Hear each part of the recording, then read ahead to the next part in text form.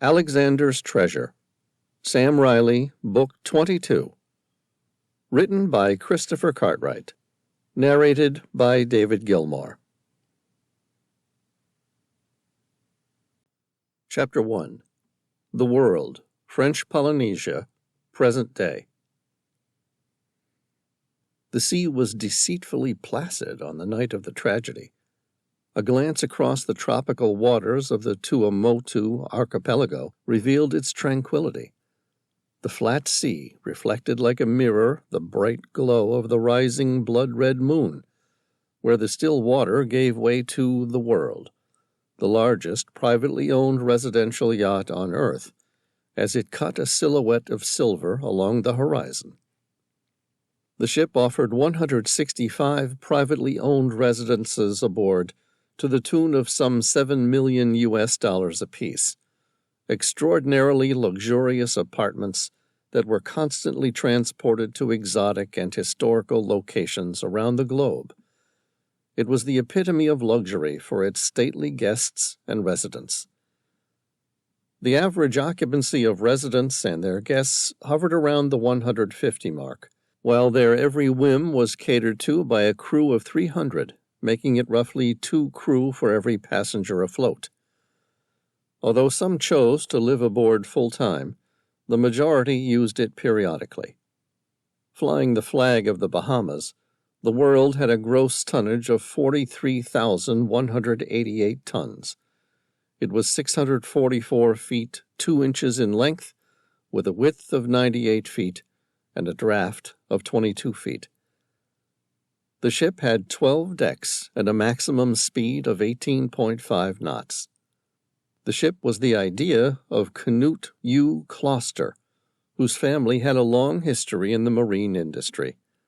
Her hull was built in Landskrona, Sweden, by Öresundsvarvet, and it was then towed to Fosen Mekanisk Verksted in Rissa, Norway, for completion.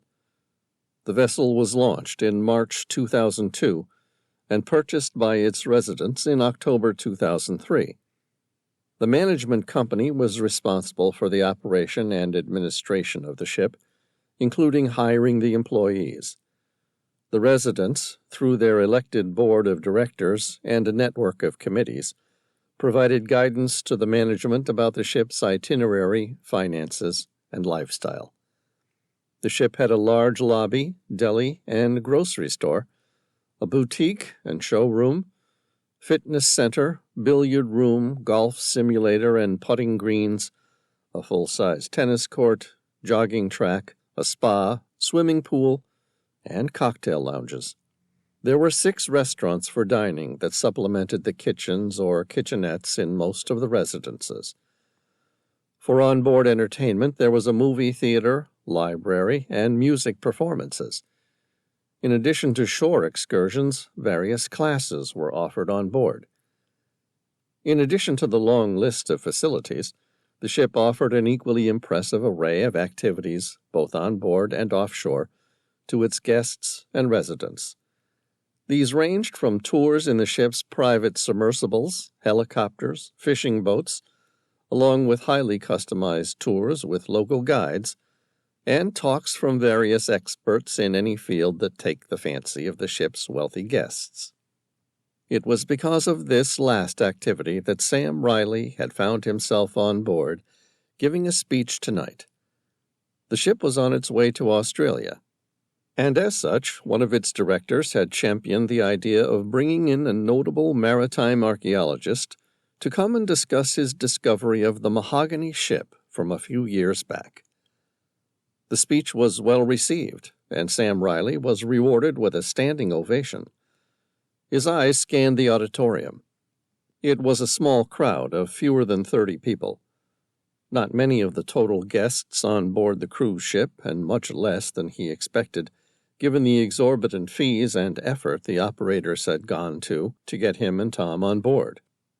Sam stepped down from the lectern and mingled with the crowd, feeling like a minor celebrity. It was a black-tie event, and he wore a sharp tuxedo by Bottega Veneta that looked every bit as glamorous as its eye-watering price tag. Growing up as the son of the wealthy global shipping mogul James Reilly, Sam was used to such events and slipped into the role with ease.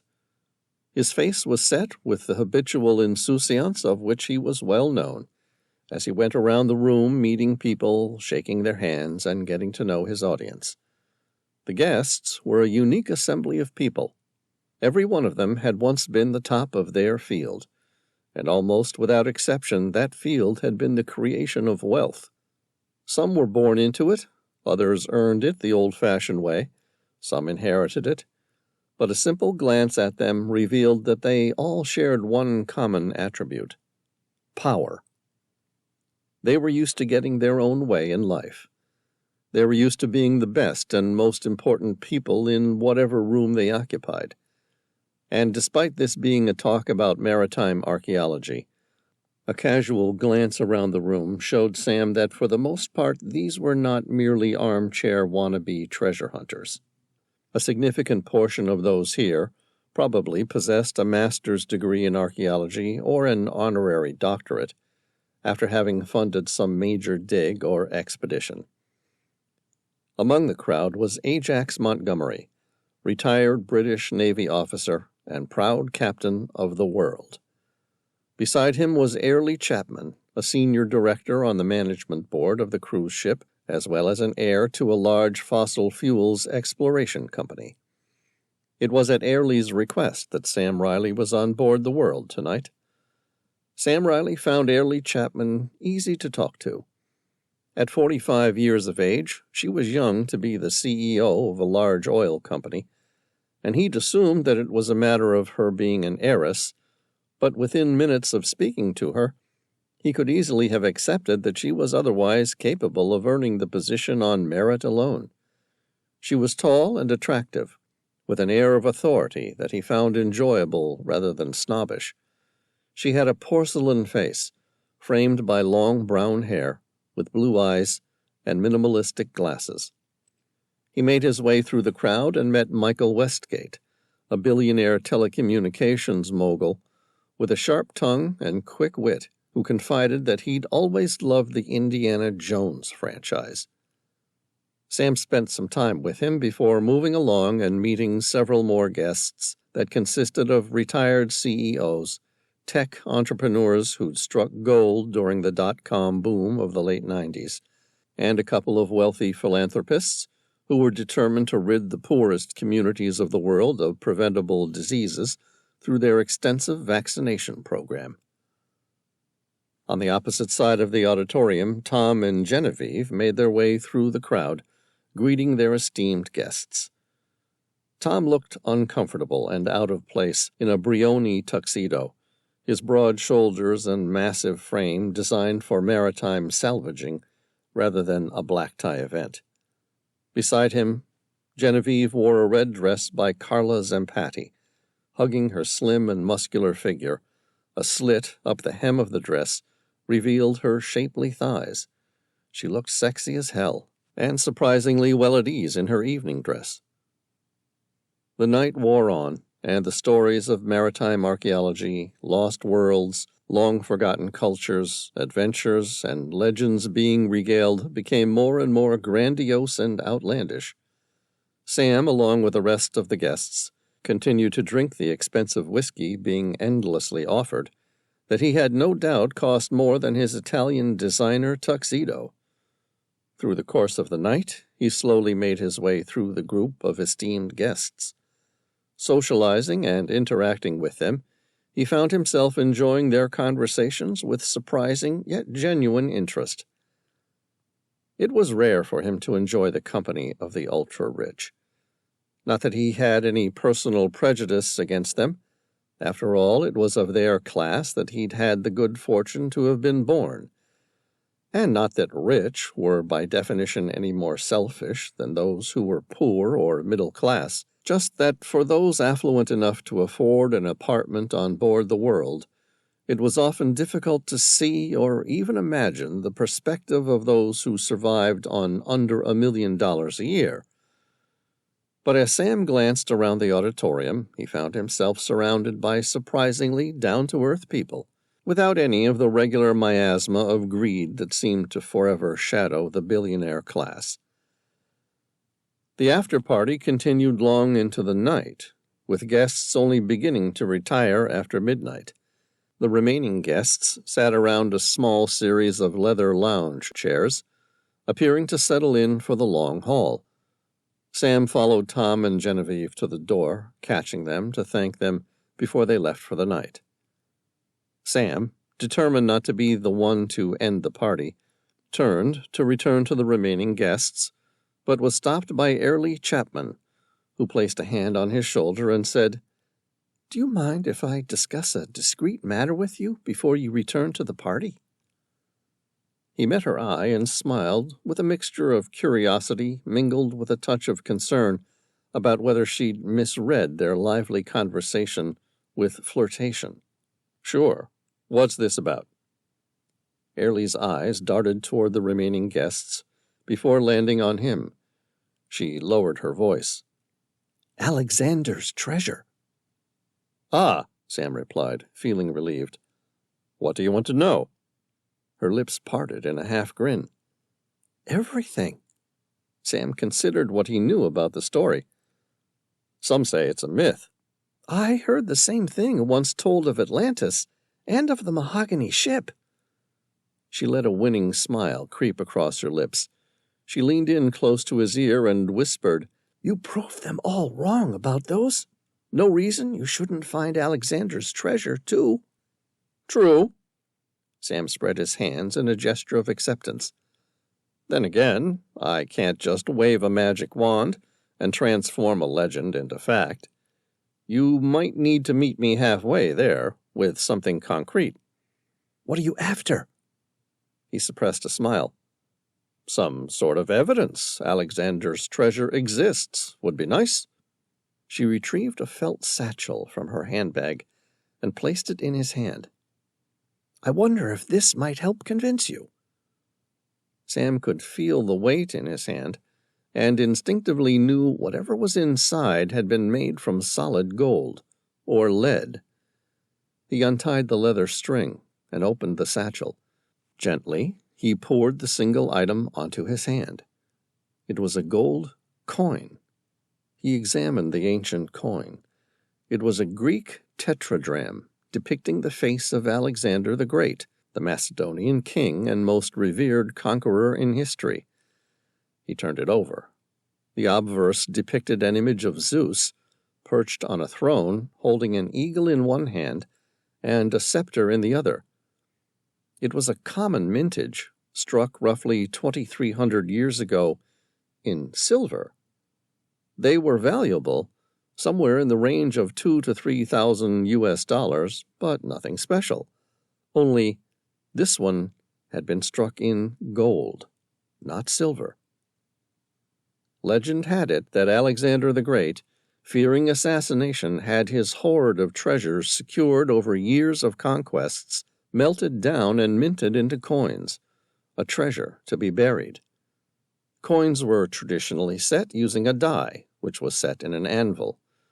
A blank metal disc was placed on top, warmed to make it slightly soft.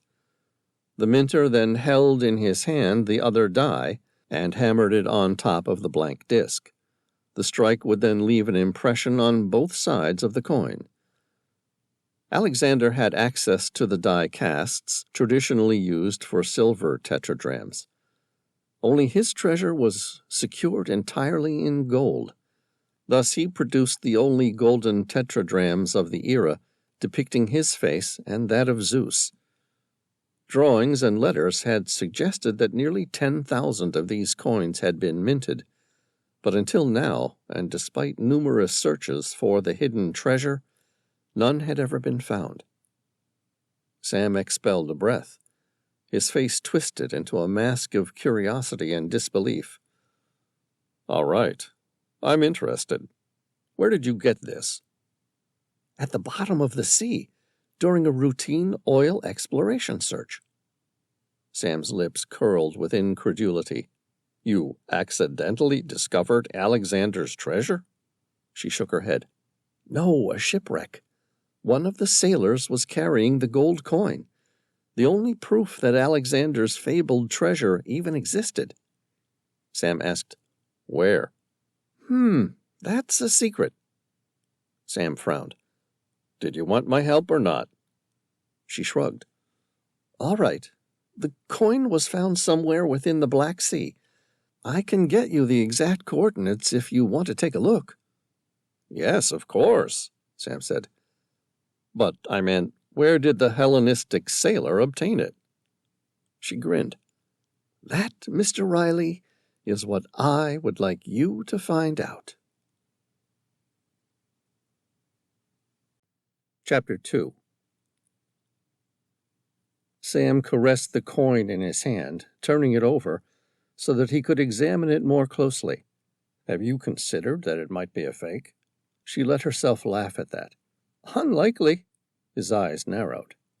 "How can you be so sure?" "Because no one knew where we were set to drill for oil, let alone the existence of an ancient Greek shipwreck or the skeletal remains of its Hellenistic sailors." "Okay," Sam said, taking a breath. "I'll bite. What would you like from me?" She met his eye, her voice low and almost seductive. "I'd like to hire you to find it." "You want to hire me to find one of the largest and, up until now, suspected fake hoards of treasure ever gathered?" "Yes." She made an unabashed smile. "That's precisely what I'm talking about. What do you say?" Sam grinned. "If an analysis of this coin turns out to show Alexander's treasure exists, I'd say you've just become my newfound best friend." She expelled a breath of relief. "So you'll take the job?" "Take it," Sam said, his ocean blue eyes wide with pleasure. "You won't be able to keep me away from it." He went to hand her the coin back. She shook her head, pressing the leather satchel into his hand. "Keep it. Run some tests." His eyes narrowed. "Are you sure I don't have the facilities here? I'll have to wait until we're back on board the Tehila." "It's fine. I trust you." "All right," Sam said, still admiring the coin. "I'll get onto it as soon as I'm back on board the Tehila." The last two remaining people at the lounge stood up and approached as if they'd suddenly taken interest in Sam and Airlie's lively discussion on treasure hunting. One was Shireen Doyle, a 50-something-year-old widow and renowned collector of fine arts and rare antiquities from Sydney. She had blonde hair and a slim figure, and wore a confident expression that suggested she was in charge, no matter what the situation. The other was Ashton Gray, a 70-odd-year-old retired stockbroker from London, known for his uncanny luck in market predictions. He was a thin man with a face like a skull and a protruding jaw like the prow of a Viking ship. The man spoke with a commanding baritone that reminded Sam of Sean Connery. Sam pocketed the coin in a secret compartment sewn into the inside of his tuxedo, not wanting to broach the subject of its origins with other people. If Airlie Chapman wanted to reveal her newfound knowledge, she would. If not, he wasn't going to give away her secret. Gray said, "I'm sorry. I have to know what it is that you were talking about that has young Miss Chapman looking so animated." Sam smiled. "Gold." "Gold?" Gray beamed with a broad and amiable smile, revealing a surprisingly nice set of teeth that seemed at odds with his otherwise wraith-like face. "What about it?" There was a glint of wonder in Sam's eyes. "Nothing has managed to capture the imagination of the human mind like the luster of gold." Knowing that Sam was intentionally trying to fob him off on a side story, Gray turned his attention to Airlie. "What were you really talking about with our esteemed adventurer?" Airlie grinned. "Gold, Mr. Gray. I was speaking to Sam Reilly about my desire to fund a genuine treasure hunt." "Ah, a treasure hunt." Realization dawned on the man's face with renewed interest. "Anyone in particular?" Airlie spread her hands open in a gesture that suggested that she'd been caught out in a lie and had decided to reveal the truth after all. I was suggesting Alexander's treasure. Gray licked his dry lips as they tightened into a devilish grin. And what did Mr. Reilly have to say on that topic? Sam shrugged, a coy smile forming on his parted lips. To be honest, I was just in the process of telling Miss Chapman that Alexander's treasure was a myth, nothing more than a legend of unimaginable wealth, buried away throughout the centuries. Gray laughed. It was a big, boisterous, and genuine laugh. That's just the sort of treasure hunt I'd like to go on. Count me in. Mrs. Shireen Doyle smiled, showing a set of evenly spaced white teeth.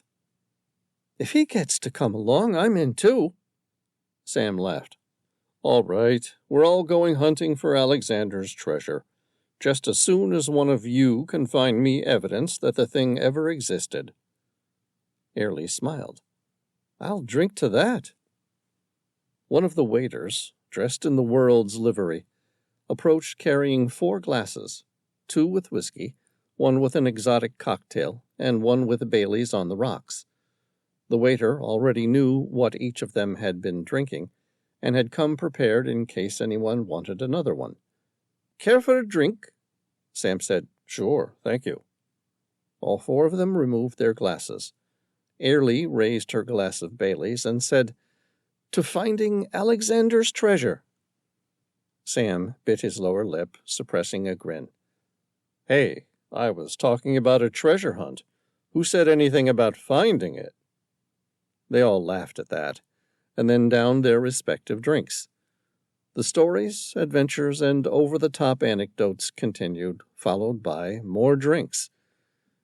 It was well into the early hours of the morning when Sam Reilly noticed that his last drink had pushed him well past his limit. His head began to spin, and despite a lifetime at sea, he found himself feeling uneasy and unbalanced on board the cruise ship. Sam's legs faltered, and he almost took a tumble. Airlie braced him with her hand on his arm. Are you all right? Sam tried to blink away the haze that was quickly shrouding his vision. Fine, thank you. I'm afraid this whiskey might have been too much for me. Her eyes narrowed, and her face showed friendly concern. That's all? You don't need some sort of medical attention?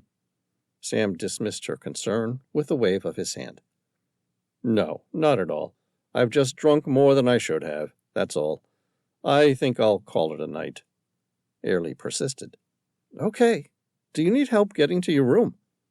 Sam thought about his absent girlfriend, Katerina. In his inebriated state, Airlie was the last sort of temptation he needed. He shook his head. No, thank you. The cool air outside will wake me enough to reach my room. Her lips opened, her tongue resting between her teeth. We're still in the tropics. I'm afraid it won't be that cool outside, despite the hour. Sam shrugged. I'll be fine. All right, she said, taking the hint. Good night. Good night, he said. Airlie stopped him with the palm of her hand pressed on his chest, a lascivious smile on her parted lips, and leaned in close in an almost intimate embrace. Sam thought she was going to steal a kiss, but instead she whispered in his ear, Things are about to get very strange for you. You're going to feel as though your entire world has disappeared, but I promise you it's for your own protection, and I would never let any harm befall you. The oddity of her statement seemed to shock him out of his torpor. His eyes suddenly opened wide, locking onto hers. What did you say? Airlie backed away, ignoring his question. Her lips pursed tight, as though she had been rejected. Good night, Mr. Reilly. Sam opened his mouth to ask what the hell was that all about, but she had already disappeared down the ship's grand stairway.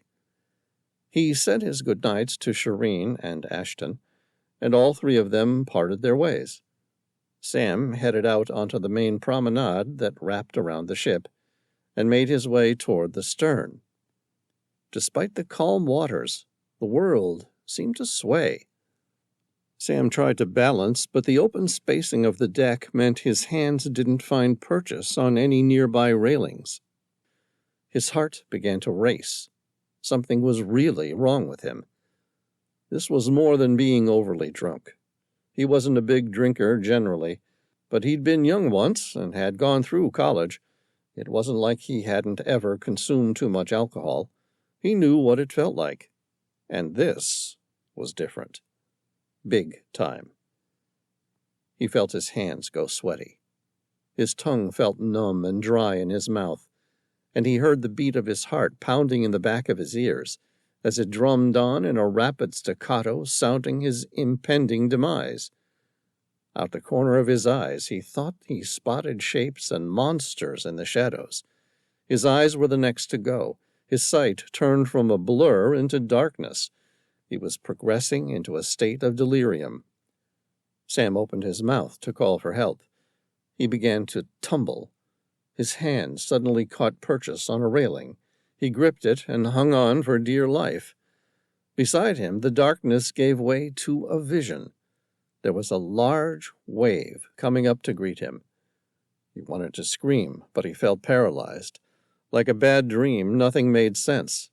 Somehow he was on the wrong side of the railing. He needed to get back on board the World.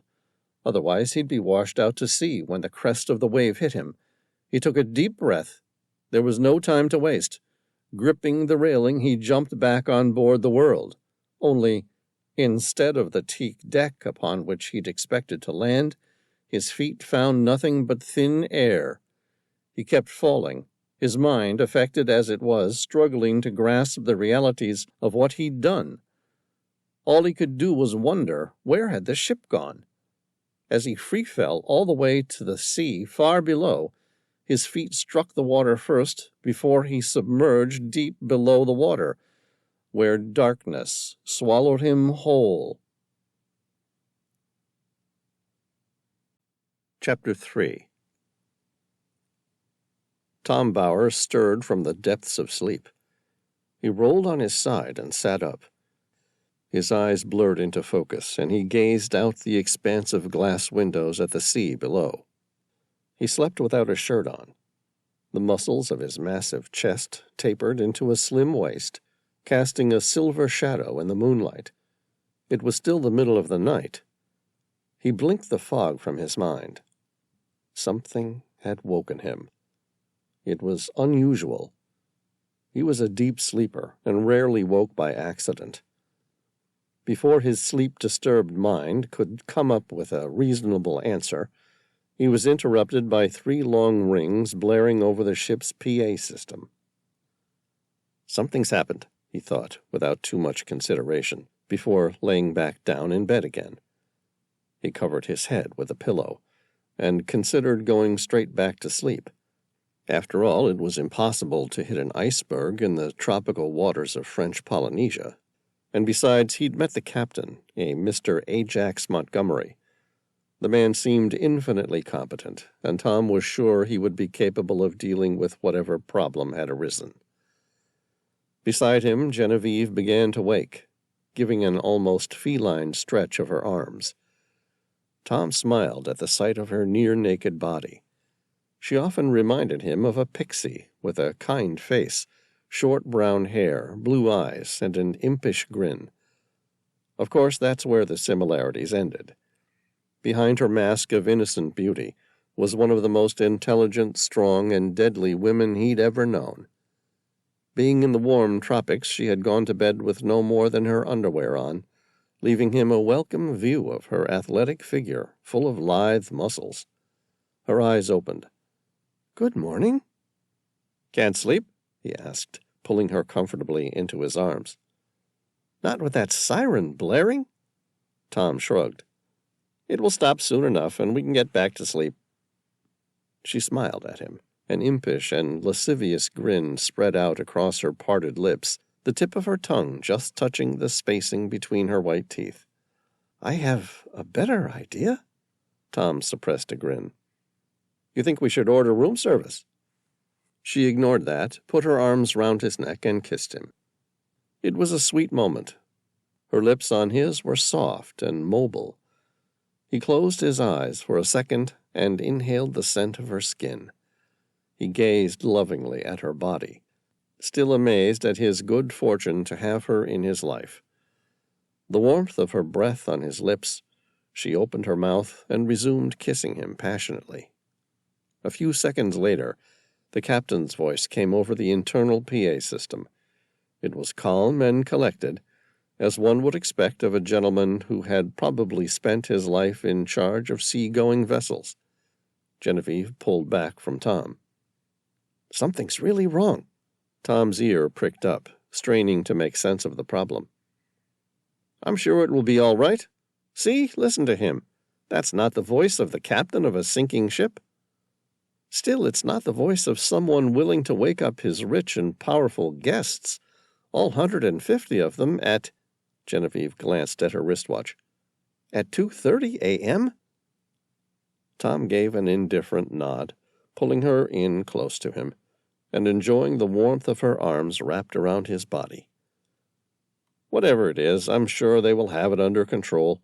We're here to give a talk about the mahogany ship, and to have an all-expenses-paid 7-star luxury vacation.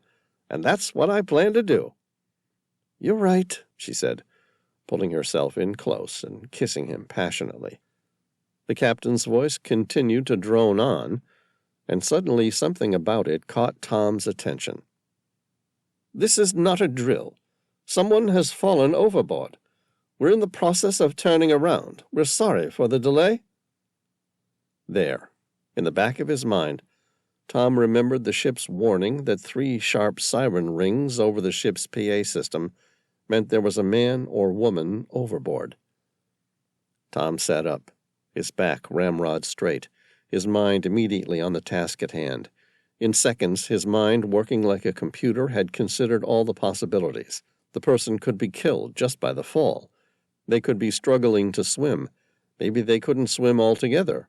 Cold exposure wouldn't be an issue, at least not for the immediate time being. Given the warmth of the tropical waters, the cruise ship would have to call in the Coast Guard. It would come from Tahiti. They were too far away to get a helicopter in the air. Then his mind clicked on the ship's helipad, stocked with the world's luxury helicopter, used to fly the various billionaires who owned apartments onto the ship. They should get the chopper in the air. It would be the best way to get eyes on the water, the only way to find someone. Every hour in the water, the person's chance of survival dwindled away. Tom said, Come on, we need to go. Genevieve frowned. Go? Where? Tom was already out of bed, pulling on a pair of shorts. I don't know. They'll need all the help they can get.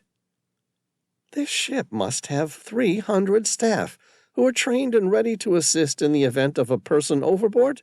Yeah, and none of them with the same experience as Sam, you, or I. Tom pulled a shirt over his barrel chest. Besides, the best way to save someone in the water is to get eyes on them. How do you plan on doing that? Tom grinned. I'm going to ask the captain if we can commandeer one of those expensive helicopters up on the top deck. Chapter 4. Tom banged loudly on Sam's cabin door. There was no response. He tried once more. A quick, sharp, loud rap. Still no answer. Genevieve glanced at him. She wore a singlet and tan shorts. Her brown hair was tied back. Her blue eyes were tired but awake. She'd slipped on a pair of shoes. All in total, it had taken her less than a minute to get ready, and she was beautiful. Tom frowned. Maybe Sam hasn't gone to bed yet. She folded her arms across her chest. Or maybe he's already with the captain. That makes more sense, Tom acknowledged. Come on, let's go to the bridge. Outside on the promenade there was a hive of activity. More than a dozen crew members were stationed at equal points along the deck, keeping a lookout, while others moved about, talking on their radios and waking people up to join the search. Genevieve stopped one of the crew who was walking past. "Excuse me, do you know what's happened?" "I'm not sure, ma'am," the sailor replied. "Someone's fallen overboard, that's all I know. We've just turned around." She nodded. "Thank you." Tom exchanged a glance with her. "Shall we go see the captain at the bridge?" "I think they've got enough people here to help, but I'm happy to go offer." They made their way to the forward deck before climbing the external stairs up to the bridge on the top of the 11th deck. The door was open, and they stepped in. Various crew members were working quickly and efficiently at their allotted tasks, but the place seemed surprisingly calm. Everyone knew what their role was, and there wasn't much more to be done until they reached the location where someone had fallen overboard. Tom spotted Captain Ajax Montgomery, who was standing with his arms crossed next to the helm, his face solemn and pensive. They approached the captain, who he and Genevieve had met earlier in the night, and asked if there was anything they could do to help. Montgomery thanked them and brought them up to speed, pointing to a digital map of the area. He showed them where they were when the passenger went into the water. It was roughly 20 minutes away. The sea was calm, there was a full moon and clear skies, meaning that their search conditions couldn't have been any better. If the passenger survived the fall, he would almost certainly be found. At the end of it, the captain said, "There's something else you should know." The lines around Tom's face hardened. There was something about the way the captain had said those words. A sense of impending doom seemed to follow those simple words, as though the captain was about to reveal something truly horrible. "Yes?" Montgomery set his jaw firm. "We just played the CCTV from the amidships deck." Tom held his breath. "What did you see?" "A man in his late 30s appeared intoxicated and stumbled overboard." "Okay," Tom said, his voice non-committal. So far, he hadn't been told anything new or more distressing. It was unfortunate, but it happens. It's a cruise ship, after all, and people are entitled to get a little drunk. The captain sighed heavily. "We believe the unfortunate passenger was Mr. Sam Reilly." Chapter 5. Tom didn't allow any time for emotions to set in. Instead, he went straight toward definitive action. To the captain, he asked, "Is the helicopter in the air?" "Afraid not." Montgomery shook his head. Then, as though expecting Tom's recrimination, said, "The pilot was taken ill earlier tonight, so despite having a perfectly good helicopter, we don't have anyone to fly it." Tom asked, "What sort of helicopter is it?" "An Airbus H-160, the captain said. "Why do you ask?" Tom turned to Genevieve. "You ever flown anything like that?" "Big and corporate, like a luxury limousine made for the sky." Genevieve shook her head. "I can't say I have, but it can't be much different than anything else I've flown." Tom said, "All right, that's good enough for me." Then to the captain he said, "We'll take it." Montgomery's eyes flashed anger mixed with fear. "You can't just take the damn thing. It's worth $20 million, and the insurance won't cover anything if you're not certified to fly it." Genevieve met the captain's eye with a penetrating gaze. "Then, given the circumstance as of this moment, I'm certified to fly the damn thing." The captain's eyes narrowed. "Are you sure?" Tom grinned. "Does she look like she's kidding?" The captain took one glance at Genevieve's face, which was a mask of defiant hostility, and made his mind up. "Okay, the bird's all yours." Genevieve smiled. "Much appreciated. Can someone show us where to go?" Montgomery turned to one of his officers on the bridge. "Carmichael, can you please take Tom and Genevieve up to the helipad? They're going to commandeer the Airbus H-160. "Understood." The officer opened his arm outward and said, "Right this way." They followed the man aft of the bridge along a series of external gangways before reaching the helipad. Unlike the hangar on board the Tahila, in which the helicopter could be lowered beneath the deck for protection, this helipad was protected by a retractable bifold winged hangar. The officer pressed a remote button, and the wings opened outward like those of a butterfly or the doors on a $500,000 supercar. Inside was a brand-new Airbus H-160. It was the corporate helicopter king of the skies, an exclusive design, the highest standards of luxury, and the most technologically advanced Airbus helicopter model combined to produce a chopper for the jet set, celebrities, and billionaires. The H-160 was the very first all-composite lightweight passenger helicopter, with a top speed of 185 miles an hour and a range of 300 miles without refueling. The cabin was one of the quietest of all choppers, and over $1 billion was spent on research and development before the new H-160 was launched. The helicopter was massive. Its luxurious interior could accommodate 12 passengers inside a lush interior of upholstered high-quality leather with wood finishes and accented with chrome metal. Genevieve jumped into the pilot's seat, and Tom took a seat next to her. The cockpit was spacious, with enough bells and whistles to make one think they were inside a passenger jet instead of a helicopter. She flicked the starter switches, and the Turbomeca Arano turboshaft engine started. They were capable of creating over 1,300 shaft horsepower. The new high-tech Blue Eagle blades were built in such a way as to reduce the noise levels generated by the interaction between the edge of the blades and the vortex.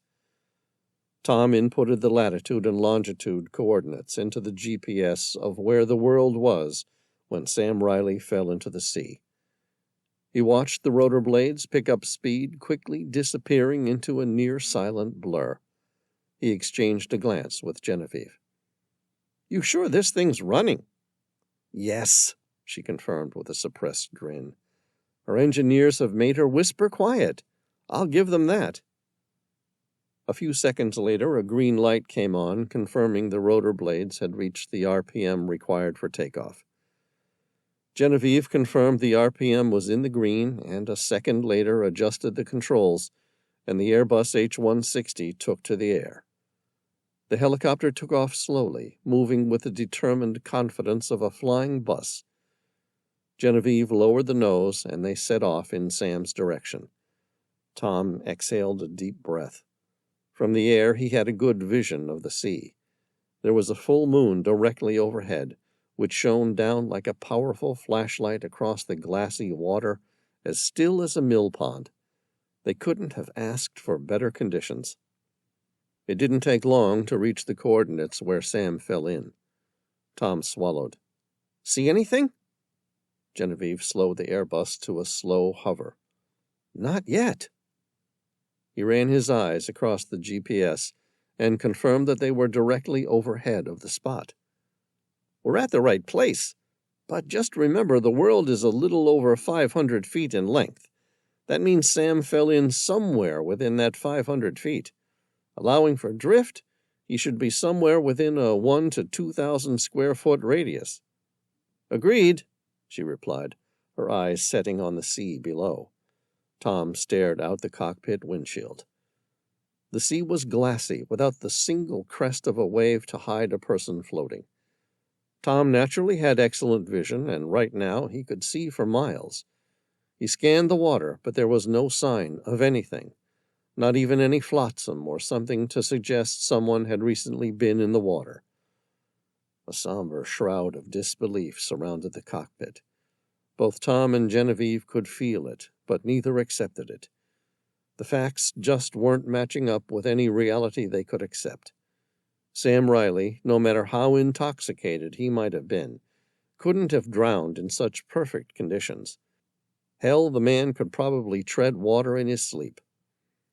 After a few more minutes, Genevieve commenced circling the location in a counterclockwise grid search pattern. Not long after that, the world arrived. Life rafts and speedboats were lowered into the water and quickly joined the search. But after an hour, one thing was certain. There was no sign of anyone in the water. Chapter 6. The world drifted lazily at its anchor.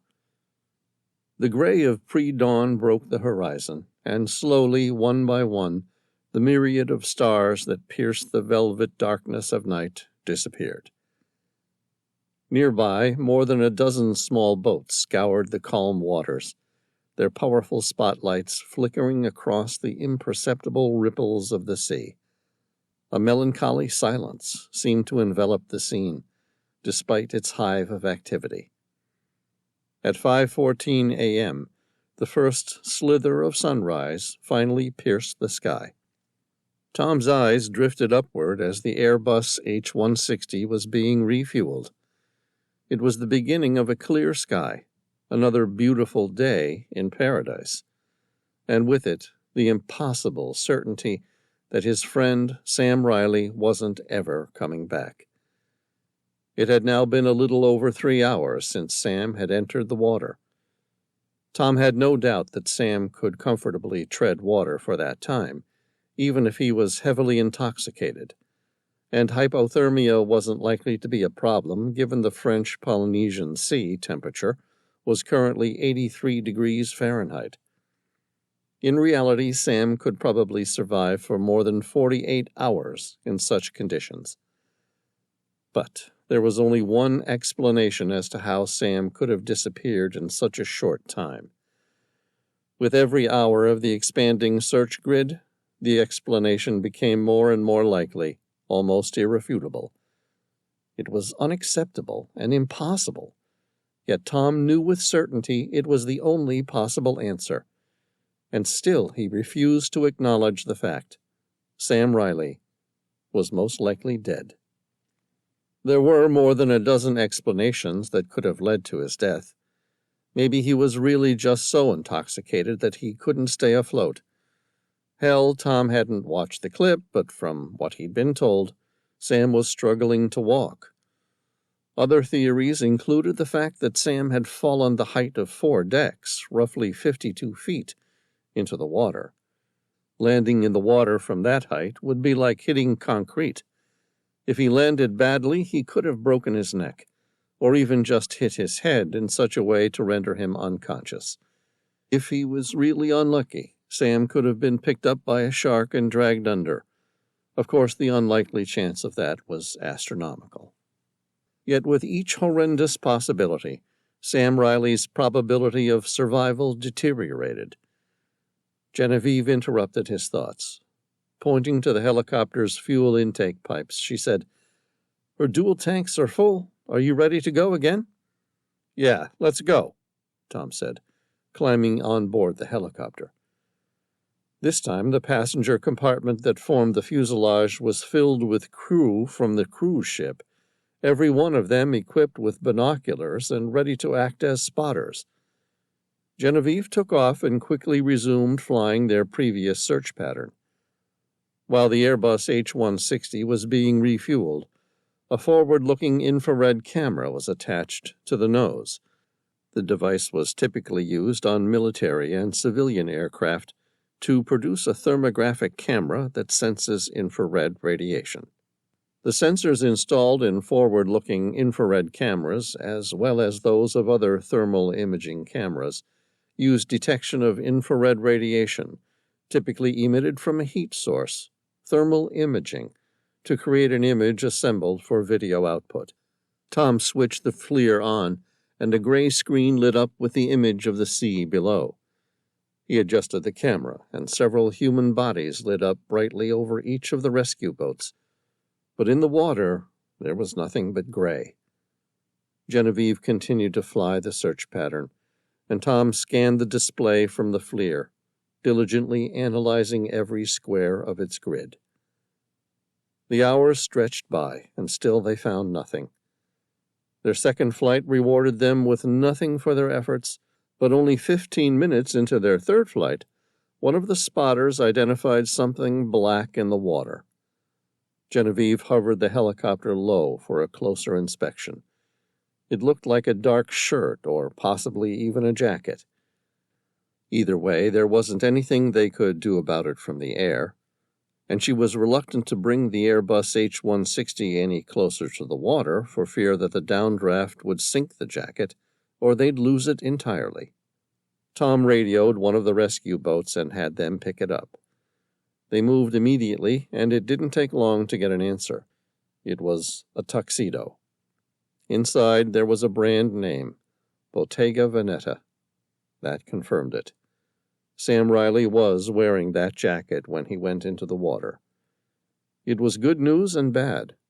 It suggested that Sam was conscious when he landed in the water. Otherwise, it was unlikely the jacket would fall off.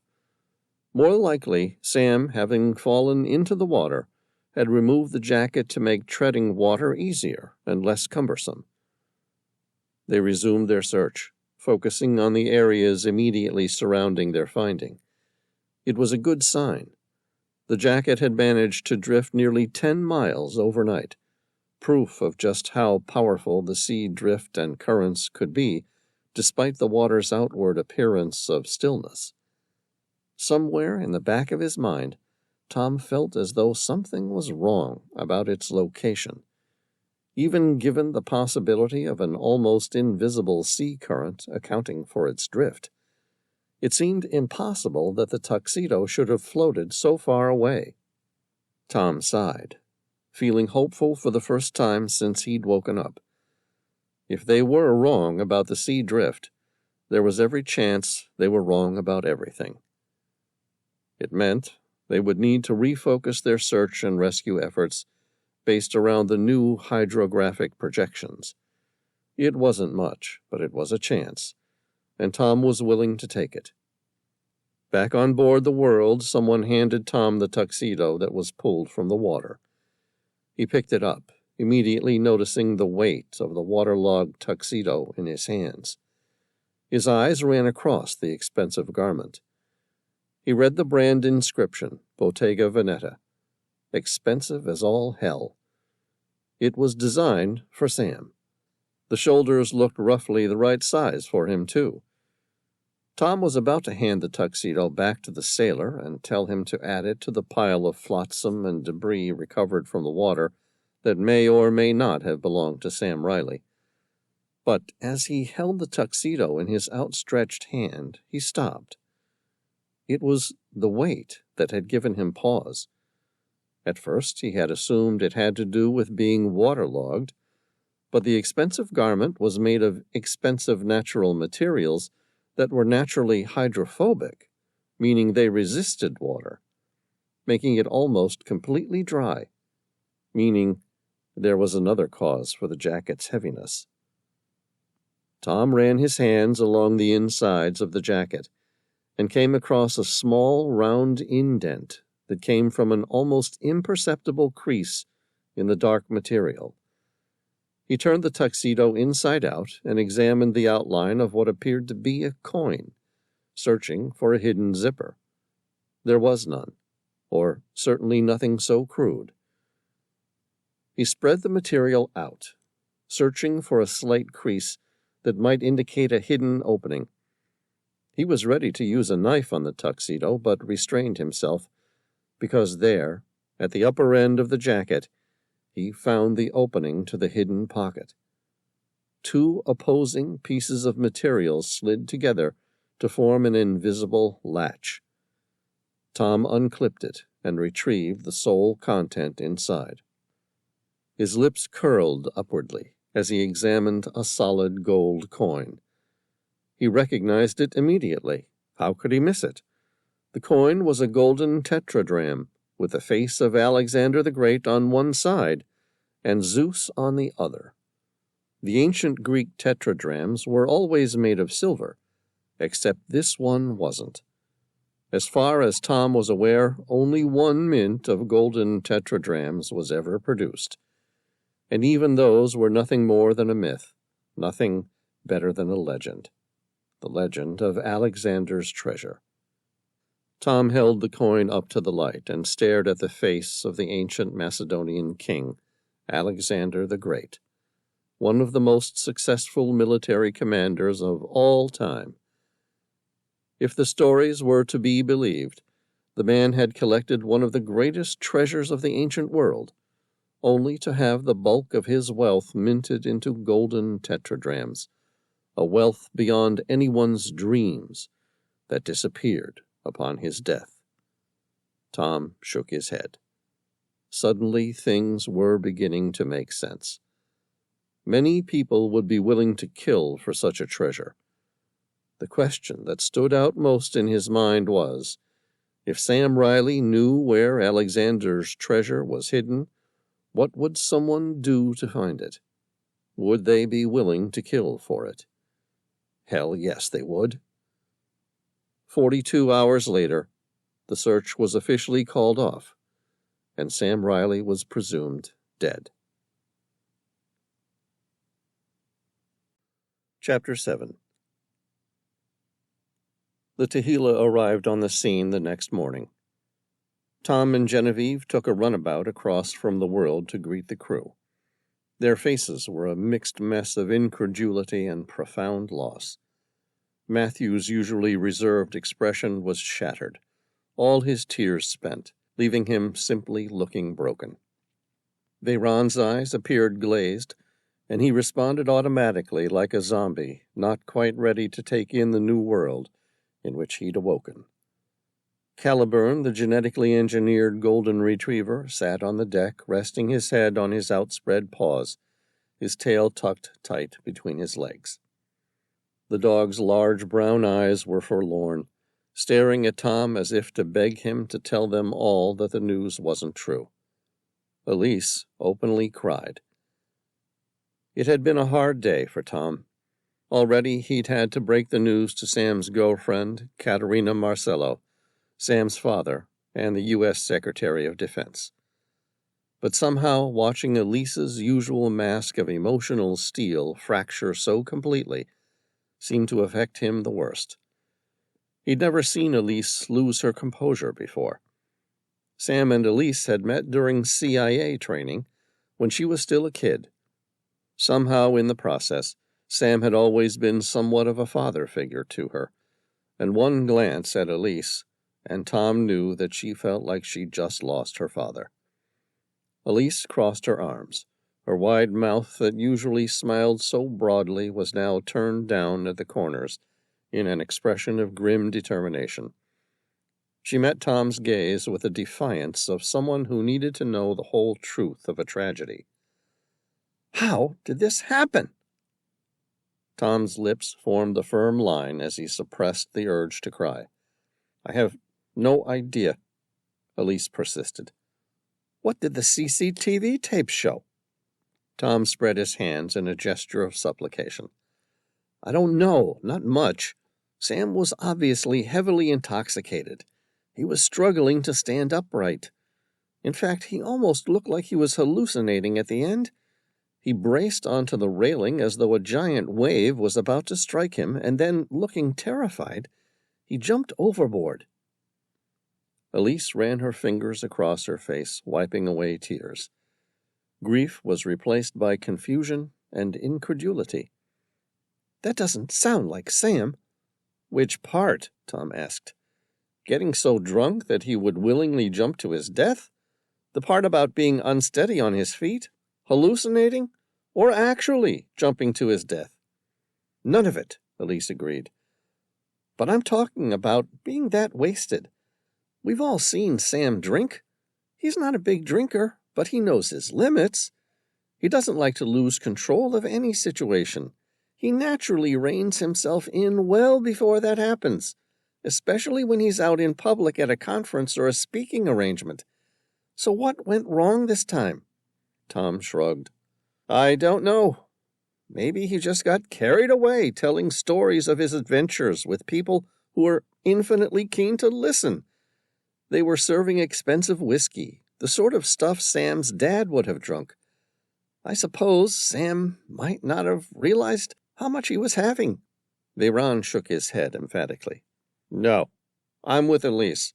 That's not Sam. I've had my fair share of alcohol with him over the years. He can't handle a lot, but he knows when he's had enough. And even in the comfort of the Tehila in port, he would never allow himself to go past that point. So why in God's name would he do so when he'd been hired to give a speech to a bunch of rich armchair archaeologists? Tom said, I can't answer that. Elise asked, What about the tapes from the auditorium? What about them? Tom replied. Elise, returning to her usually composed self, focused in on their next steps, like a detective. Have you watched them? No. Why? They might be important. At least they will show what Sam was like on the lead up to the tragedy. If it shows him drinking excessively through the night until he finally loses control and stumbles out onto the deck, we know that's how it all ended, as ridiculous and tragic as that may be. Tom's eyes narrowed.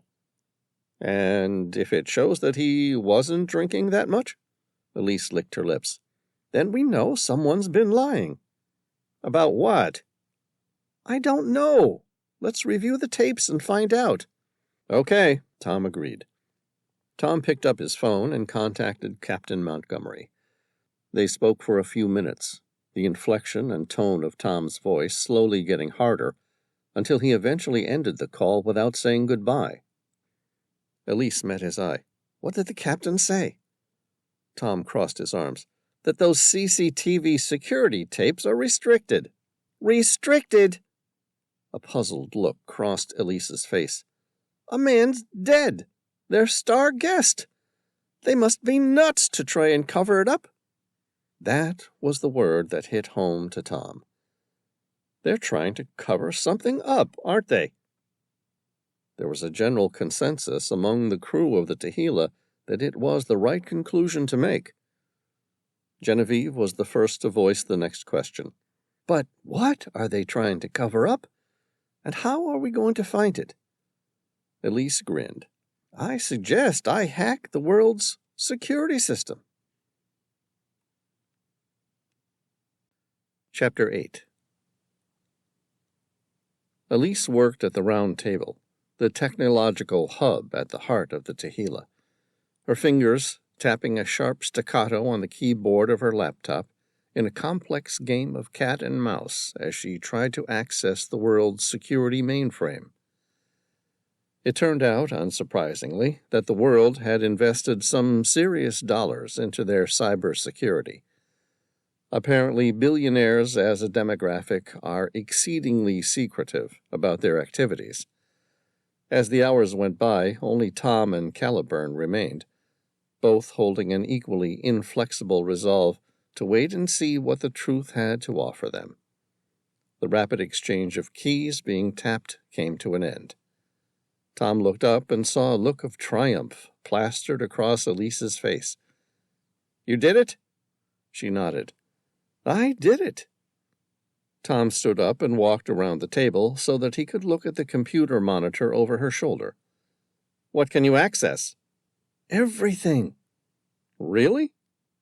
Anything that's been digitally recorded on board the World. Elise grinned. Where do you want to start? The auditorium on the night of Sam's death. Okay. She brought up the digital video and pressed play. It started early in the night, while Sam and Tom were still setting up the displays for their discussion about the mahogany ship. Tom said, Too early.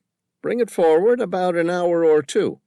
Nothing much happened until after the speeches, and I remember Sam nursing his one glass of whiskey on the rocks until the speeches were over. Elise slid the timestamp a couple hours farther along and pressed play. They made notes of people that Sam talked to, and made notes of every time someone replaced Sam's empty drink with a full one. There were several hours of recordings. Elise increased the speed so that they could get a basic idea first about how intoxicated Sam had gotten himself. By the time they reached the end of the night, Sam's tally ended at 4 small glasses. The edges of Tom's lips curved downward. I'm not saying that 4 glasses of whiskey aren't plenty, but spread out across nearly 7 hours shouldn't have really affected someone Sam's size, Certainly not to the extent that I saw when he fell into the water." "I agree." Elise brought up a few snapshots of various frames she thought had been telling of his state of mind throughout the party. They showed that he was enjoying himself, but was still in control. There was no sign that he was getting drunk and disordered. She played a 5-minute allotment just after he consumed his 4th drink. "Look at this." It showed Sam's cognitive behavior collapse dramatically within minutes. Tom said, "I've heard of everyone having one drink, somewhere around the 8th one, I guess, that just pushes them over the edge and they end up unconscious. But I don't see a single glass of whiskey pushing Sam over that quickly. I mean, look at him. His speech goes from normal and coherent to slurred and indecipherable within a matter of minutes. He might be suffering from an acute medical problem." "Such as?" "Any number of things. It's unlikely, but not impossible, that he had a minor stroke. His speech difficulties, struggling to balance and walk, his delirium are all symptoms of a stroke. Maybe people simply dismissed it all as signs he'd had way too much to drink. But Sam's fit and healthy, and still under 40. Why the hell would he have a stroke?" "It's unlikely, but not unheard of. Besides, Sam was scuba diving only a couple days before he flew to Tahiti. There's a chance his luck just ran out, and he got an air embolism or something." Tom dismissed the idea with a wave of his hand. "No way. Sam's pedantic about these things. He takes risks, but not with acute decompression sickness. He follows the U.S. Navy's strict guidelines for repeat dives, decompression stops, and residual nitrogen levels. No chance he would have flown if there had been a risk." She arched a well-manicured eyebrow. "You've never known Sam to take risks?" "Never with dive tables." His voice was emphatic. "What else have you got?" Elise thought about it for a second. "His 4th drink was spiked." "With what?" "I don't know. A barbiturate mixed with a hallucinogenic? There are any number of things easily obtainable by those on board." Tom nodded. "That's possible. So, now we just need to know why." Elise returned to the section where Tom and Genevieve had left for the night. From what Tom could recall, there was nothing unusual about the party, and Sam had been mostly sober throughout the night by the time they'd left. Elise pressed play, and they watched Sam say goodbye to Tom and Genevieve before being stopped by Airlie Chapman. Elise paused the video, freezing on a frame where Airlie had her hand on Sam's arm in an affectionate, if not firm, grip. It was obvious she was trying to tell him something of great importance to her, quietly. Elise asked, "What do we know about this woman?" "Not much. Airlie Chapman is on the board of directors for the World, and also a prominent heiress to a global oil exploration company. It was at her specific request that Sam ended up on board the World that night." "Does she have any special interest in archaeology?" Tom shook his head. "No. According to Sam, she read an article about the mahogany ship in a travel magazine, and it simply piqued her interest." "You're kidding me." Elise almost smiled. "She paid a fortune to have you and Sam come give a speech because she randomly read an article about the mahogany ship in a travel magazine?" Tom gave a shrug and turned the palms of his hands skyward. "Hey, the billionaire class. What are you going to do?" "I guess." Elise kept playing the recording. It showed Airlie handing him a gold coin. Sam's eyes were wide with rapt attention, his breathing erratic. If he'd been a poker player, he would have just lost. It was clear that whatever he was looking at consumed his full attention and desire. Sam examined the ancient coin. Elise took a screenshot of each side of the coin. It was a Greek tetradrachm depicting the face of Alexander the Great, the Macedonian king and most revered conqueror in history. The obverse side depicted Zeus, perched on a throne, holding an eagle in one hand and a scepter in the other. It at least answered the earlier question about where the gold coin that was found in Sam's tuxedo had come from. Elise asked, "Any clue what's so important about this coin that it has Sam all up in a whirl?" Tom glanced at the coin. "It's a common mintage, struck roughly 2,300 years ago in silver." Elise suppressed a grin. "Only this one appears to be made of gold." "Exactly," Tom said, "which is what makes this so special." Elise said, "Why? What does that mean?" Tom held his breath. "It means it might have come from Alexander's treasure." "Alexander's treasure?" "Yeah," Tom said, his voice taking on the tone and inclination of a storyteller. "Legend has it that Alexander the Great of Macedonia, fearing assassination, had his hoard of treasure secured over years of conquests, melted down and minted into coins, a treasure to be buried." "Sure. So why is this coin made of gold instead of silver?" "Alexander's wealth was accumulated in pieces of gold that he'd stolen or appropriated as he waged war throughout much of the known world. When he began to run from his own people, he had access to the die casts traditionally used for silver tetradrachms. Only his treasure was secured entirely in gold. Thus he produced the only golden tetradrachms of the era depicting his face and that of Zeus. Drawings and letters had suggested that nearly 10,000 of these coins had been minted.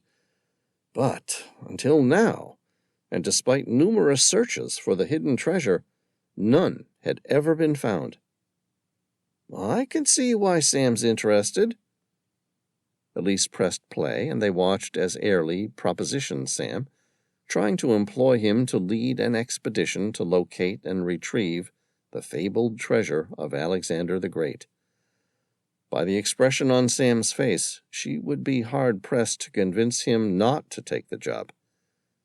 At the lounge, the remaining two guests, Shireen Doyle and Ashton Gray, seemed to take a sudden interest in what was occupying Sam and Airlie's attention so vividly. Elise performed some digital magic in order to focus on their conversation. The clarity of the sound was a little distorted. She was only getting every second or third word. Elise's lips pursed together as she tried to listen. "Did you hear that?" Tom asked. "What?" She scrolled back the timestamp by about 30 seconds and pressed play. "Listen." It was Ashton Gray. "I do believe she just tried to enroll Mr. Reilly in her hunt for Alexander's treasure." Tom paused, taking in its possible meaning and subsequent ramifications. Ashton knew that Airlie was trying to hire Sam to search for Alexander's treasure. "Yes." Elise fast-forwarded another few seconds, until the video showed Shireen and Ashton interrupting Sam and Airlie's conversation. It clearly showed Ashton asking about what they were talking about, and then appearing to have never heard of Alexander's treasure. "Look at that!" Ashton lied. He damned well knew about Alexander's treasure. "Which makes you wonder, what else did he lie about?" "Indeed." Tom tried to put it all together. It was like a giant jigsaw puzzle, and right now they were only getting tiny fragments of the whole picture, and nothing made any sense. Chapter 9. Tom took a deep breath, exhaled slowly. "So, who's responsible?" Elise made a half-shrug, bringing up the image of each of the three people left in the auditorium on the night of the tragedy. There was Airlie Chapman, Shireen Doyle, and Ashton Gray. Her eyes narrowed on the last name on the list. My money says Ashton Gray is behind this. No way, Tom replied, dismissing the idea emphatically. He didn't have time to plan this sort of abduction. This was a well-orchestrated, highly professional job that would have taken some significant time to put into practice. And most people didn't know that Sam would be on the world until a few nights beforehand. Maybe he knew something beforehand, Elise suggested. How?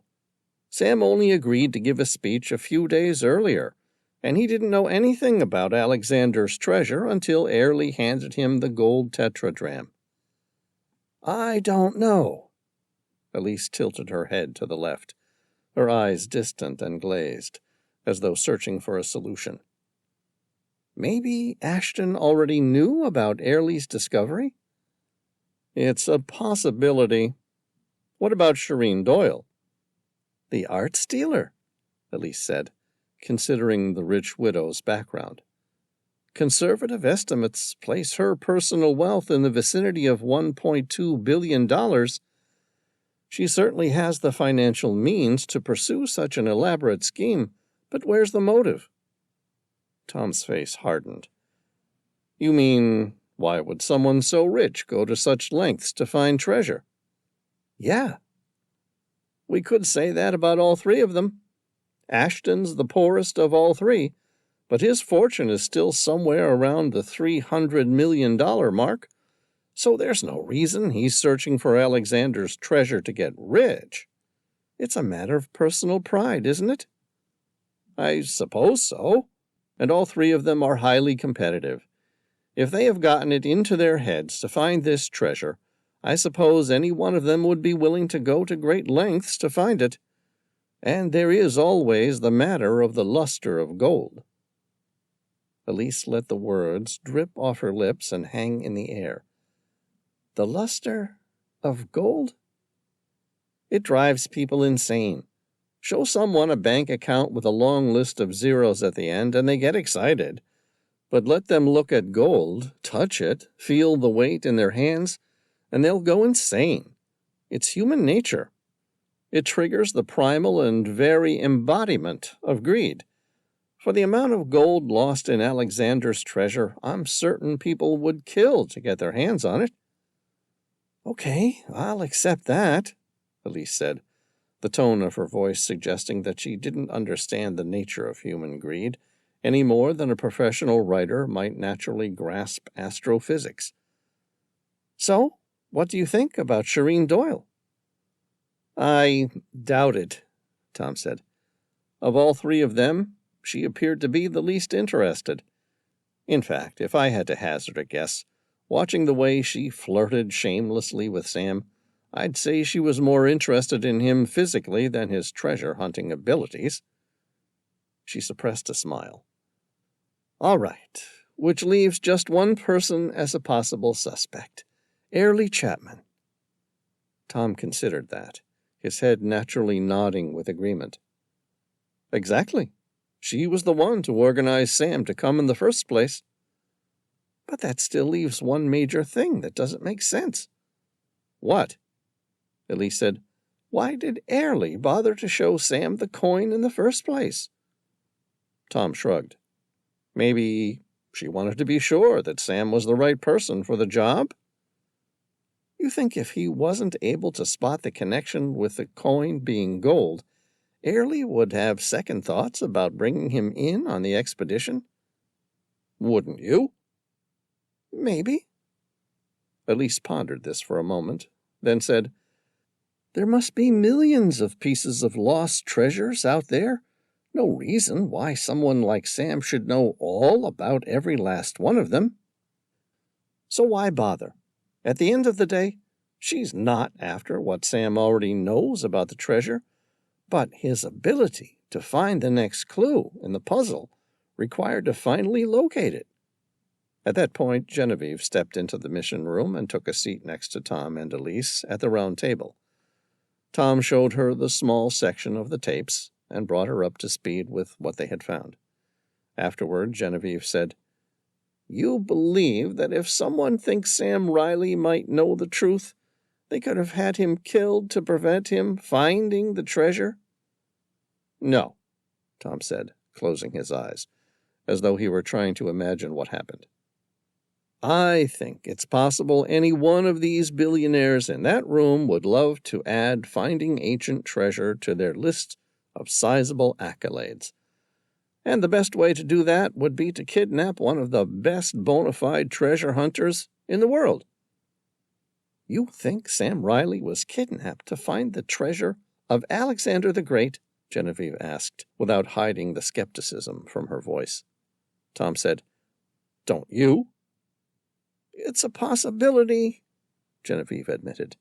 Elise said, "What other possibility is there?" Genevieve frowned. "There's always Occam's razor." "Come again?" Tom said. Genevieve said, "Occam's razor suggests the most likely theory is generally the best." Tom shook his head, refusal in his eyes. "You think Sam Reilly drowned?" "It's a strong possibility. You watched the video. Sam was so drunk he could barely stand up. You know he's not a big drinker." "No way." Tom's voice was emphatic. "Not Sam. He could have been unconscious, and he would have comfortably treaded water for those 30 minutes in his sleep." Genevieve had grown up working as a local enforcer cum assassin in the Russian mafia, of which her father was a head figure. She knew more about death than anyone else alive, and had simply learned to accept it. "Don't you think it's possible that Sam, for all his good fortune over the years, might have simply run out of luck?" Tom didn't buy a word of it. "No. I think he's been kidnapped." Genevieve nodded, squeezing his hand sympathetically. "All right, let's just say for a moment that we're going to entertain your theory. Give Sam Reilly the benefit of the doubt that only someone like him might deserve." "He is alive." Tom's voice was hard. "Okay, he's alive. Now what do you suggest we do?" Tom grinned. "That's easy. Isn't it obvious?" Her eyes looked surreal.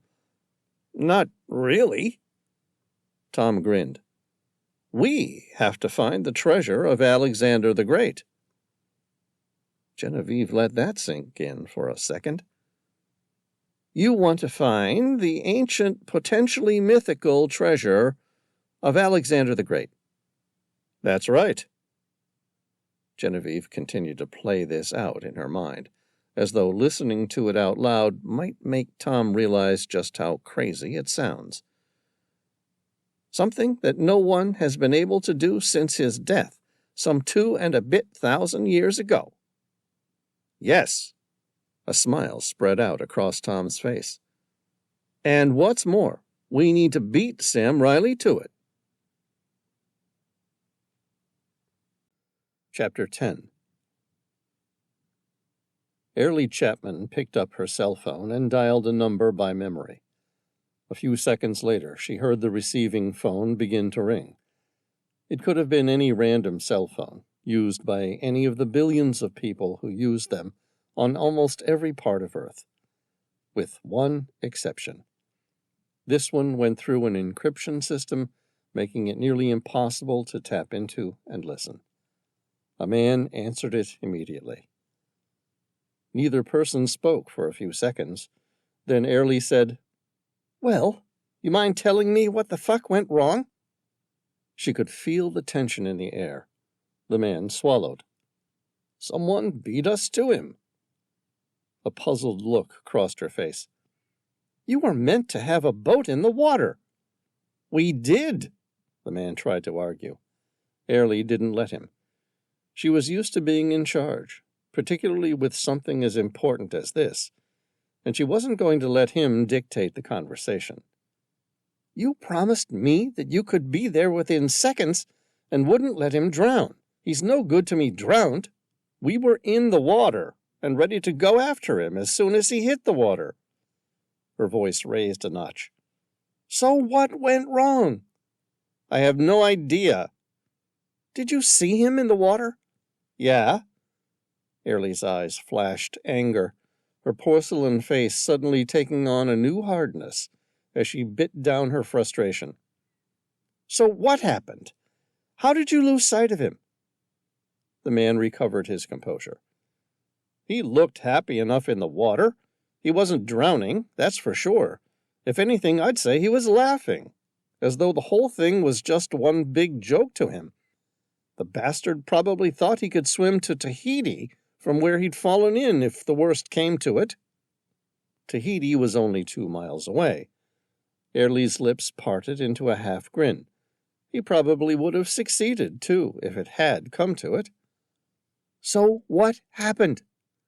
"He disappeared under the water." She exhaled through pursed lips, as incredulity reared its ugly head again. "You think he drowned?" "No way." "What then?" The man paused, as though taking the time to consider his train of thoughts. "If I had to guess, I'd say they took him from right under our noses." Airlie took a deep breath. This was the problem when you competed against people who had unlimited funds and means to achieve their goals. They were naturally competitive. They worked quick and were willing to take risks. She was almost impressed they had gotten the better of her. "I can't believe it would come to this." "Miss Chapman, what would you like us to do?" Her face took a violent and hardened stance. "I suggest you move forward and complete the job for which you've been paid, and snatch Mr. Reilly right back." Chapter 11. Sam Reilly knew he was still asleep. His dreams were filled with the same recurrent nightmare, and yet despite this knowledge, he somehow knew that it was impossible to break free from them. The dreams felt real. He even knew what was coming, and yet he couldn't prevent it. His head was still spinning. Drugs, whatever he'd been given, were still running rampant in his system, challenging his mind to find any grounding in reality.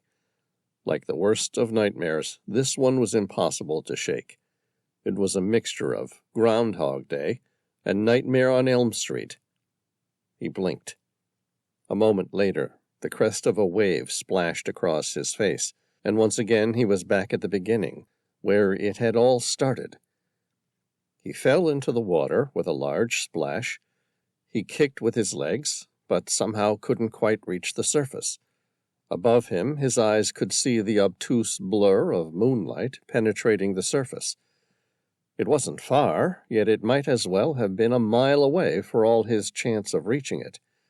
He kept swimming, burning up the last of his energy, trying to survive. Something kept pulling him down. The water was turbulent, filled with whitewash, and he kept being dragged under. A moment later, his head broke the surface. His lungs burned, and he gasped for air. None of it was real. He knew that by now, but it didn't change the fact that he felt the pain of holding his breath for so long. It was everyone's nightmare, that indescribable feeling of being submerged and unable to reach the surface to take another breath. Being forced to hold one's breath indefinitely challenged millions of years' worth of evolutionary mammalian dive reflexes and instincts developed to keep us alive. It was hard to break, even if it was just a dream. Sam kept kicking to stay afloat in the discombobulated waters. He quickly wiped the salt water off his face, where it stung at his eyes. The water was warm, and in the distance he could tell that the sea in the distance was deceptively calm. He looked up. To his right he spotted the source of his troubles. A large cruise ship was steaming by, casting a massive wake and disturbing the otherwise calm waters. The ship had now passed, but he felt himself caught in the artificial current created by the ship's massive propellers. Sam didn't try and fight it. Instead, like a swimmer caught in a dangerous tidal rip, he knew the only way to survive was to go with it. He forced his hips upward, with his arms out to increase his surface area, and with it, his natural buoyancy. Floating on his back, he allowed the current to drag him away. On his back, he grinned. The water felt warm, the sea air pleasant. Hell, he was in the tropical waters of French Polynesia. Where else would he rather be? Sam watched the world continue on along its southeasterly direction on its way to Sydney, Australia, and wondered how long it would take them to realize he was missing. People knew he'd been up late with the rest of the guests, drinking in the auditorium. No one would expect him out of his luxurious apartment until late in the afternoon. Even Tom and Genevieve would most likely let him sleep. That meant 12 to 18 hours minimum before anyone even questioned where he'd gone. Even if someone checked the ship's CCTV and discovered the accident and the ship's location at the time of it, that still meant he would be in the water for a total of 24 to 36 hours, best case scenario. The turbid water eased, and he eventually settled into the stillness of the night. Sam let his feet drop, kicking his legs in an egg-beater-type fashion as he fought to remove his tuxedo jacket to make it easier to swim. Not that he planned to do much swimming. He rotated onto his back again, hips up position, so that he could rest on his back.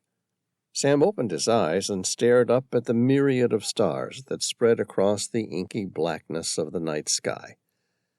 He'd sailed across the Pacific Ocean multiple times throughout his life, and every time he'd been amazed by the grandeur of the starlight, unencumbered by the ambient lights of civilization. The water had done little to counter the effects of whatever damn drug someone had spiked his drink with. Sam was certain by now that the feeling of intermittent insanity he was experiencing was a lot more than alcohol. He'd been badly drunk before, but it didn't have a thing on whatever the hell had happened to him now. His head kept spinning. The world was going round in every direction except the one that it was supposed to go. A little under 20 minutes later, his luck all changed. Far in the horizon, he saw the cruise ship begin to turn around. Sam started to laugh at his good fortune. Someone must have seen him fall. A flickering of lights blurred the deck of the glowing cruise ship, and Sam imagined the dozens of passengers and crew working high-powered spotlights, raking the sea in search of him. It was only a matter of time before he was rescued. Only the cruise ship didn't appear to be returning toward him. Instead, it seemed to be heading in a diagonal motion to a completely different set of coordinates. Sam watched, confused, as it came to a stop about 2 miles away from him. In the sky, there was a helicopter in the air. "Here comes the cavalry!" Only they were off by about 2 miles. That seemed impossible. The world utilized a state-of-the-art satellite navigation system that would have plotted its location constantly. If the captain knew there was a man overboard, he would have set a reciprocal course back the way they had come. Surely not a separate location roughly 2 miles away. It didn't make sense to Sam. Still, the fact was, someone would find him. Now that they knew he was missing, it was only a matter of time before the search party's search grid expanded and he was found. He almost considered trying to swim to the cruise ship, but quickly dismissed the idea as reckless and foolhardy at best. In his current state, he was more likely to drown than reach it. Behind him, something caught his attention as it approached from the opposite direction. He kicked his feet and righted himself, so that he could bring his head just that little bit farther out of the water to get a better look. It was a high-speed motorboat. The vessel was lined up perfectly to meet him, its dark bow set like the crosshairs of a rifle, lined up to greet him. Even from this distance, Sam recognized it as a Mark V Special Operations craft, the same one the U.S. Navy SEALs used for high-speed insertions and extractions. It was manufactured by V.T. Halter Marine, Inc. at Gulfport, Mississippi. Sam Reilly had been to the factory and could still picture it. The Special Operations craft featured a hull made of layers of carbon fiber, a foam core, and an outer layer of Kevlar for additional strength. It could travel at speeds above 65 knots. A crooked smile played on Sam's lips. At a guess, the vessel was approaching him at speed, using every one of those knots. They were in a hurry to rescue him, that was for sure. Two men in dark clothing, more akin to military special forces than a rescue operation, stood at the forward deck, a life ring tied to a rope at their ready to help him. The vessel had its running lights switched off, and nobody on board held even a single flashlight. Who are these people? Sam wondered. Whoever they were, there was no way they were a normal rescue party. The whole idea of a search party was to be bright and seen, not hidden behind camouflage and darkness. The boat slowed. A man on the deck cupped his hand around his mouth and shouted, "Just hold tight, Mr. Reilly. We'll have you out of the water in a minute." Sam nodded. Relief spread across his face. He dismissed his original fears regarding his rescuers. Perhaps they were Navy SEALs out on a nearby training mission who had been brought in to help while they were in the area. Either way, it didn't matter. They were here now. "Thank you!" Someone threw him a life ring.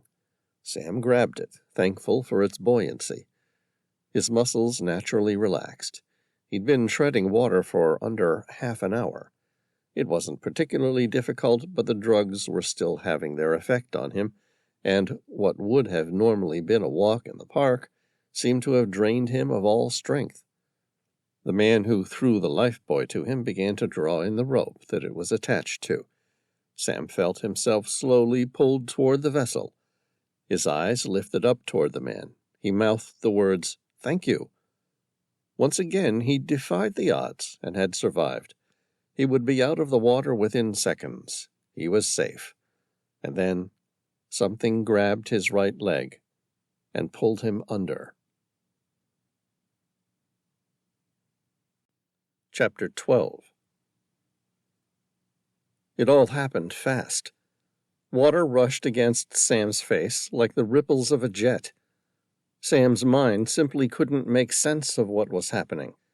He was like a fish suddenly caught and being dragged out of its environment as an angler reeled in the hook. Only fish didn't try to capture fully grown men. For an irrational moment, Sam wondered whether a shark had defied the astronomical odds and managed to get him out in the middle of the open ocean.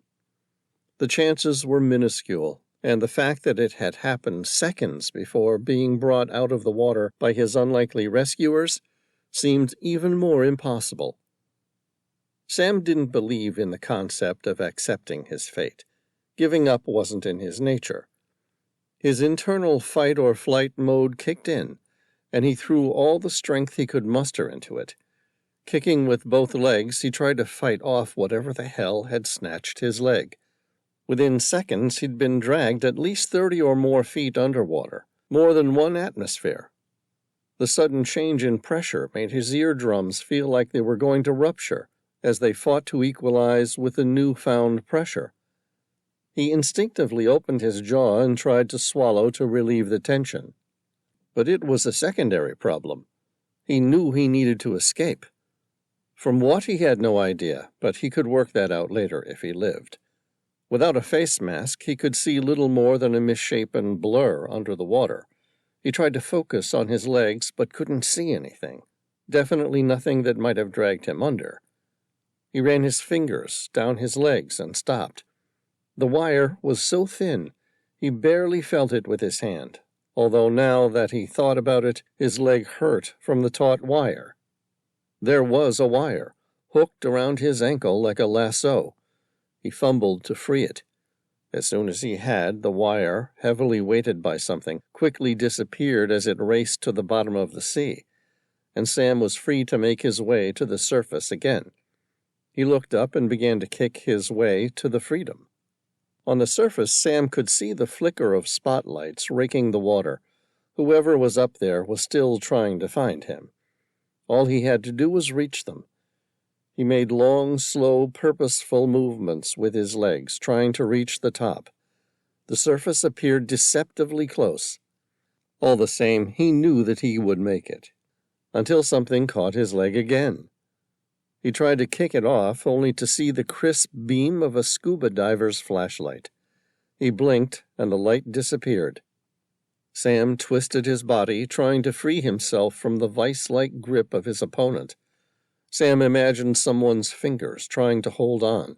Anyone who's tried to drown someone from below would tell you it's harder than you'd think to keep a person underwater. They had to overcome a person's innate desire to live. To make matters more difficult, the ankle provided a poor grip to a hand. He swung his arms around, pivoting his entire body, and with his free leg he kicked downward with as much force as he could muster. The kick connected with something hard. He jerked his leg up and brought it down again with increased momentum, but it landed on an empty void of sea. The first kick must have worked because he was free. Sam turned to continue his race to the surface, his chest burning, and every single piece of mental stamina was required to fight the urge to take a deep breath despite being submerged. He kicked his legs and headed upward, making his ascent. A strong beam of light swept across Sam's face. It was coming from below and paused on the void just beyond him for a moment, and then continued, finally landing directly on him. The light shined straight into his eyes. He turned around and came face to face with another scuba diver. Chapter 13. The diver punched him in the gut. It was a swift movement, expertly placed on Sam's solar plexus. It would have winded him if he'd had any air left to lose. Despite its speed and professional placement, there wasn't a lot of force. Water prohibited most hand-to-hand combat. Sam summoned up what strength he had left to position himself close to the diver, preventing him from making another hit with any force. He gripped the back of the scuba tank, holding on tight, preventing the diver from being able to reach him. The diver turned around, spinning quickly to try and remove him, but it was a difficult position. A calculated position where Sam was nearly impossible to reach with any force. It meant he was safe for the immediate future, but not for long. He'd been holding his breath for roughly 90 seconds, and already his vision was starting to fade. Sam yanked on the black hose that led to the diver's backup regulator, placed the mouthpiece into his mouth, and stole a quick breath. The cool air tasted delicious. He forced himself to take a couple of slow, deep breaths until his vision started to return. Beneath him, the frustrated diver kept turning around. Sam took another breath in and stopped. A sense of panic raged as adrenaline surged through his veins. The diver took a novel approach to the problem. Talk about cutting off your nose to spite your face. The scuba diver gripped his knife, his arms bending backward toward the top of his air cylinder. Sam breathed easily. There was no way the diver could reach him with a knife. A moment later he realized what the diver was trying to do. Incredulity flashed across his eyes, a mingle of fear and respect for his attacker as the diver's intention crystallized. The diver jammed his knife into the small device where the primary regulator valve attached to the air cylinder. The aluminum tank and nozzle were strong, but the little rubber O-ring that formed the seal wasn't.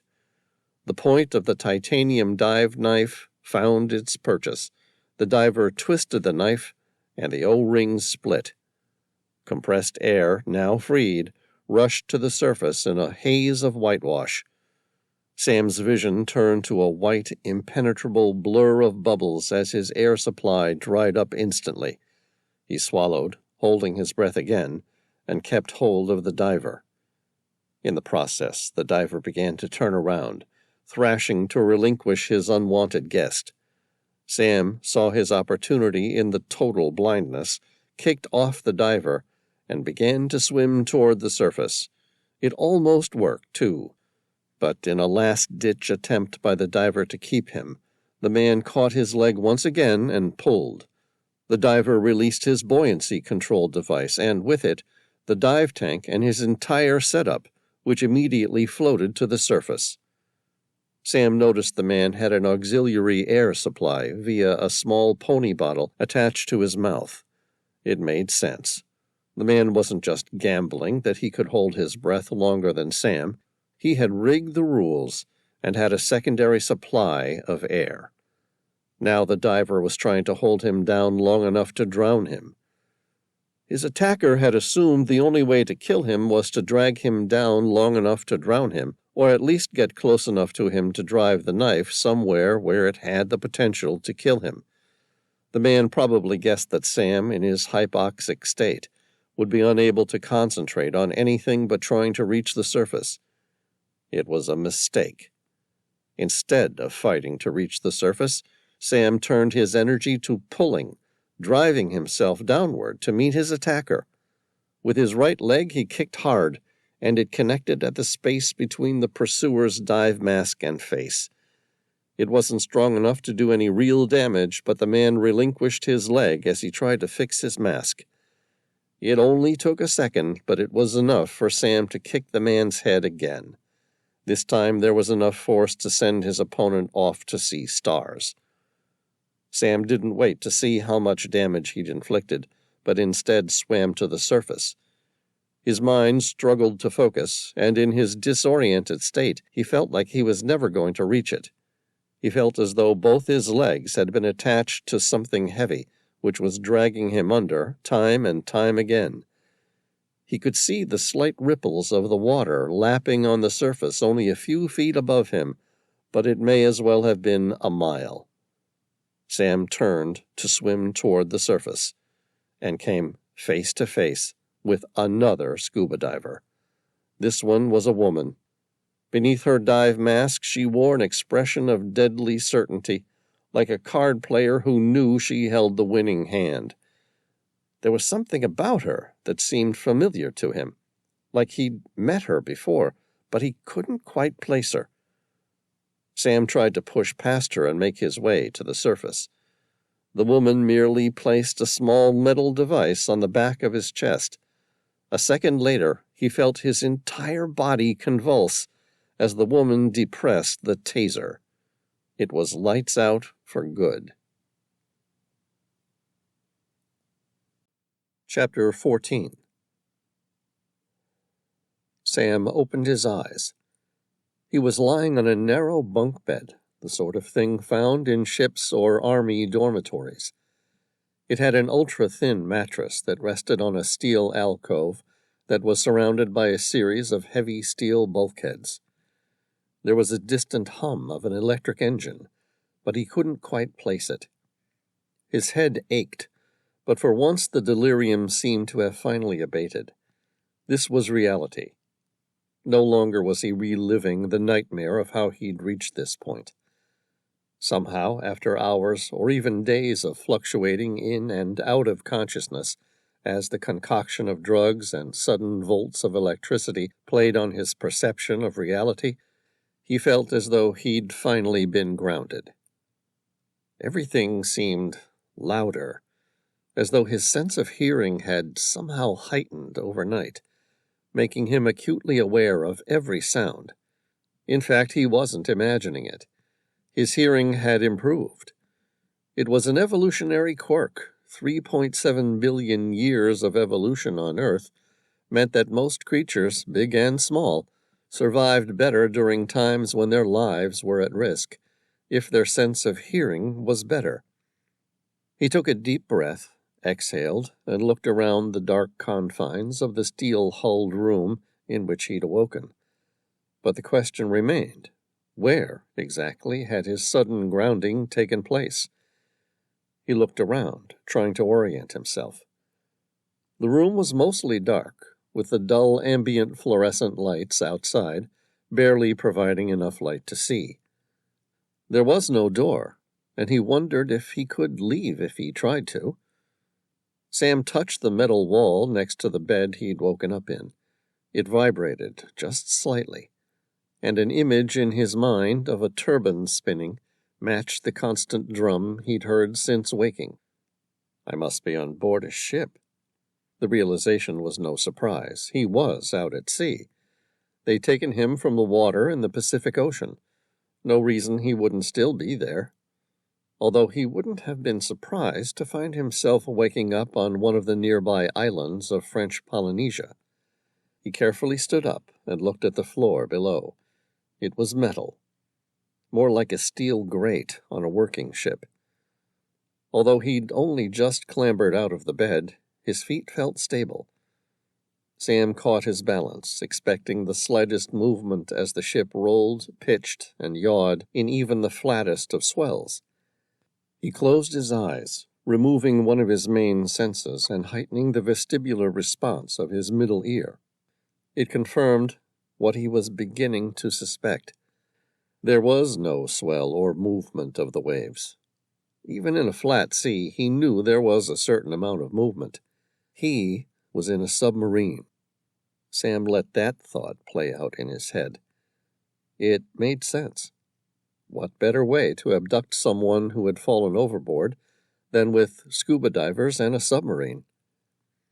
He ran his eyes across the room, over the array of large electric batteries, giant turbines, and pumps, before landing on a wall of pressure gauges.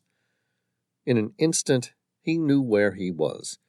He was inside the engineering compartment of a submarine. He glanced at the electric powerhouse and other vital parts of the machine, and wondered if he had the guts to sabotage them. It was kind of like playing Russian roulette. If Veyron was there, he could have manipulated the equipment so that a malfunction sent them straight to the surface. But although Sam had a fundamental understanding of the equipment, any attempt at sabotage would just as likely send them plummeting to the seabed, where they might just implode under its depth. No, he decided he didn't want to take that risk. Not yet. Wait and see. There would be more time to escape, he felt certain. At the end of the room there was a small passageway that appeared to lead out of the engine room. He looked for anything that wasn't bolted to the walls that could be used as a weapon. There was nothing. But that didn't matter. He was trapped inside a submarine. He wasn't going anywhere. Whoever had abducted him was obviously well-funded, which meant that the people in charge were most likely highly trained mercenaries. It was highly unlikely he was going to take them out while he was trapped inside the submarine. Accepting there was no way he was going to fight his way out of it, Sam decided to crawl through the low-lying passageway and find out what he was doing there. The passageway was low enough that he needed to get down on his hands and knees to get through it. He shuffled through, feeling like he was making his way through the narrow constriction of a cave, and came out to the open expanse of a moderate-sized tourist submersible, with large windows revealing the sunny rays of daylight through the water. The room, dappled in sunlight, was open, feeling more like the cabin of a large airliner than the torpedo-shaped coffin of a submarine, and Sam could take it all in with a glance. There were rows of comfortable leather seats beside each of the large windows. The submarine was clearly designed for the tourism industry, with its large windows specifically manufactured to provide an optimum viewing platform in shallow waters in exchange for its ability to achieve structural strength at depth. Sam kept looking, scanning the room. Along the center was a small basket of food with an assortment of warm and cold lunch meals. Next to it was an accompaniment of fine liquors, teas, and coffee. At the opposite end of the table was a small minibar fridge, presumably full of soft drinks and sugar-filled sweets. Sam imagined a dozen or more tourists sitting down and enjoying their food while watching the reef go by. But right now, he was alone in the viewing room. His eyes darted forward, where a steel door barred his way to what was presumably the submarine's cockpit. It seemed abrasive, like the sealed hatch into the cockpit of a commercial jetliner, designed to prevent terrorists from gaining access to the pilots and the controls during flight. He tried the latch, but it didn't budge. Again, like the commercial jetliners, it was secured from the inside, preventing unwanted intruders, or in this case, abductees, from gaining entry. Sam drew a breath and exhaled as he stared at the hatchway, examining it with the scrutiny of a prison inmate trying to plan his unlikely escape. It was a submersible bulkhead designed to withstand the extreme pressures of the ocean's water at depth in the event of a hull breach. No way in the world was he breaking through it. That left one solution. He swallowed and rapped on the steel door with the back of his knuckles. It made a loud clanging sound that echoed within the confined hull of the submersible. There was no response. He tried it again. Still no response. Sam stepped back. His eyes locked onto a small ring of what appeared to be a camera at the top of the door.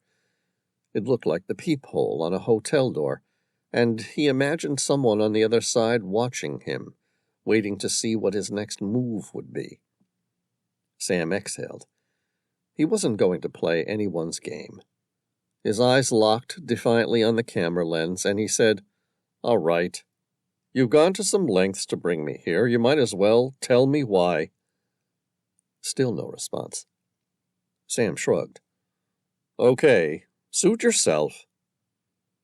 He turned and took a seat next to the lunch basket. He breathed in the scent of fresh sandwiches, grilled cheese toasties, and warm tomato soup. Sam's stomach rumbled with approval. He had no idea how long he'd been out for, but one thing was certain: he was hungry now. He reached for the grilled toastie with all its high-calorie, melted cheese-filled goodness, devouring it with the greed of a condemned man. He opened the minibar fridge. As expected, it was lined with soft drinks and sweets. Grabbing a Diet Coke, he popped open the can with a loud snap and took a big drink, washing down the oily aftertaste of his first meal before reaching for another. When he was finished, he grabbed a Butterfinger for dessert. Having nothing else to do, and with his stomach full and feeling contentedly satiated, Sam reclined one of the leather chairs, stretched out, and let himself drift into a peaceful sleep. It was an old military motto, "Rest when you can," and his body still needed to regain its energy. He had no idea how long he had slept, but it was dark by the time he was awoken by the sound of the steel door opening. A hard man, tall and thin and hunched with age, stepped through. In his left hand the man gripped a Glock, keeping the barrel fixed on Sam with the casual indifference of a professional killer. The man's receding salt-and-pepper-colored hair and deep lines around his eyes gave him a weathered and worldly appearance. At a glance, Sam knew this wasn't the man to try and overpower. The man's lips curled in a malicious smile. "Ah, good. You're awake." "I'm up," Sam said, making a pronounced feline stretch of his arms. "Where am I?"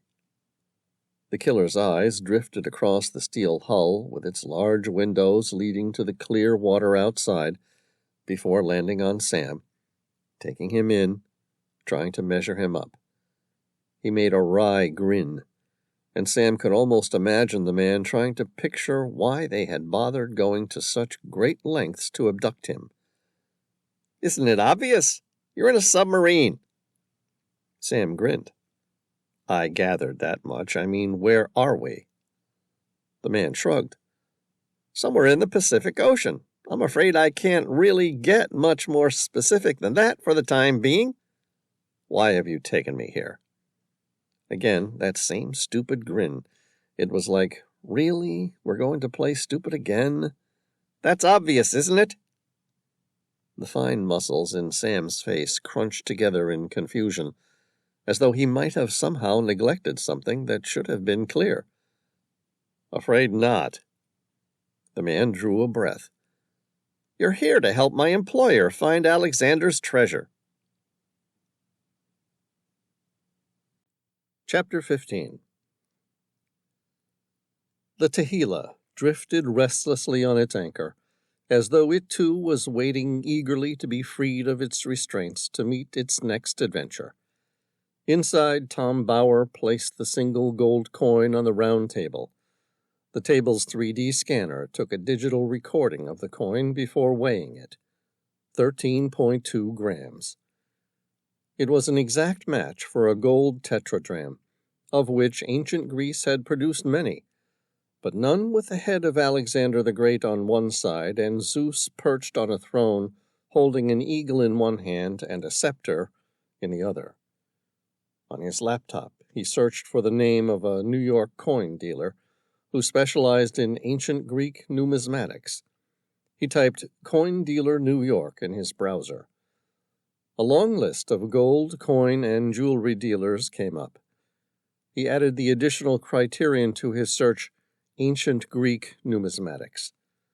Another long list of websites and addresses was returned, referencing various experts in the discipline of currency collection and valuation. He scrolled down, his eyes running across a series of names, before finally landing on what he was looking for. Tom clicked on the name. The website opened up, revealing the erudite and weathered face of a man in a gray beret and a checkered suit that looked like it belonged to a different era entirely. Tom stared at the man's face.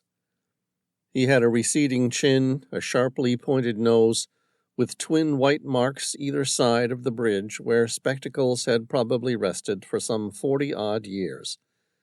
The man was holding a rare gold stater and wearing a boyish grin that Tom predicted probably hadn't changed since the now leading expert in ancient Greek currency had worn on the day he first took up coin collecting.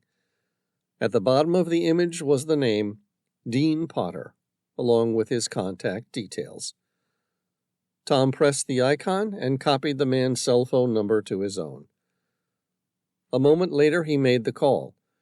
His cell phone utilized the Tequila's satellite system to make a call while he was below decks, and its own satellite system when he had a direct line of sight to the sky.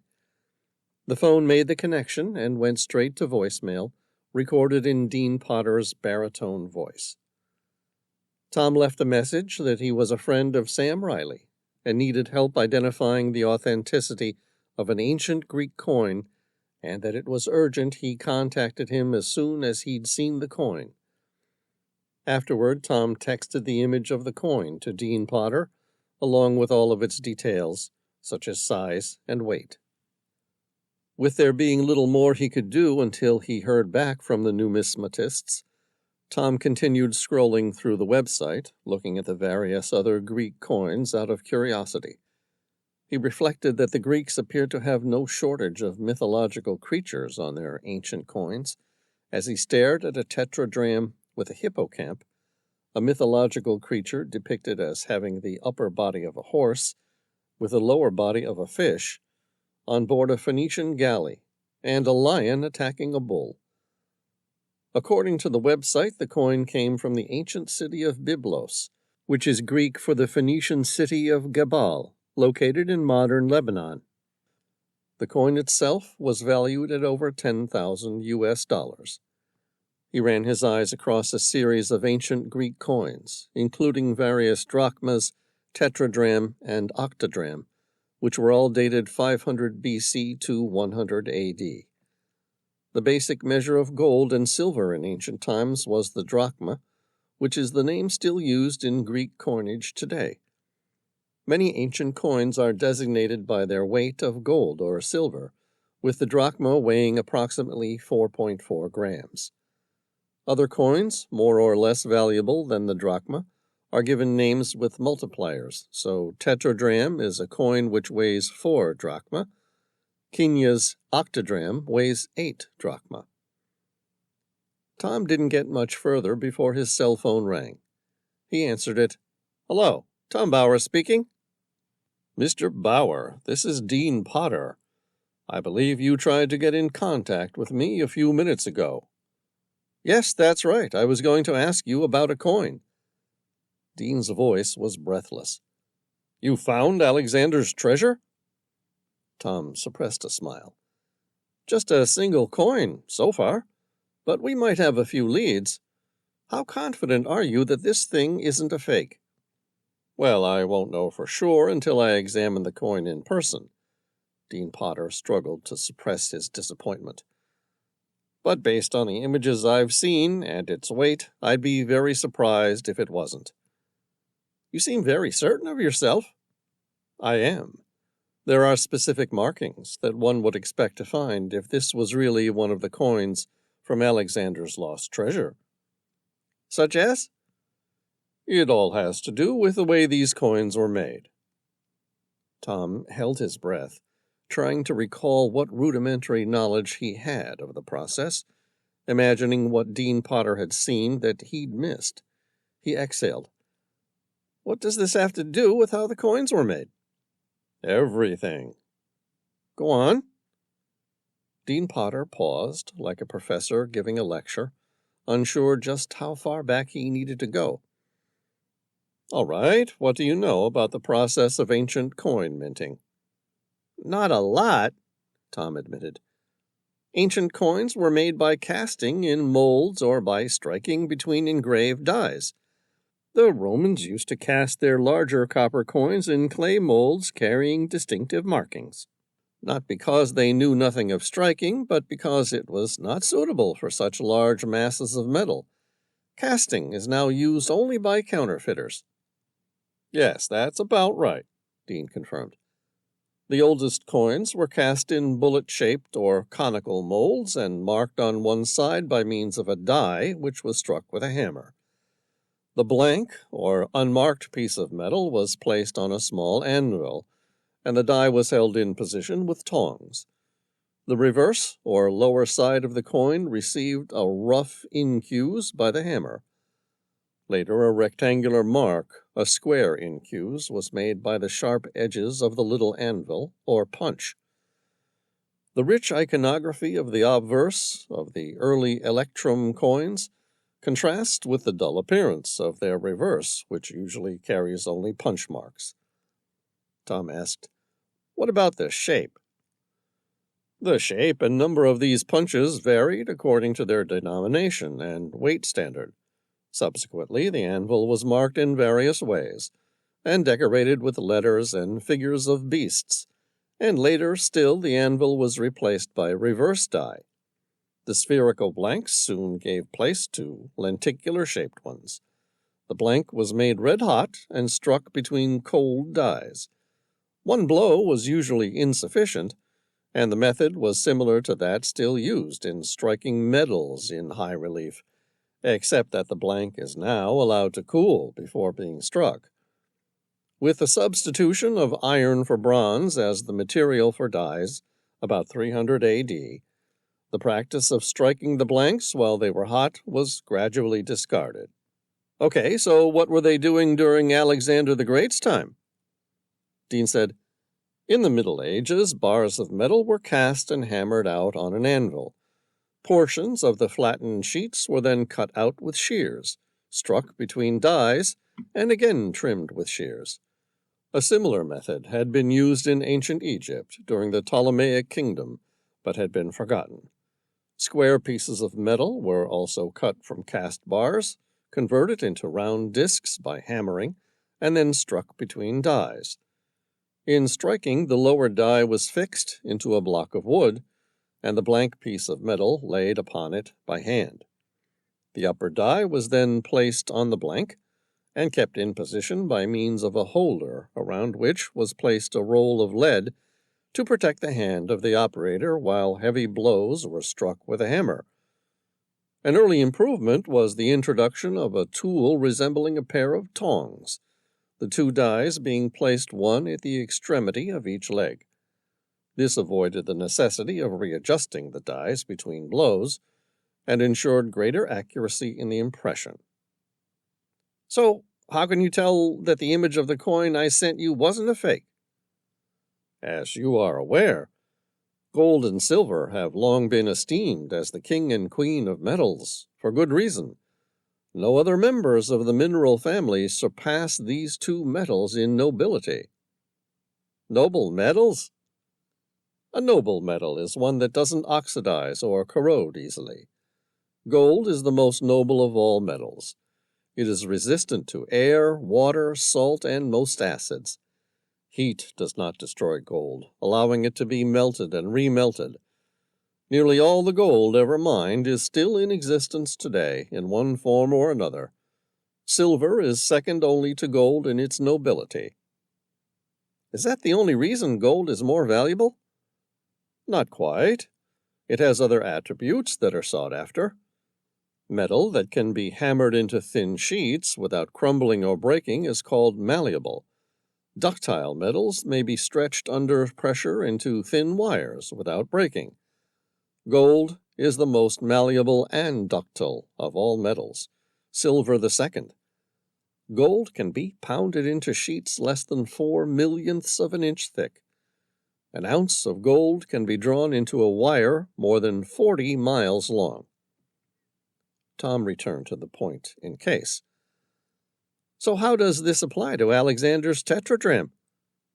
Gold has a melting point of 1,064 degrees C and silver 961 degrees C.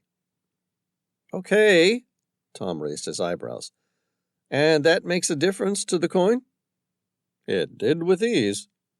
A visible difference? Yes.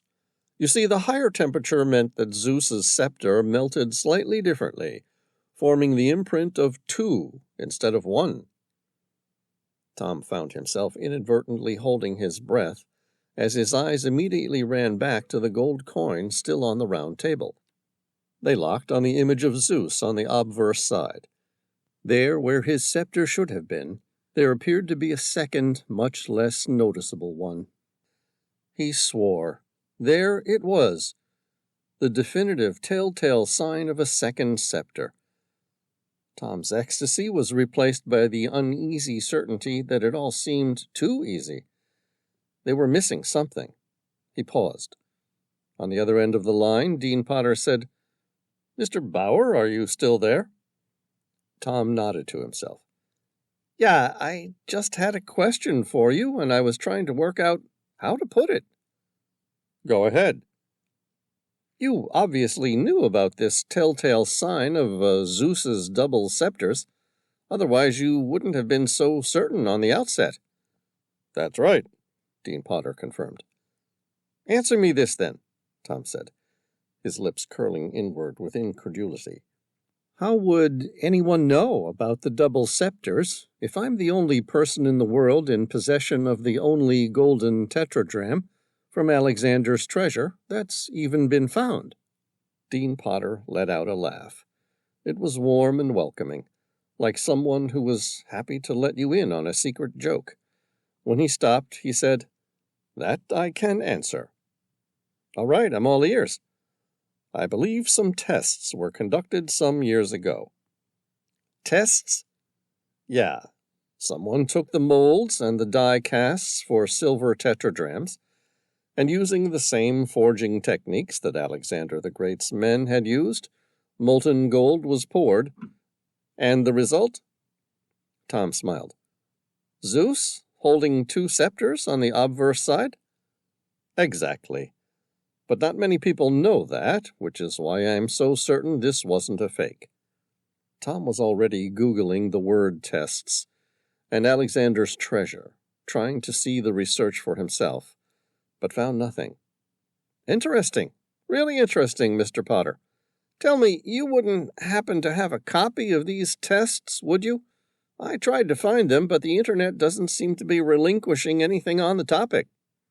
"I wouldn't. The research was never published. I believe I've got a copy of the photos from the tests that I can send you." "That would be great. Thank you very much for your help." "No problem. I'm glad to help in any way I can." "Just out of curiosity, how did you hear about the tests?" Dean Potter said, "Well, to be honest, I conducted them myself." Chapter 16. Elise stepped into the mission room and placed a thin dossier on the round table in front of him. Tom picked it up and thanked her. Inside it contained the bulk wealth of the knowledge regarding Alexander the Great's life and known searches for his lost treasure, all extracted via a global search of Internet archives and by using an artificial intelligence system to collate the information into relevant and reliable data. It was unusual for Elise to print anything, but she knew that Tom preferred to work with paper in cases like this. It made things easier, particularly when he was trying to jam together all the missing pieces to create the map of an ancient jigsaw puzzle. He met her eyes. "I don't suppose this contains any answers." "Not that I could see," she admitted, turning her palms outward in an apologetic gesture. "I'll save you a fair amount of reading. Basically, Alexander III of Macedonia rose to power and conquered vast lands throughout Egypt, Asia, and Europe. He was clever, ruthless, and lucky. By the time he died, he'd accumulated a vast fortune of gold stolen throughout his campaigns that amassed what should have been the largest accumulation of gold on earth. But despite many searches since, no one has ever found this treasure, or any evidence the treasure existed." Tom nodded. "Until recently, when Sam was handed a single coin that confirmed its existence. Until then." Tom opened the dossier, determined to extract whatever background information he might find inside. Elise said, "What's the next step?" "Genevieve and I will return to the world and interview Airlie Chapman, see if she will divulge anything, given that we now know that she was the one who gave him the gold coin." "How long are they staying in the area?" "Not much longer. I spoke with Montgomery, their captain, earlier. He's agreed to stay for another 24 hours so that we can finish speaking with the rest of the people on board, but after that, they're going to continue on their voyage." "All right, that seems fair." Elise took a breath. "Anything else I can do to help?" "Yeah," Tom said, answering without hesitation. "As a matter of fact, I need you to find a submarine." "A submarine?" "Yeah." Elise looked at him, waiting for more of an explanation. When one wasn't forthcoming, she asked, "Any particular type of submarine?" "Sorry," Tom replied, distracted. "Yeah, think about it. If someone has abducted Sam while he was in the water, how would they do it? By a boat? It's a possibility. A small boat, particularly a rubber boat like a Zodiac, could quickly come in and pluck Sam out of the water long before the world returned. But I don't think that's what happened." "Why?" "Because when Genevieve and I flew across the region where Sam had allegedly hit the water, there was no sign of any ship, or even small motorboats, anywhere nearby." "Which brings us to the possibility of a submarine." "Exactly." Elise said, "So, we're looking for a submarine?" "Yeah." "That might be a little difficult." "Why?" "Given that submarines remain submerged, trying to locate one in the Pacific Ocean might be a little more than tricky." Tom grinned. "I wouldn't be quite so sure." "How so?" "These people are rich, sophisticated, but they're not as powerful as a small country. We're not dealing with a nuclear submarine here. Probably more along the lines of a tourist boat, a submarine designed for sightseeing. And that means it won't be able to travel far. In fact, it probably only has a short submerged time, which means it's motoring on the surface as we speak, or it's returned to a mothership."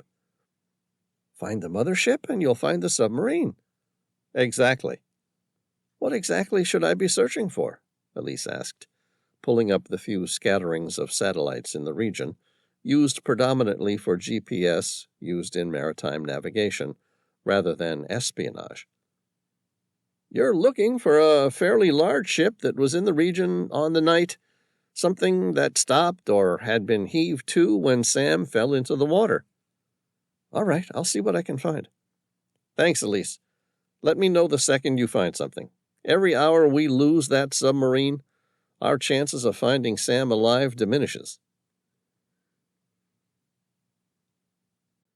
Chapter 17. Tom stared at the open dossier. "Who are you, Alexander?" He began reading from the beginning. Alexander III of Macedon, commonly known as Alexander the Great, was born July 356 BC and died June 11, 323 BC. He succeeded his father, Philip II, to the throne at the age of 20, becoming King Bactria of the ancient Greek kingdom of Macedon and a member of the Argead dynasty. Several legends surround Alexander's birth and childhood.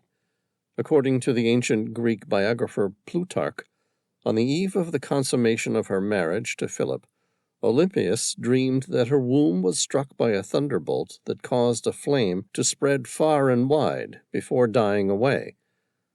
Sometime after the wedding, Philip is said to have seen himself in a dream securing his wife's womb with a seal engraved with a lion's image. Plutarch offered a variety of interpretations of these dreams.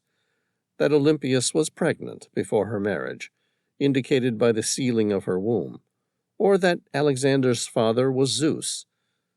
Ancient commentators were divided about whether the ambitious Olympias promulgated the story of Alexander's divine parentage, variously claiming that she had told Alexander or that she dismissed the suggestion as impious. Alexander spent most of his ruling years on an unprecedented military campaign through Western Asia and Northeast Africa, and by the age of 30 he had created one of the largest empires of the ancient world, stretching from Greece to northwestern India. He was undefeated in battle and is widely considered one of history's most successful military commanders. During his youth, Alexander was tutored by Aristotle until age 16. After Philip's assassination in 336 BC, he succeeded his father to the throne and inherited a strong kingdom and an experienced army. Alexander was awarded the generalship of Greece and used this authority to launch his father's pan-Hellenic project to lead the Greeks in the conquest of Persia. In 334 BC, he invaded the Achaemenid Empire, Persian Empire, and began a series of campaigns that lasted 10 years. Following the conquest of Anatolia, Alexander broke the power of Persia in a series of decisive battles, most notably the battles of Issus and Gaugamela. He subsequently overthrew Persian King Darius III and conquered the Achaemenid Empire in its entirety. Alexander endeavored to reach the ends of the world and the great outer sea, and invaded India in 326 BC, winning an important victory over the Pauravas at the Battle of the Hydaspes. He eventually turned back at the demand of his homesick troops, dying in Babylon in 323 BC, the city that he planned to establish as his capital, without executing a series of planned campaigns that would have begun with an invasion of Arabia.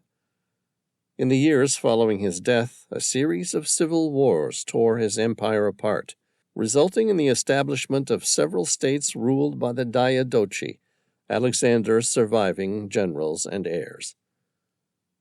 Alexander's legacy includes the cultural diffusion and syncretism which his conquests engendered, such as Greco-Buddhism. He founded some 20 cities that bore his name, most notably Alexandria in Egypt. Alexander's settlement of Greek colonists and the resulting spread of Greek culture in the East resulted in a new Hellenistic civilization, aspects of which were still evident in the traditions of the Byzantine Empire in the mid-15th century AD, and the presence of Greek speakers in Central and Far Eastern Anatolia until the Greek genocide of the 1920s. Alexander became legendary as a classical hero in the mold of Achilles, and he features prominently in the history and mythic traditions of both Greek and non-Greek cultures. He was undefeated in battle and became the measure against which military leaders compared themselves. Military academies throughout the world still teach his tactics. Alexander began his reign by eliminating potential rivals to the throne. He had his cousin, the former Amyntas IV, executed. He also had 2 Macedonian princes from the region of Lyncestis killed, but spared a third, Alexander Lyncestis. Olympius had Cleopatra Eurydice and Europa, her daughter by Philip, burned alive. When Alexander learned about this, he was furious. Alexander also ordered the murder of Attalus, who was in command of the advance guard of the army in Asia Minor and Cleopatra's uncle.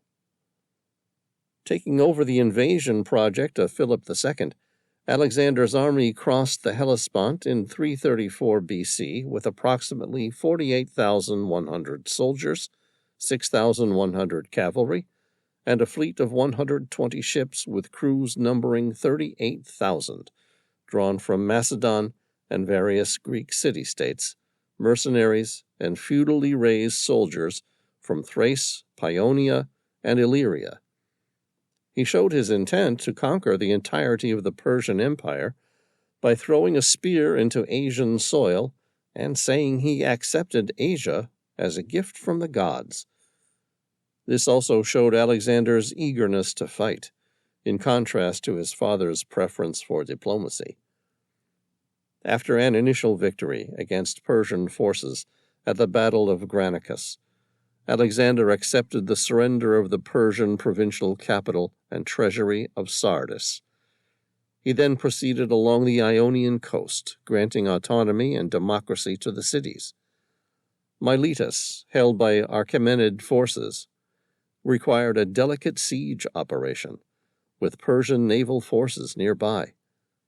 Further south, at Halicarnassus in Caria, Alexander successfully waged his first large-scale siege, eventually forcing his opponents, the mercenary captain Memnon of Rhodes, and the Persian satrap of Caria, Orontabates, to withdraw by sea.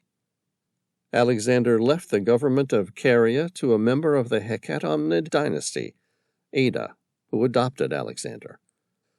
From Halicarnassus, Alexander proceeded into mountainous Lycia and the Pamphylian plain, asserting control over all coastal cities to deny the Persians naval bases.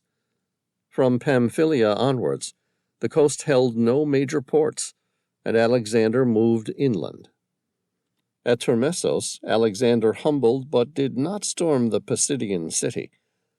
At the ancient Phrygian capital of Gordium, Alexander undid the hitherto unsolvable Gordian knot, a feat said to await the future king of Asia. According to the story, Alexander proclaimed that it did not matter how the knot was undone, and hacked it apart with his sword. In spring 333 BC, Alexander crossed the Taurus into Cilicia. After a long pause due to an illness, he marched on toward Syria. Though outmaneuvered by Darius's significantly larger army, he marched back to Cilicia, where he defeated Darius at Issus. Darius fled the battle, causing his army to collapse, and left behind his wife, his 2 daughters, his mother Sisygambis, and a fabulous treasure.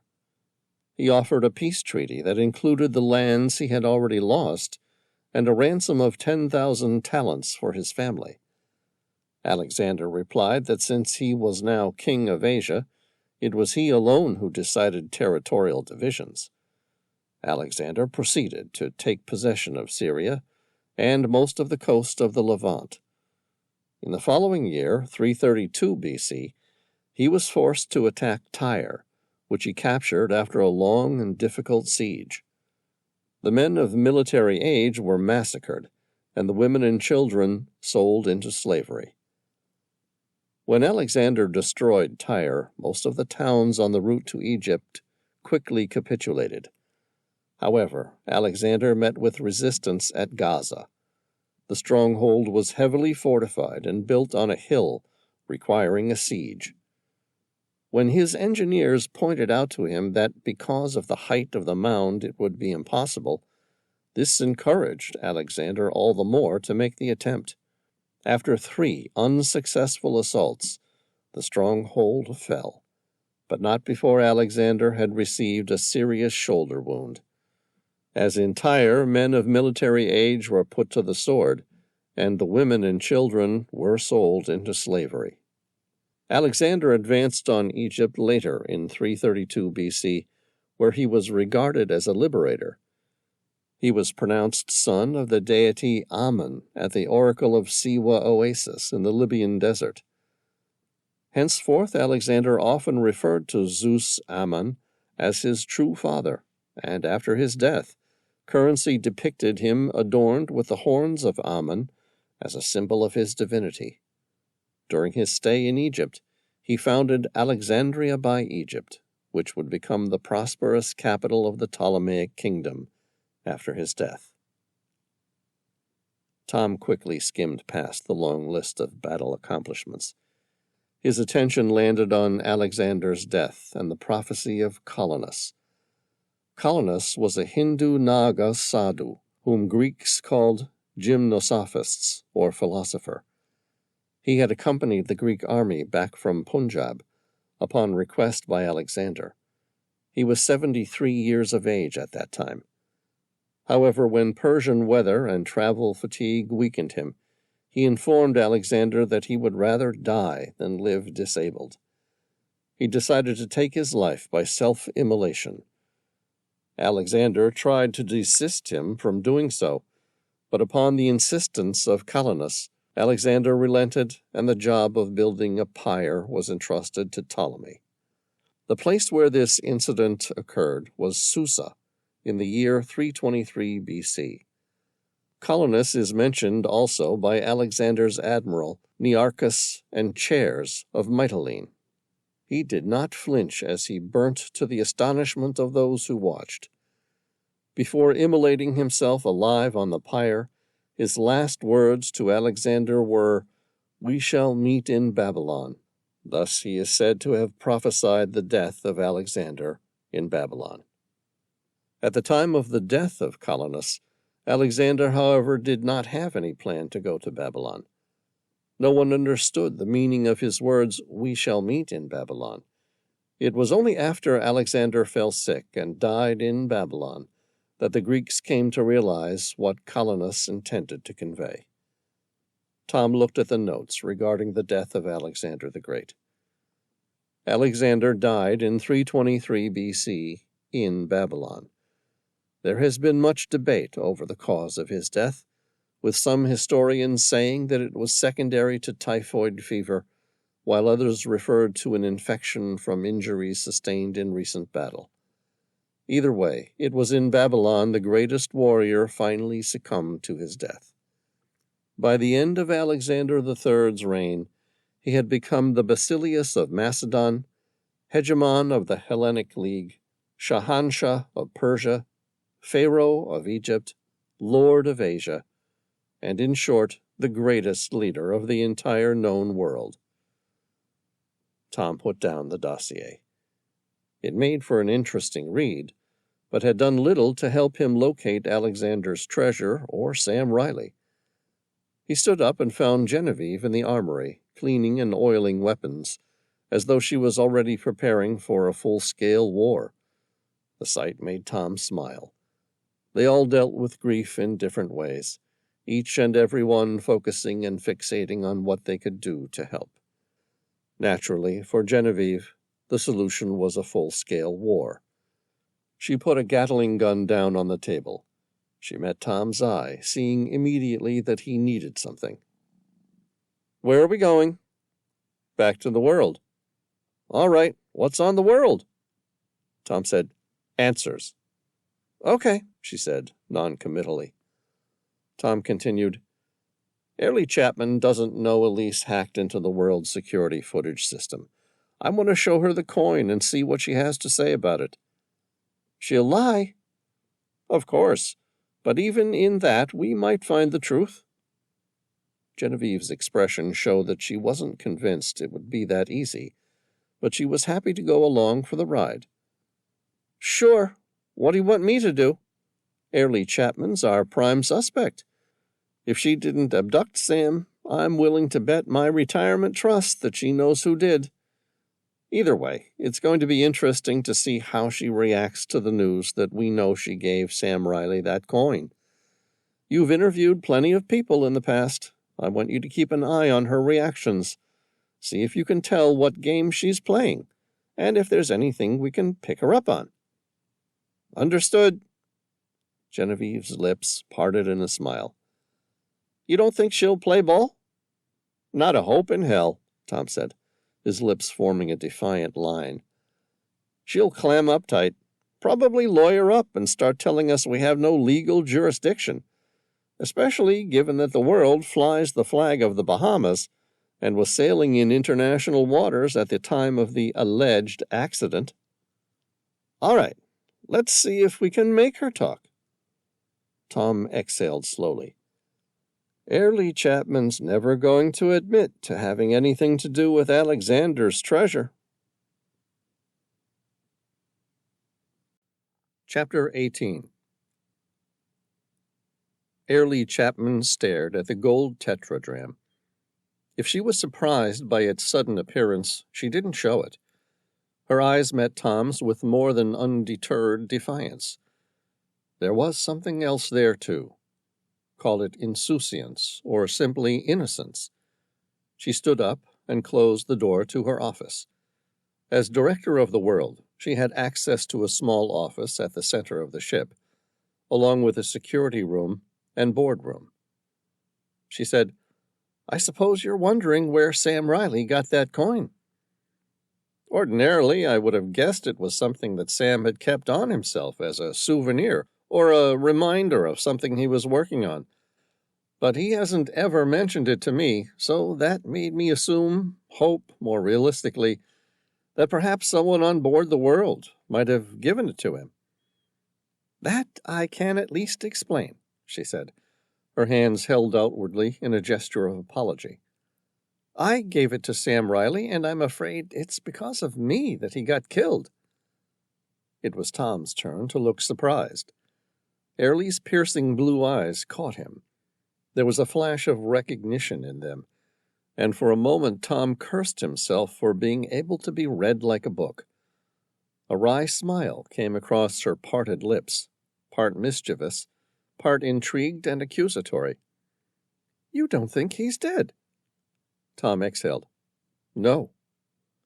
She read him quickly, the realization striking her like lightning. Instinctively and politely, covering her open mouth with her hand as it formed the shape of a large O. "You think someone's kidnapped him to find Alexander's treasure?" Tom nodded. "The thought had crossed my mind." Her face paled. "Holy shit! I did get him killed, or at least abducted, didn't I?" "It's not your fault," Tom tried to reassure her. "No, but I could have been more discreet when trying to enlist Sam Reilly's help to find Alexander's treasure." She paused, swallowed hard, and said, "If I had, he would still be here right now." Tom said, "You can't know that for sure. Maybe whoever's behind this already planned to abduct Sam. Maybe there is no connection to the search for Alexander's treasure." Her eyes narrowed. "You don't believe that, do you?" "No, I don't." Genevieve kept silent, her face impassive as she watched Airlie, studying her reactions like a detective or an expert interrogator, something that she had once been in a former life. Airlie gathered whatever composure was temporarily lost after learning of her involvement in Sam Reilly's disappearance, her sharp mind turning to the immediate problems and solutions. "Okay, working on the assumption that Sam Reilly didn't drown, he's still alive, where do you think he went, and what can I do to help find him?" Tom said, "We're working on it." "How did they even kidnap him?" "Scuba divers." Tom's gaze turned distant, as though picturing the night Sam Reilly fell overboard and disappeared, as the world motored on into the tranquil waters. "I would have divers in the water. As soon as Sam landed, I would drag him under." "But where would they take him?" She clarified her question further. I mean, you were in the air within 20 minutes. There were no boats around, and even scuba divers can't stay underwater indefinitely. So how did they do it? Most likely a submarine. Tom's face twisted into a mixture of frustration and genuine curiosity. If not a submarine, there's always the possibility that they used underwater sea scooters to whisk him away to a boat on the horizon. What will you do? We have people searching for a ship or a submarine via satellite imaging. It's a long shot, but we might get lucky. We normally do. Someone will make a mistake, and we'll pick up the slack. That reminds me, there's something else I have to ask of you. Go on, she said without hesitation. Anything I can do.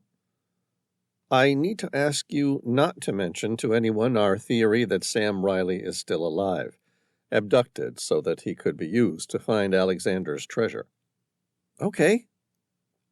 She appeared to be about to ask why, but a split second later, understanding flashed across her intelligent eyes. You're hoping they will make a mistake because they won't be worried. Why would they be? No one is coming looking for Sam Reilly. They already believe him to be dead. Tom nodded. Exactly. Airlie turned to practical matters. You have my full support. Access to the world's surveillance cameras, records of the discovery of that damned coin, any financial assistance I can offer. Hell, if it would help, you're welcome to have one of my teams take you down to see the shipwreck where the tetradrachm was found, and my interest in Alexander's treasure first inflamed.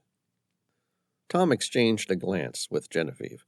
It was imperceptible, but like most lovers, they intuitively knew exactly what each other were thinking. Airlie wasn't acting like someone guilty of abduction. Tom said, We might just take you up on most of those offers. Thank you.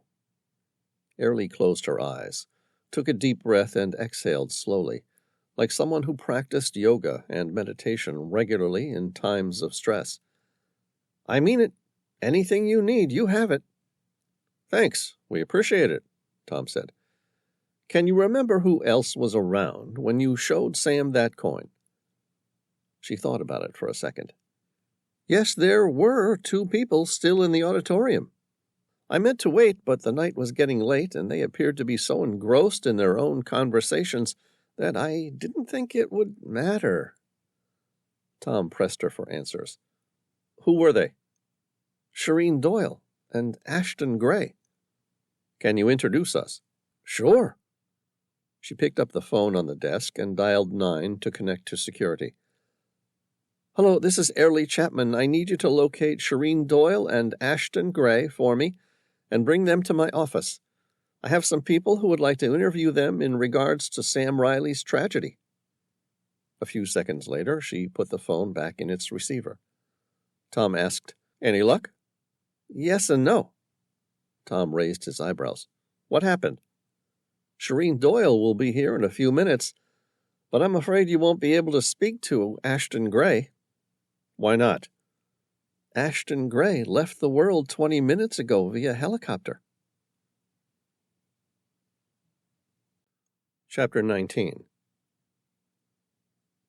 The news jolted Tom into action. Was Ashton Gray's departure today expected? He asked, folding his solid arms across his chest. Airlie answered without hesitation. No, he booked a flight to fly him to Tahiti just after the 2 of you came on board the World. Where's he heading from there? There's no record. No reason he should have to provide one. He's probably arranged for his private jet to meet him there.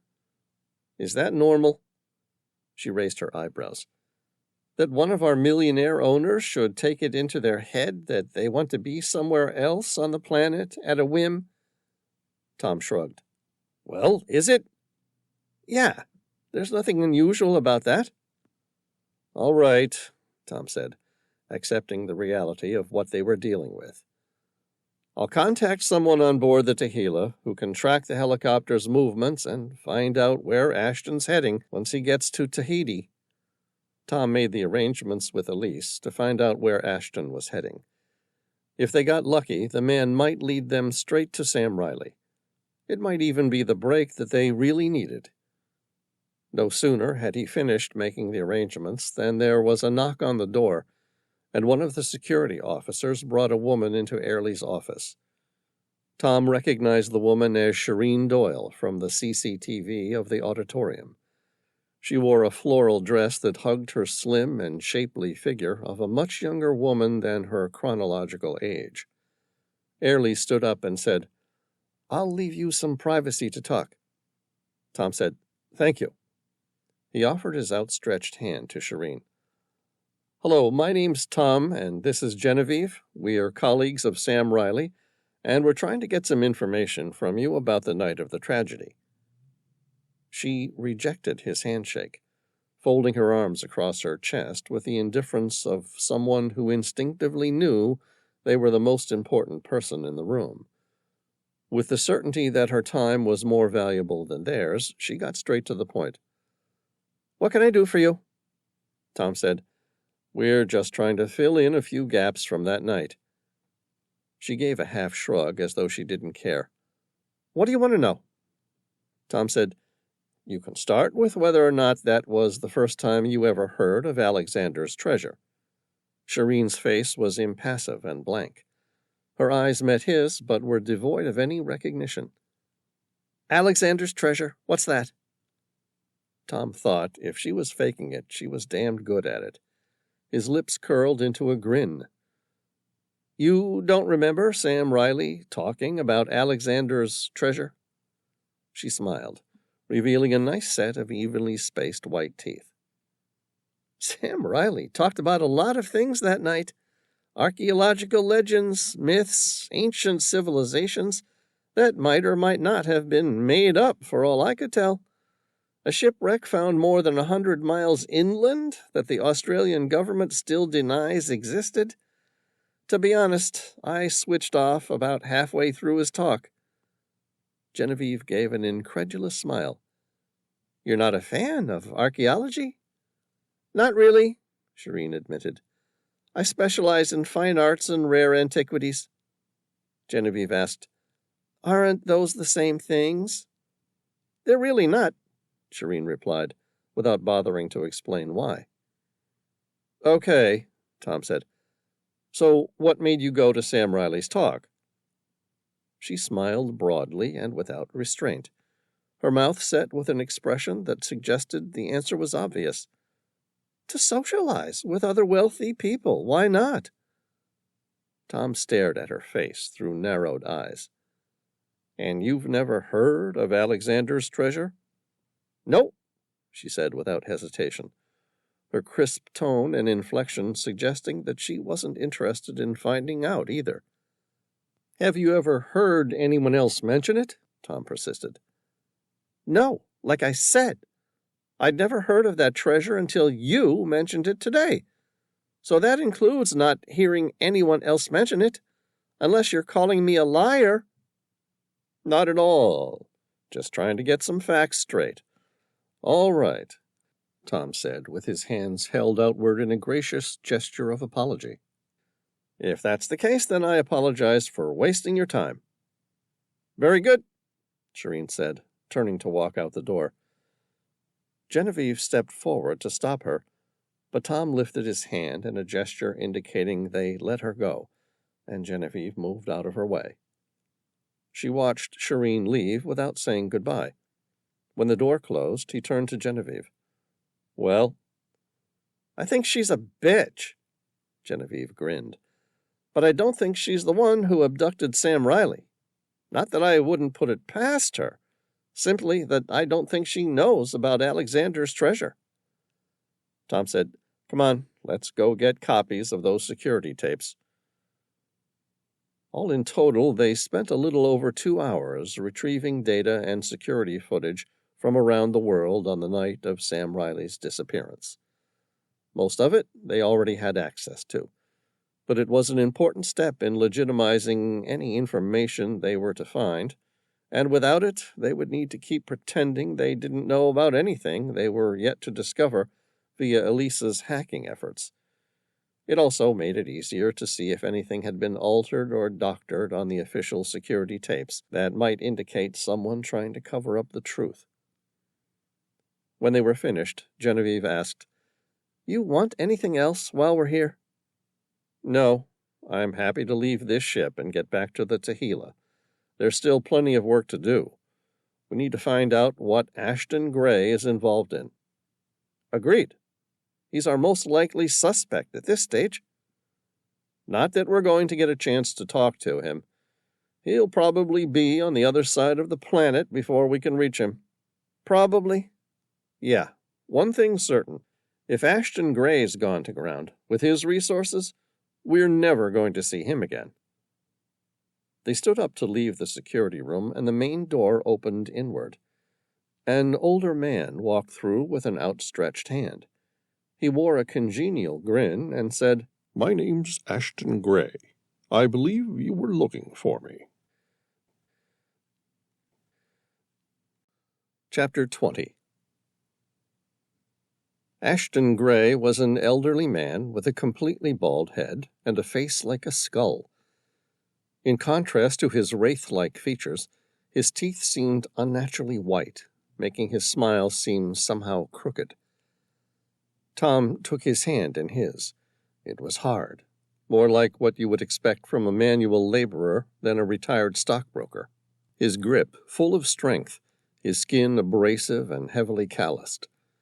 Tom shook his hand, meeting Ashton's eyes. They were dark green, almost an emerald color, and deep-set, giving him a somewhat sinister appearance. "Yes, we were looking for you, Mr. Gray," Tom said, releasing the man's hand. "We'd heard you'd taken a helicopter to Tahiti and weren't expecting you back so soon." Gray gave an apologetic wave of his hand. "I'm sorry. I wouldn't have gone if I knew you were looking for me. I assume you want to talk to me about that night Sam Reilly had that terrible accident." "That's right," Tom said in acknowledgement. "Purely out of curiosity, why did you go to Tahiti?" Gray grinned. "To get good coffee and a croissant." "Are you serious?" The old man merely smiled. It was broad and without restraint or hesitation. "Sure, why not?" "You probably spent several $1,000s in aviation fuel just to get a good coffee and some French croissants." Ashton shrugged with regal indifference. He spoke with a deep baritone voice that made him sound like a professional storyteller. He could easily have been narrating a classic audiobook. "It was very good coffee. And besides, I enjoyed the view and the company of my French waitress." Tom didn't like Ashton at all. The man appeared to be the poster child for every negative stereotype of the ultra-rich, old white guy. Money meant so little to him that he could squander what might have been a year's wages for some people to get a coffee and croissant, while at the same time it was easy to imagine the man flirting shamelessly with a young waitress who found herself in the near impossible position of telling him his advances were unwanted. But none of that surprised Tom, and none of that, on its own, suggested Ashton was guilty of orchestrating the abduction of Sam Reilly. Tom drew a breath. "You're serious, aren't you?" Ashton's gaze turned from Tom to Genevieve, leveling directly on Genevieve, an unrestrained and lascivious grin forming on her lips. He shrugged. "I could take or leave the coffee and croissant, but the waitress—" His eyes returned to Tom's. "Well, I can tell you know a thing or two about beautiful women.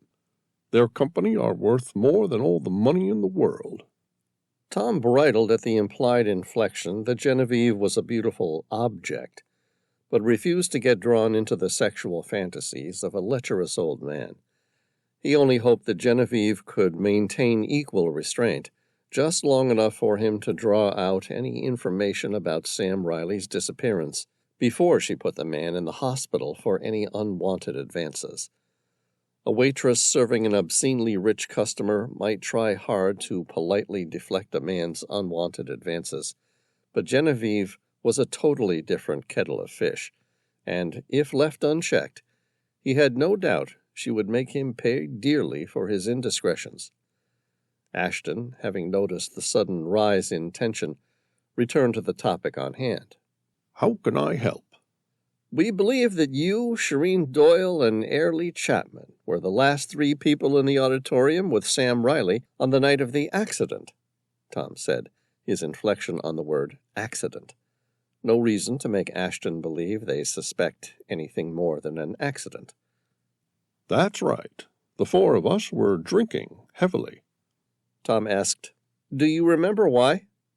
Why? Ashton laughed boisterously. Did we need a reason? We're in the middle of the Pacific Ocean, cruising along with some of the richest people on Earth, certainly the richest retired people. We don't need a lot of excuses to drink. That's fair enough, Tom admitted. Do you remember at the end of the night where the conversation went? Gray ran his fingers through his hands.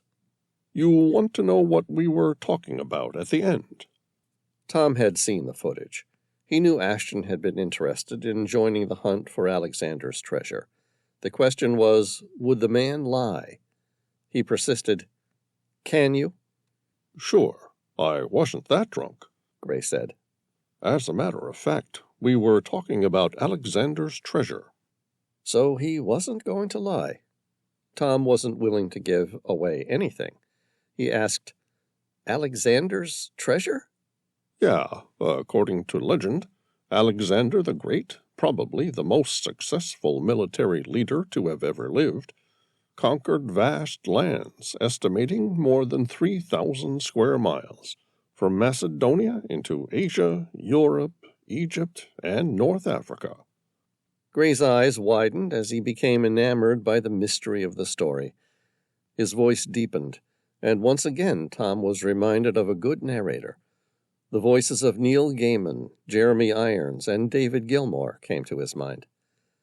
Like all conquerors, he stripped the towns and cities of those he overthrew of anything of value, until his own coffers were bursting with gold. What happened to the gold? Tom asked, keeping the story alive. Gray's bony face became animated. The old man looked rejuvenated, like a kid in his youth, searching for, well, treasure. Toward the end of his life, and fearing a betrayal, Alexander had his vast wealth smelted into gold coins, Greek tetradrachms to be exact, and buried at a secret location. Where it was never found? Exactly. Many believe it is nothing more than a legend, a myth to tell gullible old fortune hunters. Gray's eyes beamed with wonder, and his lips curled upward with desire. But Airlie Chapman has found one of those gold coins. Has she? Tom asked, playing along with the story. She has. Gray was boasting now. One of her oil exploration vessels retrieved it along the seabed of the Black Sea. So, Alexander's treasure has been found? No, not his treasure, just a single gold coin. Really? Tom licked his lips, allowing a puzzled frown to set. How does one find a single gold coin in the middle of a vast desert of the Black Sea? To be honest, it wasn't found on the seabed. No? No. Gray lowered his voice conspiratorially and placed a single finger to his lips, as though what he was about to say was a secret that needed to be kept. Airlie Chapman's not as good a person as you may have been led to believe. Go on. Her oil exploratory company has found a vast new oil reserve somewhere in the Black Sea, but an ancient Greek shipwreck has hindered her rights to gain licenses to drill for oil. Tom met his lowered voice. You seem particularly well-informed, Mr. Gray. In my world, I'm exposed to plenty of stories.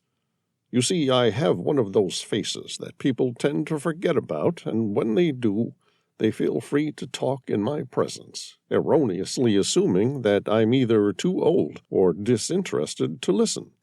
Tom doubted it. He smiled, thinking about Gray's ghost-like skull and evil grin. He looked like every damned villain out of the early Ian Fleming novels. He said, "And what do they say to you?" "I like to listen when lips are loose, and I recall everything." Okay, so what does Miss Airlie Chapman's nefarious oil exploration company have to do with Alexander's treasure? Gray's voice returned to a milder tone. Well, that's the thing. They sent a team of archaeologists down to explore the shipwreck, hoping to discredit its age and value before anyone found out about it. And presumably, worst-case scenario, simply remove it before they applied for drilling rights. And that's where they found the gold coin? Tom asked. Alexander's golden tetradrachm? Uh-huh. But only one? Yes. According to Airlie Chapman, it was found inside a purse on the deck. Its owner long since perished, his or her bones scattered throughout the seabed. Tom's eyes narrowed. No other coins were found? Some.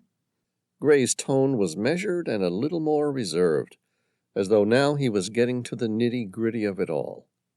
There were silver tetradrachms, diadrams, diabols, and even a couple Egyptian gold staters, some Persian darics, and a scattering of the tiny and common silver hemi-Tartamorian coins. But only one had come from Alexander's treasure. Tom was following now. One of the sailors had been paid out of Alexander's treasure. Precisely what Airlie Chapman believes. Tom could picture it now.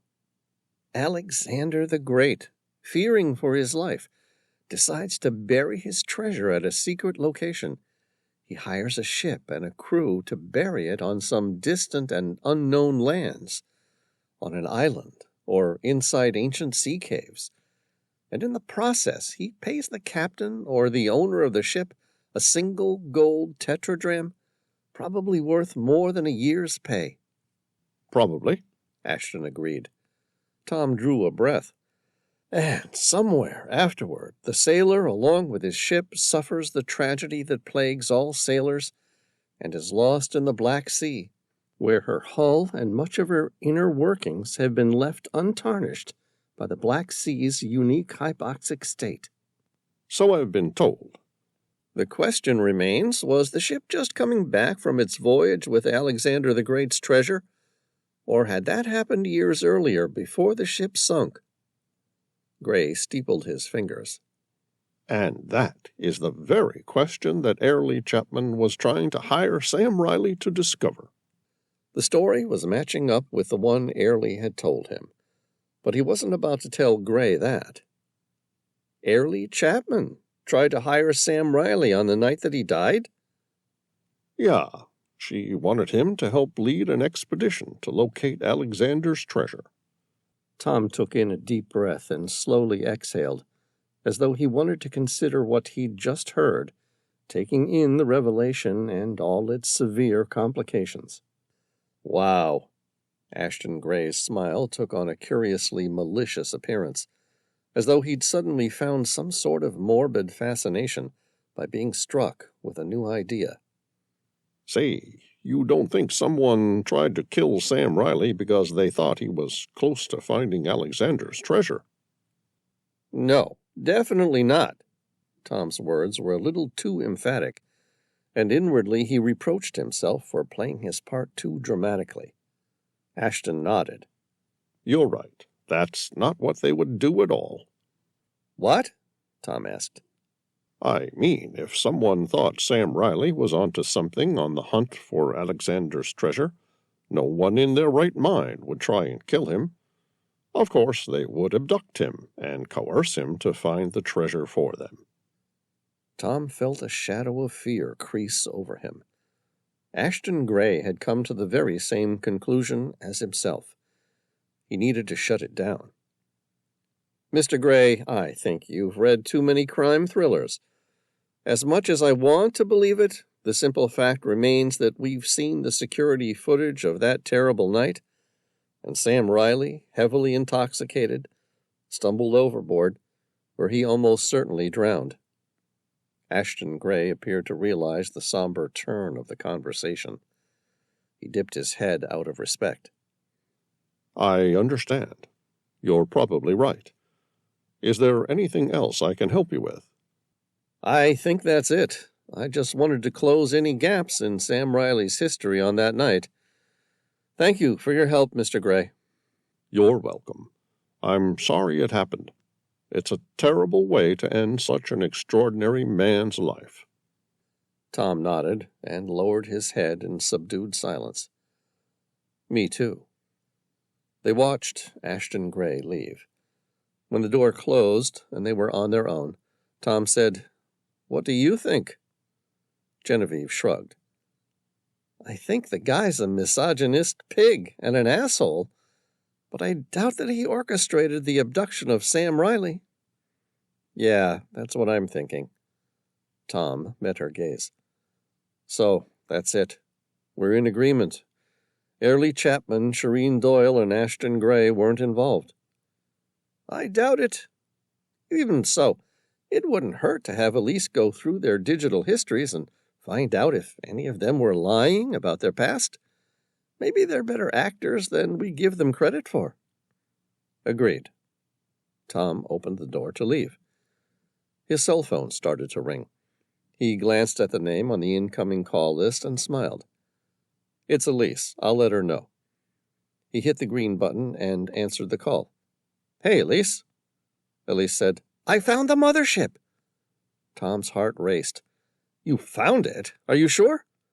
"Pretty sure." Elise didn't work in rough estimates. Her mind worked like a computer. If she was saying pretty sure, she was near 100% certain. She explained, "It's a fishing vessel, but satellite images of the ship indicate that the rigging is all wrong. It looks perfect on the outside, but anyone who has ever stepped foot on board a fishing vessel could tell you the winches for the drag nets hadn't been turned in a decade."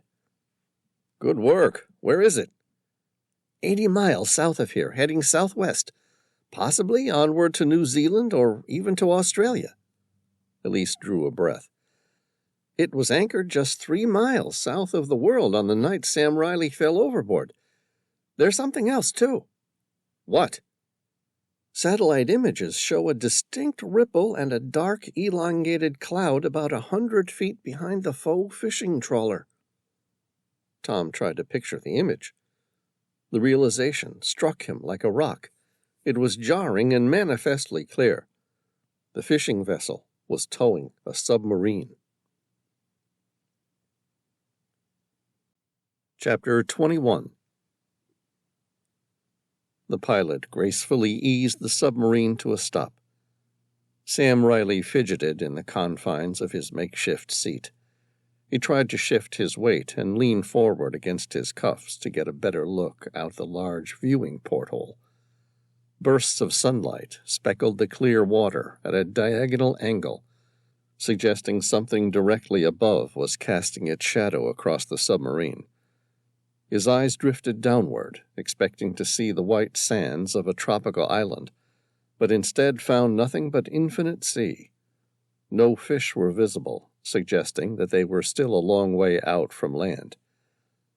A moment later his ears pricked up, listening to the familiar sound of metal connecting to metal, before a series of pressured airlocks were triggered, indicating the privately owned submarine had finally reached its dock.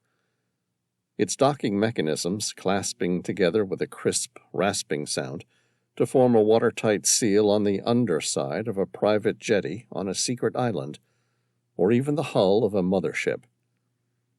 Sam glanced at his wristwatch and calculated the time and date difference from when he'd first fallen into the water. He shook his head. It had been 51 hours since he'd been drugged and fallen overboard into the sea, whereupon he'd been captured and held hostage, so that some sick billionaire could get his or her kicks out of being a wannabe treasure hunter. It was a ridiculous concept, kidnapping him so that he could locate Alexander's treasure, a task that he would have happily performed had he even known where to begin. 51 hours. Sam considered the time that had passed and tried to mentally picture where the submarine could have taken him by now. The world had been passing somewhere nearby Tahiti around the time when he'd fallen into the sea. The submarine was designed to showcase the underwater world, more like a tourist platform, with large viewing windows rather than achieving high speeds or great depths. Even so, Sam doubted that they were traveling anywhere at speeds greater than 10 knots. Even taking into account the time it took for his captors to bring him down to the submarine, it still allowed for 48 hours, times that by 10 knots, and they were dealing with a possible range of 480 nautical miles. That could place him somewhere near any number of Pacific islands. To the northeast, they were well within the Marquesas Islands. In the opposite direction, they could well and truly be in any one of the many Cook Islands. To the north, they might have even reached the island of Kiribati. To the south, the Pitcairn Islands. And scattered throughout the entire region were hundreds of tiny atolls, forming a constellation of white sands upon a canvas of azure waters. Sam shook his head. There was little point even trying to guess where they had taken him. One thing was certain, no one was going to find him there. Even if they had been looking for him, which was unlikely, given everyone on board the World, including his friends, would by now believe him to be dead. Up ahead, the forward bulkhead door opened. It was the same man who'd visited him earlier and forced him to put on handcuffs. Hard, tall, and thin. He stooped to fit through the bulkhead door. The man's previous composure and casual indifference had been replaced by a new sense of urgency. The man carried a handgun. It was a Glock 9mm handgun, common in police enforcement, highly reliable and deadly. The man flicked Sam Reilly a key. "You can take those cuffs off." "Thanks," Sam said, catching the key in his right hand and setting about unlocking the cuffs on his hands. When he reached his feet cuffs, the man lowered the barrel of the Glock so that it was level with Sam's chest. He shook his head. "Not the ones on your feet. I don't want you running off anywhere." Sam opened his mouth to protest, but one glance at his abductor, and he knew now was the wrong time to piss him off. He surreptitiously pocketed the key and said, "Okay." The man wasn't amused. "I'll have the key back, too." Sam withdrew the key and threw it underarm toward his abductor. The man took it without saying anything. Someone from the cockpit entered the main cabin. It was a young man with a solid chest and muscular frame of a professional soldier. Sam recognized his face as one of the scuba divers who had attacked him. His face was clean-shaven, and on his right forearm was a tattoo of a shark and a parachute. Sam recognized the image as the unofficial emblem of the French commando frogmen. In Afghanistan, he'd seen his share of French special forces with similar ink. The frogman spoke quietly into the ear of the man with the Glock, then turned and said, out loud, "How much time have we got?" "Not long," the frogman replied, speaking English, and no longer trying to conceal his voice. "They're on their way now." There had been a dramatic change in the man. Something was wrong, and things were getting worse for them. "I'll have no more trouble from you, Mr. Reilly. We don't have time." A broad smile creased Sam's lips. "Why? What's happened?" "There have been some changes. People are asking questions that they're not supposed to. We need to get you out of here now." A moment later, the entire submarine began to move again. This time it was vertical. Sam's lips parted in a brief smile. The submarine was now being lifted out of the water via some sort of purpose-built elevator. They were being swallowed whole by the mothership where it was to be housed. Up ahead, Sam noticed the pilot switched off the submarine's main power supply, and the dim red glow that had previously lit up the dashboard and controls turned to darkness. There were 2 more people in the cockpit, but despite being able to hear them move in their chairs, neither spoke, and he couldn't see either of them. The abductor grabbed his handgun, pointed it at Sam, and said, "It's time to go." Chapter 22. Sam's handcuffs clanged on the steel rungs of the vertiginous ladder as he followed the frogman up and through the open hatchway. He stepped up onto the landing platform that ran the length of the submarine to where an open set of stairs led. His eyes swept the enclosure, taking in his new environment with a glance. They were inside the storage locker of a large ship. The external partition of the elevator must have formed the bottom of the ship's hull, meaning that the submarine was now housed in a complete dry dock. It was a similar setup to the one they used on board the Tehila, only in this case it was a hell of a lot bigger. The man with the Glock pointed to a staircase. "That way." Sam glanced at the steel stairs. "Where am I going?" "Just follow my directions," the man cautioned. Sam shrugged. The man neglected to mention that he was ill-advised to try and make a run for it. But those words would have been superfluous. He had decided long ago that this was not the man to trifle with.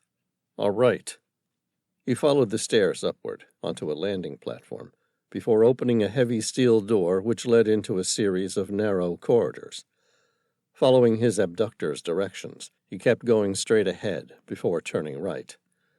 Fluorescent lighting lit the corridors where no natural light permeated.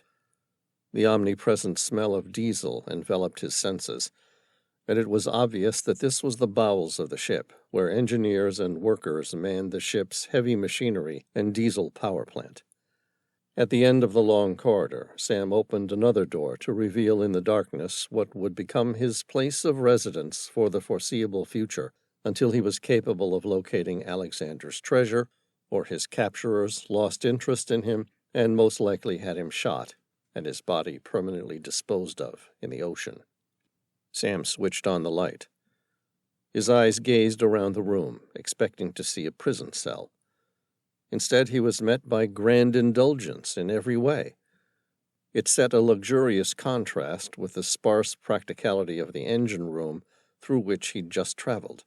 The downlights were a soft LED glow. The room was quite large, more like a studio apartment than a single room. Inside was a large oak desk, upon which sat a laptop and a cell phone. On the wall behind the desk was an image of the modern world, roughly 5 feet tall. Beside it, and of the same dimensions, was another image of the world, only this one was of the ancient world, dated roughly 330 BC. The same time Alexander III of Macedonia ruled. A fridge and bar lined a small dinette at the end of the room, a dining table large enough for several people, a king-size bed with what appeared to be Egyptian thousand-thread bedding, and a large flat-screen TV. The creases of Sam's lips twisted upward. If he was going to be held prisoner, he could think of worse places to be. The room seemed to have all the comforts of home. On the far side of the room, he spotted a large window with its blackout curtain drawn. He found a switch for it and pressed the open button. He heard the whine of the electric motor as the dark blackout curtain separated, revealing a sunny outlook across an azure sea that disappeared into the horizon. He stood at the window and took note that he was probably about 3 stories up. Not that it mattered.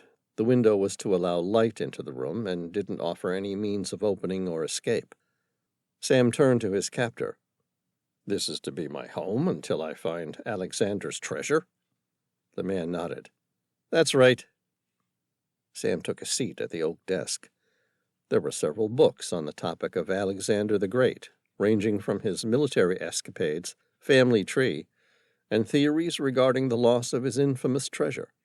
He picked one of the books up. "Light reading?" The man sneered. "In case you want to wind down after a long day's work." "Right," Sam said, putting the book down. He opened the laptop. It started up without a password. On the desktop were several files relating to Alexander the Great and known expeditions, along with a digital video of the shipwreck in the Black Sea, where Airlie Chapman's oil exploratory submarine had first located the single golden tetradrachm. For a moment he wondered if he was Airlie's prisoner. It seemed unlikely. If he was to be her prisoner, why did she bother showing him the coin in the first place and asking to hire him? He'd already told her that he would gladly clear his schedule to go on the hunt for Alexander's treasure. No, he wasn't trapped at Airlie's demand. Sam turned to the cell phone. He switched it on. There was no password, and the screen showed full bars of reception. His eyes darted toward his captor. The man either didn't notice what he was doing or didn't care. As if to prove the point, the man turned and closed the door. Sam heard the slide of a heavy deadbolt lock sliding into place behind him. He was trapped and alone. His heart raced. All right, let's see what we really have here. Sam pressed the phone symbol on the cell phone. 7 pre-programmed contacts came up. Project manager, historian, maritime archaeology, oceanographer, researcher, numismatics, food. Sam tried to dial the number for the bridge on board the Tehila. All he got was a busy signal. He tried his girlfriend's number, but got the same response. He tried the Secretary of Defense's private number. No response. He returned his eyes across the 6 pre-programmed numbers. His heart raced. He pressed historian, and the phone immediately connected. The voice that answered was digitally garbled so that it sounded like Dr. Stephen Hawking's. Hello, Mr. Reilly. What can I help you with? Sam exhaled and grinned. I don't suppose you could put me through to my girlfriend. She might be wondering where I've gotten to. I am afraid that is not possible, came the computer-like reply. Yeah, figures. Sam hung up without saying goodbye. He tried the project manager. It was answered by the same Dr. Stephen Hawking's voice. Hello, Mr. Reilly. Are you ready to get to work now? Yes. Good. Because we're not the only interested party. Do I make myself clear? That gave Sam pause. Not the only interested party. What the hell do you mean? The robotic voice seemed somehow more sinister and threatening. Know this, Mr. Reilly. You are on a race to locate Alexander's treasure. All right, Sam said. And the price of losing this race is your life. Chapter 23. Tom placed an image of La Serena on the round table. She was a large, steel-hulled, ocean-going fishing trawler, but he doubted very much that she had done any fishing for a very long time. Flying a Chilean flag, she was being used to tow a submarine called an underwater drug barge. Only this time, Tom didn't believe there were any drugs inside. The contraband in this case was Sam Reilly, who had been abducted off the world. Genevieve had already planned the boarding party, and in an hour's time the Tehila would catch up with La Serena, and they would find the truth. Gaining permission to legally board and raid a ship in international waters was a complex task. Difficult, but not impossible. The U.S. Coast Guard has the unique capability to gain authority to seize a foreign ship in international waters if it believes that ship is carrying contraband drugs.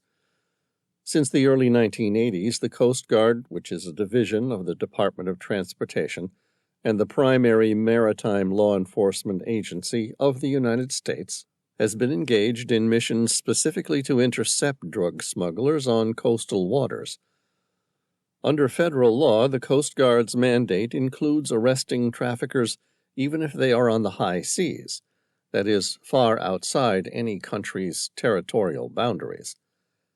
Toward this effort, the United States has cooperative agreements with many other nations to intercept drug activity, and several U.S. federal agencies including the Department of Defense and the Customs Service, are charged with monitoring possible drug trafficking far outside the U.S. borders.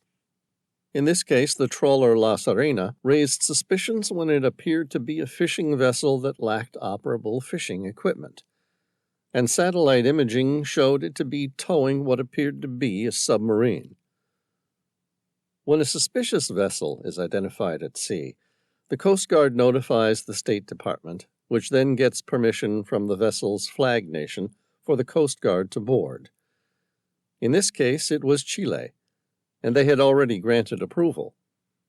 The Secretary of Defense had pulled strings, and the Thriler was officially listed as the latest ship commissioned for the U.S. Coast Guard. Her crew granted honorary commissions.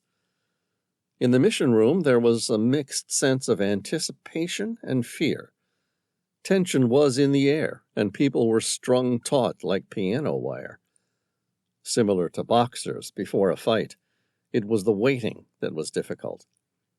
Once La Serena came into view, and it was all action to board her, it would be a different matter.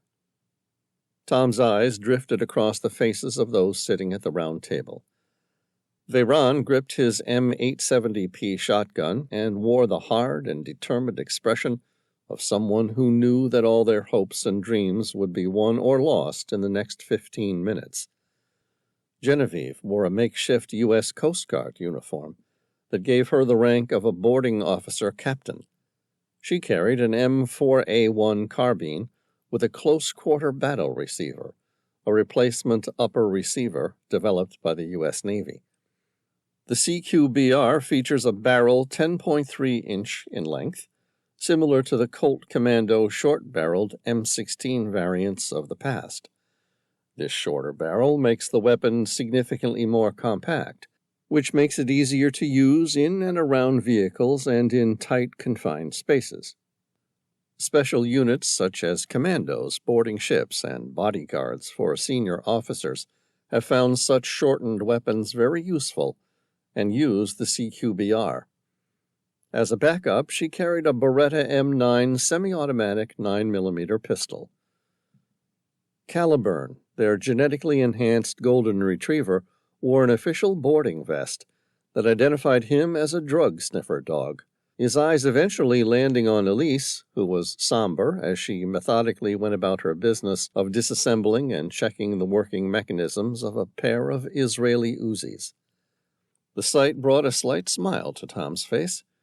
He wondered what the crew of La Serena would think about an officer of the U.S. Coast Guard carrying a pair of Uzis.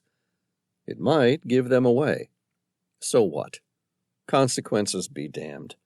They could lodge a formal complaint with the State Department. It could be an international public relations nightmare, but if it brought Sam Reilly from the dead, it was worth it. The ends justified the means. Only Matthew was missing. He wouldn't be part of the boarding party. Instead, he was at the helm, closing the gap between the Thriler and La Serena. Genevieve asked, "Why are they towing the submarine?" Tom replied, "You mean, what's the need for a ship if you have a submarine?" "Yeah," Genevieve said. "Why not just use the submarine?" Tom said, "They're called drug barges, and the reason drug traffickers use them is predominantly the cost. A working, fully functioning submarine easily costs millions upon millions of dollars, and that all eats into a drug king's bottom line.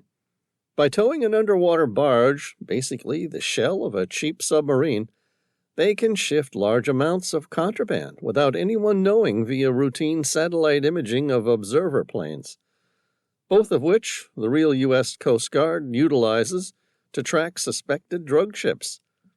What's more, if things ever go wrong and they're boarded, they can lower the submarine so that the boarding teams don't find it. And worst case scenario, they can always sever the connection and send the faux submarine to the bottom." Elise said, "Destroying all evidence of anyone's wrongdoings." "Exactly." Tom scanned the lively faces of his crew, Sam's crew. They looked like they were ready to go into battle. which might very well be exactly what they were about to do. He asked, "Is everyone ready?" There was a resounding assertion of agreement. Tom said, "All right, Genevieve's in charge. Matthew will notify them of our intention to board for a drug inspection. They will be expecting a few minutes to prepare while we get the Zodiac in the water, but instead, Matthew will bring the Tehila alongside La Serena, and we should be able to step across. If they're cooperative, our first priority will be to secure the ship and then bring the submarine to the surface." Genevieve raised her eyebrows. "And if they're not cooperative?" Tom shrugged.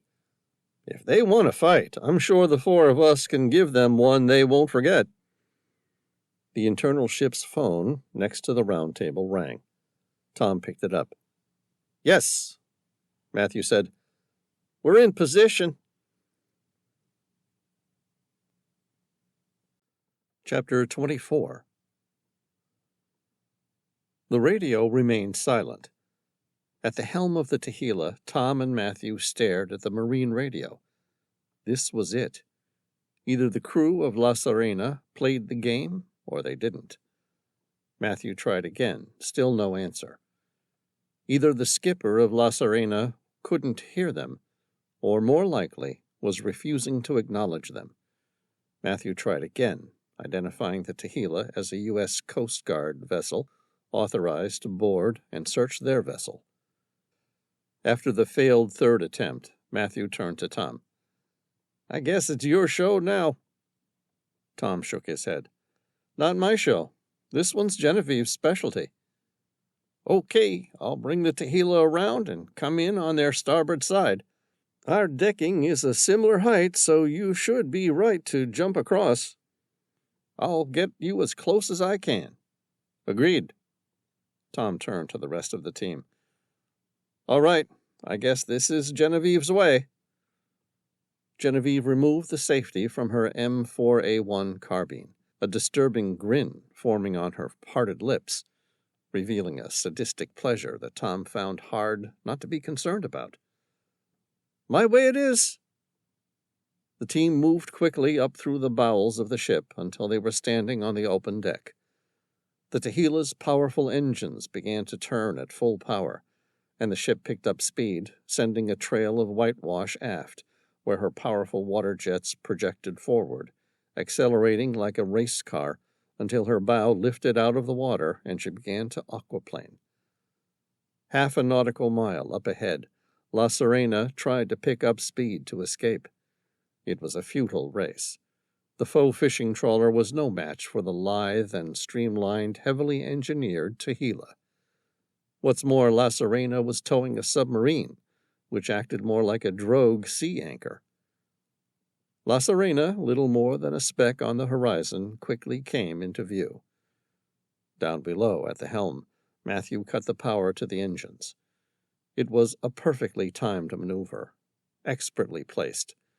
The water jets came to a stop, and the Tehila dropped off the aquaplane, coasting sluggishly in the water, before coming to a stop directly on the starboard side of La Serena. Over the onboard loudspeaker, Matthew said, "La Serena, this is the captain of the U.S. Coast Guard vessel Tehila. You are suspected of transporting contraband. Prepare to be boarded." "I think that's enough of a warning," Genevieve said, as she raised the barrel of her M4A1 carbine, and like all good commanders, she led the boarding party. A void of roughly 3 feet separated the two ships. Genevieve was the first to jump it, followed by Tom, Veyron, Elise, and Caliburn. They landed on the starboard side, aft of La Serena, taking cover behind the bogus rigging for the dragnets. Everything was silent on board La Serena for the next minute. The Tehila's engines fired up again, and Matthew moved the ship away to avoid any accidental collision. Tom's eyes scanned the steel deck of the fishing trawler. He heard muffled footsteps pressing on the metal. Genevieve lifted her hand to indicate everyone wait. A few seconds later, someone with a pump-action shotgun stepped out through the trawler's doghouse, all weapons aimed at the man. The man took one look at the boarding party, cursed in Spanish, and said, "Don't shoot."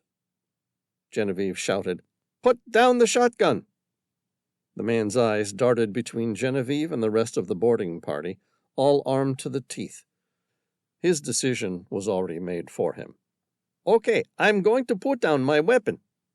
"Slowly," Genevieve directed. "Okay, I'm putting it down. Nice and slow."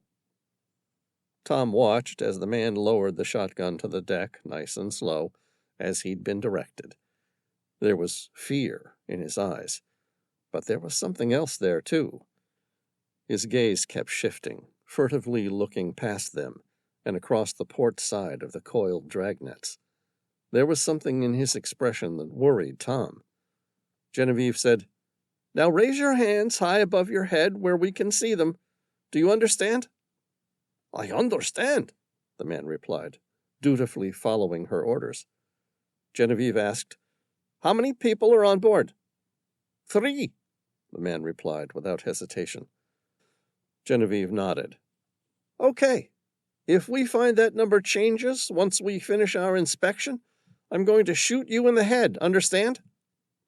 The man made an arrogant grin. "That doesn't sound like something the U.S. Coast Guard are allowed to do." "No, I'll admit it's frowned upon on the international arena." Genevieve's lips curled into a look of genuine pleasure, and for a moment Tom wasn't sure that she was acting anymore. "But I'll let you in on a little secret. We're not really the U.S. Coast Guard, and you can't make a complaint if you and the rest of your crew are dead, and your vessel scuttled and resting along with all evidence of our murder at the bottom of the Pacific Ocean." A shadow of fear flicked across the man's face as he paled. There was something in her voice that could terrify the bravest of men. The man drew a breath and said, "There's 5 people on board, including myself." Genevieve shrugged, as though she really didn't care if he was lying or not, if she had to kill him or not, for that matter. "We'll see." She turned to the rest of the boarding party. "Elise, you can go handcuff him. The rest of you secure the ship." Elise quickly moved forward and handcuffed the guy with his arms in front of his lap, with the speed and efficiency of someone in professional law enforcement. She then searched him. Finding nothing but a pack of cigarettes and a lighter, she pushed him to the floor. "You can have a seat here." In a voice used to command, loud and clear, Genevieve said, "All right, show's over. The rest of you can come out. Hands up, no weapons." More silence. After nearly a minute, Genevieve said to their prisoner, "Maybe you were lying after all?" "No, no." Her eyes narrowed. "Is it just you on board?" "No, I'm not alone." "There's 3 people?" she asked, just checking if he was keeping track of his lies. "No, 5 in total." "That's right. We'll see." The prisoner shouted in Spanish, "For God's sake, come out!"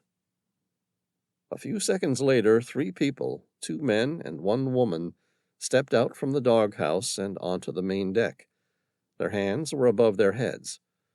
Tom couldn't see any of them carrying any weapons. All of them had wary and furtive eyes. Genevieve returned to the prisoner. "Where's the 5th person?" There were beads of sweat on his pale forehead. "I don't know." Genevieve grinned. She handed Tom her M4A1 carbine. Tom put his Glock into its holster and took the weapon. The prisoner watched her, his mouth open, his eyes wide. His face took on an expression of defiance mingled with fear, but there was something else there. Something Tom didn't like. The man's dark brown eyes kept furtively darting toward the port side. Tom instinctively tracked where the man was looking, but couldn't see anything. Genevieve removed her Beretta M9 semi-automatic 9mm pistol, unlatched the safety, flicking it to double action. She asked, "What's your name?" "Juan." The man took a couple quick breaths. Juan Rojas, I'm just the skipper. Please, I do this to feed my family. Again she shrugged. Okay, Juan, just so we can be sure we have this right, how many people did you say were on board La Serena, including yourself? 5, including me, he answered immediately, and with the certainty of someone who knew he were facing death if he lied. Genevieve drew a deep breath, pointed the 4.9-inch barrel of the Beretta at the man's head. So then, Juan, do you mind telling me why there's only 4 of you here in front of me? Juan swallowed hard.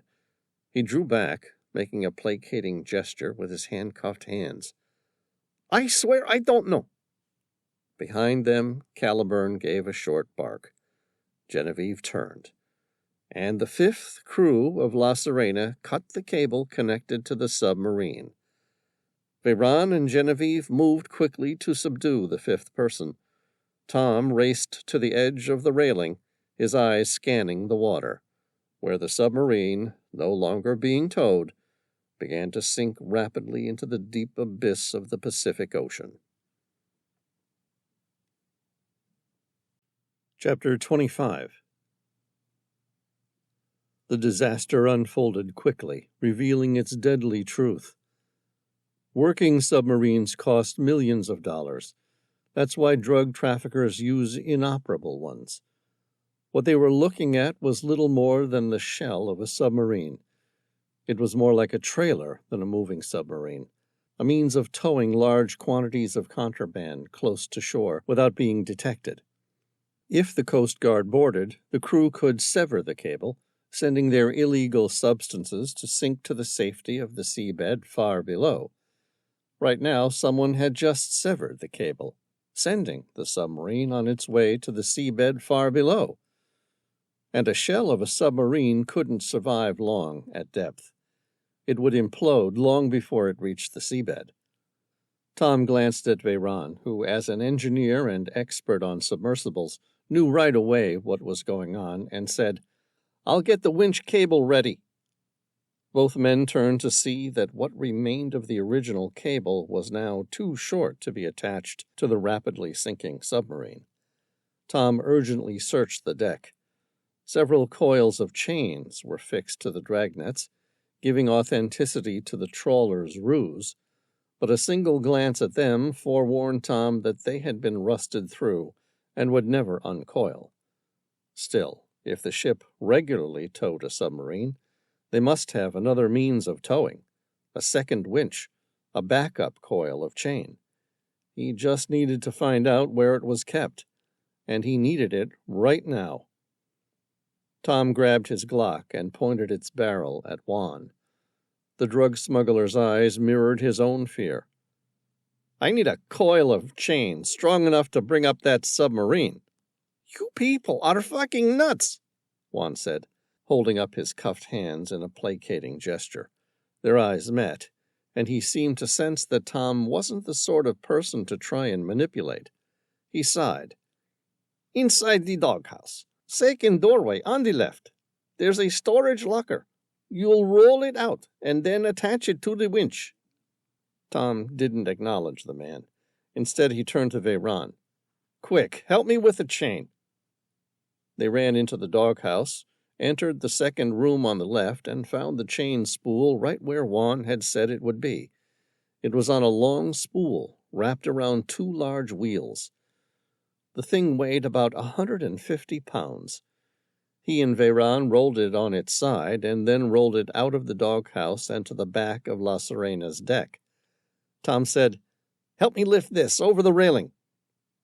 Veyran placed a hand on his shoulder. Hold up. We need to attach the other end to the winch first.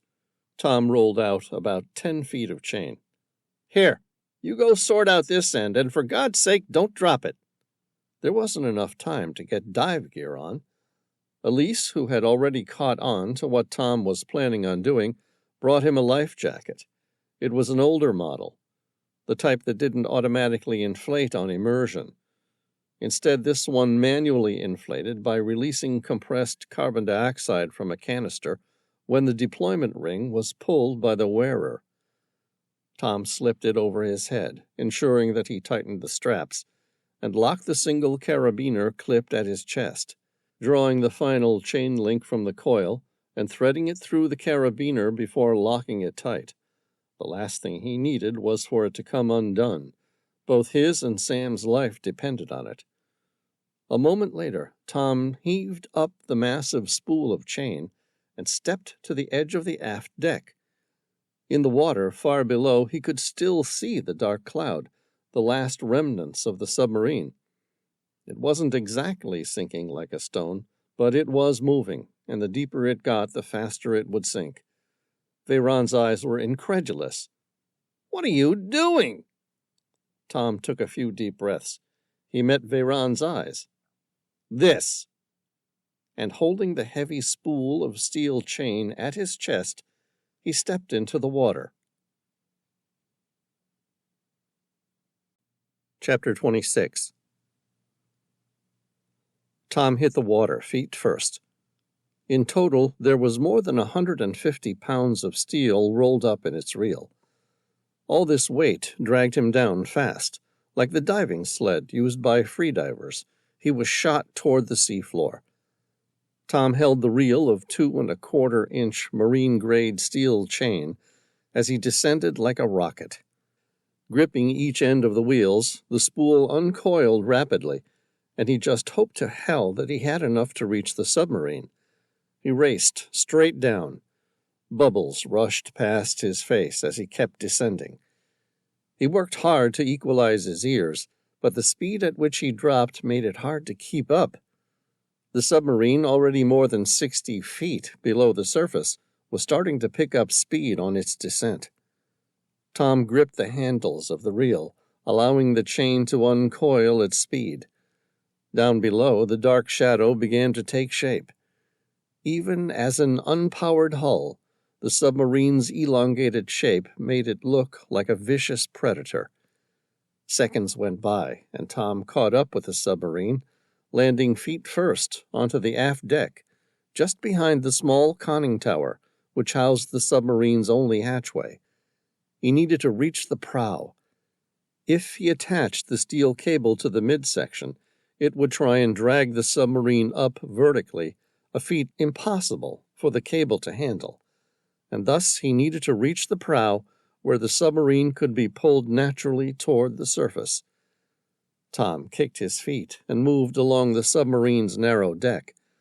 More than 2/3 of the chain spool had been run out. He needed to get the end of it attached to the submarine before it did, or all of his efforts would amount to nothing. With the spool attached to his chest, he pulled himself along the submarine's deck, pulling himself along, hand over hand, along a series of iron support bars that lined the deck, using them like a makeshift ladder. The spool kept unraveling, rolling past the final 10-foot marker. Tom's heart pounded and his chest burned. He was almost there. Gripping the deck with both hands, he pulled hard, shooting across the deck, and reached the prow. Tom quickly wrapped the end of the chain around the cleat. His lungs burned, but he dared not reach for the surface until he was certain the cable had caught and held. The nose of the submarine caught, and the cable went taut. It was enough of a signal, like the fine jolt an angler might notice when a fish latches onto the hook, that Veyron, still on the surface on board the drug ship, was able to kick the winch into gear. Like the predator fish it was, the submarine fought against the cable, jolting side to side as it tried to continue its natural movement toward the seabed far below. Tom's chest burned. It was time to go. He couldn't wait any longer to see if his crazy scheme had worked to save Sam Reilly's life. His dive watch showed a depth of 125 feet. Tom pulled the red emergency toggle on his life vest. The carbon dioxide canister opened, and the jacket inflated in an instant. He pushed off the deck of the submarine, and the now inflated life jacket sent him racing to the surface. He reached the surface with so much speed that his whole torso broached the surface like a whale before landing with a splash. Genevieve was prepared for him and threw him a rope with a steel O-ring at the end. He clipped the carabiners from his life jacket to the O-ring, and Genevieve and Veyron pulled him aboard La Serena. Tom was breathing hard. Every muscle hurt where lactic acid raged throughout his body. In the background, he heard the constant thump of the diesel motor turning the winch. Caliburn came over and licked his face, offering a sympathetic paw. He grinned. "I'm all right, Caliburn." Caliburn's tail wagged. But then he nuzzled Tom's torso and gave an almost muted whine. Tom exhaled. "I know. I'm worried about Sam, too." Chapter 27. La Serena was motoring along at a slow, steady pace with Elise at the helm. At Veyron's suggestion, it was decided that the hydrodynamics of bringing the submarine to the surface worked better while La Serena was moving. It took several minutes for the movement and the winch to bring the submarine to the surface. As soon as it broached, Tom jumped onto the submarine's deck and secured ropes between the two vessels. The last thing he wanted was to lose the submarine now that it was on the surface. Confident he had it secured, he ran to the small conning tower and banged on the hatch. There was no response. There was always the possibility that something had gone wrong and the submarine's watertight hull had been damaged, or its air supply had failed. Maybe Sam Reilly was unconscious, or dead. He didn't wait to find out. Tom began to turn the wheel lock to open the QAWTD, quick-acting watertight door. His heart pounded. There was no way he was going to lose the battle after getting so close. Genevieve came and stood next to him. The M4A1 carbine, with its 10.3-inch close-quarter battle receiver, pointed straight down at the hatch. Tom said, "Whoa! What are you trying to do? Blow Sam's head off?" Genevieve's voice was cold and hard. "We don't know who else is in there." Tom swallowed, still turning the wheel lock. All right. Just don't shoot Sam." She suppressed a retort. They were all feeling the stress since losing Sam. She put the M4A1 carbine away and drew her Beretta. She was a deadly markswoman. "If I squeeze the trigger, I promise I'll put each and every shot on the enemy, so there's no chance of a stray round ricocheting and hitting Sam." Tom exhaled. He knew she was like a machine. If she planned to put each bullet into someone without any loose rounds, she would do it. "Okay." He turned the wheel one more round and felt the watertight seal give out. The hatch was unlocked. It was time. He exchanged a glance with Genevieve. It meant, "I'm going to open this. You clear it." She nodded. On the underneath of the barrel of her Beretta, she switched on her TLR-1S rail-mounted tactical flashlight. Tom opened the hatch upright. The beam of the tactical flashlight shone down into the first chamber of the submarine. It was empty. Tom shouted, "Sam! Are you down there?" No response. He met Genevieve's eye. She nodded, still taking the lead. "My name's Genevieve. I'm a boarding officer with a U.S. Coast Guard vessel, Tehila. If anyone's down there, you need to identify yourself now." Still no response. Genevieve said, "All right, I'm coming down.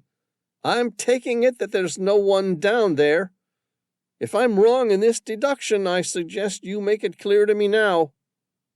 She paused, counted to 3, and then said, "No, I'm armed and I intend to shoot anyone I find." Tom wondered how much she was bluffing versus being deadly serious and about to kill drug smugglers in cold blood. Ordinarily, he would have tried to intervene, but with Sam Reilly's life at stake and every second counting, he didn't care whether she killed half a dozen people in the process. He just wanted to get into the submarine. Genevieve ducked down into the first chamber. She slowly turned around, sending beams of light flickering across the steel walls of the hull. After 30 seconds, she looked up at Tom and said, "It's empty." Tom grimaced. "Empty? What do you mean?" She was already clambering back up. "I meant empty. Sam's not there." Tom didn't get into an argument with her. He jumped down into the first chamber and looked for himself. The submarine was smaller on the inside than he was expecting. Nothing like a modern submarine, or even the shell of a modern submarine. If he had to guess, he was inside the remnants of an old World War II submersible. He switched on his flashlight and shined the light across the main chamber. The light danced across the steel walls. There was nowhere to hide anyone or anything. Beneath the walls there were rows upon rows of sealed plastic bags, each one filled with a white powder, most likely cocaine. He clambered through the length of the internal hull, throwing several of the sealed bags to the ground, in the hope that he might find another hiding spot. By the time he'd searched both ends of the submarine, he was certain that Sam Reilly wasn't on board. No one had been on board. And if they had been, they would be dead. Tom fixed his flashlight on the row of gauges. They showed the oxygen tank was empty, and the CO2 scrubbers probably hadn't been replaced since World War II. Rage boiled up inside him. Tom climbed out of the submarine, grabbed the handcuffed prisoner, and violently slammed him against the wall of La Serena's doghouse. "Where the hell is Sam Reilly?" The man's face was a mask of terror and genuine confusion. "Who's Sam Reilly?" Chapter 28. Tom handed custody of La Serena and her crew over to the captain of the USCGC Mellon, which had been on its return from a joint training exercise in Antarctica with an Australian Navy vessel and New Zealand Navy vessel, when Tom had advised the Secretary of Defense that they'd located the faux trawler. USCGC Mellon was immediately diverted from where it was refueling in New Zealand and ordered to rendezvous with the Tehila to add legitimacy to their mission. The discovery of cocaine was a big win for the U.S. Coast Guard, although Tom doubted it was any more than a drop in the ocean in terms of illegal drug smuggling. The White House would promote it as a big win for the good guys. The drug lords and cartel bosses would flaunt it as a reason to increase the price of their contraband. And more systemically poor and desperate people like Juan from around the world would continue to take extraordinary risks to deliver the drugs to every port on the planet. Drug addicts, like all addicts who were physically and mentally dependent on their vice, would resort to increasingly violent crime to pay for the hiked-up price increase. It was a vicious cycle, and Tom felt cynical about the value of his involvement in it today. Not that he had time to concern himself about the moral and ethical judgments of such a complex issue. Right now, his mind was still entirely focused on finding Sam Reilly. Leave the solutions of a global drug pandemic to somebody else. He picked up his satellite phone and called the Secretary of Defense. It was her private line, and she answered immediately. "Do you have him?" Tom drew a breath. "I don't know what to tell you, Madam Secretary. They were drug smugglers, not kidnappers." He was greeted with silence. After a good 10 to 15 seconds, he asked, "Are you still there, ma'am?" "I'm here, Tom." He could hear the tension in her voice. There was strain where ordinarily one could hear nothing but her crisp authority. Her speech was slightly more raspy and throaty, and for a moment he wondered if she was about to cry. "I'm sorry. If we find out who did this, if we find out who abducted Sam Reilly—" "Yes, ma'am?" Her voice took on its ordinary tone of absolute command and authority. "We're going to be sure to rain down hell on every single one of them." Tom let out a sigh. Yes, ma'am. We will be sure to do that. After a few moments' silence to take in everything, the Secretary of Defense asked, "What are you going to do now?" Tom said, "We'll keep looking for Sam Reilly." "He might not be capable of being found," she warned, and Tom didn't like her thinly veiled euphemism for Sam might be dead. "I know, but we'll keep going. We owe him that much." "Agreed." Her voice softened. "Where will you go?" "I'm not sure yet. I think it's fairly safe to say that whoever abducted Sam will be long gone by now. So there's very little point staying here searching for him.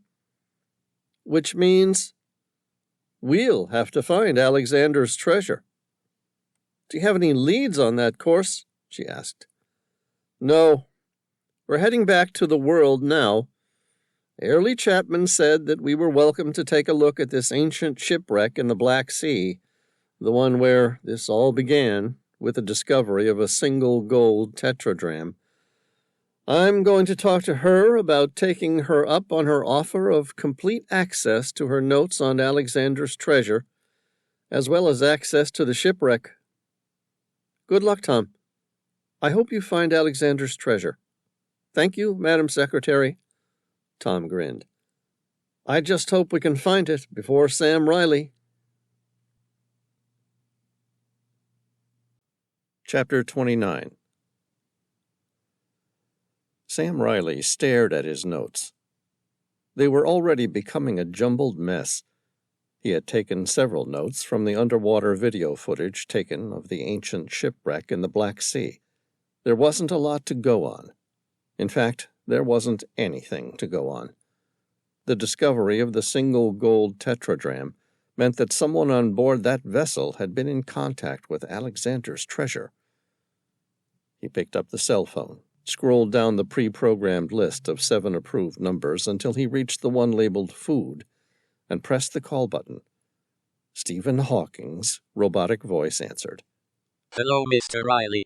What food would you like?" Sam grinned and his stomach rumbled.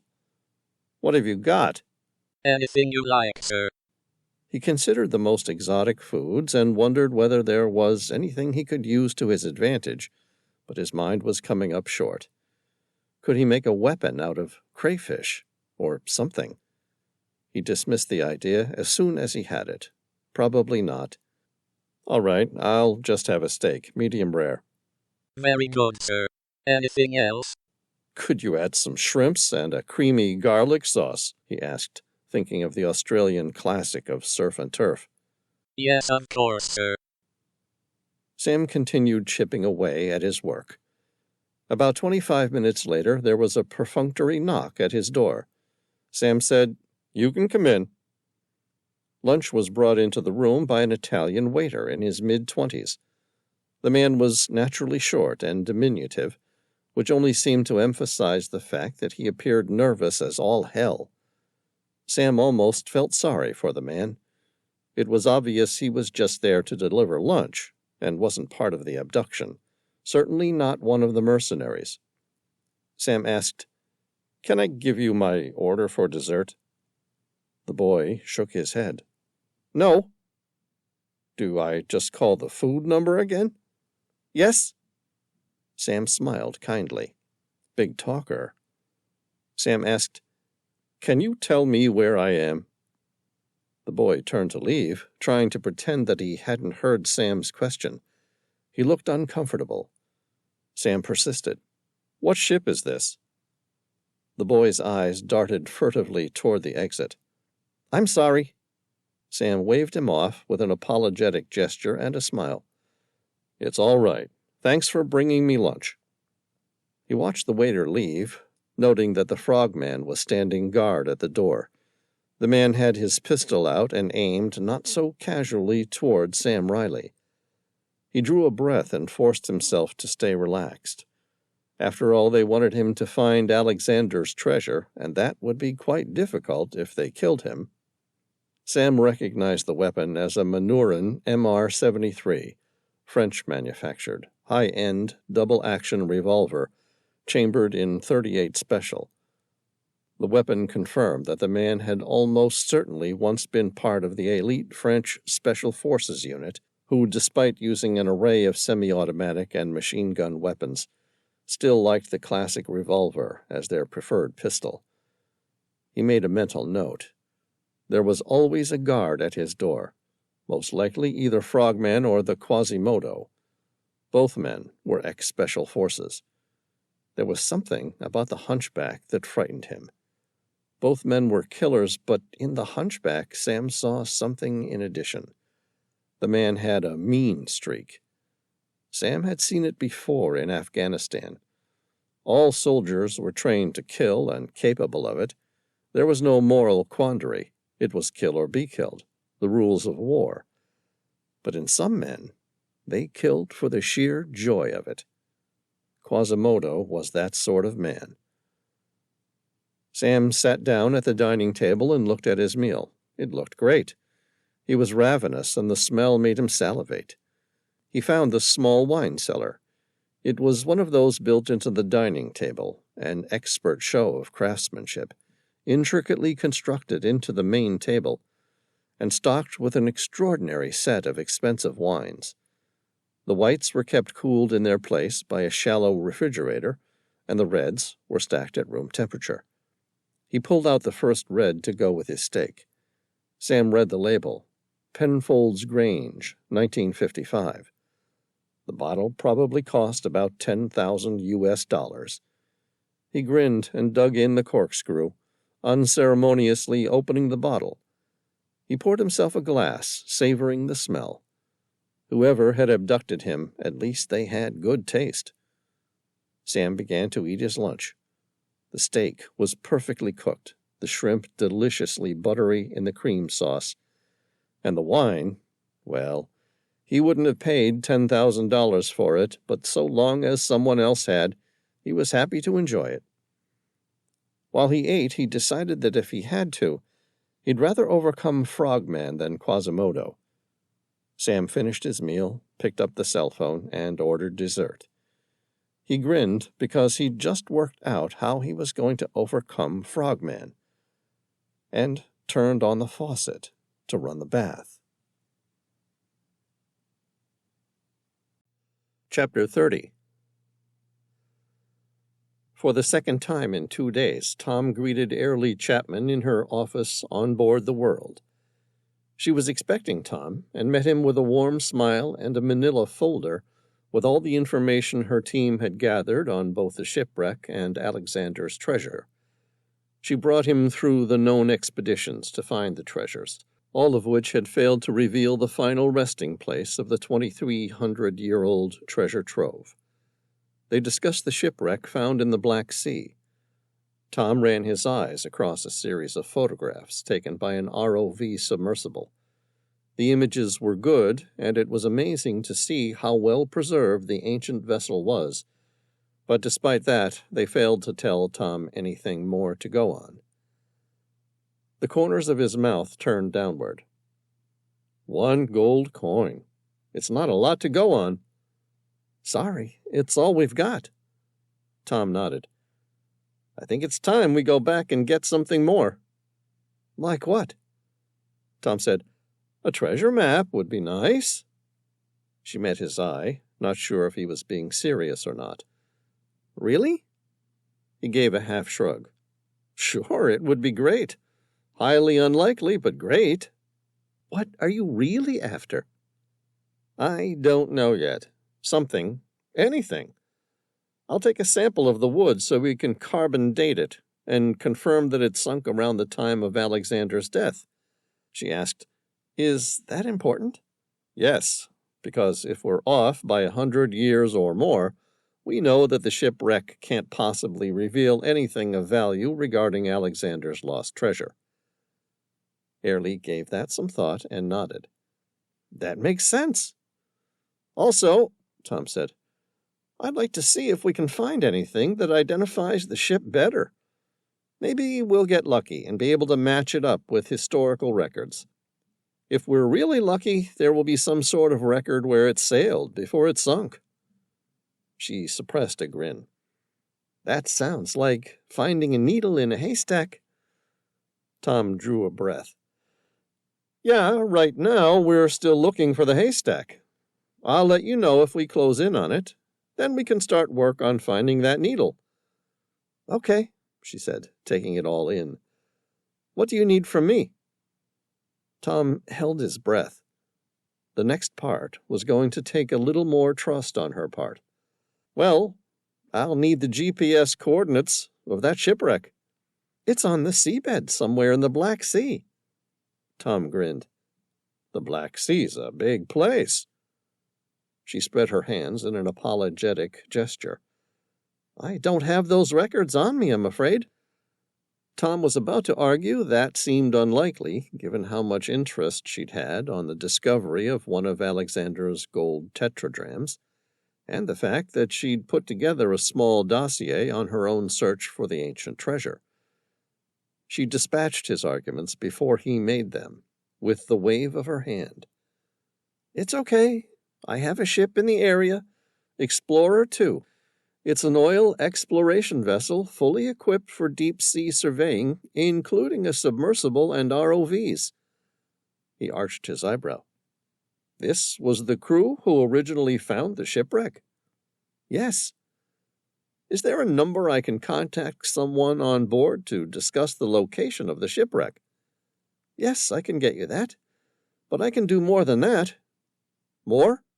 I can contact the director in charge of the ship's operations and advise him to assist you to survey the shipwreck. You're relinquishing control of your own ship to aid my investigation? Sure, why not? She smiled. I assumed that you didn't want to wait to get the tequila all the way to the Black Sea. You're right. The sooner we can start, the better. I can fly out today and be there tomorrow.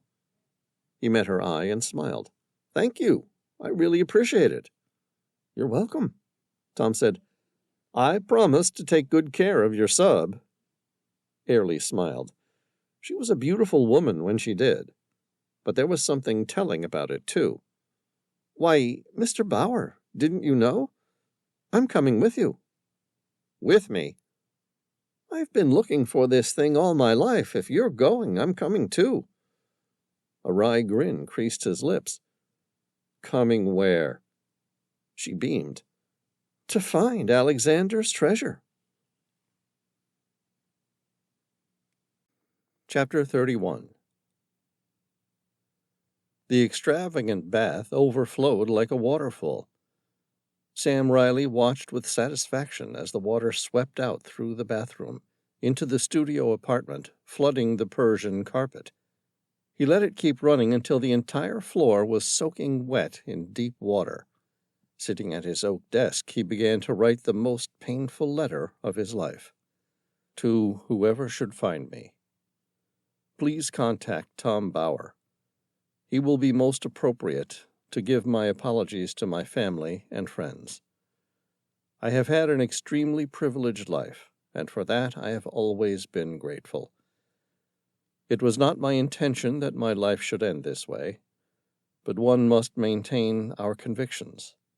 I would rather die with integrity than live as someone else's slave. Signed, Sam Reilly. He then climbed onto the oak desk. Using a towel that he'd cut into multiple strips and tied together to create a makeshift rope, Sam threw one side over a support beam on the ceiling and pulled it through. He secured the top with a figure-8 knot, leaving a trailing tail that hung a couple feet off from the floor, on the bottom of which he folded the rope into a large loop, before taking the tail end upward and forming 8 tight coils, before completing the classic hangman's knot. Sam studied the knot, making sure that he had done it correctly. The consequences of such a mistake were horrifying, and he didn't even let himself imagine things going wrong. He stared at the row of 8 coils, and the telltale knot at the top. It somehow looked different on the towel rope, but he wasn't still certain he'd done it right. He drew a satisfied breath and exhaled. Everything was ready and exactly as it should be. He picked up his cell phone, scrolled through, found the number titled Project Manager, and pressed the call button. Yes, came the robotic voice. The lunch was good. Sam paused, letting his non sequitur hang there for a moment, licked his lips, and took a moment for himself. The apartment's okay, too. Not bad wine. I might have had too much, and if I'm to be entirely honest, I sometimes do some pretty stupid things when I drink too much. But you already know this, or else you never would have gotten lucky and caught me. Stephen Hawking's robotic voice seemed to carry the speaker's disdain surprisingly well. Mr. Reilly, is there something I can do for you? Sam slurred his speech. Yeah, there is. He didn't finish explaining what it was. Instead, he let the sentence finish in silence. What is it that we can do for you, Mr. Reilly? Sorry, Sam replied. Were you speaking to me? You called about something. What do you need? Ah, yes, Sam responded, raising his voice a couple notches. Look, I figure if you've gone to all this trouble to abduct me, you've probably put some extensive resources into researching my history. So you know me, or at least you think you do. Would you say that appraisal is correct? Sure, the project manager replied, his robotic voice somehow capturing the frustration. Good. Sam's voice seemed to clear up. No longer slurring his words, his speech seemed to take on a colder, somehow harder, crisp layer. Then you know I don't like to play games. Okay, we know that. There was a brief pause, then... What do you want, Mr. Reilly? To be released. And you will, just as soon as you find Alexander's treasure. Sam shook his head. That's not going to work for me. I'm afraid that isn't going to happen. Sam said, I don't like to play games.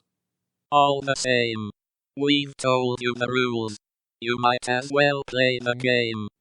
I'm changing the rules today. No, you're really not. We still hold your life in our hands. We decide what happens, not you. That's where you're wrong. Sam's voice was emphatic. I'm in charge. No, you're not. Yes, I am. In every circumstance, I'm in charge. I decide what happens. And right now, I'm telling you how this will play out. Go on. The robotic voice seemed to manifest a certain inflection, as though its speaker was thinking, this ought to be good. Tell me, how will this play out? Sam spoke slowly, carefully enunciating every syllable. In 5 minutes' time, I'm going to walk out that door. That's not for negotiation. I am listening, Mr. Reilly. So what is on the table for negotiation? One of two things will happen. You will be the one opening the door and telling me this whole thing has been a royal fuck-up on your part, and I'm free to go. Sam paused for dramatic flair. Alternatively, you don't, and I walk out of here, and I promise you I will hunt down and kill every single person who was involved in my abduction. The robotic voice of Stephen Hawking began to laugh.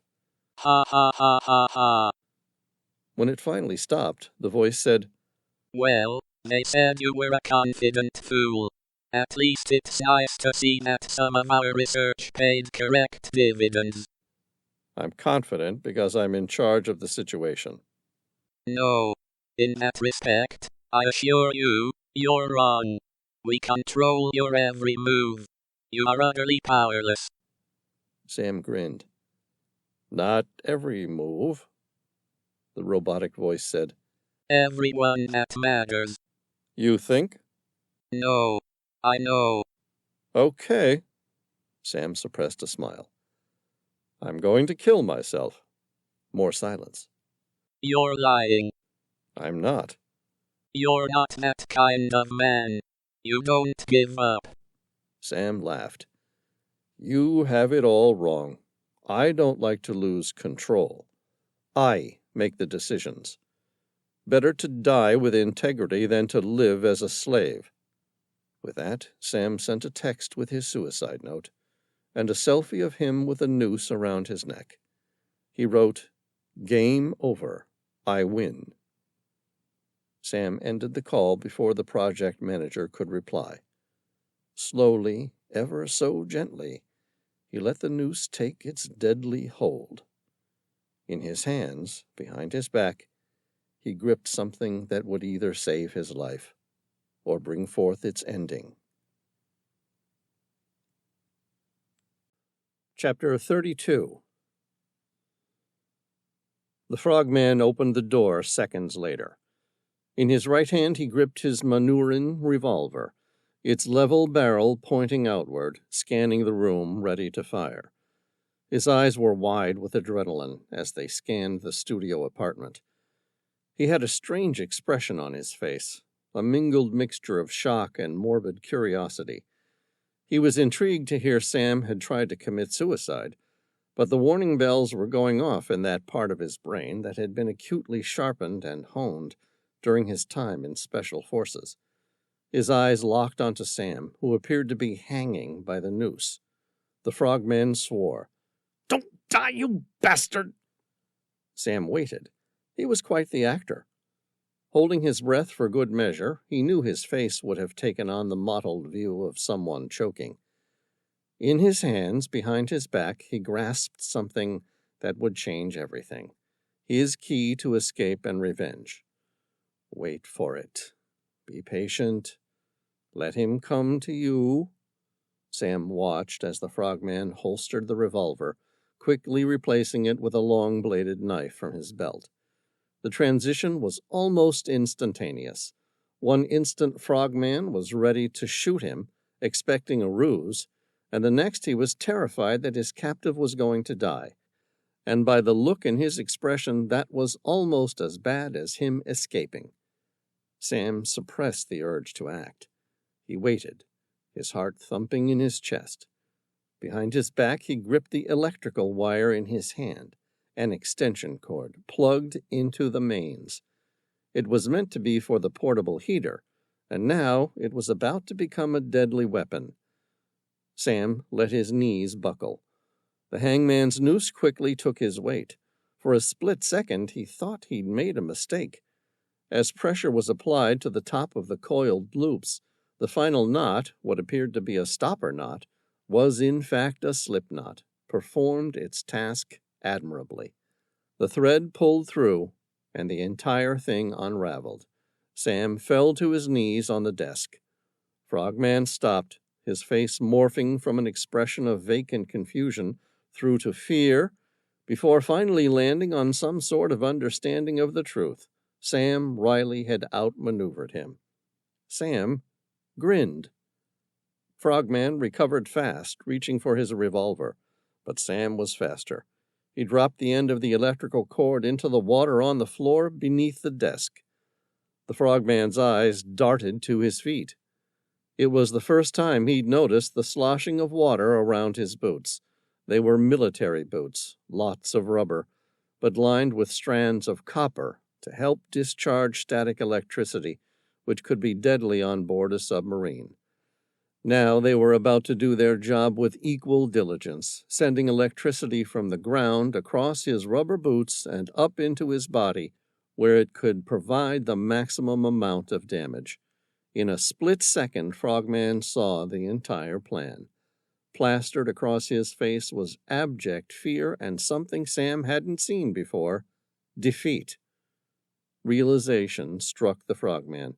His eyes widened, and he tried to escape by jumping backward, but it was too late. He was already standing in water, no way to get out of it. The electrical cord hit the water. It was powered by 240 volts via a standard frequency of 50 hertz, enough to kill a grown man within seconds. Frogman opened his mouth to scream, but the electrical current that leaped up his leg caused every muscle in his body to contract and spasm. The muscles of his diaphragm jolted uncontrollably, preventing him from taking a breath or from crying out in pain. He dropped to the floor, his entire body violently convulsing like someone having an epileptic seizure. The whole thing lasted little more than 10 seconds before Sam flicked the electrical switch to off, and Frogman finally stopped moving. At a glance, Sam couldn't tell if the man was breathing. He suspected he was dead. After all, he'd just been electrocuted, but he'd heard of people surviving it before. Either way, he wasn't going to be waiting around to find out. Sam removed the extension cord from the wall socket for good measure, and then ran to grab Frogman's revolver. It was equipped with a silencer. That seemed odd. Why would someone need to silence a pistol on board a ship that they owned, unless they weren't on a ship they owned? Unless they wanted to keep Sam's abduction a secret. The thought only raised Sam's excitement. His chance of survival just went up another notch. Maybe he wouldn't have to kill everyone on board in order to escape. He turned to leave, and Frogman's eyes opened. The elite mercenary's primal survival instincts kicked in. The man lunged forward at Sam with his knife. Sam was only a few feet away, too close to make any other move. Kill or be killed. The question didn't even register in his mind. At that range, he could hardly miss. He squeezed off 2 shots in rapid succession, each one hitting Frogman in the money shot, right in the middle of the chest at the sternum. It stopped him in his tracks. He lay on the ground for a second, and then his eyes opened, and he lunged again. Sam adjusted his aim and fired once more, straight between Frogman's eyes. The revolver, chambered with .38 Special, powerful enough to just about blow the man's skull clear off. No need for a second shot. This time, he was dead. He searched Frogman's body and retrieved a packet of .38 Special. He manually loaded 3 more shots into the chamber until all 6 cylinders were loaded, and stepped out the door. Chapter 33. Sam closed the heavy steel door behind him. He backtracked through the small maze of narrow corridors through which he'd arrived. The scent of diesel filled his nostrils, and the fluorescent lights flickered in the dark quarters, where maintenance engineers kept the ship moving. Sam moved quickly, not worried about the sound of his footsteps being heard over the incessant drum of the large diesel power plant, which filled the corridors. Sam pushed through another heavy door and entered the main engine room. Signs of the door noted the need for hearing protection, safety helmet, and boots to be worn. He kept going, his eyes darting furtively across the entire room. 3 workers oiling one of the main turbines as it spun glanced up at him, their faces registering a wry expression of surprise and mild curiosity. But there was no sign of them going to stop him. If Sam had to guess, they were simply there to work and didn't know anything about his abduction. For a split second, he considered going to them for help, but he couldn't risk it. Another man entered the door at the end of the hallway. He was carrying a paper pad and looked to be checking off points on a maintenance list. The man looked up and spotted Sam. "Hey, you're not supposed to be—" Sam didn't say anything. He didn't have to. The revolver held in his outstretched hand was enough to give the maintenance worker the idea to step out of his way. Sam smiled as he stepped past the man. "Much obliged." He kept moving. On the other side of the door, it split into a perpendicular passageway. Left or right? Sam glanced both ways before spotting a series of steel stairs to the right. He imagined himself deep in the bowels of the ship, far below deck. That meant the only way out would be to climb. He turned right and ran toward the stairs. Sam took them 2 at a time. The stairs folded in on themselves like a set of fire stairs heading upward in a confined space. In total, Sam climbed 5 levels before he reached another steel door. He was breathing heavily through pursed lips, his heart pounding, fear and the exhilaration of freedom nearing, jamming in his head in equal proportions. He paused, took a breath, and opened the heavy door. Undappled sunlight glared in. Sam stared outside, running his eyes across the teak deck of a large cruise ship, and swore. The ground fell away beneath him. He felt his world begin to shatter. Out there, the truth stared back at him. The realization hit him with a jolt. He had been confined on board the World. Sam stepped out onto the promenade. Coming up from the stern, he spotted the hunchback. The man was carrying a handgun, but Sam guessed the man would try his best to avoid using it. Even with a silencer, the shot would be hard to conceal on board the cruise ship. He yelled out, "Help! Help!" Sam began running in the opposite direction, heading toward the bow. He needed to reach the bridge or the heart of the ship, where shops, restaurants, and other places would be, somewhere people would be hard to miss. He stepped off the deck, moving fast, and entered the internal esplanade. The shops were all shut, the restaurants closed, or had someone intentionally had them shut to protect their secret. Up ahead, he spotted the shadow of a man disappear behind an internal doorway. It wasn't much, but it was something. He needed to get out of the open now. He followed the man through the door and came face to face with Ashton Gray. The man's head, bald with its skin taut, giving him the impression of a skeleton, appeared sinister as he met Sam's gaze with a malicious grin. "Well, well, I was wondering when they'd get you. Welcome back, Mr. Reilly. Aren't you in a world of trouble?" Chapter 34. Tom Bauer was about to board the Eurocopter when he heard the cry for help. The sound echoed from the distance, the words imperceptible, but from their tone he knew instinctively that they were for help. He tilted his head, listened. Down on the promenade, several security officers were running hard. They were all armed, weapons drawn. They were obviously in pursuit of somebody dangerous. His eyes returned to Airlie Chapman with a frown. "Everything okay?" She gave an unpretentious shrug, as though it was part of any ordinary day. "I'll find out." Tom watched as she made a quick call. She stepped away from him and spoke with the sort of quiet authority he was learning came natural to her. She appeared casual and indifferent regarding the scene from the promenade, but there was something about her stance that suggested the news had unhinged her somehow. Airlie ended the call and returned to him. He asked again, "Everything okay?" There was a jolt. Tom saw it, a small one, the smallest of tells on Airlie's otherwise impassive face, but it was there, a slight widening of her eyes. She had recovered in less than a second. She smiled, trying to suppress something she wanted to conceal. "Yeah, it's just there's been an incident."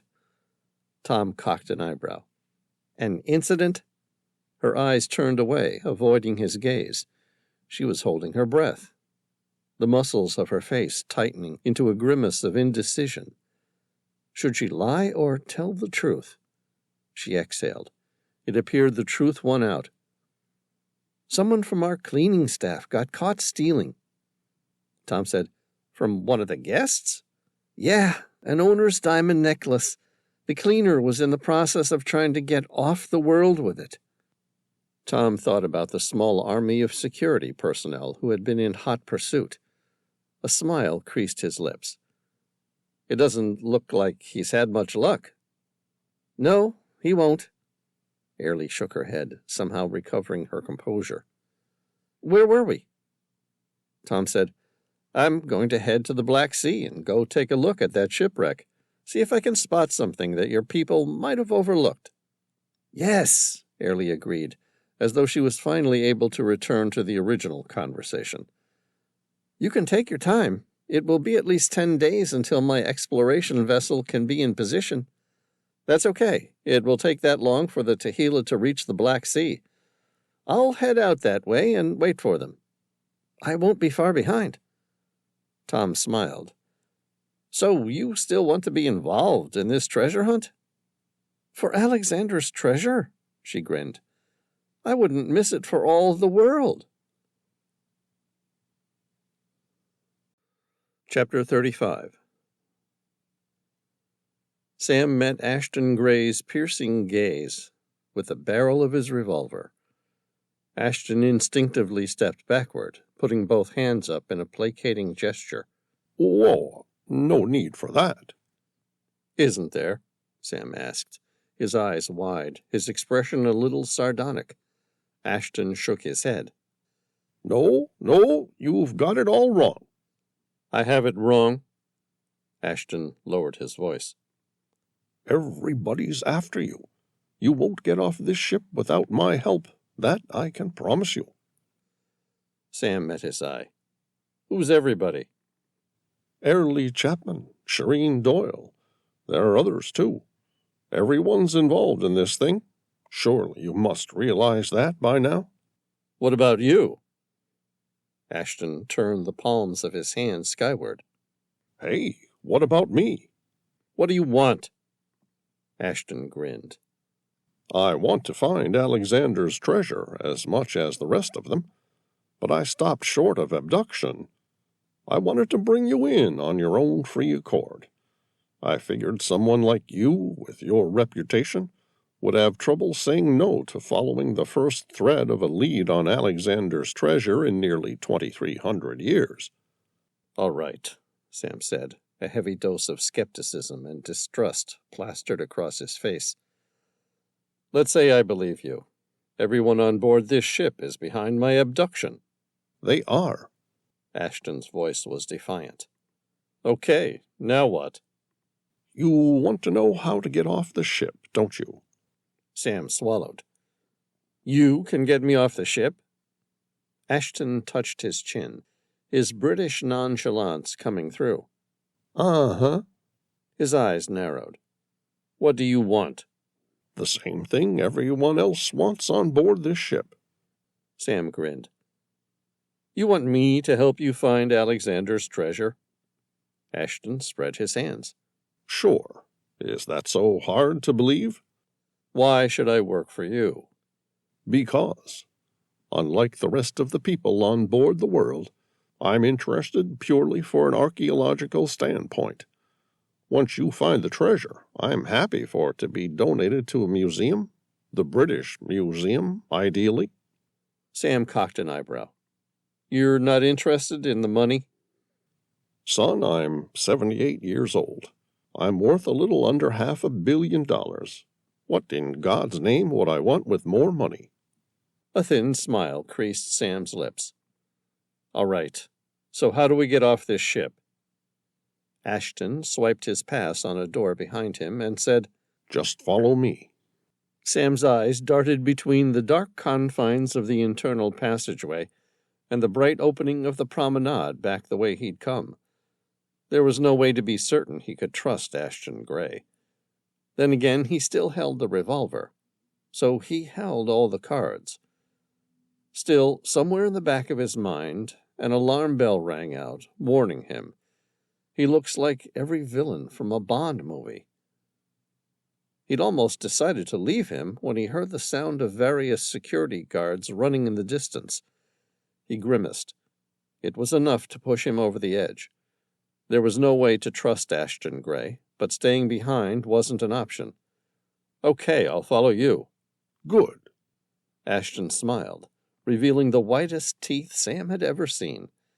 He spread his hand outward, indicating Sam should get out of sight first. Sam stepped into the internal passageway. Behind him, Gray closed the door. Sam could hear its magnetic locking mechanism closing the door firm. Sam turned to face Ashton. There was something about the man's expression he didn't like. It was as though he were guarding the door. But it was more than that. It looked like he'd won. Sam asked, Now where? Just up ahead. We can take a private elevator down to my sports boat. Gray exhaled. Once we're on the water, we can use my sat phone to call your ship. What's her name? The Tehila? All right, sounds good. Sam kept walking until they reached the elevator. Gray swiped his card and pressed the down button. He waited. The man looked suddenly nervous. There was a slight twitch in his face. Tiny beads of sweat rose from his forehead. Have you eaten? Yes. I suppose you just used your cell phone to order lunch? Something like that. Gray's face seemed to tense, as though he'd made a mistake. Sam asked, "What is it?" Nothing. It wasn't nothing. Sam was certain of it. Ashton Gray was guiding him in somewhere. Somewhere in the back of Sam's mind, more alarm bells rang off. He hadn't told Ashton Gray about the cell phone. Sam pushed him over and started running. He reached the end of the narrow passageway, opened the door, and came face to face with someone. There was someone waiting for him, and they were holding the double-forked prongs of an electric taser. Sam's face turned into a wry expression of puzzlement. "It's you!" But before he could even say the person's name, the taser connected with his chest. The sudden jolt of electricity caused every muscle in his body to spasm. In an instant, he was out cold. Chapter 36. 6 days later, somewhere over the Black Sea, the Jet Ranger swept across the cerulean blue sky at 120 knots. Its rotor blades whipped through the air, beating the crisp, wintry atmosphere like a whisk as the helicopter cast a shadow on the still waters of the Black Sea far below.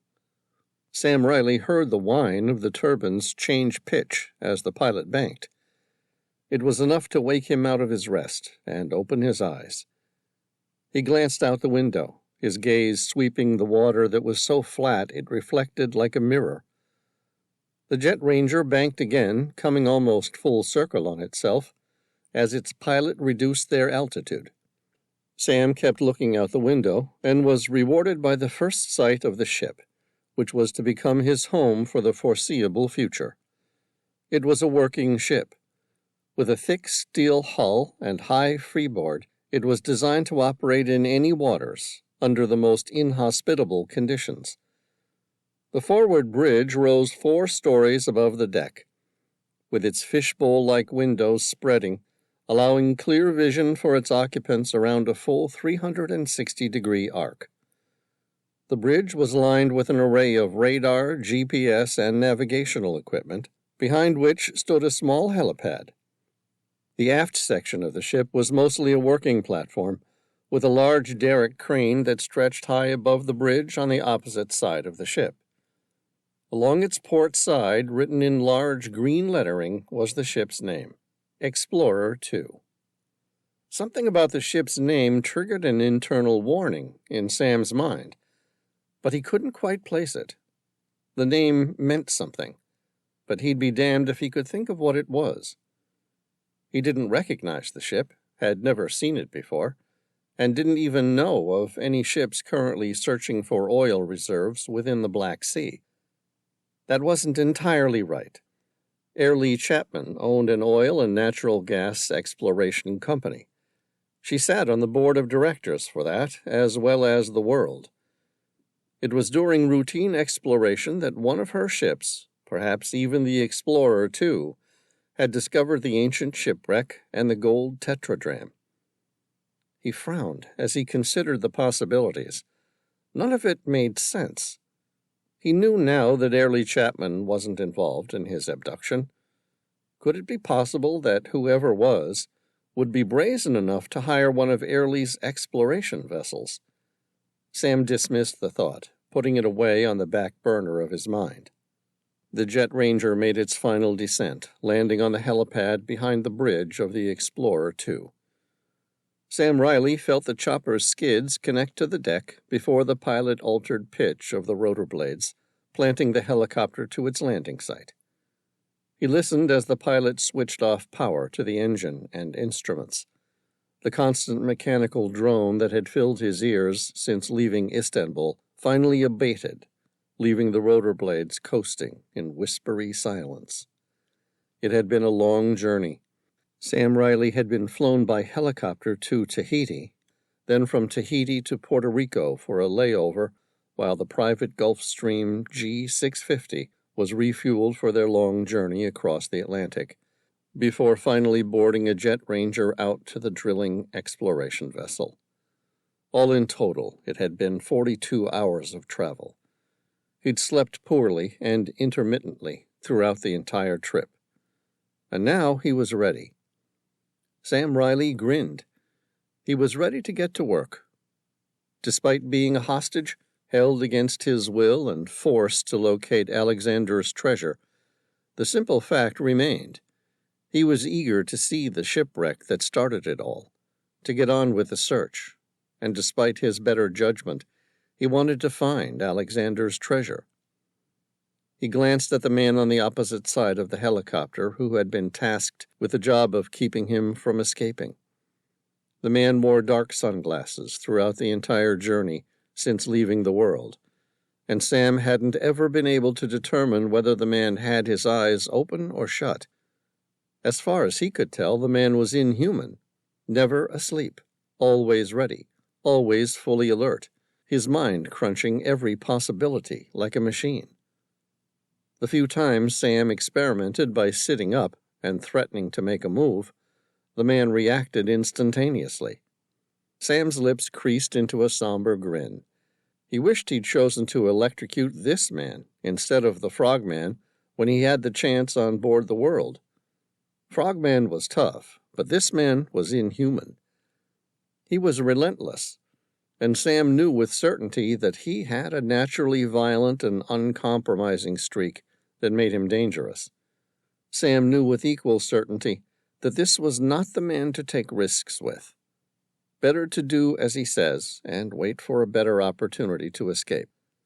Sam had taken to calling him Quasimodo, as in The Hunchback of Notre Dame.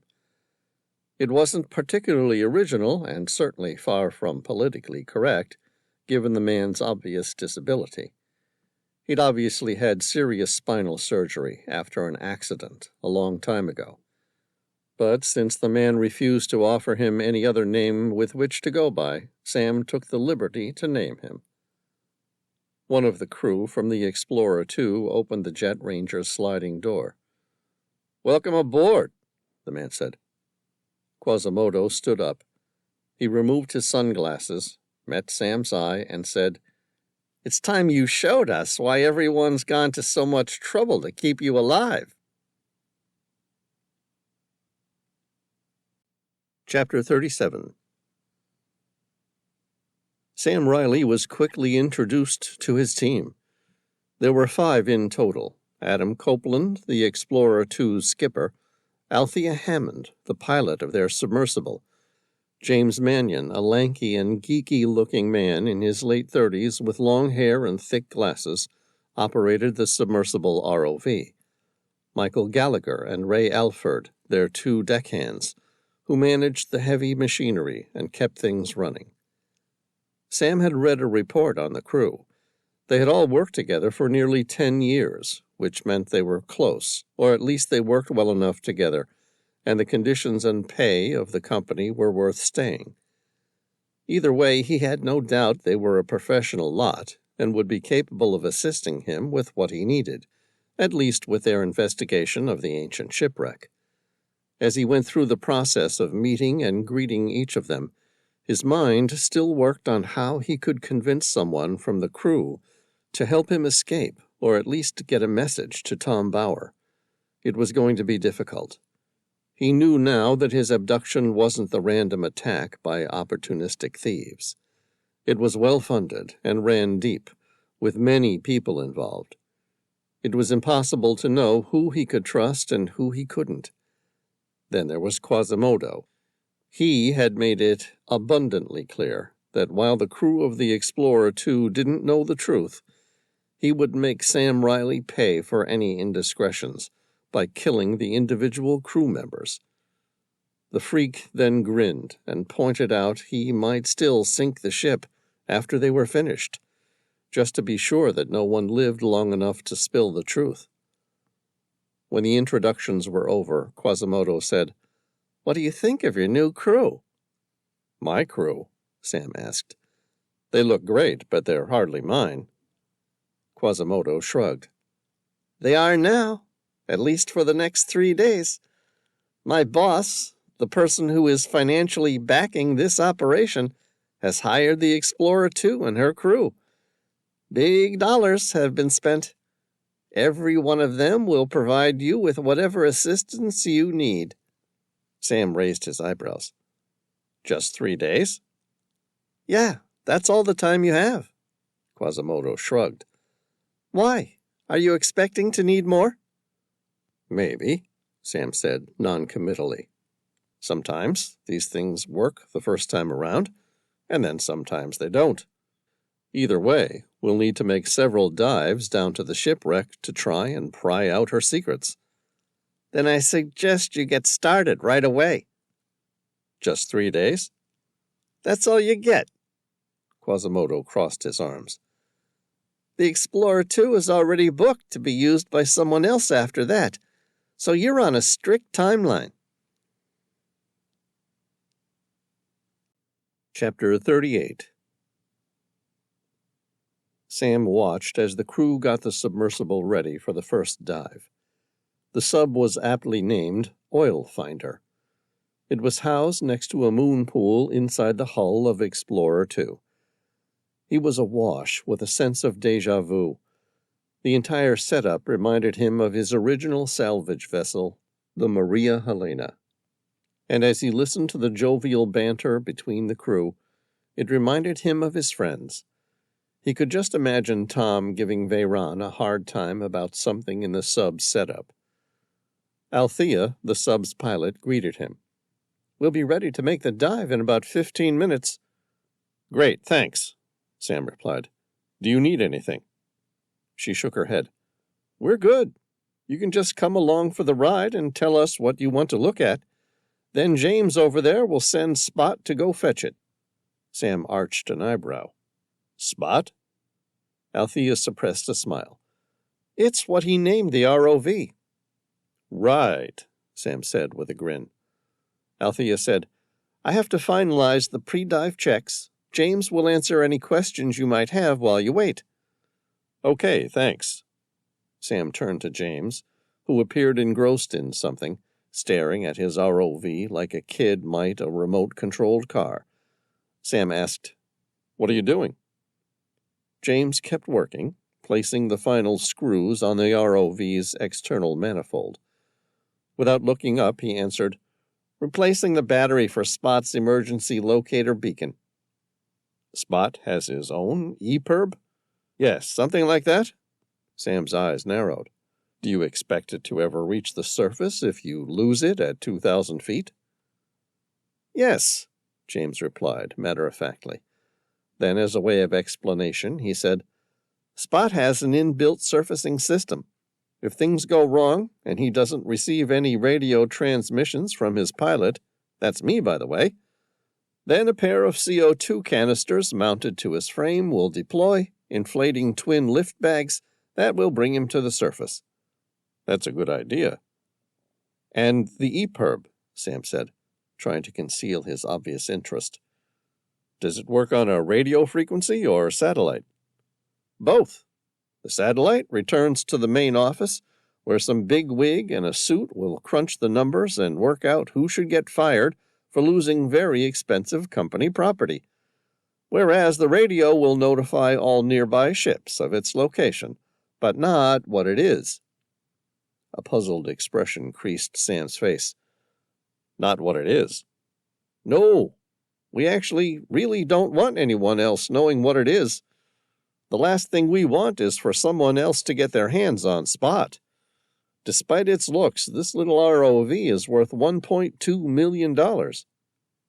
"Right." Sam held his breath. "So what do people see?" "Other ships, you mean?" James asked. "Yeah, what will they see?" "Nothing. Just a ping, followed by an ID number." "Interesting," Sam said, in a way that tried to show that it was anything but. He lodged the new information in the back of his mind, knowing that he would have to mull it over and work out a way to use the information to alert Tom Bauer somehow. "I'll let you get back to it." "Thanks. We won't be long now." "No rush." James closed the automated latch that housed Spot toward the aft of the submersible before climbing into the submarine. Sam was about to follow him when his captor came downstairs. He tried to skip the confrontation by making to climb into the sub, but one look at his guard and he knew that wasn't an option. Quasimodo said, "Sit down, Sam." Sam noticed he'd stopped using his formal Mr. Reilly title. Something was wrong. The man was hardly the height of sociability, but even he had somehow managed to drop it a few notches. He wondered what had happened. Quasimodo wasn't forthcoming, and Sam certainly wasn't going to ask. Instead, he took a seat. Quasimodo placed a hard device on Sam's ankle. It was a combination of metal and plastic and contained a couple of green lights, which flashed intermittently. Sam stared at the device. Waiting for an explanation, he turned his gaze at his captor. Quasimodo said, "It's a GPS tracker." "Right," Sam replied, looking out through the portholes at the sea that engulfed the horizon in every direction. "I'm a good swimmer, but even I know I'm not going to make it to the shore." "It's waterproof to a depth of 1,000 feet. If you try to tamper with it, it will discharge enough electricity to render you unconscious, if not dead. If you fail to return to a location where it can log onto overhead satellites, it will shock you. If you're anywhere you're not supposed to be, or if I randomly get the shits with you and decide I don't like your attitude—" Sam grinned. "Let me guess. It will shock me." Quasimodo matched his grin. "I'm glad you're finally listening to me." Sam stood up. "All right, well, if you want me to do my job, you'd better stop trying to chat me up and let me go." "Go. The clock's ticking. Find that treasure." Sam climbed into the submersible, taking the third and only remaining seat left. The sub had a large borosilicate dome that allowed the three occupants an ample view across a 360-degree arc. Althea flicked the power on and gave the final all-clear to Ray Alford, who manned the internal crane. She then turned to Sam. Her eyes drifted down to his ankle. "I like your new bracelet." Sam smiled. "Don't ask." "I wouldn't dare." "No?" She shook her head. "I don't know who you work for, but they've made it abundantly clear to those who I work for that you're in charge, but we're not to ask any fucking questions." Sam exhaled. "It's probably for the best." "But if I had to guess—" Sam's lips thinned. "Don't." "I wouldn't," she smiled. "But if I did, I'd have to say, you're in a world of trouble if you fail to find Alexander's treasure." Chapter 39. Sam watched as Althea expertly piloted the oil finder in a direct line to the bottom. His eyes wandered through the borosilicate glass dome, sweeping the rich and vibrant world outside. The Black Sea might have been anoxic and inhospitable to all living organisms once it reached the depths below 300 feet, but everywhere up from there to the surface was teeming with life. Exotic and colorful schools of fish swam by. A pair of hammerhead sharks took an interest in their little submarine, slowly circling the craft until they instinctively knew they were getting too deep. The depth gauge read 300 feet. The submarine kept falling. The water started to become almost crystalline, absent of life, its clarity perfect, more like distilled water than any other sea in the world. They had begun to penetrate the denser, more saline water from the Aegean as it flowed into the Black Sea underneath the less dense, fresher, outflowing water from the Black Sea. This creates a significant and permanent layer of deep water which does not drain or mix, and is therefore anoxic, meaning that it was completely devoid of all oxygen, and with it, life. James placed his hand on Sam's shoulder. "We've just entered the anoxic zone." Sam nodded. "So I see." Althea said, "It's really something, isn't it?" "Yeah, it sure is," Sam agreed, not mentioning that he'd taken a submarine to the depths of the Black Sea's seabed previously. He waited in silence for a few minutes as the oil explorer continued its descent. Watching the pristine layer of anoxic water go past, he asked, "Is there much oil in the Black Sea?" Althea turned to face him, her lips curled in a mischievous grin. "Because it's called the Black Sea, you assumed it's full of oil?" Sam shook his head. "No, I was just saying that I was just curious, because how the industry is going, given that you've been searching in the area." "Really?" "Yeah." Her face reddened. "Oh, sorry, I thought you were playing on the name." "So, is there much oil down here?" "Heaps. Until recent years, countries showed little interest in the sea that sits between Southeast Europe and Western Asia. But due to a rapidly evolving energy landscape, diversification is moving to the top of the agenda." "Why?" "The same old, fluctuating oil prices, security, you name it. But right now it's big business in the region. As you know, the sea is surrounded by Romania, Bulgaria, Turkey, Ukraine, Georgia, and Russia, all of which have started explorations in different regions. Turkey and Russia have previously supplied other surrounding countries with reasonably priced oil and gas, but technological advances mean that more countries have the opportunity to search for their own resources, and that means security." "Right." The oil explorer passed the 2,000-foot depth mark. Althea adjusted the buoyancy controls, and the submarine began to level out. Turning to Sam, she said, "Are you ready to look at this thing?" Sam nodded. His eyes were wide and his jaw set firm, with a slight glint of a smile that betrayed his wonderment. Some things he would never get bored of. Althea flicked on the powerful floodlights, which hung out from above the dome like a pair of giant bug eyes. The ancient shipwreck lit up in front of them. Sam gasped. "I'd heard about the salinity, but had no idea how much it would preserve the wreck." "Told you that you needed to see some things in person," Althea said. In front of them, the ancient vessel stood upright in the silty seabed. The individual planks of wood that made up her hull were undamaged. Its single mast remained almost intact, listing to its port side. Parts of its rigging were still in place. Althea took the submarine in for a closer look. The intricate wood carvings of the helm flickered in the light, as though a restless ghost was commanding her through the dark. The wood was so well preserved that chisel and tool marks were still visible on the individual planks. Rigging materials, coils of rope, tills, rudders, and even carved wooden decorative elements had survived. It was conceivable the ship might have been sunk a year or two ago, but 2,300 years? The concept was absurd, and yet that made it no less true.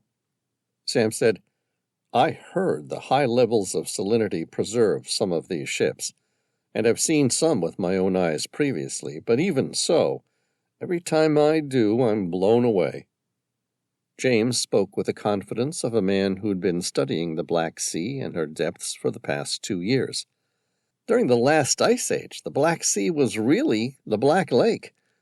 As the planet warmed and sea level rose, salt water from the Mediterranean began spilling over a rock formation in the Bosporus Strait.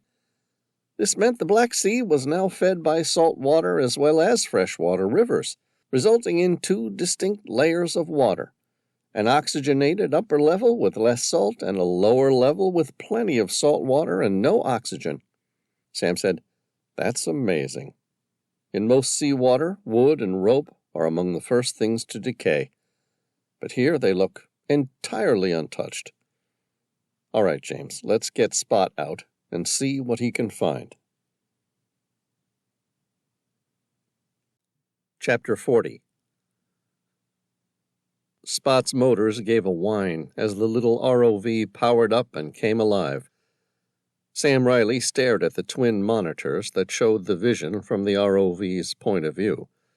The first one showed the primary view, while the second one was split into 5 barely visible images, above, below, left, right, and behind. Any of them could change the primary view so that the larger image was the one they viewed. Sam watched as James switched the machine's main systems on, and the sound of its multiple propellers spinning suddenly whirred.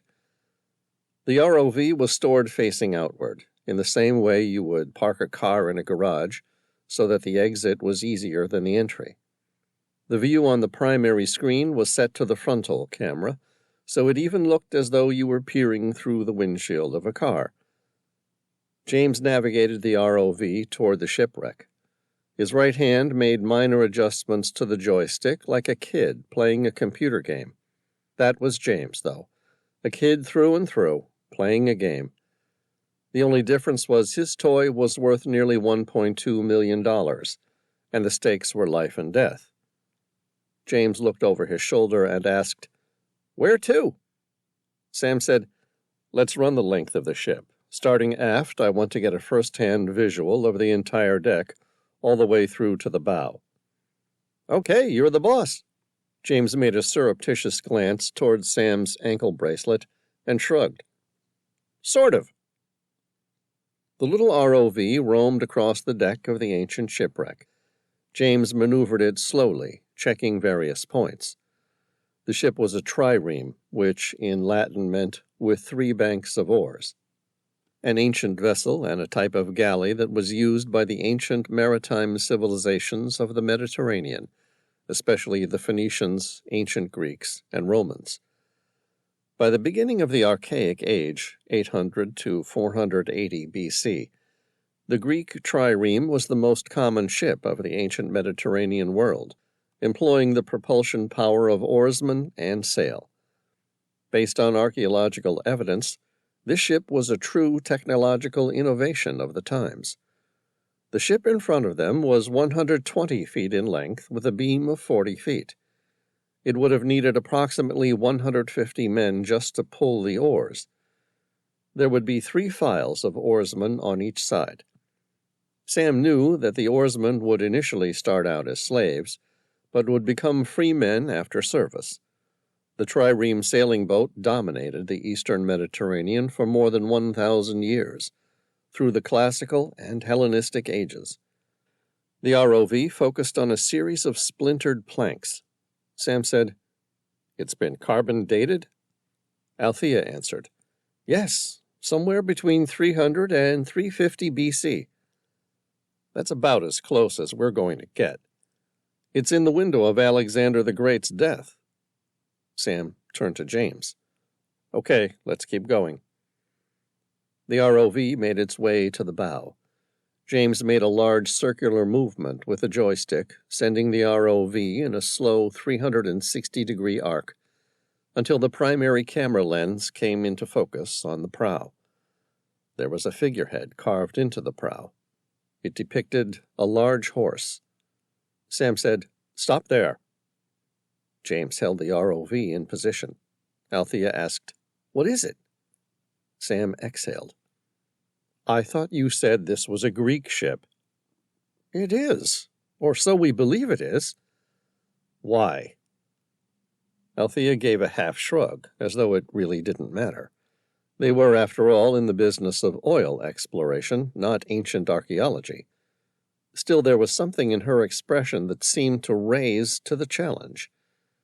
"It's a trireme, which, as you know, was commonly used by the Greeks." Sam grinned. "As well as the Phoenicians and Romans. Anything else?" "Sure," she countered, not yet ready to concede defeat. "Inside the hull we found large stores of olive oil and wine, both of which the Greeks were known to export during the time." Sam shrugged. "That doesn't mean anything. Ships' captains during that time would have picked up different cargoes from different ports. For example, it might transport purple cloth, glass trinkets, as well as copper ingots from Phoenicia to Greece, before picking up olive oil and wine to take to Egypt, the same as merchant ships do today at a larger scale.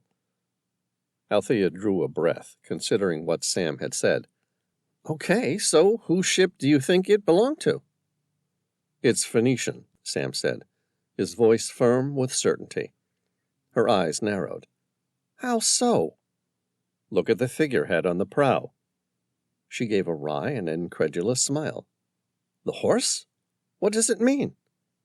It means the ship's Phoenician. Really? Painting and ornamentation by putting carvings of their deities on the bow of their ships has been around since early galleys were used by the ancient Greeks, nearly 800 years BC. Sam took a breath and made a dramatic sigh. But every nation had its own deity. For example, the menacing appearance of toothy and bug-eyed figureheads on Viking ships were considered a form of apotropaic magic, serving the function of warding off evil spirits. The Egyptians placed figures of holy birds on the prow. The ancient Greeks used boars' heads to symbolize acute vision and ferocity, while Roman boats often mounted a carving of a centurion, representing valor in battle. In northern Europe, serpents, bulls, dolphins, and dragons were customary, and by the 13th century, the swan was used, representing grace and mobility. Althea said, while the Phoenicians used horses, representing speed? Sam grinned. Exactly. So, it's a Phoenician ship. Does that change anything in your quest to find Alexander's treasure? No, but it might. How? If we can track down the name of this ship, we might be able to find out the ship's history. If it sunk in a storm, we might even find out where it had come from. Seems like a lot of luck. Sam spread his hands. Hey, sometimes finding treasure just takes a little bit of luck. James said, although this is all very interesting, our bottom time isn't unlimited. The clock's ticking, as they say. So where do you want to send Spot now? Sam's eyes widened. Now I want to see inside the hull. Chapter 41. Sam watched the little ROV's propellers whine as it reached the damaged hatch. There was something about its eager maneuvering that made Sam think about an overactive and overly excitable puppy. His flat eyes turned to James, and he decided Spot had taken on the youthful enthusiasm of his master. James noticed his expression. What? Sam bit his lower lip. It's nothing, just enjoying the show of a professional. Yeah, watch and learn, James said, his mouth set in dogged determination to remove what remained of the hatch. Sam watched as James made careful, delicate movements with the joystick, and the ROV's mechanical arm moved outward, its twin pincers slowly closing their gap until they gripped the hatchway. James paused. He was unintentionally holding his breath, as though he knew the next movement was the crux of the matter. James turned his wrist outward, and the mechanical arm rotated. The hatchway opened outward, lifting just a few inches off the deck, before the 2,300-year-old wood crumbled. James swore. Sam said, Good try. I'm amazed you got that far, given the age of the wood. Yeah, it's not going to be easy, James replied. How did you get in last time? James looked blank. Last time? Sam persisted. Althea said that inside the hull you found olive oil and wine. I assumed Spot had been for a look inside. Uh-huh, James said. You're right, Spot has, but I wasn't the pilot that day. Sam said, You weren't? No, James confirmed. There was a different ROV pilot on the team, Max Cardwell. He was the one who found the golden tetradrachm. Something clicked in the primitive lizard part of Sam's brain. Part of the story wasn't making sense. He searched his mind, replaying everything he knew about the original discovery of the shipwreck, everything that Airlie Chapman had told him, until it clicked. "You said you've worked with the team for nearly 5 years?" James shuffled uncomfortably in his chair, his eyes fixed on Spot's primary monitor, which focused on the wooden hatchway. He said, "That's right." A wry grin crossed Sam's parted lips. "But you weren't the pilot that day." "No." James's eyes darted furtively toward Althea. Sam's gaze followed them, landing on Althea's pale gray eyes. "You want to explain what's going on?" Althea swallowed. "Not really." Sam held his gaze. "What happened?" "I'm really not supposed to say." Sam exhaled.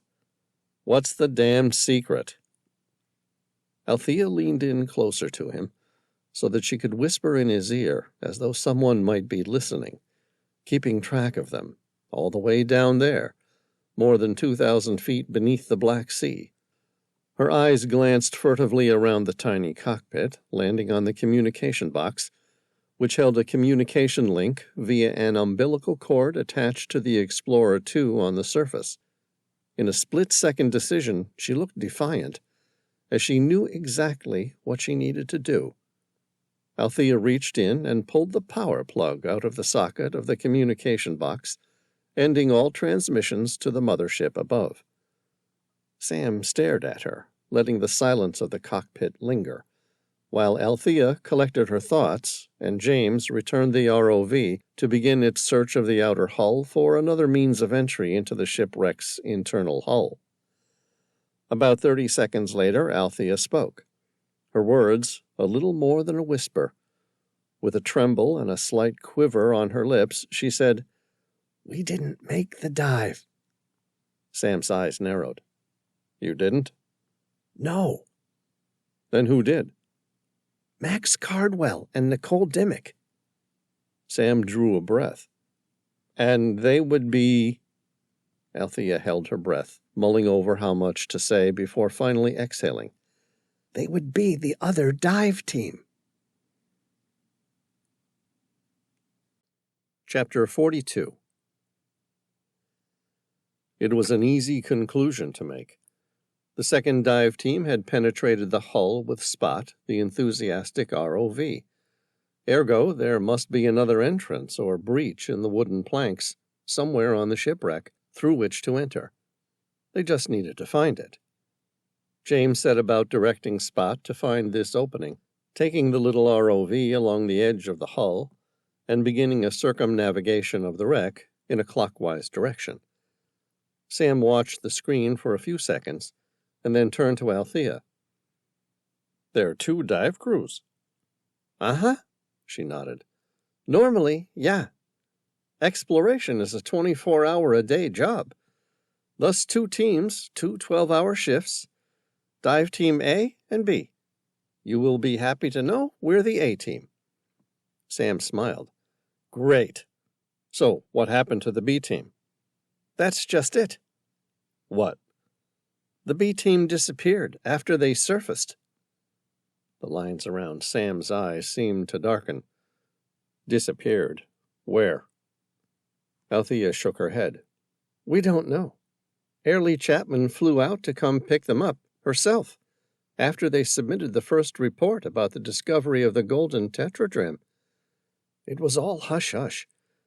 Then we were immediately tasked to another project on the other side of the Black Sea, and advised it was in our best interest to forget everything about that damn shipwreck." Sam asked, "Was that pretty unusual?" Althea nodded. "Yeah, but not unheard of in this business." Sam took his eyes off the monitor to look at her. "Really?" "No, it really isn't." She sighed and spread her hands.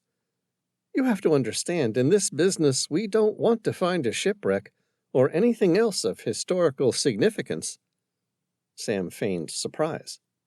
"You don't?" "Hell no. We don't, because we're here to find oil and gas reserves. But as soon as we find something like this shipwreck, We need to wait until the maritime archaeologists get through with it." So, it wasn't exactly surprising after the B team submitted their direct report that Airlie would come out herself and shut the whole thing down, Althea said. Exactly. Sam mulled that over for a while. It was unethical, but hardly surprising, given the dollars that they were talking about with the discovery of a new oil field. It would be naive to assume that big oil and gas would be interested in preserving artifacts of historical and cultural significance to the detriment of their bottom line. He persisted. Where did Airlie take them? No one knows. Has anyone tried to make contact with them? Sure, of course. We've tried contacting them on their cell phones, through their families, their emails, and through social media. Sam tilted his head to the left. And nothing? Nothing, she said. Did you ask Airlie Chapman? Yeah. And? She shut me down. Althea shook her head. Said that Max Cardwell and Nicole Dimmick had handed in their resignations and left the company. Sam arched his eyebrow. Did she say where they went? No, and she wouldn't entertain the idea of a forwarding address. Right. So, as you said, she shut you down. Yeah, and in this business, you don't bite the hand that feeds you. I understand. Spot came around the prow of the shipwreck, made a sharp turn to the right, and came face to face with a large opening in the hull. The ROV's powerful spotlights flashed a beam of light on the inside of the hull. It was a narrow opening, but large enough for Spot to penetrate. James glanced at Sam, asking for permission to enter. Sam gave a curt nod. Take us inside, James. Chapter 43. Spot's propellers whirred, churning up more than 2,300 years of silt and debris. Sam watched as the ROV slowly entered the dark confines of the ancient shipwreck, his eyes permanently glued to the visual monitor. It was murky and difficult to make much out. Althea exhaled slowly as she watched James cautiously and expertly maneuver Spot through the tight space near the prow before rotating to the left and entering the main storage hull. This was where the art of piloting came into effect. Even the smallest mistake, and the ROV would become permanently stuck. The ROV edged forward, its lights shining on the ancient cargo. Sam's eyes narrowed, trying to find something to focus on within the haze of disturbed silt. Then he spotted it. Not it, them. Hundreds upon hundreds of ancient Greek clay vessels, used to store wine, called amphorae. They were two-handled pots with a neck that was considerably narrower than the body. They were used for the storage of liquids and solids such as grain. The containers had a pointed bottom and a characteristic shape and size which fitted tightly against each other in storage rooms and packages, tied together with rope and delivered by land or sea. The size and shape have been determined from at least as early as the Neolithic period. James slowly crept the ROV forward, toward the shipwreck's aft. To Sam he asked, "What exactly are you looking for?" "I don't know yet," Sam replied honestly. James adjusted the orientation of the ROV to bring it around the base of the mast that was fixed with the keel. His eyes widened with wonder. "What are you hoping we'll find?" Sam grinned. "Alexander's treasure would be convenient." James and Althea laughed. When they stopped, Althea said, "That might be a little unlikely. The B team apparently sieved the storage compartments, keel, and upper decks with a metal detector, stripping it of anything that even resembled metal." Sam turned his palm skyward. "Hey, it was worth a try." The ROV reached the stern, or at least as close to the stern as James was willing to navigate. He turned Spot around on its axis, leaving it facing toward the prow again.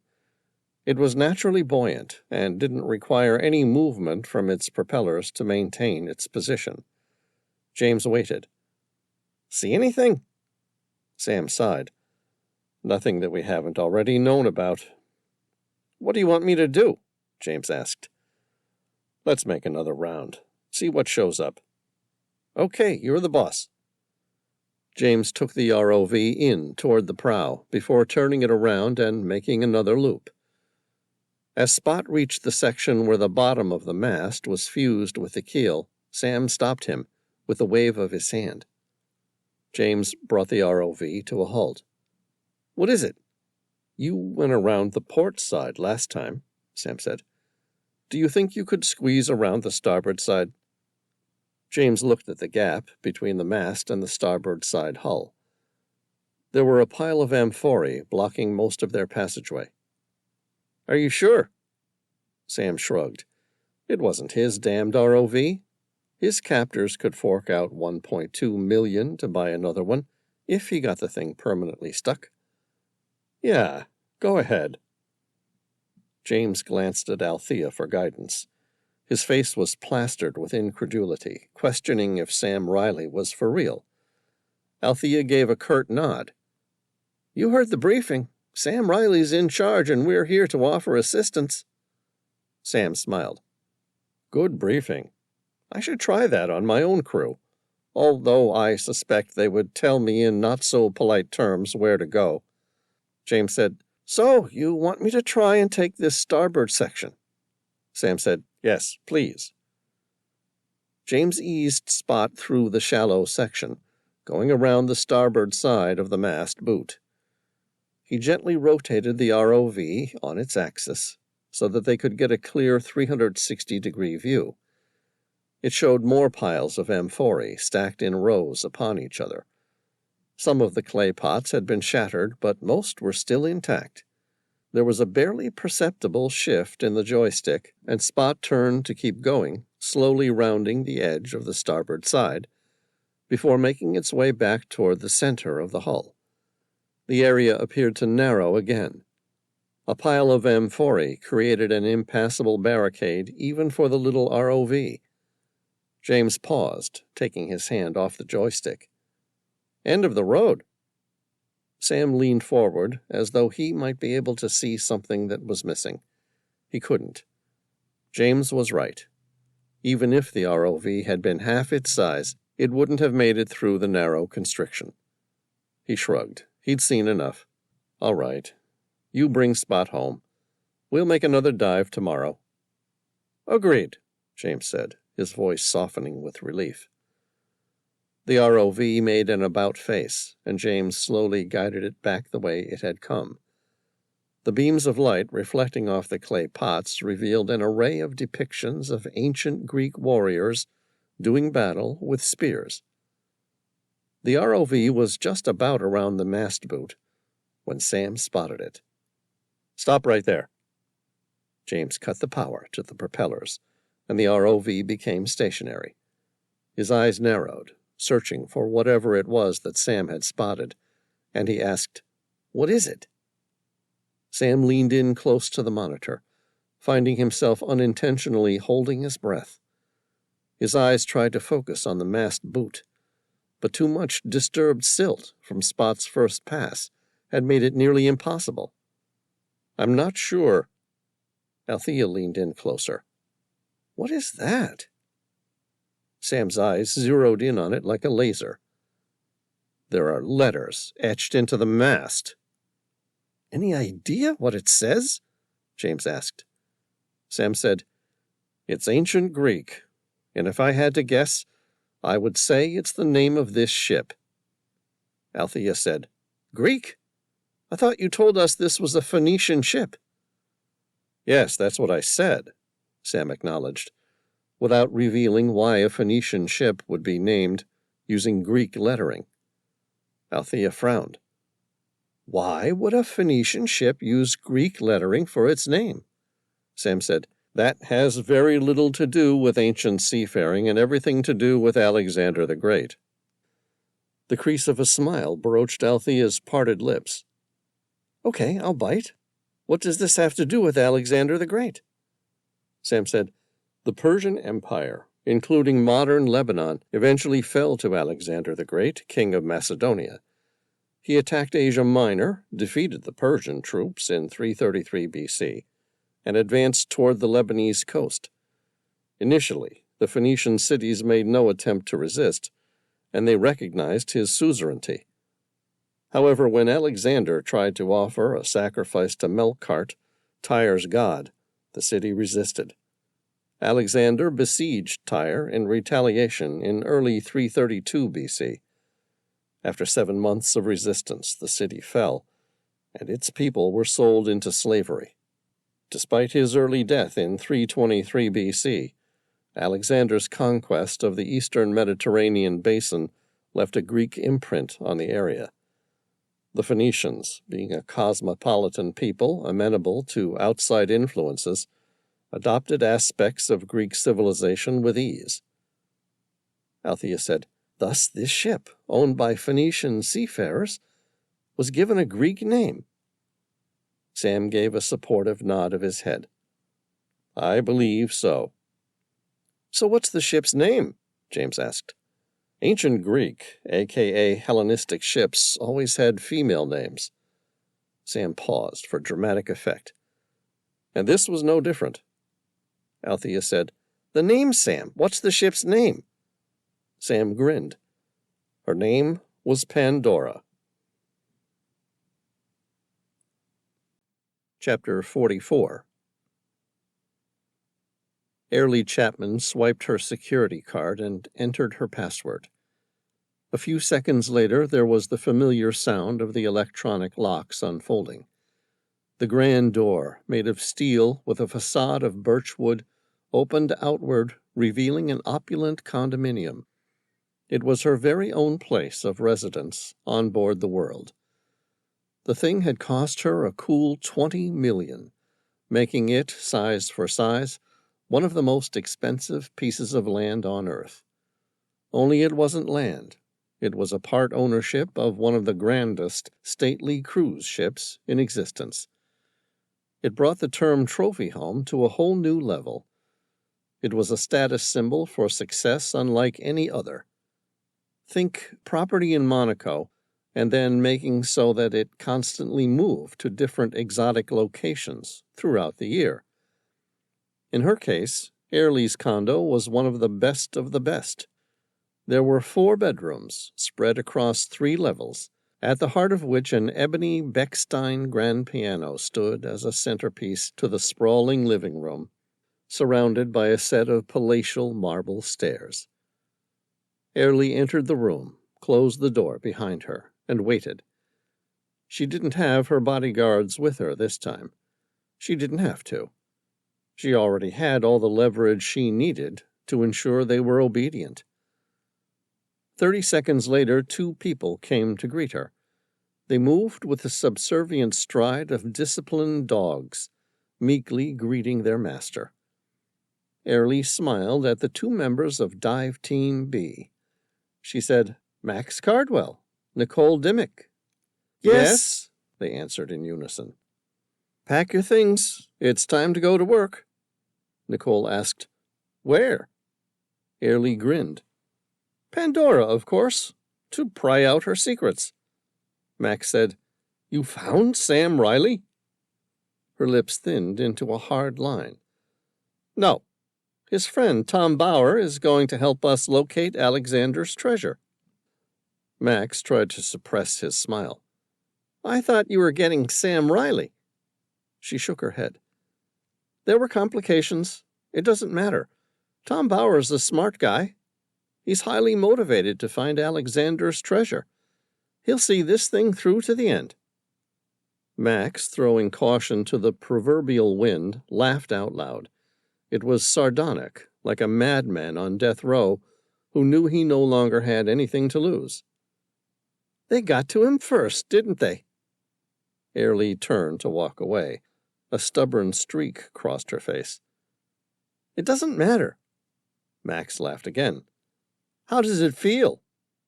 She turned on him with vehemence. How does what feel? He stood his ground. To lose. She stepped close to him, so their eyes were level.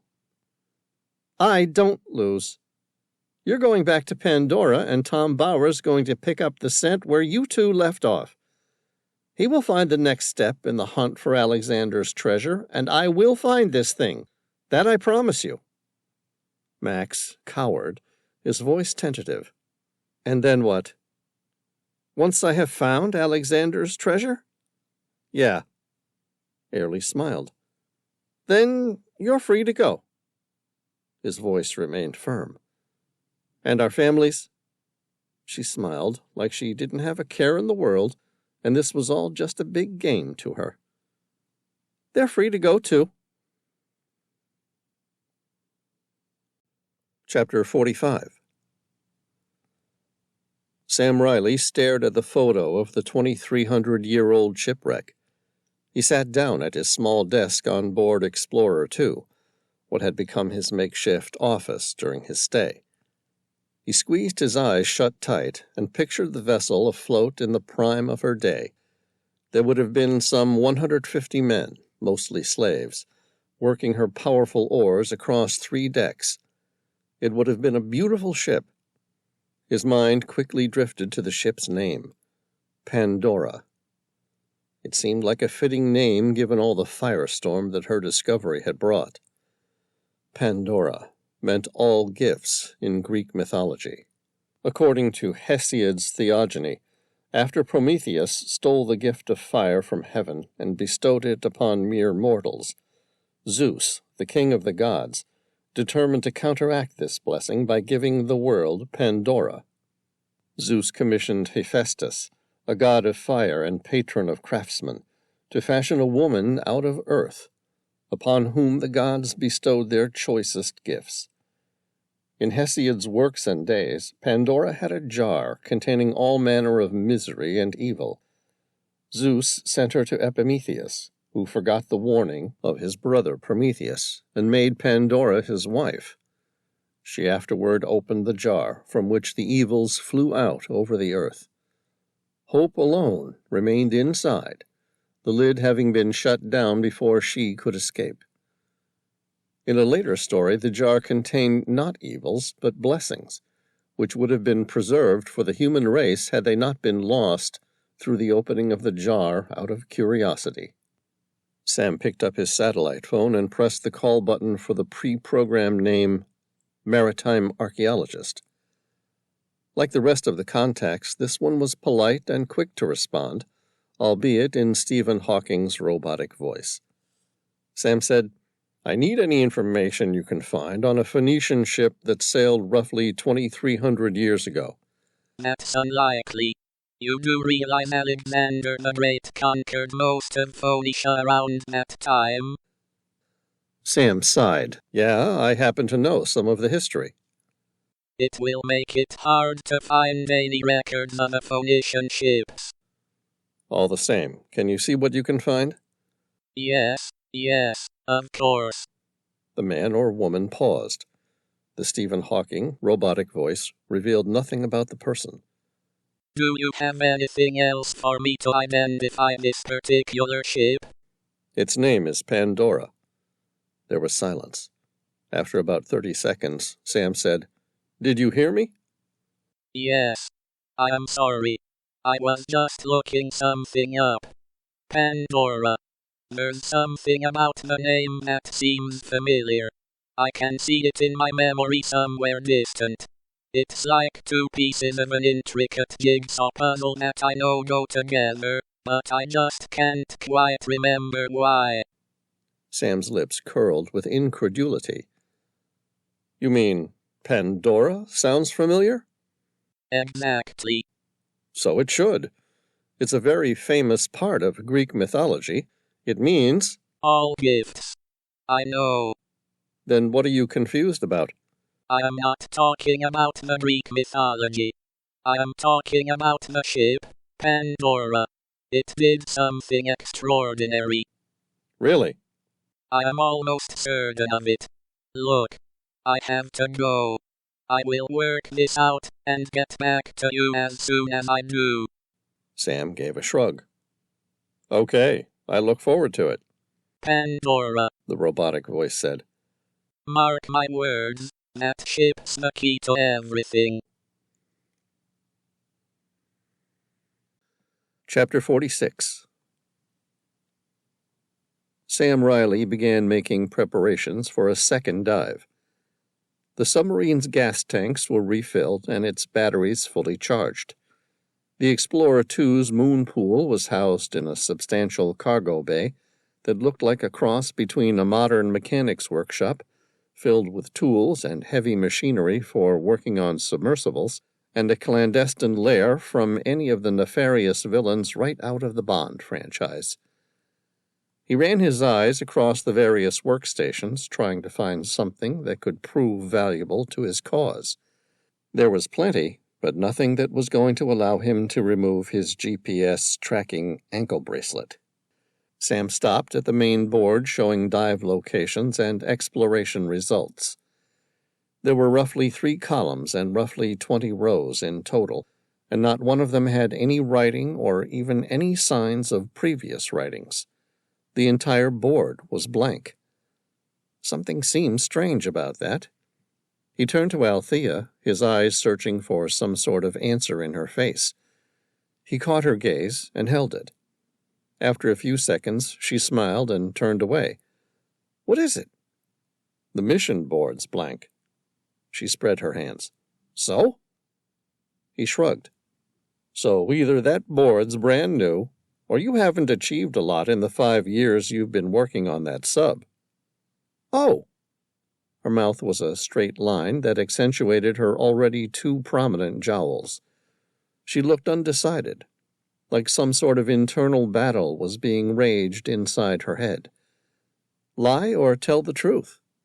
In the end, the truth won out. "That's because the mission board's kept secret." "Secret?" Sam asked. "From who?" "Everyone." She exhaled. "Listen, we're searching for oil and gas reserves worth billions of dollars. Some of that data we're collecting is worth more than most people will earn in a dozen lifetimes." Sam nodded. That much he understood. "Sure, but what I don't understand is how keeping a blank mission board helps keep anything secret." "Because it's anything but blank." "What? The entire thing is written with a UV pen?" "Uh-huh," Althea smiled. Sam asked, "How do you read it?" "We don't." She folded her arms across her chest. "It's above our pay grade." "You're kidding." "No. We perform our missions secretly assigned to us and then report on the board. That way, Team A and Team B never know what each other have searched or found. Neither of us are able to put much together on our own. It's like having individual pieces of a giant puzzle." "So who puts it together?" "Airlie Chapman." Sam smiled and let that name linger for a moment. "Airlie put it together?" "Yes," she confirmed. "Is she any good at it?" "Look," Althea unfolded her arms, spreading her hands open in a gesture like she was going to let him in on some big secret. "Some people in this industry are gifted the top jobs because of who they know, or at least who their daddy knew. Others are just that damn good, or lucky, I guess. I don't know which. And in some cases, some people know people, and they're so damn good they could have earned the position on their merit alone." Sam's lips curled into a wry grin. "Which one is Airlie?" "She's the most gifted geologist I've ever met. She's also the heir to the company, so I suppose that was in her favor." "Interesting," Sam said, running his eyes across the invisible board and the UV pen. "Who has the UV light?" "They're stored at the company's headquarters." "There's none on board the Explorer 2? "No, that would defeat the point, wouldn't it?" "True," Sam said.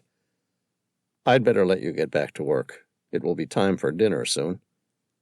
"Thank you." Sam watched her leave. As soon as she was gone, he pocketed one of the UV pens. He kept walking through the tool station, searching for something. Halfway along the workbench, he spotted something that would work. It was a piece of titanium, most likely a spare part for Spot. He grabbed the titanium and took it to where Spot was resting on a bench.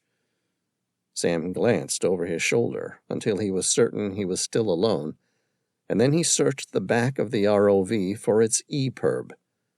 It was covered in high-visibility reflective orange, and along the side was what he was looking for, the EPIRB's unique identifying number. He drew a breath, feeling his heart race. Now was the dangerous part. He was close, but he could get caught at any moment.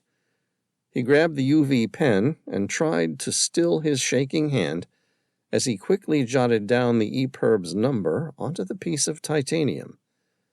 When he was finished, he placed the titanium into the ROV's storage compartment, a small titanium bucket about a fifth of the size of the entire ROV. The titanium, with the secret note, almost looked like it belonged, more like a part of Spot's external hull. He might even get away with it, and have the thing not noticed. But that didn't answer the question of how he would extract it from the bucket when the time came. No, to do that he would need to pilot the ROV, and for that, he would need to first get rid of James.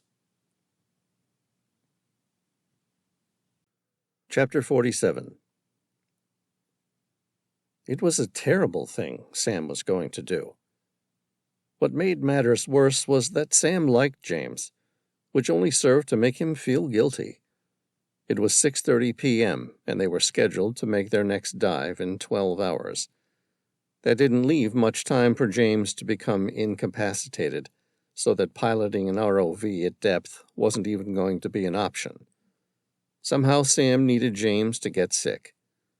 They were heading to dinner shortly, and it would probably be the last time he'd get a chance to influence the poor man's health. Sam felt guilty about what he was going to do, but at the same time, it wasn't like he had a lot of options either. Sam knew exactly what he needed, and what's more, he knew where to find it. He walked slowly around the edge of the moon pool, his eyes scanning the ground nearby, searching for it. He got down low so that he would recognize it when he saw it. He frowned. They kept a tight workshop, and the floor looked like it had been cleaned regularly. He glanced around at the workbenches, ducked down to see through the small gap beneath them, and grinned, because the space around all moon pools were the same. They had fish. Sam reached under and grabbed it. It was a small jack mackerel. By its smell, the fish looked about a week old. One whiff, and he knew the thing was filled with more bacteria than anyone would ever want to get near. He put the fish into a sealed plastic bag, the sort used for keeping specimens in an airtight container. He walked upstairs. In the galley, he found Ray, one of the deckhands, starting to serve dinner, a spicy fish chowder. There were 7 bowls all laid out. In the next room, he could hear everyone chatting in the main common room, which served as a dining area as well as social room. By the sounds of things, everyone was already there. Sam looked at Ray and pointed at the bowls. "You want me to bring these out?" "Yes, please." Sam picked up the first 3. "No problem." He walked to the common room and found Quasimodo, Michael, Adam, Althea, and James, all sitting down. They were all bantering, making bets about something or other. Their voices hushed as Sam walked in. Sam smiled. "No need to clam up just because I walked in. What's going on?" Althea lowered her eyes. James pretended to find something interesting on his iPad. Michael laughed like a kid who'd been caught with his hands in the cookie jar. Adam took his seat, and Quasimodo looked like his pugnacious self. "Anybody?" Sam suppressed a grin. "Quasimodo?" Quasimodo gave an indifferent shrug. We're just taking bets on whether or not you can find Alexander's treasure." "Uh-huh," Sam said, his habitual insouciance coming through. "How am I looking?" Althea said, "The odds aren't in your favor." Sam nodded, his voice full of confidence. "I don't have my wallet on me, but if anyone's willing to spot me for it, I'll put $1,000 on me winning." Everyone laughed, and no one offered to take him seriously. Sam said, "Who's hungry?" "I am," said James. Sam caught his breath. That wouldn't work. He smiled. "Ladies first." He handed out the bowls, starting from Althea, Adam, and Michael, at the other end of the table. Then, turning to James, he said, "I'll be right back." Sam returned to the galley. Ray was at the sink, with his back turned to Sam, in the process of washing up. Sam said, "I'll take the last of these out and see you out there." "Sounds good. I won't be long." Sam held his breath. He needed to put the bacteria-laden fish into one of the bowls. Ideally, he would have liked to find somewhere to do it alone, but if he moved any closer to the common room, he would be seen, which meant now was his only chance, the only chance at all that he might get to take James out of the next dive. He took it. Sam opened the sealed bag, quickly poured its contents into one of the bowls of chowder, and stirred it in quickly. Ray looked over his shoulder. His eyes zeroed in on the bowl Sam was stirring, and his face reddened. "Hey, what are you doing?" "Sorry, I just wanted a quick taste." Ray went to smack his hand. "Get out of here! Didn't your mother ever teach you to wait until everyone was at the table to eat?" "Sorry," Sam said, and picked up all 4 bowls, and carried them to the dining table. He carefully handed the bacteria-laden bowl to James, thankful of the rich, spicy aroma for concealing the additional smell. "As promised," James said. "Thanks." He handed Quasimodo the next one, left one for Ray, and placed the remainder square in front of him. He took a deep breath in through his nose. It smelled good. He glanced at the rest of the table. Despite Ray's warning, it appeared nobody else got the memo. James dipped in his spoon and took the first mouthful. Sam asked, "How is it?" James smiled. "Tastes really good." Chapter 48. Sam woke the next morning to Althea's gentle voice. He rolled over. "Good morning. Is it time to get ready for the dive?" She shook her head. "It's not happening." "Not happening?" Sam rubbed the haze from his eyes. "Why not?" "James is sick." Sam shrugged. "That's unfortunate. Tell him he can rest all day after we make this dive." "No, I mean really sick." Sam frowned. "Why? What's wrong with him?" "I don't know. He's got some sort of gastro bug. By the sounds of things, his body's trying to get rid of everything in his stomach via both directions." "What about the rest of the crew?" Sam asked, genuine concern in his voice. "We all ate the chowder. Is anyone else affected?" "No, just James." "Weird." Sam sat up and started to get dressed right in front of Althea. "All right, so James is out. It looks like it's just you and I today." She turned to give him some privacy. "It's not going to happen." The lines around Sam's mouth hardened. His voice was firm. "We still need to make another dive." Althea shook her head. "Not today, and not without an ROV pilot we won't." Sam bit his lower lip. He hadn't even considered the fact they might cancel the dive. "We need to make another dive. I can pilot Spot. I've been doing this sort of work longer than you've been out of grade school." "My boss won't like it." Sam shrugged. "Airlie won't have a choice. I'll talk to Quasimodo and he'll fix it up." "Quasimodo?" she asked. Then, getting the picture of Sam's guard, she smiled. "Your, manager?" "Yeah." She paused, taking what Sam had said in, mulling it over. "I'll make the call and see what we've got. Let's reschedule the dive for 8 a.m. Agreed. A few minutes later, Sam's cell phone buzzed. He picked it up, glanced at the screen. Caller ID showed Maritime Archaeologist. I have it, Stephen Hawking said, his robotic voice somehow managing to raise its pitch and inflection so that it came out breathless and excited. Sam felt his heart skip a beat. You found it? I did. The robotic voice continued. And what's more, if there was anything valuable stored on board, I can tell you exactly where to find it. Sam said there was a secret storage compartment? Yes, one built for a king. A king? Sam was incredulous. Which one? Stephen Hawking said. Milcus, king of Tyre. Chapter 49. Sam listened as the robotic voice of the maritime archaeologist told him about the siege of Tyre. The maritime archaeologist said, The siege of Tyre was orchestrated by Alexander the Great in 332 BC during his campaigns against the Persians. The Macedonian army was unable to capture the city, which was a strategic coastal base on the Mediterranean Sea, through conventional means, because it was on an island, and had walls right up to the sea.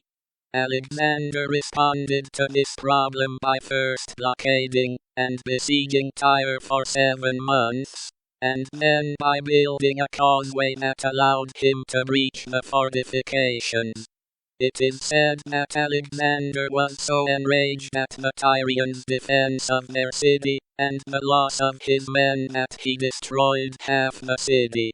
According to Arrian, 8,000 Tyrian civilians were massacred after the city fell. Alexander granted pardon to all who had sought sanctuary in the temple, including Milcus and his family, as well as many nobles. 30,000 residents and foreigners, mainly women and children, were sold into slavery. Sam said, Figures. The maritime archaeologist asked, What? That the king, his family, and the rich nobles were all granted pardon, while those of the lower class, the peasants and workers, were sold into slavery. Times haven't changed that much in the past 2,300 years. No, I'm afraid they haven't. The maritime archaeologist continued. Tyre, the largest and most important city-state of Phoenicia, was located both on the Mediterranean coast as well as a nearby island with 2 natural harbors on the landward side. The island lay about a mile from the coast in Alexander's days, its high walls reaching 150 foot above the sea on the eastern landward-facing side of the island. As Alexander could not attack the city from the sea, he built a mile-long causeway stretching out to the island on a natural land bridge no more than 2 meters deep. This causeway allowed his artillery to get in range of the walls, and is still there to this day, as it was made of stone. As the work came near the city walls, however, the water became much deeper, and the combined attacks from the walls and Tyrian navy made construction nearly impossible. Therefore, Alexander constructed 2 towers 160 foot high, and moved them to the end of the causeway. Like most of Alexander's siege towers, these were moving artillery platforms, with catapults on the top to clear defenders off the walls, and ballista below to hurl rocks at the wall and attacking ships. The towers were made of wood, but were covered in rawhide to protect them from fire arrows. Although these towers were possibly the largest of their kind ever made, the Tyrians quickly devised a counterattack. They used an old horse transport ship, filling it with dried branches, pitch, sulfur, and various other combustibles. They then hung cauldrons of oil from the masts, so that they would fall onto the deck once the masts burned through. They also weighed down the back of the ship so that the front rose above the water. They then set the ship on fire and ran it up onto the causeway. The fire spread quickly, engulfing both towers and other siege equipment that had been brought up. The Tyrian ships swarmed the pier, destroying any siege equipment that hadn't caught fire, and driving off Macedonian crews who were trying to put out the fires. Sam pictured the defeat in his mind. What did Alexander do? After this setback, Alexander was convinced that he would not be able to take Tyre without a navy. However, his previous victory at Issus and subsequent conquests of the Phoenician city-states of Byblos, Arwad and Sidon had meant that the fleets of these cities, which had composed most of the Persian navy, came under his banner. This immediately gave him command of a fleet of 80 ships. This development coincided also with the arrival of 120 war galleys sent by the King of Cyprus, who had heard of his victories and wished to join him. With the arrival of another 23 ships from the Greek city-states of Ionia, Alexander had 223 galleys under his command, giving him command of the sea. Sam said, "That's a lot of naval power given the age." It was indeed, the robotic voice acknowledged. With his new fleet, Alexander's forces sailed on Tyre and quickly blockaded both ports with its superior numbers. Alexander had several of the slower galleys and a few barges refitted with battering rams. Finding that large underwater blocks of stone kept the rams from reaching the walls, Alexander had them removed by crane ships. The rams were then anchored near the walls, but the Tyrians sent out ships and divers to cut the anchor cables. How did our fearless conqueror get around that? Alexander responded by replacing the cables with chains. That would do it, Sam grinned. And then he succeeded with his siege? Yes, but it still took time. Alexander started testing the wall at various points with his rams, until the rams made a small breach in the south end of the island. He then coordinated an attack across the breach with a bombardment from all sides by his navy. Alexander is said to have personally taken part in the attack on the city, fighting from the top of my siege tower. Once his troops forced their way into the city, they easily overtook the garrison and quickly captured the city. Those citizens who took shelter in the temple of Melkart were pardoned by Alexander, including the king of Tyre. According to Quintus Curtius Rufus, 6,000 fighting men were killed within the city, and 2,000 Tyrians were crucified on the beach. The others, some 30,000 people, were sold into slavery. The severity of reprisals reflected the length of the siege, and Alexander's response to the Tyrians having executed some of his soldiers on the walls, in sight of the attackers. Sam asked, "Where does Pandora come into this?" The maritime archaeologist said, According to legend, Emilcus' oldest son took Pandora, one of the fastest ships afloat, to escape with the kingdom's treasure in a secret storage compartment on the ship. "Do you know what the treasure was?" No. Sam asked, "I don't suppose you know where it was hidden, do you?" The robotic voice said, As a matter of fact, I do. Chapter 50. Oil Explorer completed its descent. Althea flicked on the powerful floodlights, and the ancient wreckage of Pandora came into view. Nothing had changed. How could it? Not in an anoxic environment that had failed to destroy its woodwork in the past 2,300 years.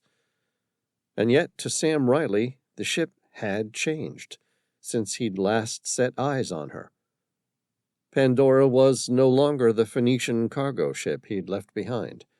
She seemed much more regal. Somehow her lines appeared sleeker, her carved woodwork further defined and intricate. He smiled. Now that his brain had been primed, he saw it immediately. Pandora was a king ship. He thought of Asimilcus, king of Tyre, and wondered what the ancient king would have thought about his ship being intricately tied with Alexander the Great, who had wreaked such a brutal and bloodied siege on Tyre. Althea adjusted the buoyancy tanks, and the oil explorer leveled out 30 feet above the seabed. She turned to Sam and said, "We're here. Time to see if you're as good an ROV pilot as you say you are." Sam nodded. "Yeah, I'm interested to see how I go. I mean, I watched James yesterday, and I don't think it looks that hard. You just use the joystick thingy, right?" Her open mouth straightened into a hard line. "You're kidding." Sam grinned. "Yeah, I'm kidding." He switched on the ROV's power, and Spot's propellers whirred into life. Sam concentrated on the primary monitor screen, his back tense, as he gently eased the little ROV forward out of its pod. Sam danced with the controls, testing the ROV's maneuverability in the safety of open water. Spot responded well, and he found himself relaxing. Althea noticed his posture relax. "How are you doing?" "Good." Sam licked his lips. "Just like riding a bike." She drew a breath, folded her hands in her lap, and exhaled. "How long has it been?" "Since I piloted an ROV?" "Uh-huh." Sam gave a half shrug. "I don't know. About a decade, if I'm being honest." "A decade?" "It could be more." Sam adjusted the controls, moving the ROV toward the shipwreck for the first time. "Hey, I generally have other people do this sort of thing for me. I'm more of a project manager than a worker." $1.2 million, she said, her voice firm. A wry smile graced Sam's lip. "Say what?" "That's how much you owe the company if you wreck that thing." "Sure. Just send the bill to Quasimodo." Sam slowly piloted the ROV across the upper deck of Pandora, before descending across the prow, past the intricate carving of a warhorse, before reaching the damage to the hull through which they had entered previously. He paused at the opening, his eyes narrowing on the damage to the planks of cedar, of which the ancient Phoenicians were renowned in their shipbuilding. It was the first time he noticed that the splintered shards and fragments of cedar were in an outward cluster. Althea noticed his sudden interest. "What is it?" "See those splinters?" "Yes." "They seem to be protruding outward." She spread her hands. "So?" "So, if Pandora went down because of that damage, you would assume she had the misfortune to strike a rock or something. Maybe she limped for a while, trying to make it back to shore, before eventually her hull flooded, and like so many before her, she went to the seabed." "Yeah, that makes sense. Why not?" Sam licked his lips. "Because if Pandora had indeed struck a rock or another ship, those splinters would all be turned inward. You know, like a car accident, the damage at the point of collision is pushed inward, not outward." "Sure," she said in a voice that told him she was anything but. "What are you suggesting happened?" "I can tell you what happened 2,300 years ago to make this ship sink. I just can't tell you why." Sam grinned. "But I can tell you my theory." Go on. Judging by the damage in the hull, that damage was all produced from the inside. Someone tampered with the hull? Tampered, yeah. If you call taking an axe to the hull tampering, I'd say you're right. Why? I don't know. But if this ship carried Alexander's men somewhere to hide his treasure, maybe he didn't want to risk anyone on board telling the truth about it. And dead men don't tell any stories. No. Or at least that was true 2,300 years ago. I just hope it isn't still true, otherwise we've just come a long way for nothing.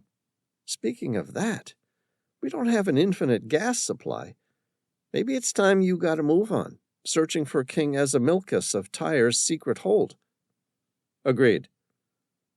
Sam felt his heart race. He needed to drop the piece of titanium in a place that Tom, if he was even following him at all, would never fail to recognize. And the most certain place for anyone searching the wreck to identify something that didn't belong was at the entrance to the wreckage. His eyes glanced furtively at Althea. Her eyes were fixated on the screen, the same place he was looking. Sam swallowed. He found the perfect location, an upright row of amphorae, all tied together to form a solid platform. Using his left hand, he gripped the articulating grappler arm. The pincer head was already locked onto the piece of titanium with the secret message. Now all he had to do was release it so that it fell onto the amphorae. There was just one catch: Althea. He drew a breath. Sam could feel Althea's watchful gaze, as though she too knew that he'd become tense, worried about something. She probably suspected he was nervous piloting the ROV into the confined spaces of Pandora's internal hull. He breathed out, mentally mapped out his next set of movements in his head, running it through twice. Then with his right index finger, he switched the ROV's bug-eyed lights off. The monitor went completely dark. Sam made the movements and dropped the titanium before fumbling with the light switch again. He gently cursed and regathered his thoughts. "What happened?" Althea asked. Sam shook his head. "I don't know. I just bumped the light switch, I guess." "Okay, well, don't do that again." The pitch of her voice went up a notch. "What's that?" "What's what?" "There's metal on that amphora." Sam slowly turned his gaze onto the second monitor, which revealed the rearward view of the ROV, the ambient light casting a little shadow on what he knew to be his piece of titanium with a secret message written on it. Wasn't it there before? "That's steel of some kind," she said, pointing out the obvious anachronism. "I'm pretty certain the Phoenicians, skilled shipbuilders that they were, didn't know how to make sheet metal." Sam nodded. "So it must have come off one of the earlier ROVs." "Or it came off this one when you bumped into something in the dark." "Hey," Sam said, his voice turning firm. "There's no way I hit anything. I would have known if I had." She crossed her arms.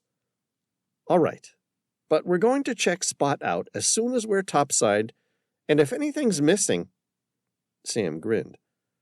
"Let me guess. You're going to bill me for it." "You bet your ass we will." Sam gave a curt nod and returned to his primary task at hand. He gently but confidently piloted the ROV in toward Pandora's stern. Once there, he rotated the ROV in a slow arc from left to right, so that its lights could cast a clear view of the end of the internal hull. If he'd measured the distance between the internal hull and the outer hull, it would have told him that there was a 3-foot discrepancy in length. None of that was in the prow. The planks of cedar ran all the way to the figurehead of the Phoenician horse. It was here, in the stern, where an artificial bulkhead was housed. Sam knew he would find the hidden container. That was, if his maritime archaeologist was right, and Pandora really did once belong to Asimilcus, king of Tyre. Sam pushed the faux stern bulkhead with the ROV's articulating arm. The twin pincers dug into the soft wood, but nothing happened. He edged the joystick to the right, shifting the ROV over a little, and tried again. Still nothing. He moved across a third time. This time, when he extended the mechanical arm forward, the twin pincers broke through the ancient cedar. He opened the pincers outwardly to form a lock on the inside of the cavity. He then pulled the joystick backward. The ROV's propellers gave a sharp whine as it tried to break free. The ancient wood held. He adjusted the pitch of the ROV's 8 propellers to gain maximum power. Then, slowly, he increased power until the pitch of the propellers rose to a sharp whine. Sam kept it there for a full 30 seconds before the cedar finally gave way, revealing a hidden cavity. The ROV's powerful floodlights fixed on the darkness, where a mahogany box with intricate carving all over it shined back at them. Sam grinned. "Pay dirt." Althea asked, "What is it?" "I don't know," Sam grinned. "But I can only imagine what we'll find inside when we open Pandora's box." Chapter 51. Sam Reilly placed Pandora's box in a bucket of fresh water. It was a delicate task safely retrieving the contents of a wooden box after being submerged for roughly 2,300 years at the bottom of an anoxic sea. Change anything too quickly, and the entire contents of that box would be quickly destroyed. A darkroom was set up below decks on board the Explorer, too. It was the kind of thing where they used to develop photographs back in the days before digital cameras took over rendering film all but obsolete. The room was Spartan, with a single workbench at the center and a few large rectangular buckets filled with fresh water, some tools of the trade, including a low and high-pressure handheld water jet. Red lights provided the only ambient and non-damaging glow by which to see. He placed the mahogany box on the table. It was made from a mixture of dark mahogany and red cedar. It was heavy, but easily manageable between 2 people. And most of that weight, Sam knew, was probably the water trapped inside. One thing was certain. It wasn't anywhere near big enough to be Alexander's treasure. Inside the room, only Quasimodo stood guard at the door, his arms folded across his chest, and his eyes wide with greedy interest. If there was any chance Pandora's box was going to reveal the location of Alexander the Great's legendary treasure, he wasn't going to let any of the crew find out. Sam met his eye. "Well, shall we find out what we've got?" Quasimodo nodded. "Go." Sam inserted a screwdriver into the brass lock and turned it to the left. The entire mechanism broke under the strain. He tried to lift the lid, but the metal internal hinges had deteriorated and fused together, prohibiting any movement. Sam drew a breath and gently inserted the flathead screwdriver into the almost invisible gap in the joinery between the lid and the main frame of the wooden chest. He pushed it as far in as possible until he felt enough resistance that he worried that any further pressure would break the valuable contents inside. His eyes darted toward Quasimodo. "Are you ready?" "Enough!"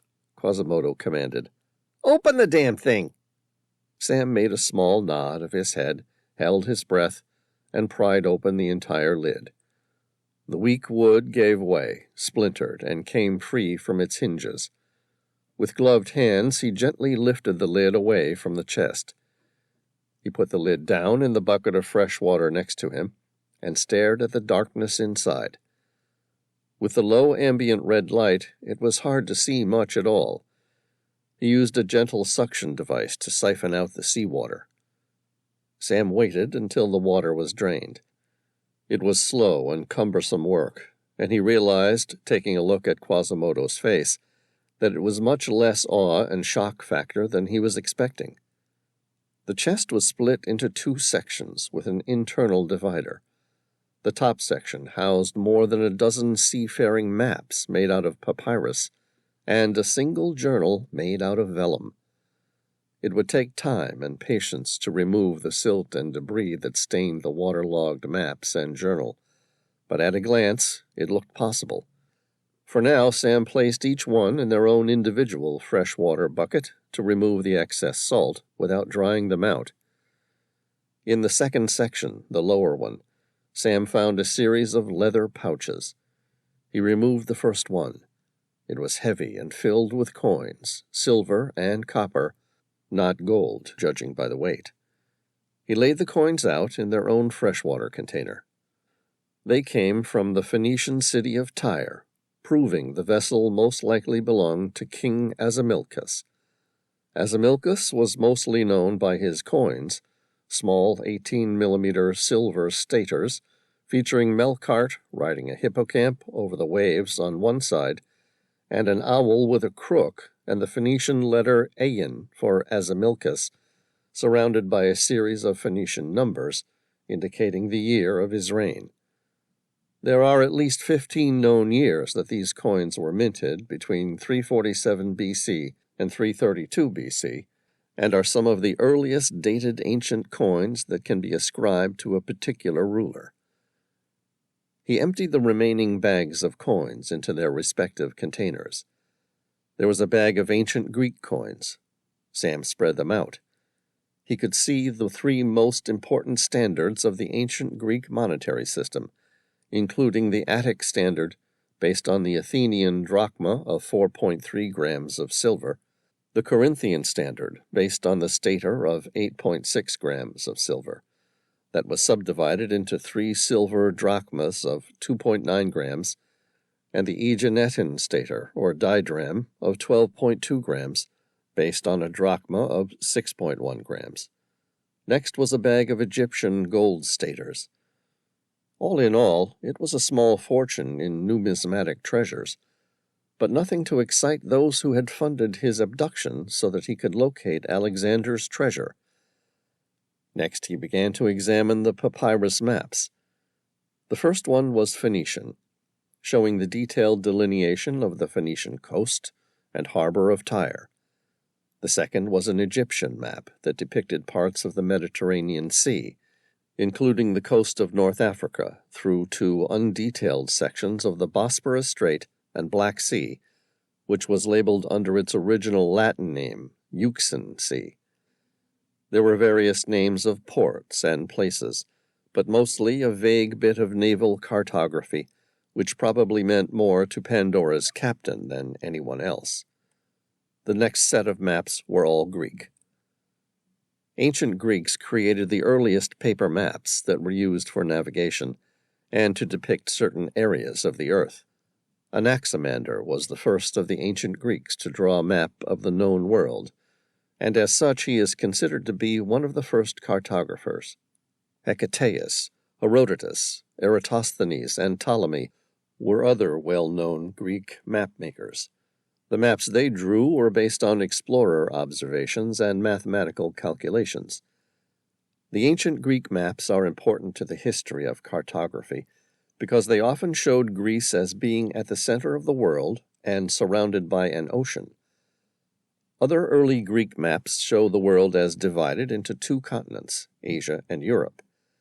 These ideas came largely out of Homer's works as well as other early Greek literature. Many Greek philosophers considered the earth to be spherical, and this knowledge influenced their cartography. Ptolemy, for instance, created maps by using a coordinate system with parallels of latitude and meridians of longitude to accurately show areas of the earth as he knew it. This system became the basis for today's maps, and his atlas, Geographia, is considered to be an early example of modern cartography. They were detailed, giving emphasis to the geographical location of Athens and Sparta, the most important ancient Greek cities in the classical times, as well as Corinth, Pella, and Thebes, 3 cities that played a significant role through the historical course of Greece. Sam could also spot the location of ancient sanctuaries, such as Olympia and Delphi, that are included today among the most important archaeological sites to visit in the Greek mainland. Sam slowly worked his way through each of the maps, which mostly depicted the same bodies of water in varying degrees of detail. They all told a story. But the last map seemed out of place. It appeared to have been hand-drawn and of much lower quality. For a moment, Sam had no idea what he was looking at. There was the outline of various coasts, but whoever the author of the map had been appeared to lack enough knowledge of the region to depict the full side of any islands or coasts. Sam frowned, his eyes narrowing on the images. A smile broke free, and his eyes widened when he realized the markings showed the coasts where the ship had sailed, the sort of things that one might have recognized as they sailed, as opposed to a cartographer making a detailed map. Sam studied the map with renewed interest. There were no names, but at a glance he could guess the rough location of the map. On the right-hand side, it loosely followed the coastline from modern Portugal, Spain, France, Germany, before entering what appeared to be the North Sea. At the top of the map, with much more detail, was a small island.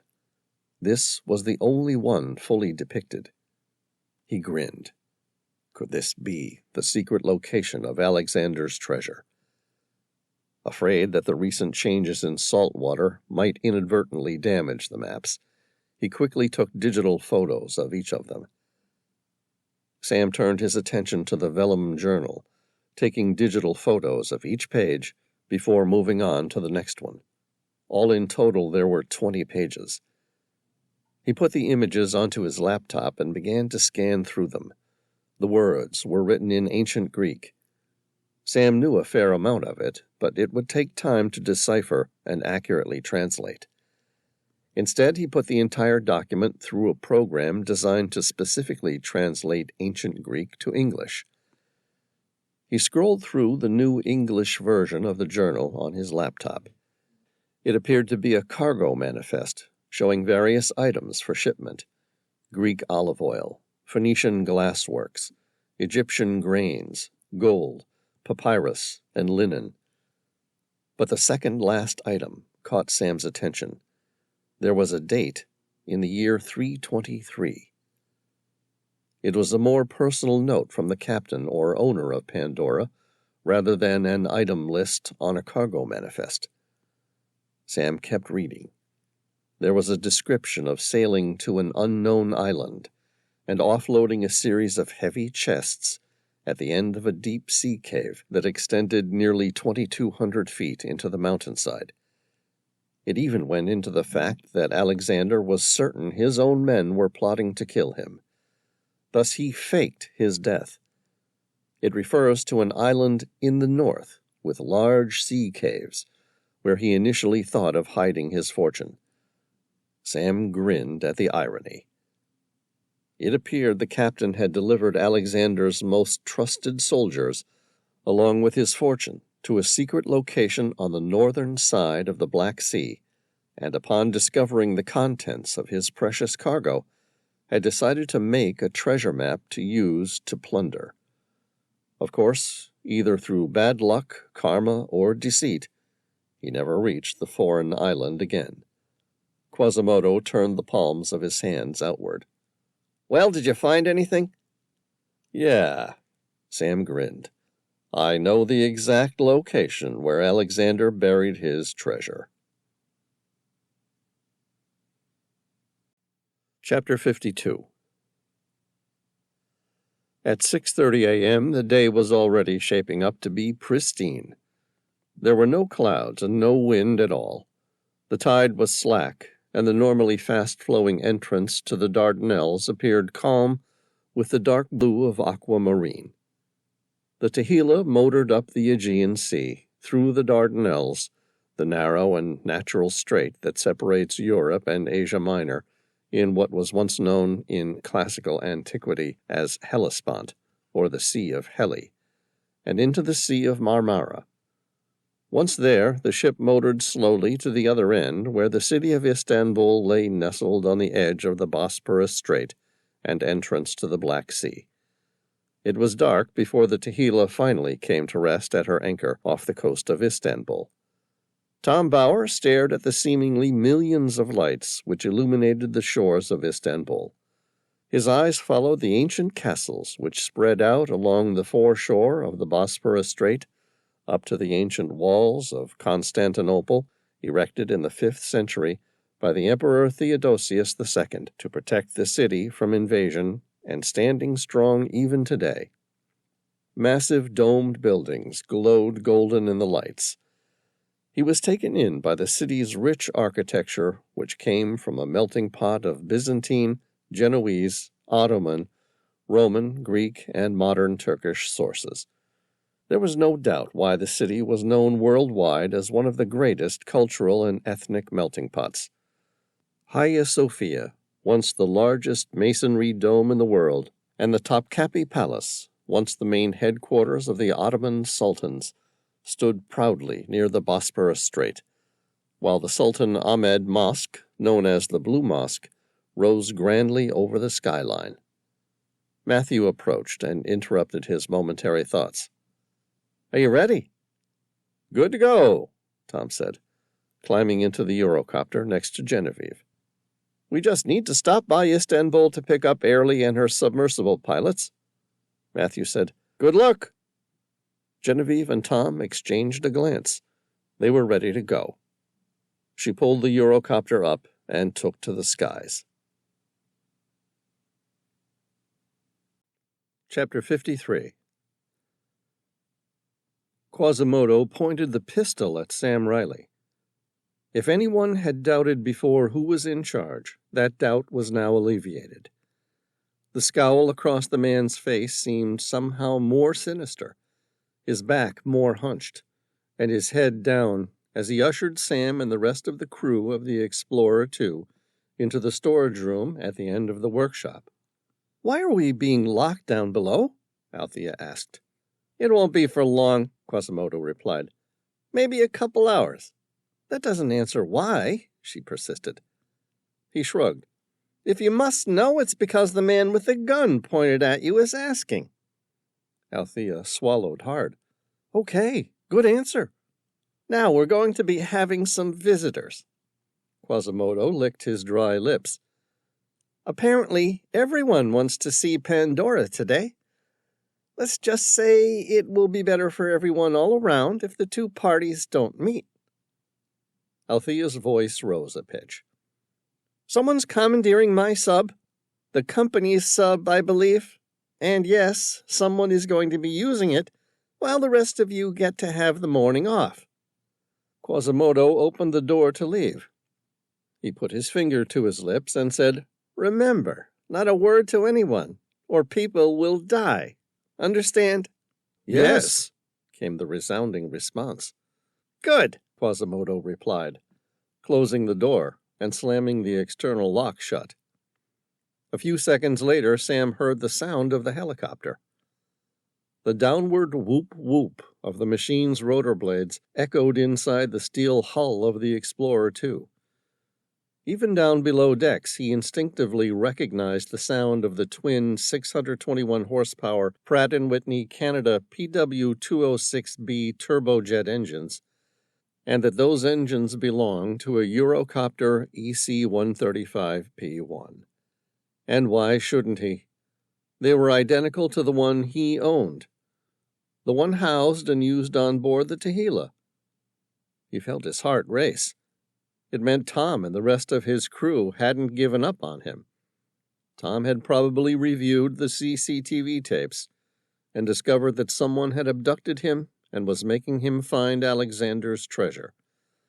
Tom or someone on board the Telltale had made the connection and were working fast. At this rate, they were bound to catch up with him by the time he found Alexander's treasure. Chapter 54. The Eurocopter landed on the helipad. With its rotor blades still spinning, Airlie Chapman, Max Cardwell, Nicole Dimmick, and Tom Bauer climbed out. Airlie was greeted by someone Tom assumed was the skipper. The man was tall and thin and hunched over with age. He had receding salt-and-pepper-colored hair, and deep lines around his eyes gave him a weathered and worldly appearance.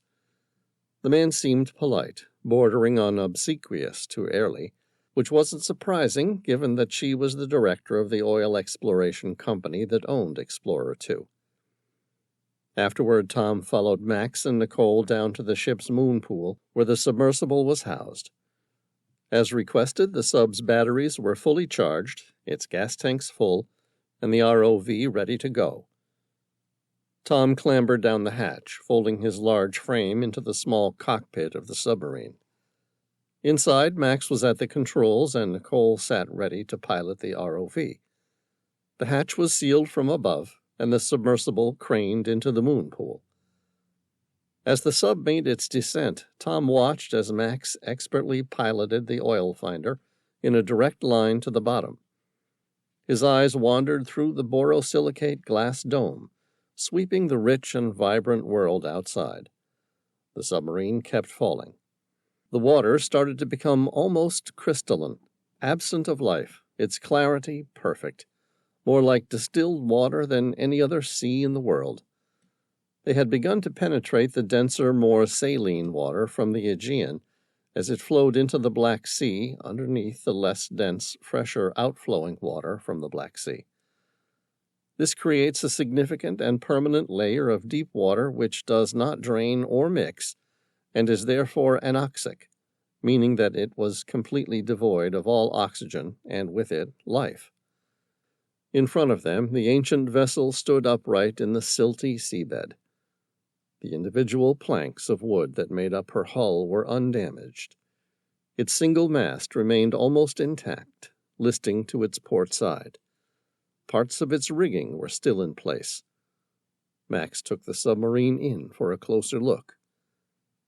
The intricate wood carvings of the helm flickered in the light, as though a restless ghost was commanding her through the dark. The wood was so well preserved that chisel and tool marks were still visible on individual planks. Rigging materials, coils of rope, tills, rudders, and even carved wooden decorative elements had survived. It was conceivable the ship might have been sunk a year or two ago, but 2,300 years? The concept was absurd, and yet that made it no less true. Nicole powered up the ROV. She gave the throttles a gentle burst, and the propellers gave a little whine as the ROV came out of its house. Tom stared at the twin monitors that showed the vision from the ROV's point of view.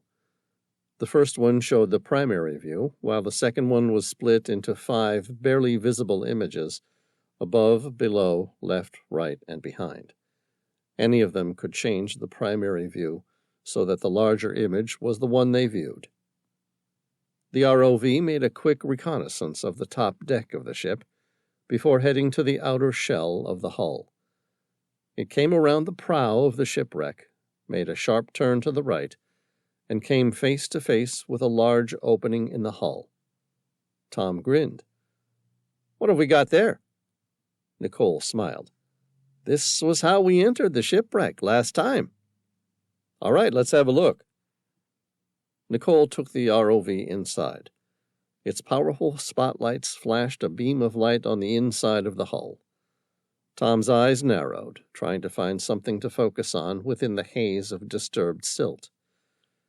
Nicole adjusted the pitch of the ROV's 8 propellers as it clambered through a narrow section of the cargo hold, heading toward the stern. As the ROV reached the stern, a beam of light caught the newly splintered remains of the ancient cedar. Nicole grinned. "Well, that's different." Tom stared at the opening, revealing a once-hidden cavity. The place was empty. Tom cursed. "It looks like Sam Reilly beat us to it." Nicole made a further reconnaissance of the area, But there was no mistake about it. Sam Reilly had found something, but whatever it was, there was no longer any evidence of its existence. Nicole retraced the ROV's steps back to the entrance. The ROV approached the opening. Tom spotted something metallic flicker and reflect the beam of light from the ROV. He placed a hand on Nicole's shoulder and asked, "What is that?" Nicole licked her lips. "What's what?" "There's metal on that amphora." Nicole zeroed in on the metal plate. It looked just like the one used as part of the ROV's outer shell. She used the grappling arm to retrieve the metal. "What do you want me to do?" Tom's lips parted into a smile. "Let's take it home. If I had to guess, I'd bet Sam Reilly was leaving us a secret message." Chapter 55. Tom returned to the Tehila with Airlie Chapman, while Max and Nicole were flown to the international airport in Istanbul for their commercial flights home. Inside the mission room, Tom worked at the round table, trying to analyze the piece of titanium sheet metal. He wasn't having a lot of luck. There were no markings, no model or reference number, nothing to indicate it was anything more than a piece of useless metal that had fallen off something of value. He frowned. If that was the case, they were in serious trouble, because it meant Sam Reilly hadn't left them a clue, and now they'd reached a dead end in the search for Alexander's treasure. Elise came into the room. "Find anything?" "Not much," Tom admitted. "It's a bit of metal.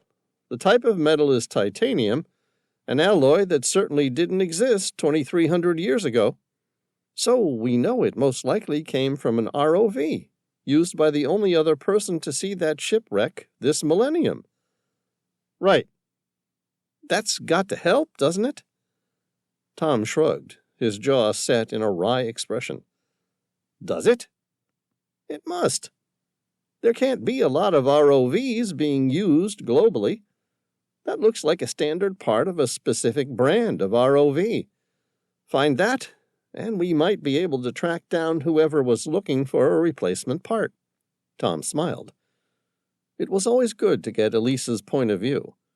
She approached things from a lateral direction, thinking way outside the damned box.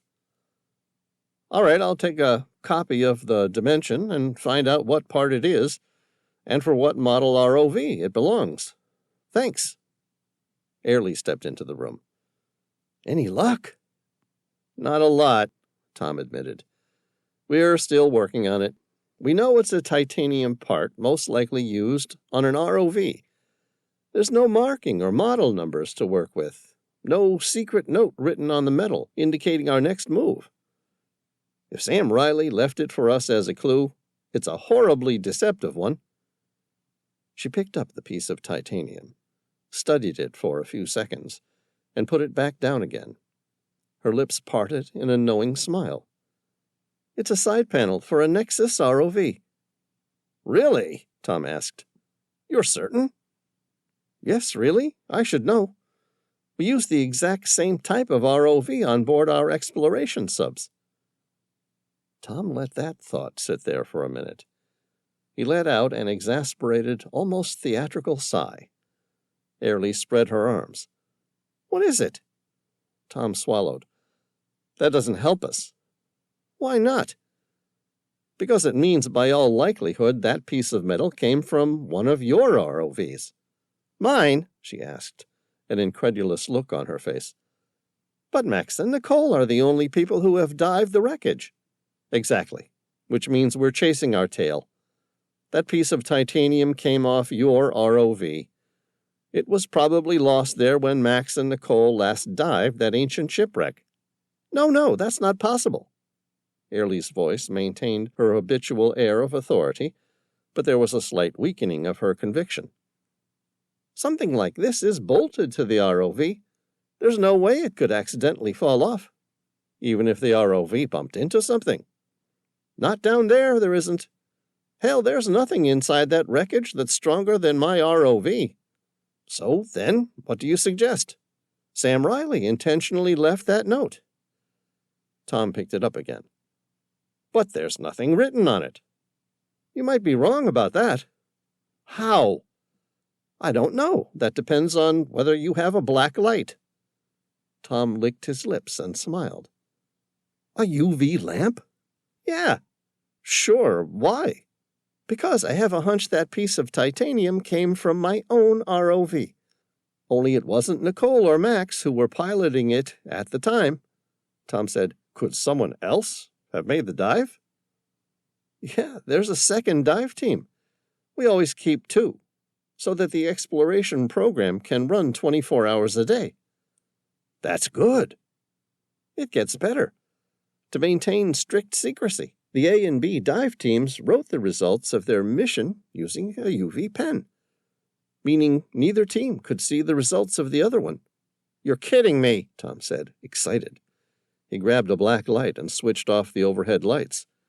He waved the black light wand across the piece of titanium. The first side was still blank. He turned it over. A long series of numbers glared back at him. Tom asked, Any ideas what those numbers might mean? Airlie smiled. I can tell you, that's a radio frequency. For what? An EPIRB. Chapter 56. The Explorer, too, headed north, into the North Sea. Sam was still only 90% certain that he was on the right track. The ancient maps matched up, but one thing still bothered him. 2,300 years ago, just about no one from the Hellenic League had even traveled so far north. So how in the world had Alexander the Great known about the island?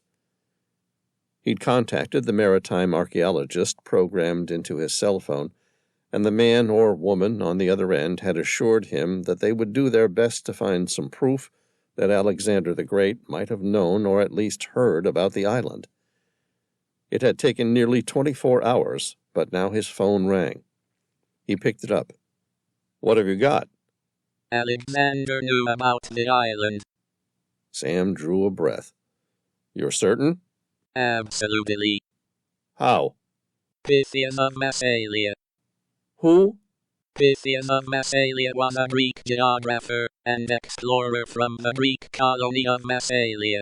He made a voyage of exploration to northwestern Europe in about 325 BC, but his account of it, known widely in antiquity, has not survived, and is now known only through the writings of others. The question is, did Alexander know about the voyage? Yes. He sponsored the thing. He and Pythias were close. If Alexander was fearful of his life, there was a good chance he would have entrusted such knowledge with his friend Pythias. What about the timeline? You want to know if the dates match up? Yeah. They do. Pythias completed his journey in 325 BC, while Alexander allegedly died in June 323 BC. All right. Thank you for your help. You're welcome.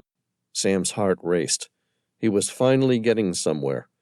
Alexander's treasure was in his grasp. The thought excited and terrified him in equal proportions. As soon as he succeeded, his life would be over. Without any knowledge to trade, his value would diminish in an instant. That thought made his mind return to the ROV. He'd triggered its EPIRB a few hours ago, and was expecting to see the Tehila materialize on the horizon any minute now. To make matters worse, every minute that went by, the crew of the Explorer 2 were likely to receive a call from the International Maritime Organization, notifying them that they'd received a ping from their ROV. Once that happened, it wouldn't be much of a stretch of Quasimodo's imagination to discover that Sam had been the orchestrator of such deceit. The question remained, did Sam still have enough treasure-hunting knowledge to keep him alive, despite Quasimodo's wrath? Right on cue, the door opened to the workstation, and Quasimodo came storming inside. In his hand, he held a GPS transponder for the ROV's EPIRB. It was smashed and no longer transmitting. Sam looked up and faced the music. "Hello, Quasimodo." "Cute," Quasimodo said, his expression suggesting he thought Sam's trick was anything but. "Next time you try a trick like that, I swear to God I'm breaking both your hands. We need you for your investigative ability, not your fucking hands. You can live without those." He stared at Sam, waiting for his response. When Sam gave him none, Quasimodo asked, "Do I make myself clear?" Sam nodded. "Crystal." Chapter 57. On board the Tehila, Tom watched the EPIRB beacon disappear. He turned to Matthew. "What happened?" "I don't know," Matthew replied, increasing power of the receivers without success. "It's gone. Someone's shut it down." Tom nodded. He knew this would happen. Whoever had Sam Reilly must have found out about the ruse. "Any guesses where they were heading?" Matthew spread his hands outward. "No idea, but I'm willing to make a guess." He stepped over toward the navigation station and opened up the digital mapping of the region. There were no islands or anything for 50 miles. He frowned and expanded the map. Still nothing. Tom asked, "What's here?" "The Faroe Islands." "What's there?" "Nothing." Tom Googled the island. His mouth opened. His lips parted into a smile. Matthew asked, "What?" Tom pointed to the number one fact about the island. "They're made out of volcanic basalt." Matthew spread his hands. "Is that supposed to mean something to me?" "Yeah. No, I guess not." "What?" "It's very porous, which means I'm willing to bet a year's wages that the island is riddled with sea caves, and the perfect place to hide Alexander's treasure." Chapter 58. Lothar-Jigvan Sea Cave, Faroe Islands. The Explorer 2 weighed anchor off Lothar-Jigvan.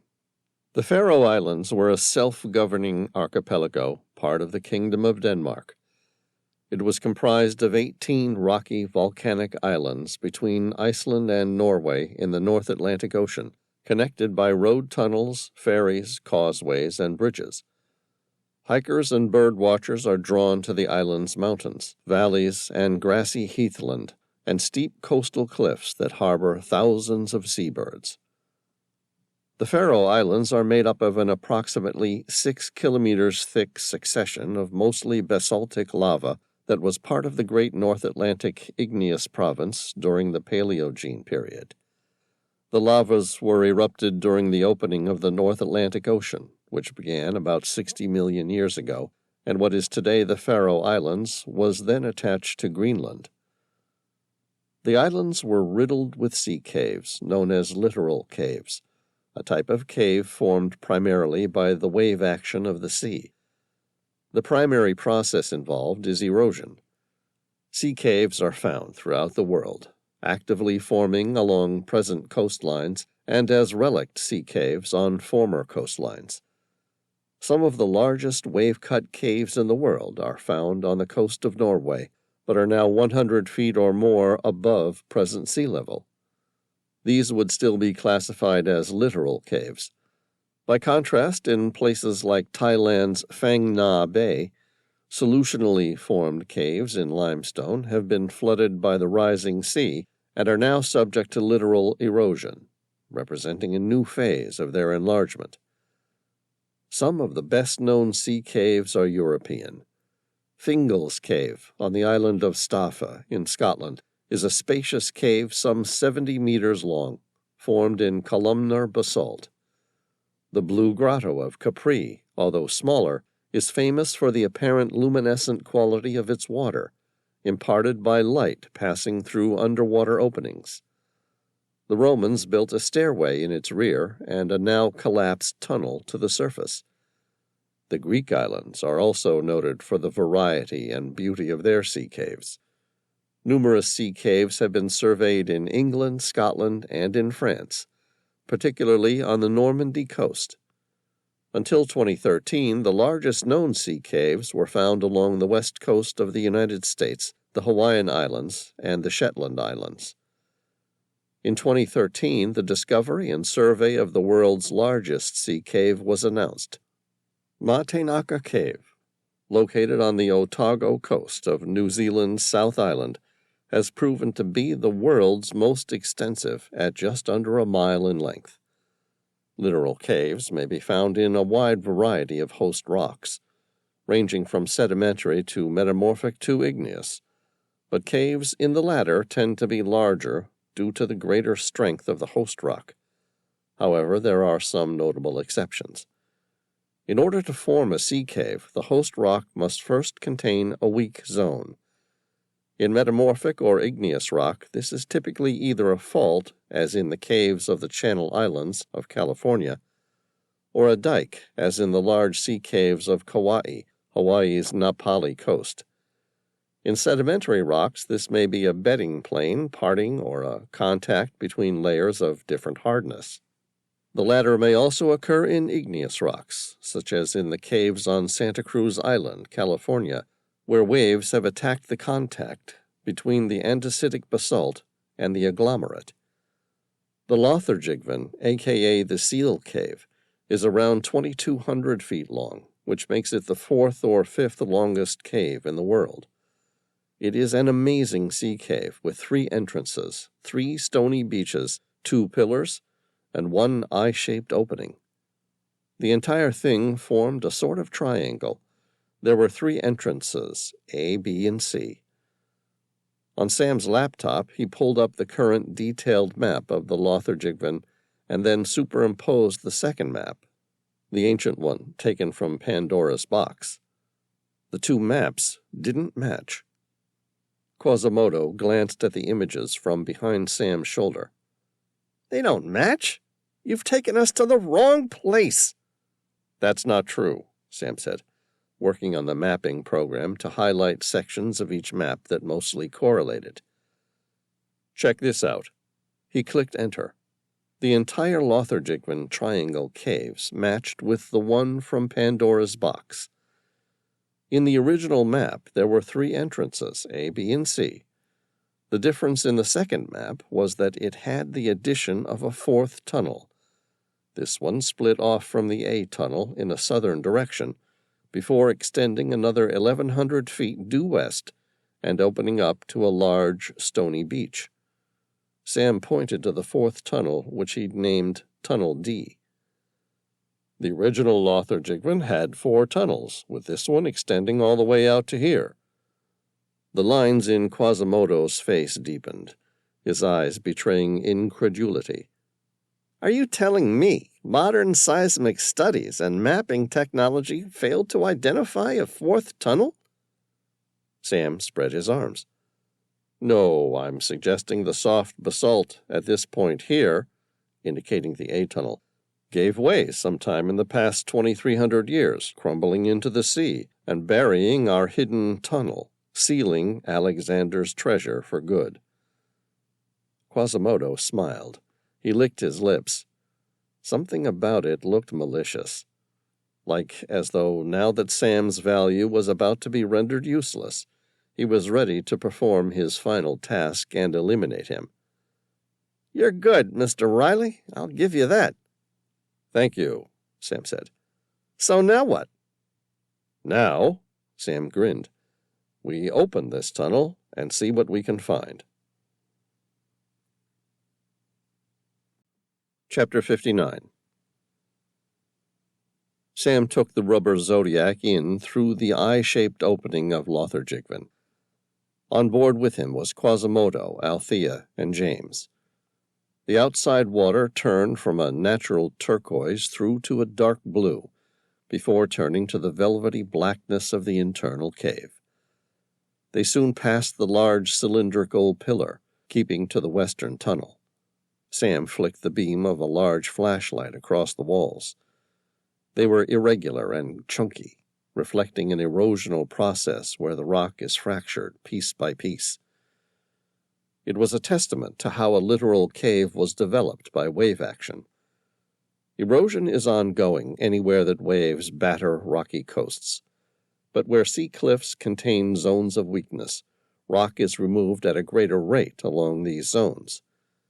As the sea reaches into the fissures thus formed, they begin to widen and deepen due to the tremendous force exerted within a confined space, not only by direct action of the surf and any rock particles that it bears, but also by compression of air within. Blowholes, partially submerged caves that eject large sprays of seawater as waves retreat and allow rapid re-expansion of air compressed within, attest to this process. Adding to the hydraulic power of the waves is the abrasive force of suspended sand and rock. However, some caves have portions where the walls are rounded and smoothed, typically floored with cobbles, and result from the swirling motion of these cobbles in the surf zone. Sam kept searching the southern wall of the tunnel with the beam of his flashlight, looking for any telltale signs of damage of a collapsed ceiling.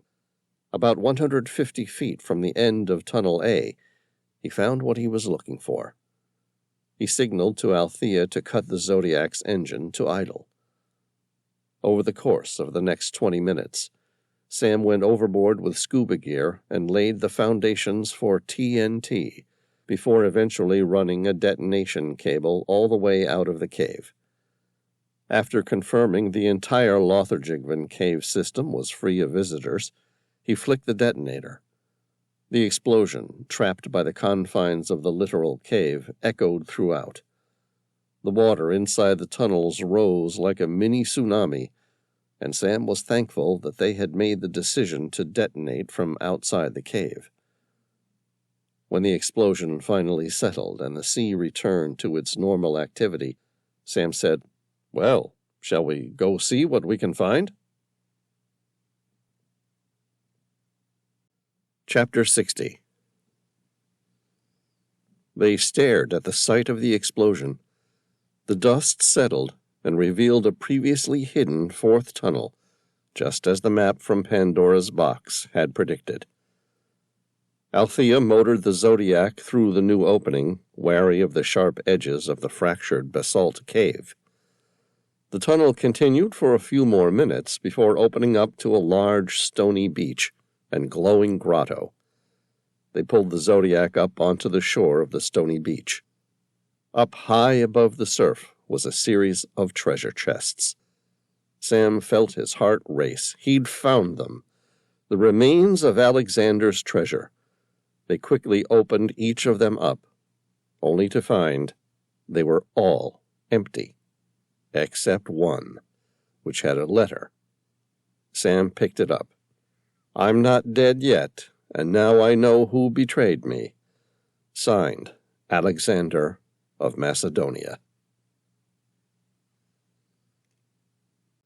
Chapter 61.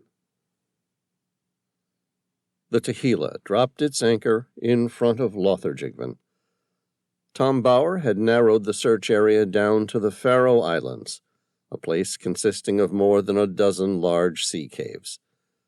But 6 hours ago, all that had changed.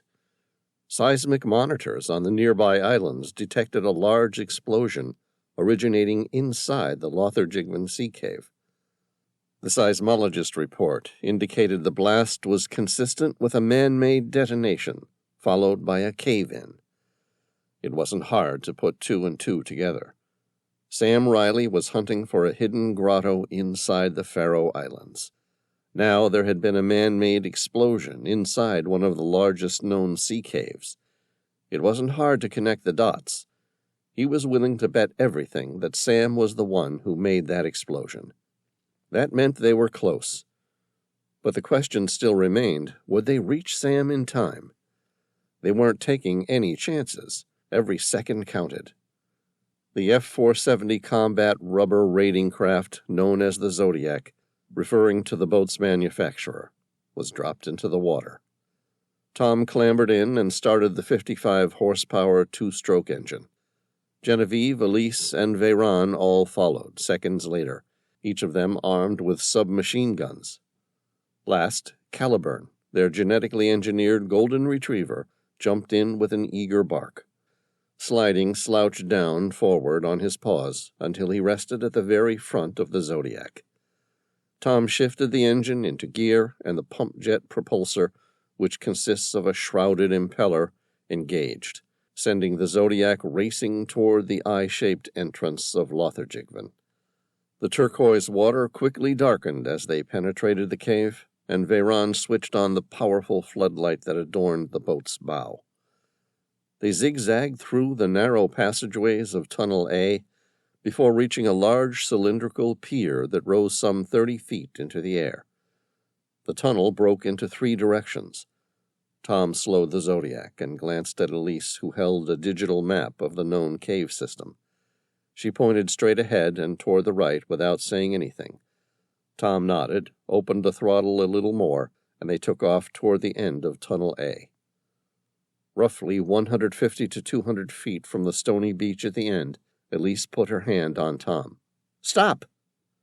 Tom cut power to the throttle and kicked the gear to neutral. "What have you got?" Elise pointed toward a small offshoot to the left. "Just have a look at that." Tom's eyes raked their surrounding cave system. Veyron was onto the floodlights, casting powerful beams of light across the tunnels. Most of the stone walls were smooth and well-rounded after centuries upon centuries of erosion from waves and tidal movements, but the opening to the left was filled with jagged edges that looked particularly out of place. "It looks like someone blasted this one out of here," he said. Elise grinned. "Yeah, and what's more, my digital map doesn't show a tunnel here, so my guess is that Sam made that one." "Agreed," Tom said, dropping the engine back into gear and opening the throttle once more. The Zodiac raced through to the very end of the hidden passageway. Caliburn barked multiple times, his tail suddenly wagging energetically. It was obvious the dog's expert sense of smell had picked up on Sam's scent. The crew became energized, their weapons all out, ready for the suspected firefight that would ensue. At the end of the tunnel, the seawater gave way to a stony beach in a small grotto. Ambient light from a small opening above allowed a single beam of sunlight to dapple the highest point, some 15 feet above the water's high tide point, where several treasure chests rested. Tom motored the Zodiac up onto the shore. It was obvious they were too late. There was nobody else inside that grotto with them, and a cursory glance at the treasure chests indicated their lids were open and their contents empty, with the exception of one chest. Tom opened the remaining chest. Inside was a note. He opened it and found a note from Sam Reilly. "Alexander the Great's death was a ruse. Find his lost tomb and you find the treasure. Return to the world. Trust nobody. Nothing is what it seems. Good luck. Sam Reilly." Chapter 62. After more than a day's travel, Sam Reilly finally returned to his luxurious room and prison cell on board the World. The frogman's body had been removed and the waterlogged carpet cleaned, but apart from that, the place looked just like it had when he'd left it. He spent the first 6 hours of the night sleeping fitfully. It wasn't that he'd feared what his captors might do to him now that he'd failed that kept him awake. Instead, it was his excitement for the discovery that Alexander the Great had faked his own death to discover who had betrayed him. By about 4 a.m., he couldn't take it any more. He needed to get started. Sam opened up his laptop and brought up all known information of Alexander's death. Reading through a variety of simplified notes, he saw that the exact cause of Alexander's death had always been unknown. Historians have debated the issue for centuries, attributing it to poison, malaria, typhoid fever, or other maladies. What is agreed upon is that the Macedonian king died in early June 323 BC while suffering a high fever that had lasted 10 days. Proposed causes of Alexander's death included alcoholic liver disease, fever, and strychnine poisoning, but little data support those versions.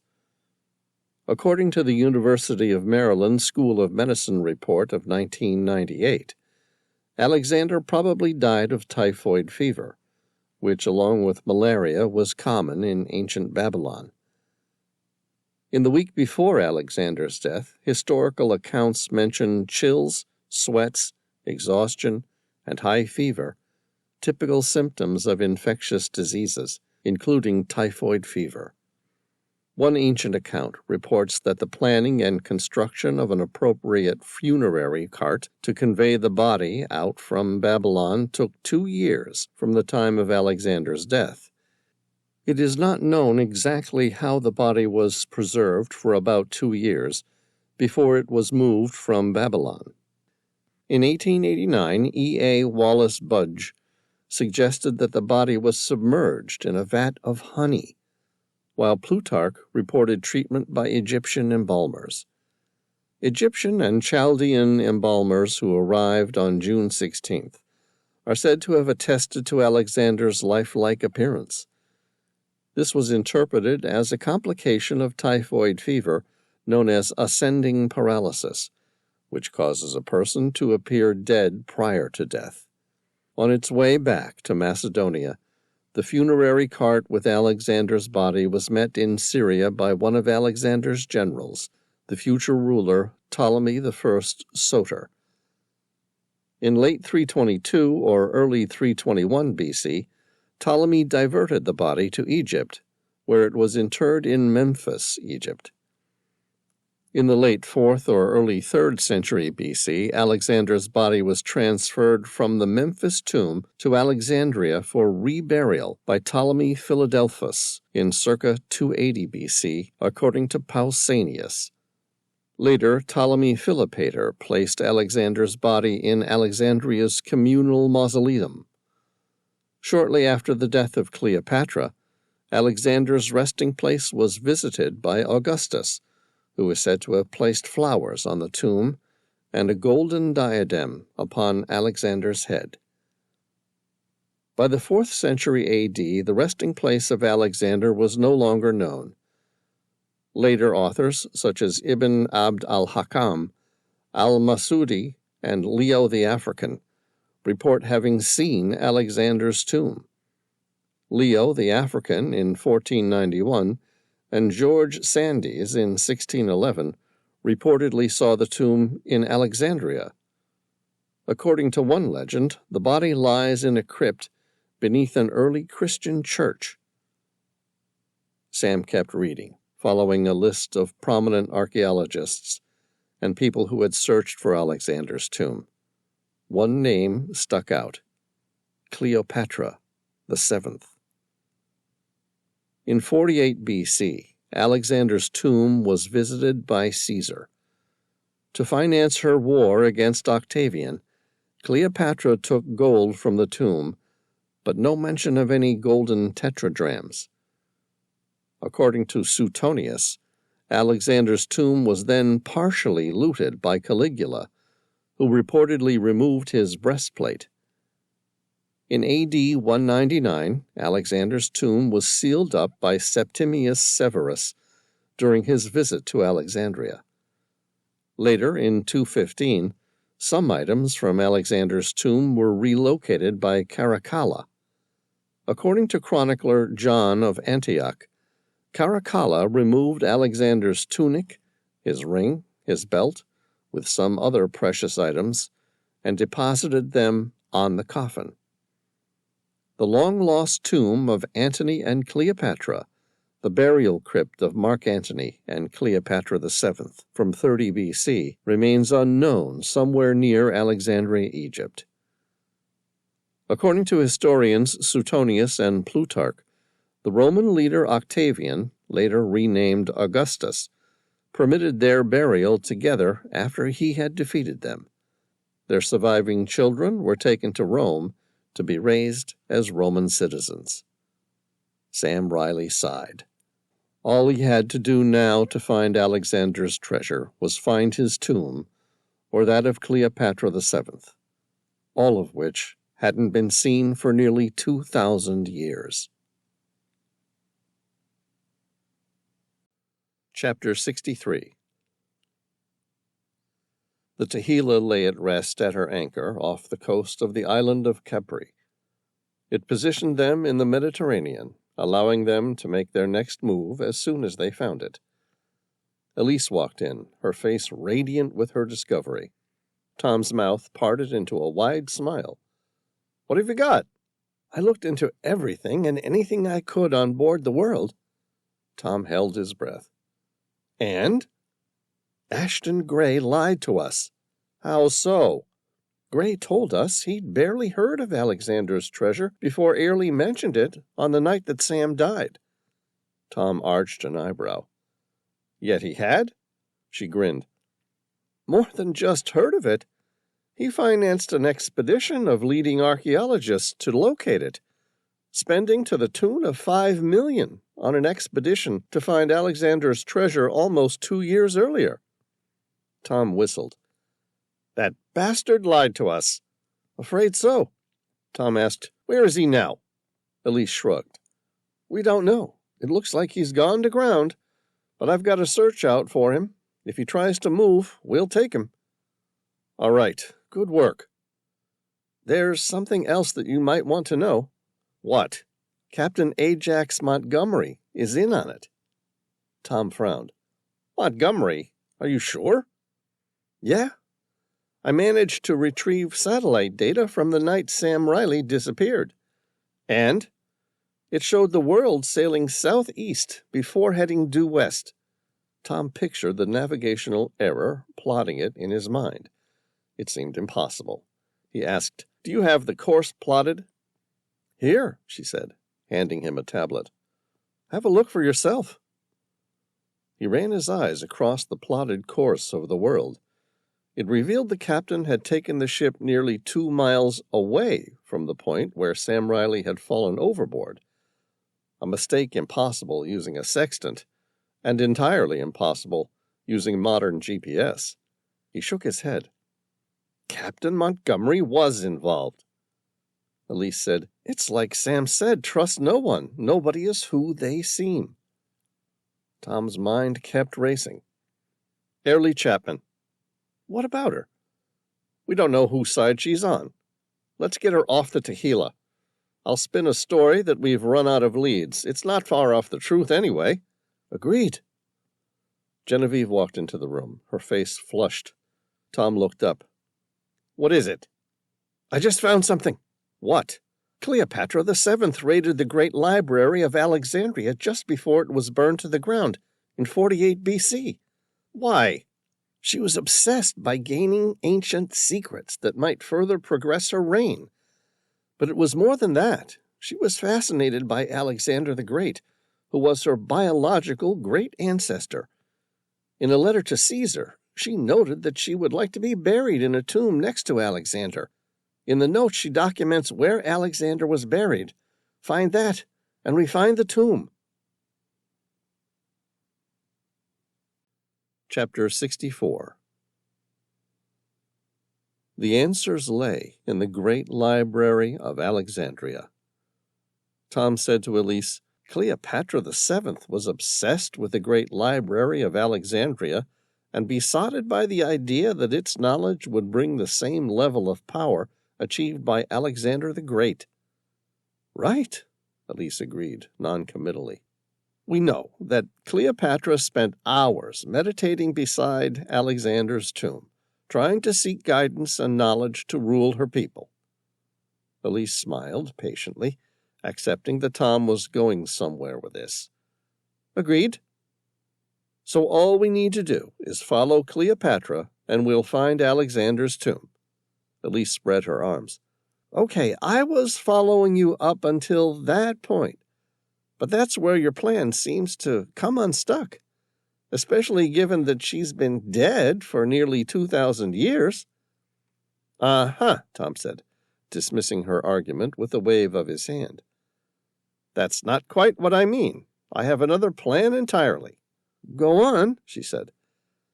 "We have thousands upon thousands of archived pages of Cleopatra VII's movements, of letters between Cleopatra VII and her lover, the Roman general and statesman Mark Antony, letters regarding her newfound knowledge gathered in the Great Library, along with any other known documents written by her." A slight upward grin permeated her lips. "You're right, we have data. And you can do anything with enough data. I can set up a program to scan all the known data to extract anything related to a tomb or burial site and Alexander the Great." "Right," Tom said, getting excited. "How long would that take?" "Not long. It's a simple program with a relatively basic search algorithm applied. We'll start by looking at specific words and refine it until we can extract something relevant from the data. What exactly are you hoping to find?" "The exact GPS coordinates for Alexander's tomb would be nice." Elise laughed. "I'll see what I can do." Chapter 65.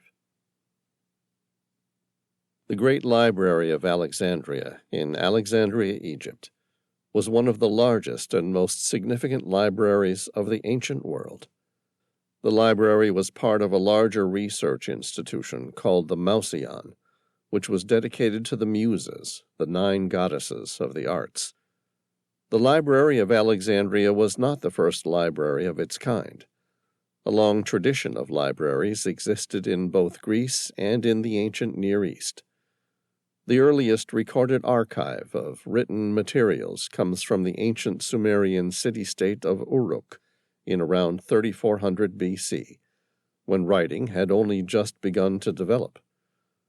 Scholarly curation of literary texts began in around 2500 BC.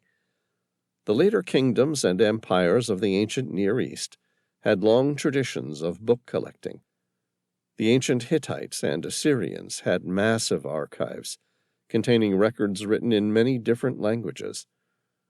The most famous library of the ancient Near East was the Library of Ashurbanipal in Nineveh, founded in the 7th century BC by the Assyrian king Ashurbanipal. A large library also existed in Babylon during the reign of Nebuchadnezzar II, circa 605 to circa 562 BC. In Greece, the Athenian tyrant Pisistratos was said to have founded the first major public library in the 6th century BC. It was out of this mixed heritage of both Greek and Near Eastern book collections that the idea for the Library of Alexandria was born. The Macedonian kings who succeeded Alexander the Great as rulers of the Near East wanted to promote Hellenistic culture and learning throughout the known world. Libraries enhanced a city's prestige, attracted scholars, and provided practical assistance in matters of ruling and governing the kingdom. Eventually, for these reasons, every major Hellenistic urban center would have a royal library. The Library of Alexandria, however, was unprecedented due to the scope and scale of the Ptolemies' ambitions. Unlike their predecessors and contemporaries, the Ptolemies wanted to produce a repository of all knowledge. The library or part of its collection was accidentally burned by Julius Caesar during his civil war in 48 BC, but it is unclear how much was actually destroyed, and it seems to have either survived or been rebuilt shortly thereafter. The geographer Strabo mentions having visited the Mouseion in around 20 BC, and the prodigious scholarly output of Didymus Chalcenterus in Alexandria from this period indicates that he had access to at least some of the library's resources. Despite the widespread modern belief that the Library of Alexandria was burned once and cataclysmically destroyed, the library actually declined gradually over the course of several centuries. This decline began with the purging of intellectuals from Alexandria in 145 BC during the reign of Ptolemy VIII Physcon, which resulted in Aristarchus of Samothrace, the head librarian, resigning from his position and exiling himself to Cyprus. In 48 BC, during Caesar's civil war, Julius Caesar was besieged at Alexandria. His soldiers set fire to some of the Egyptian ships docked in the Alexandrian port while trying to clear the wharves to block the fleet belonging to Cleopatra's brother, Ptolemy XIV. This fire purportedly spread to the parts of the city nearest to the docks, causing considerable devastation. On July 21, 365, a powerful earthquake off the coast of Greece caused a tsunami that devastated the city of Alexandria, Egypt. Although there were no measuring tools at the time, scientists now estimate that the quake was actually 2 tremors in succession, the largest of which is thought to have had a magnitude of 8.0. The quake was centered near the plate boundary called the Hellenic Arc, and quickly sent a wall of water across the Mediterranean Sea toward the Egyptian coast. Ships in the harbor at Alexandria were overturned as the water near the coast receded suddenly. Reports indicate that many people rushed out to loot the hapless ships. The tsunami wave then rushed in and carried the ships over the sea walls, landing many on top of buildings. In Alexandria, approximately 5,000 people lost their lives, and 50,000 homes were destroyed. The surrounding villages and towns suffered even greater destruction. Many were virtually wiped off the map. Outside the city, 45,000 people were killed. In addition, the inundation of salt water rendered farmland useless for years to come. Evidence indicates that the area's shoreline was permanently changed by the disaster. Slowly but steadily, the buildings of Alexandria's royal quarter were overtaken by the sea following the tsunami. It was not until 1995 that archaeologists discovered the ruins of the old city off the coast of present-day Alexandria. Tom clicked through to a pair of images. One was a hand-drawn rendition of Alexandria before the tsunami of 365 AD, and the other a modern satellite image of Alexandria. The first one had a possible location of Alexander's tomb notated. Tom superimposed the 2 images onto each other digitally. Using the round table to filter and propagate heights and locations, he brought up a 3D rendition of the ancient and modern cities on the round table. He looked at it and grinned. To Elise he asked, "Any luck with your program?" "Nothing yet. I'm still getting thousands of hits on Cleopatra and Alexander the Great, but nothing that might highlight the location." Tom grinned. "I have an idea." Elise said, "Shoot." "In several of these writings that I've read, Cleopatra refers to wanting to make something substantial, something lasting." "Go on." "She writes that Alexander the Great needs a tomb that will stand the test of time." "Sure." Tom spread his hands out, showing a 3D rendition of ancient Alexandria. "But look at the location of the royal tombs." Elise ran her eyes across the ancient depiction. "What about them? With the benefit of hindsight, what's your first thought about their permanency?" Elise smiled. "They're in the wrong place." "Why?"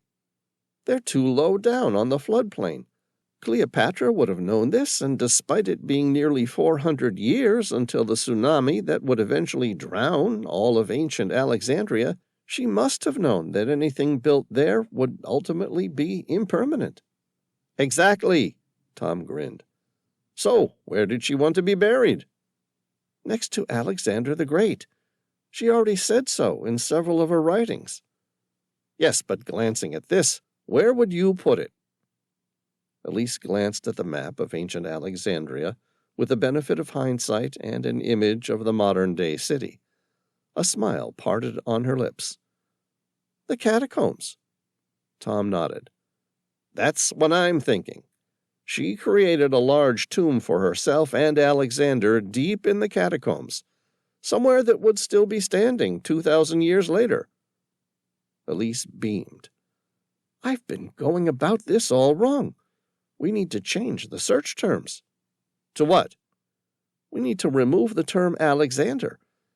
If she built a special tomb for him in secret, she never would have noted his name. She ran the program again. This time, only one reference came up. It was a communication between Cleopatra and Mark Antony. Tom stared at the letter, transcribed into English. I visited him today. I'm sorry for the secrecy, but others would raid his tomb for centuries otherwise. I fear he wouldn't have liked it. He would consider nothing more beneath him than to be buried in the common catacombs. It then went on to describe the entrance. At the front of the tomb chamber, there is a temple-like facade consisting of 2 columns topped by papyrus, lotus, and acanthus leaves of Egypt, and supporting an architrave with the relief of a central winged sun disk flanked by Horus falcons. A carved Agatha daemon in the form of a snake is flanking both sides of the entrance to the inner tomb.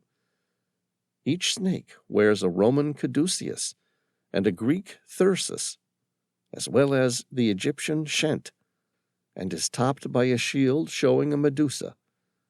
Figures of a man and a woman are carved into the wall. The man's body has a stiff hieratic pose typical of Egyptian sculpture, with the head carved in the lifelike manner of the classic Hellenes. The woman's figure is also rigidly posed, but bears the Roman hairstyle. All in total, there are 18 snakes in the tomb chamber. There is an ingenious mechanism that makes it possible to move each snake to the left or right. Individually and to the casual observer, these appear as nothing more than a mistake made by the mason. But if all of the snakes are set to point inward toward the Medusa, the entire tomb may be moved. It is in here that I hope we shall rest for all eternity. Tom felt a rush of interest. They were getting close. Elise, can you put those details into the system and see if you can find any tomb anywhere with such a description? Sure. She tapped at her keyboard, including several criterions, and hit the search button. The program ran for a few minutes, analyzing the data of thousands upon thousands of archived images of tombs from around the world.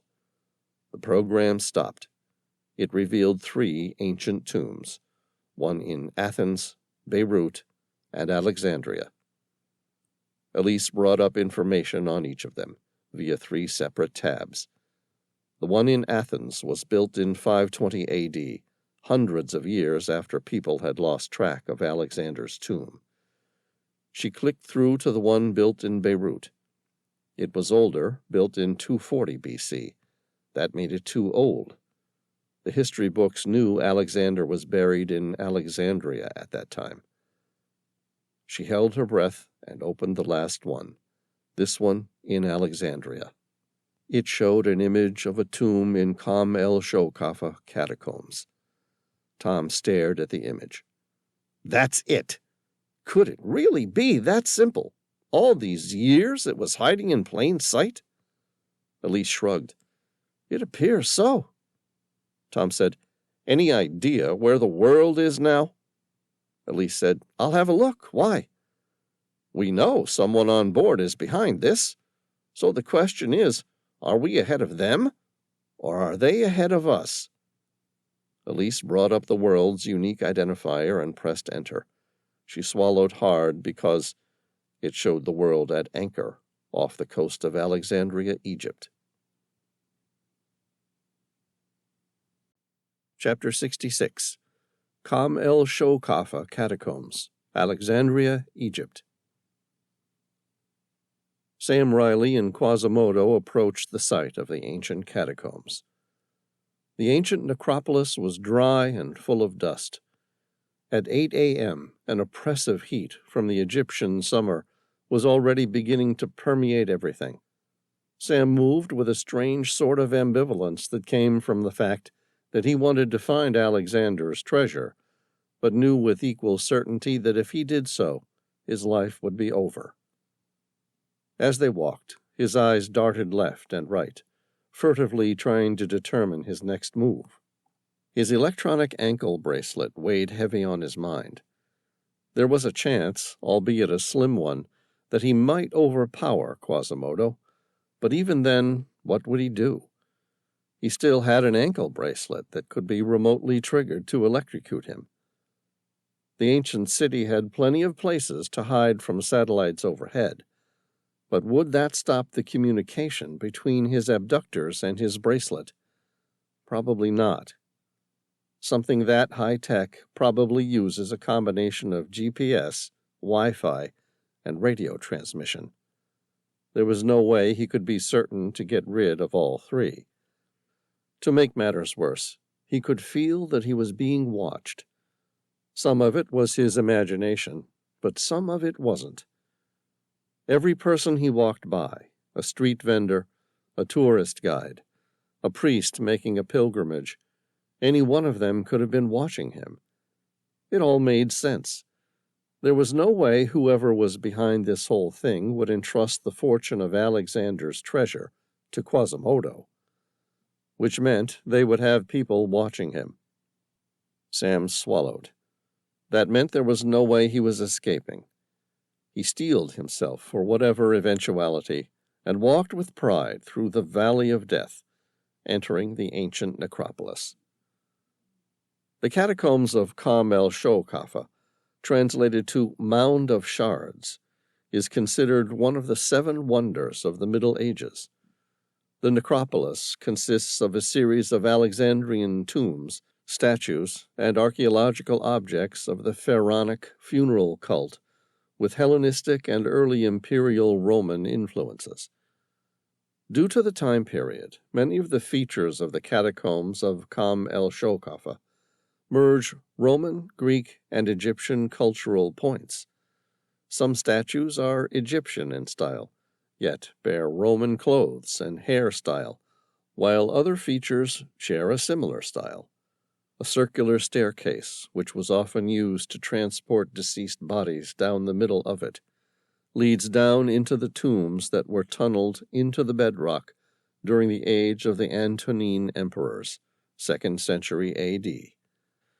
The facility was then used as a burial chamber from the 2nd century to the 4th century, before being rediscovered in 1900 when a donkey accidentally fell into the access shaft. To date, 3 sarcophagi have been found, along with other human and animal remains, which were added later. It is believed that the catacombs were only intended for a single family, but it is unclear why the site was expanded in order to house numerous other individuals.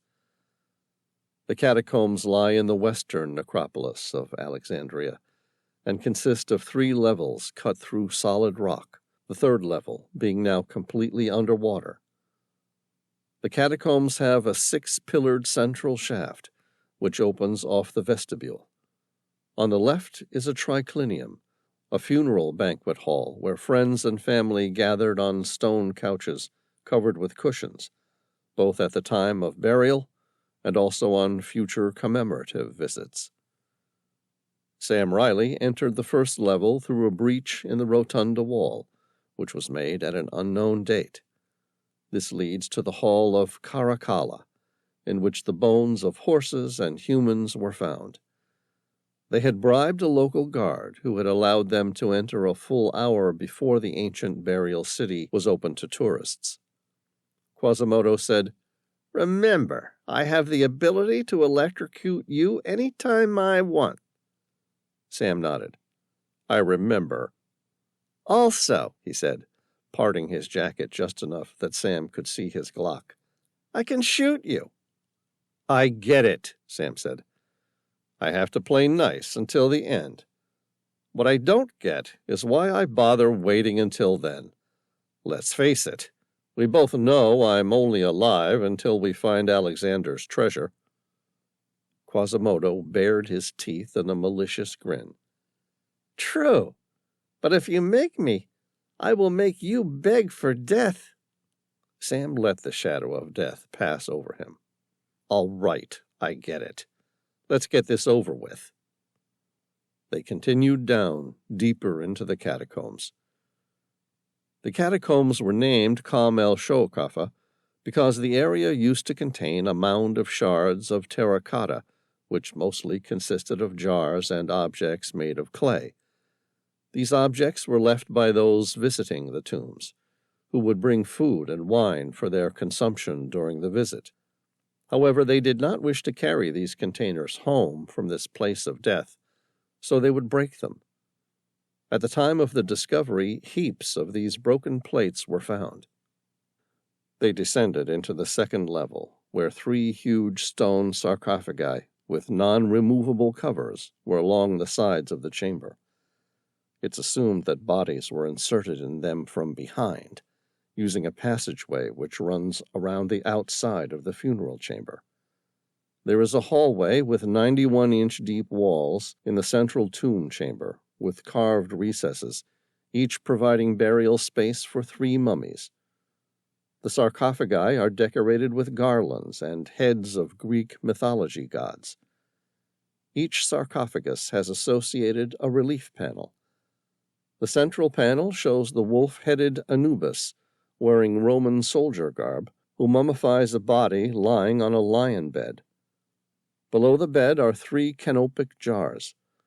The lateral panels show the Apis bull receiving a gift. All in total, there are 18 snakes in the tomb chamber.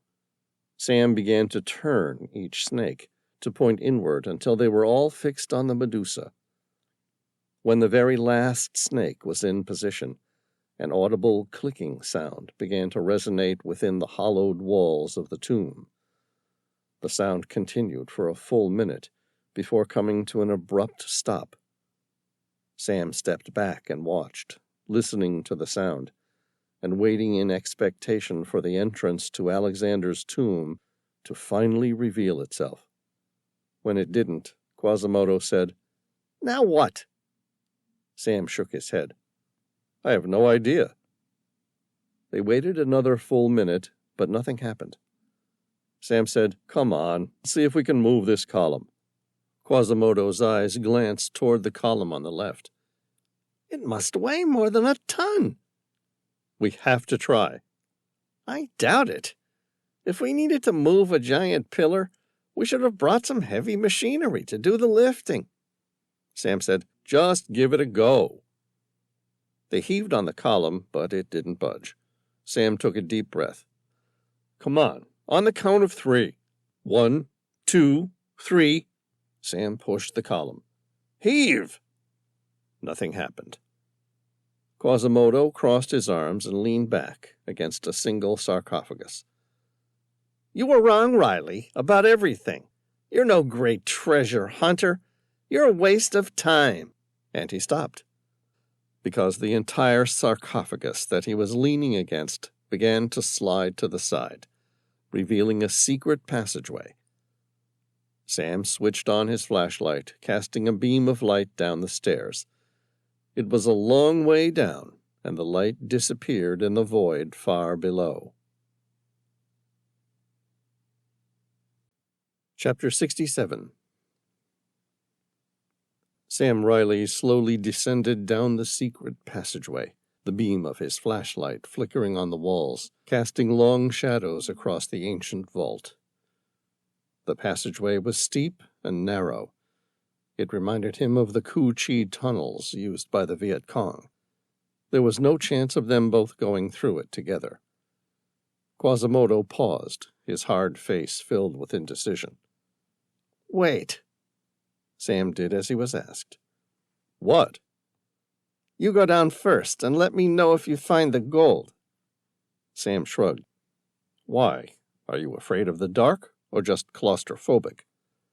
"Neither, just not stupid." Sam said, "Okay, suit yourself." Happy to be free, even for a few minutes, Sam moved quickly down the ancient passageway into the tomb far below. The narrow passageway opened up into a large domed vault. He waved the beam of his flashlight across the ceiling before bringing it down to the middle of the room where 2 vaults lay open. Sam's heart skipped a beat. Someone had reached the place before him. Each vault was made of rosemary-colored marble. He stepped forward. The first tomb had the words, Cleopatra VII, inscribed on the tomb. Inside were the bony remains of who he assumed to be Cleopatra, the last Egyptian pharaoh. Placed at the center, where her chest had once been, was a single book made of vellum. He removed the book and glanced at it. Inscribed on the front cover were the words, Knowledge of the World. He opened the first page and found pages of ancient text. He couldn't decipher much of it, but one part he could recognize. He read it out loud. These are the notes saved from the great library of Alexandria. Sam turned to the next tomb. This one had the words, Alexander III of Macedonia, inscribed. He expelled an audible sigh, his lips turning upward in a giant grin. He'd found it. On the opposite side, he found a secret compartment had been broken, and the contents of a hidden vault removed. Sam swallowed hard. He was too late. Someone had stolen it before him. Sam shined his flashlight across the room, hoping to find something, anything else that might help him, when the beam of light landed upon a human face. Tom Bauer grinned. It looks like I finally got the best of you with something. Chapter 68. Sam looked at the relieved faces of Tom and Genevieve and smiled. Genevieve went to speak, but Sam silenced her, bringing a finger to his lips. He pointed to the passageway above. I'm not alone. How many? She asked, her voice no more than a whisper. Sam gave a helpless shrug. I don't know. There's one guard. I call him Quasimodo. He's a ruthless killer, but I believe he's being followed by others. I couldn't tell you how many there are. Okay, so we fight our way out, Genevieve said. The lines around Sam's eyes deepened and his jaw set a hard line. It's not going to be quite that simple. Why not? Sam shined the flashlight on his ankle bracelet. If Quasimodo gets wind of betrayal, he can signal the ankle bracelet to electrocute me. Genevieve nodded. Elise warned us that you might be wearing something like that.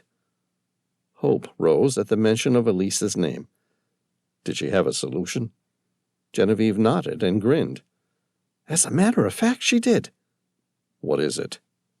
I'll show you, but it's still going to take some help from your friend, Quasimodo. Chapter 69. It was a simple plan. There was a good chance it might have even worked. Sam looked at the bags of gold tetradrachms. At a glance, he guessed there were more than 10,000 in total, each cast with the image of Alexander the Great's likeness on the front, with Zeus on the back. Tom and Genevieve had placed them all in a row. He lifted up the first two bags and began walking toward the entrance.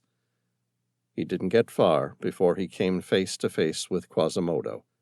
The man looked at him with a malicious grin, his eyes darting down at the bags of gold, the luster stirring something primitive in his greedy eyes. Well done, Mr. Reilly. Sam swallowed. So, that's it then. That's it, Quasimodo confirmed, picking up the radio transmitter for Sam's ankle bracelet. Can I ask a favor? Sure, you've been so helpful. Why not? Sam held his breath. I think I'd rather be shot than electrocuted. Quasimodo tilted his head to the side as if considering his request. You know, I think I would too. But I'm afraid the report of gunshot fire might sound alarms that I'd rather keep silent. Okay, Sam said. Then I guess this is goodbye. From the darkness behind the vault came Tom's voice as he stepped out into the light. This isn't over, not just yet. Quasimodo stepped back. You? Tom grinned. Me. Genevieve said, Me. Me, too! Both of them were holding Heckler & Koch MP5 submachine guns, the barrels aimed right at the man. Quasimodo said, "One move and I press this button and your friend becomes fried." Sam said, "Go ahead." Quasimodo glanced at him, searching for the cause of his confidence. He flicked the switch, and Sam Reilly stepped forward. In his hand he carried what appeared to be a copper wand. The strange device was attached to the ankle bracelet via a pair of gold-covered alligator clamps, which fed into electrical wire and up to the wand in his hand. Sam depressed the wand on Quasimodo's chest. The transmitter triggered the electrocution function, and roughly 3,000 volts of electricity raged through Quasimodo's body. The monster jolted until the ankle bracelet, like every other battery-operated device, eventually ran out of power. When it was done, Quasimodo lay still on the floor, dead. Chapter 70. They sealed the entrance to Alexander's tomb and left the necropolis unscathed. Despite the fact that Sam Reilly was certain he and Quasimodo had been tracked when they entered, they were allowed to leave unhindered. Back on board the Tehila, everyone questioned Sam about his experiences and tried to determine who was responsible after all. He filled them in on everything that he could remember, from being drugged to jumping overboard and being dragged under the water into a submarine.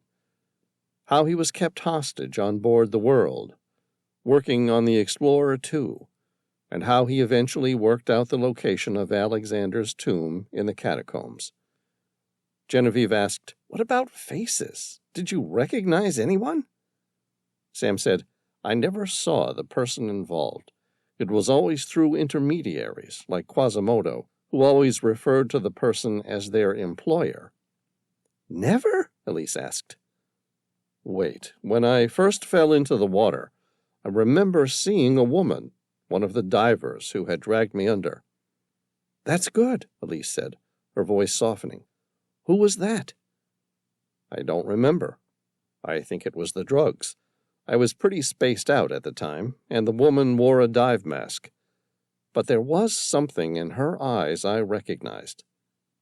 "Anything else?"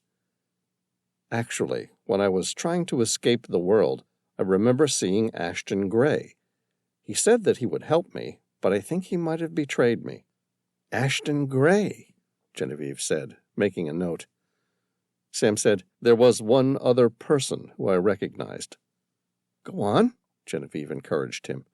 "What did he look like?" "Not he, but a woman. For some reason, I can't for the life of me remember who it was." "But you knew them?" "Yes, I remember being surprised, as though the answer was so unlikely that my brain couldn't even accept it. It was definitely someone I knew." "Was it Airlie Chapman?" Tom asked. "No, it couldn't be her. She asked me to find her Alexander's treasure, and I happily acquiesced." "That's good. It will be easier to get approval to board the World if Airlie's on our side." Genevieve suppressed a smile. "I still don't trust anyone on board the World." Tom made a quick call to Airlie. When he was finished, he said, "Ashton Gray is in his apartment on board the World. Airlie's given us permission to come aboard."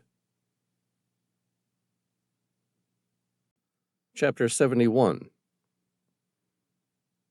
In the Alexandria port, the World rested at anchor. Alexandria port is one of the oldest ports in the world, originally built in 1900 BC in the then village of Rakotis, to service coastal shipping and supply the island of Pharos. Positioned on the west verge of the Nile Delta between the Mediterranean Sea and Mariut Lake in Alexandria, Egypt, it is considered the second most important city and the main port in Egypt. Alexandria Port consists of two harbors, east and west, and separated by a T-shaped peninsula. The east harbor is shallow and is not navigable by large vessels. The west harbor is used for commercial shipping. The harbor is formed by two converging breakwaters. It was at the west harbor where the world rested now, and where Sam and Tom had come to seek justice. They had flown over from the Tehila and were met by Airlie Chapman and her small security force, ready to confront Ashton Gray. Sam knocked on Ashton Gray's door. There was no answer. He and Tom carried Glocks concealed in their waist holsters. After all, there was only one man, and he was old and fragile. No reason for machine guns or additional resources. They considered whether or not they could trust Airlie and her security force, but agreed there was no way that she would risk killing both of them after it was documented that they had come on board to speak to Gray. No, even if she was involved, her goal would be to conceal her involvement from the authorities. Sam knocked again, a crisp and sharp rap on the door. After the third attempt, Airlie Chapman swiped her director's all-access security card on the digital reader, and the door opened up. They stepped in quickly and found Ashton Gray sitting on the couch, his dead eyes staring up at them. At a glance, Sam knew that the man was dead, and probably had been for at least a day or more. He walked over and found him sitting with his right dead hand clenched into a fist along the left side of his chest. Sam was no doctor, but he could picture the scene easily enough. The man, under huge amounts of stress of possibly being found out, suddenly having an acute myocardial infarction, a.k.a. a heart attack. It was an easy narrative to believe. Wrong, but easy to accept.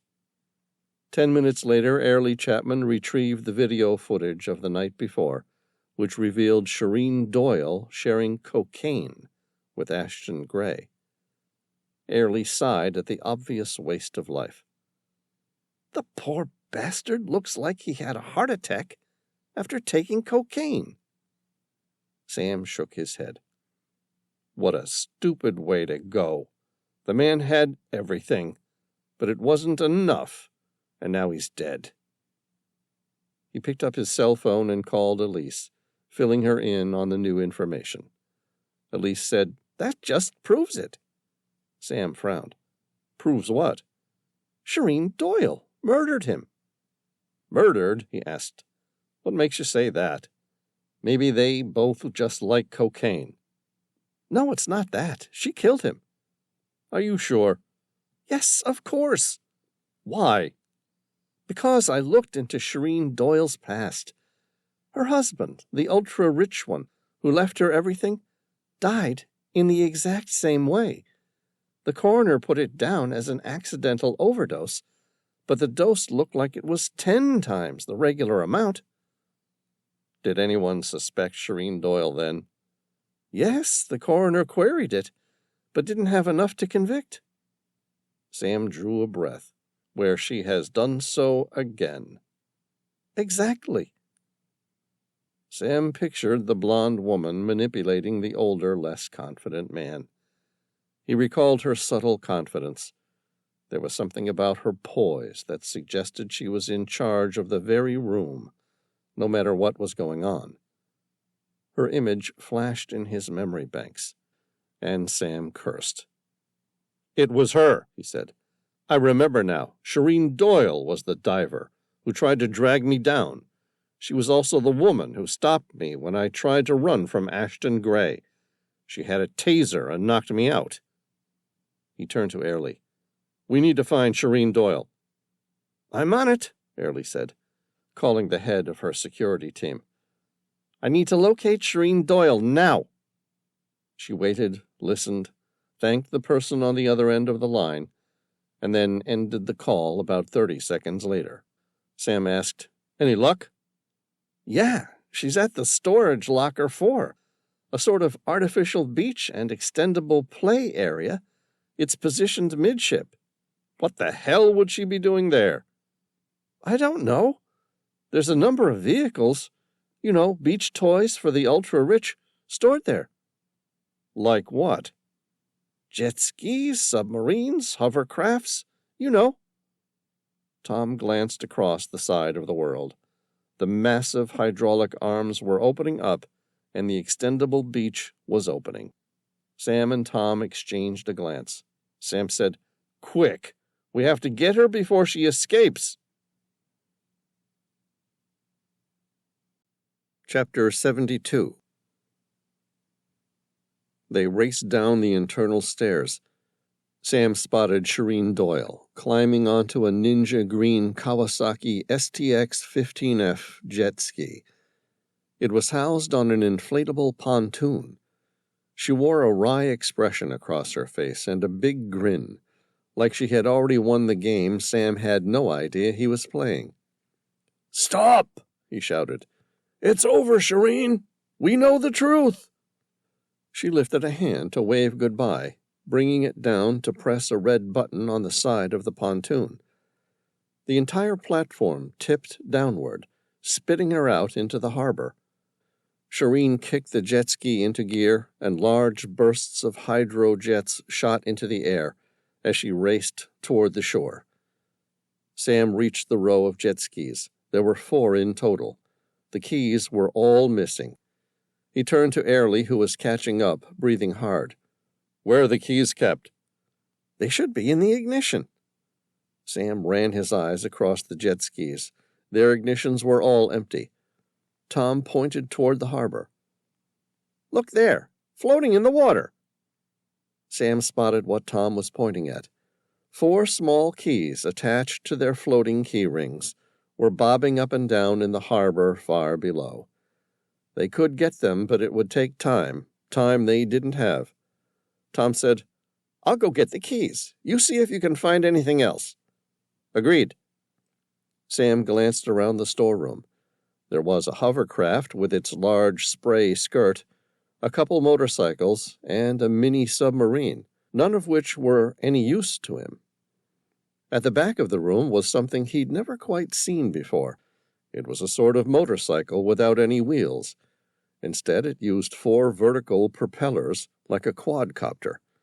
The thing looked like it belonged straight out of the set of Star Wars, Return of the Jedi. The sort of thing you see flying about past a group of angry Ewoks. Sam's eyes widened. "What is that?" "That's the Scorpion 3 Hover Surf Hoverbike," Airlie answered. "Okay," Sam said, a grin forming on his lips. "I'll take it." "Oh, no," she said. "This thing's brand new. No way you're taking it. Besides, do you even know how to fly?" Sam shrugged, climbing aboard. "It looks simple enough." He flicked the on switch and 4 propellers began to spin. The hovercraft gave the slightest of wobbles until its blades reached their base RPM, and the machine lifted off the ground. It balanced exceptionally well, feeling more like rising on an elevator than flying. The platform was rock stable. Airlie shouted, "Wait! You don't know what you're doing!" Sam grinned, kicked the gear lever into forward, and opened up the throttle. "I'll work it out." Chapter 73. Sam eased the hoverbike out of storage locker 4. He dipped forward and flew across the extendable sandy beach and onto the harbor. Flying roughly 6 feet above the water, he increased the throttle until the electric motors whirred at their maximum speeds, and the hoverbike raced across the water. The hoverbike offered a heads-up display with the bike's fuel, speed, direction, and GPS mapping. The satellite navigation offered a detailed view of what was up ahead and throughout their surrounding locations. If he wanted to increase or decrease the size of the mapping, he could do so by expanding his left hand just above the handlebars, the same way one does to expand a touchscreen. Now that the hoverbike was underway, all of its maneuvering abilities relied on the rider's positioning, similar to a motorcycle. If he wanted to turn, he just leaned into it, and the bike turned. If he wanted to go higher, he leaned back, and to go lower, he leaned forward. Sam made a few minor adjustments, quickly gaining control over his machine. The jet ski sped southeast before turning south past the International Container Terminal. A large cargo ship with containers stacked 5 high on its deck approached. Shireen dodged the ship easily, the jet ski racing over the ship's bow wave, sending her high into the air. Sam grinned as he watched her land the jet ski like some sort of extreme sports professional. He leaned back, and the hoverbike rose higher in the air, clearing the bow wave as the bike rounded the container ship. On the straight and in the open, the jet ski had a faster maximum speed, but Sam was counting on the hoverbike's improved agility to see him reach her. The jet ski zipped past a couple pleasure cruisers before darting inward under the Al-Max Bridge and into the Al-Mahmudiyya Al-Bahri Canal. Once again, Sam was impressed by Shireen Doyle's expert riding skills as she weaved in and out through the small pleasure cruisers on the canal, along with the serpentine movements of the canal. Up ahead, the canal banked to the left at a 90-degree angle. Shireen didn't slow the jet ski down whatsoever. She hit the corner, sending a spray of water on diners at the waterfront restaurants before disappearing around the bend. Sam expanded the sat-nav until he could gain a clear picture of the canal up ahead. It showed that the Al-Mahmudiyya Al-Bahri snaked around in a large U-shape. Sam could halve his distance by cutting his way across through the middle. He leaned back and rose up over the bank of the canal, turning into El Hag Elissa and cutting through the city. Cars lined the streets, honking their horns at him.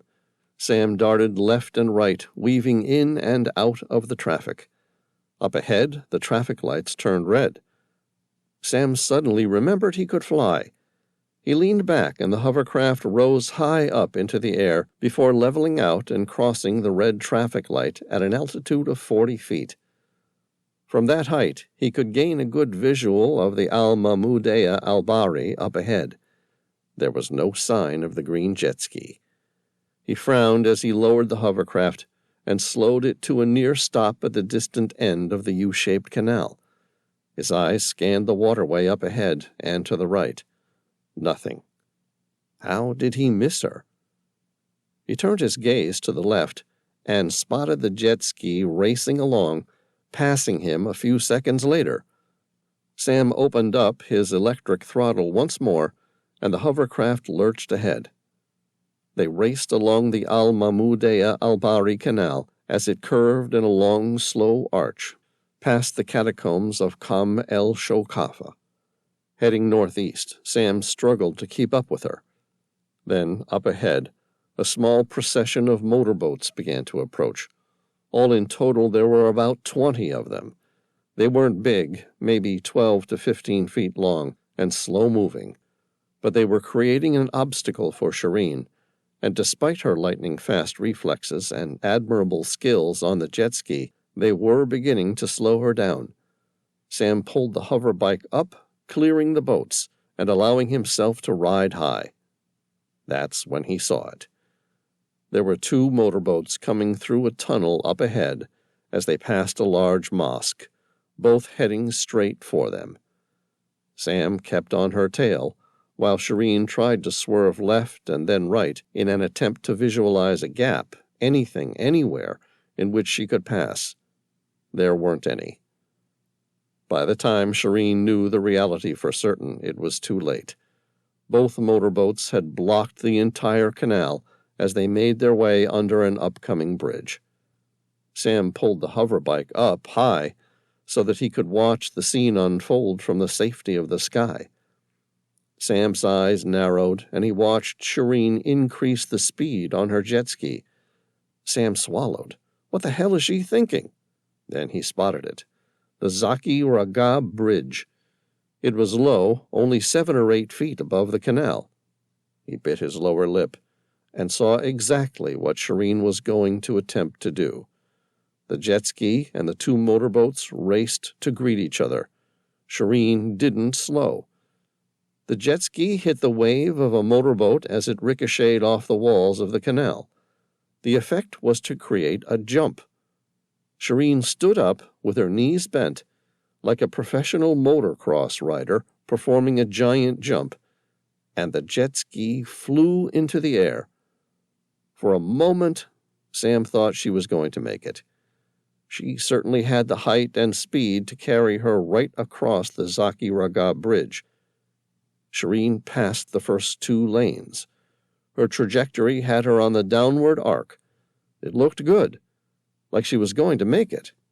As she crossed the 3rd lane, she was hit by an 18-wheeler truck carrying 2 shipping containers. The damage was instantaneous. It was Newton's second law of motion in effect. A big mass hits a small mass equals a bad day for the little mass. Sam pulled the hover bike over to the side of the road, where Shireen's lifeless body remained an unrecognizable mess. Chapter 74. 3 weeks later, Sam Reilly made a call to Dean Potter. The numismatics expert greeted him cordially. "Hello, Sam. It's been a while. How are you?" "I'm good, Dean." Quick to the point, Dean asked, "What can I do for you today?" Sam smiled. "I need you to value something for me." "Sure, what is it?" 20,000 gold tetradrams. There was a pause on the phone. Sam waited. "You still there, Dean?" "I'm here," the man replied. "Are you for real?" "Yeah." "You found it?" Dean asked, without trying to conceal his incredulity. "You found Alexander's treasure?" Sam smiled. "You bet I did." "When can I see it?" "I'm in New York now. Just flew in. I can meet you at your place shortly." "What?" Dean asked. "Just like that?" "Yeah. I'll see you soon." Chapter 75. Central Park, New York. The sky was a crisp cerulean blue.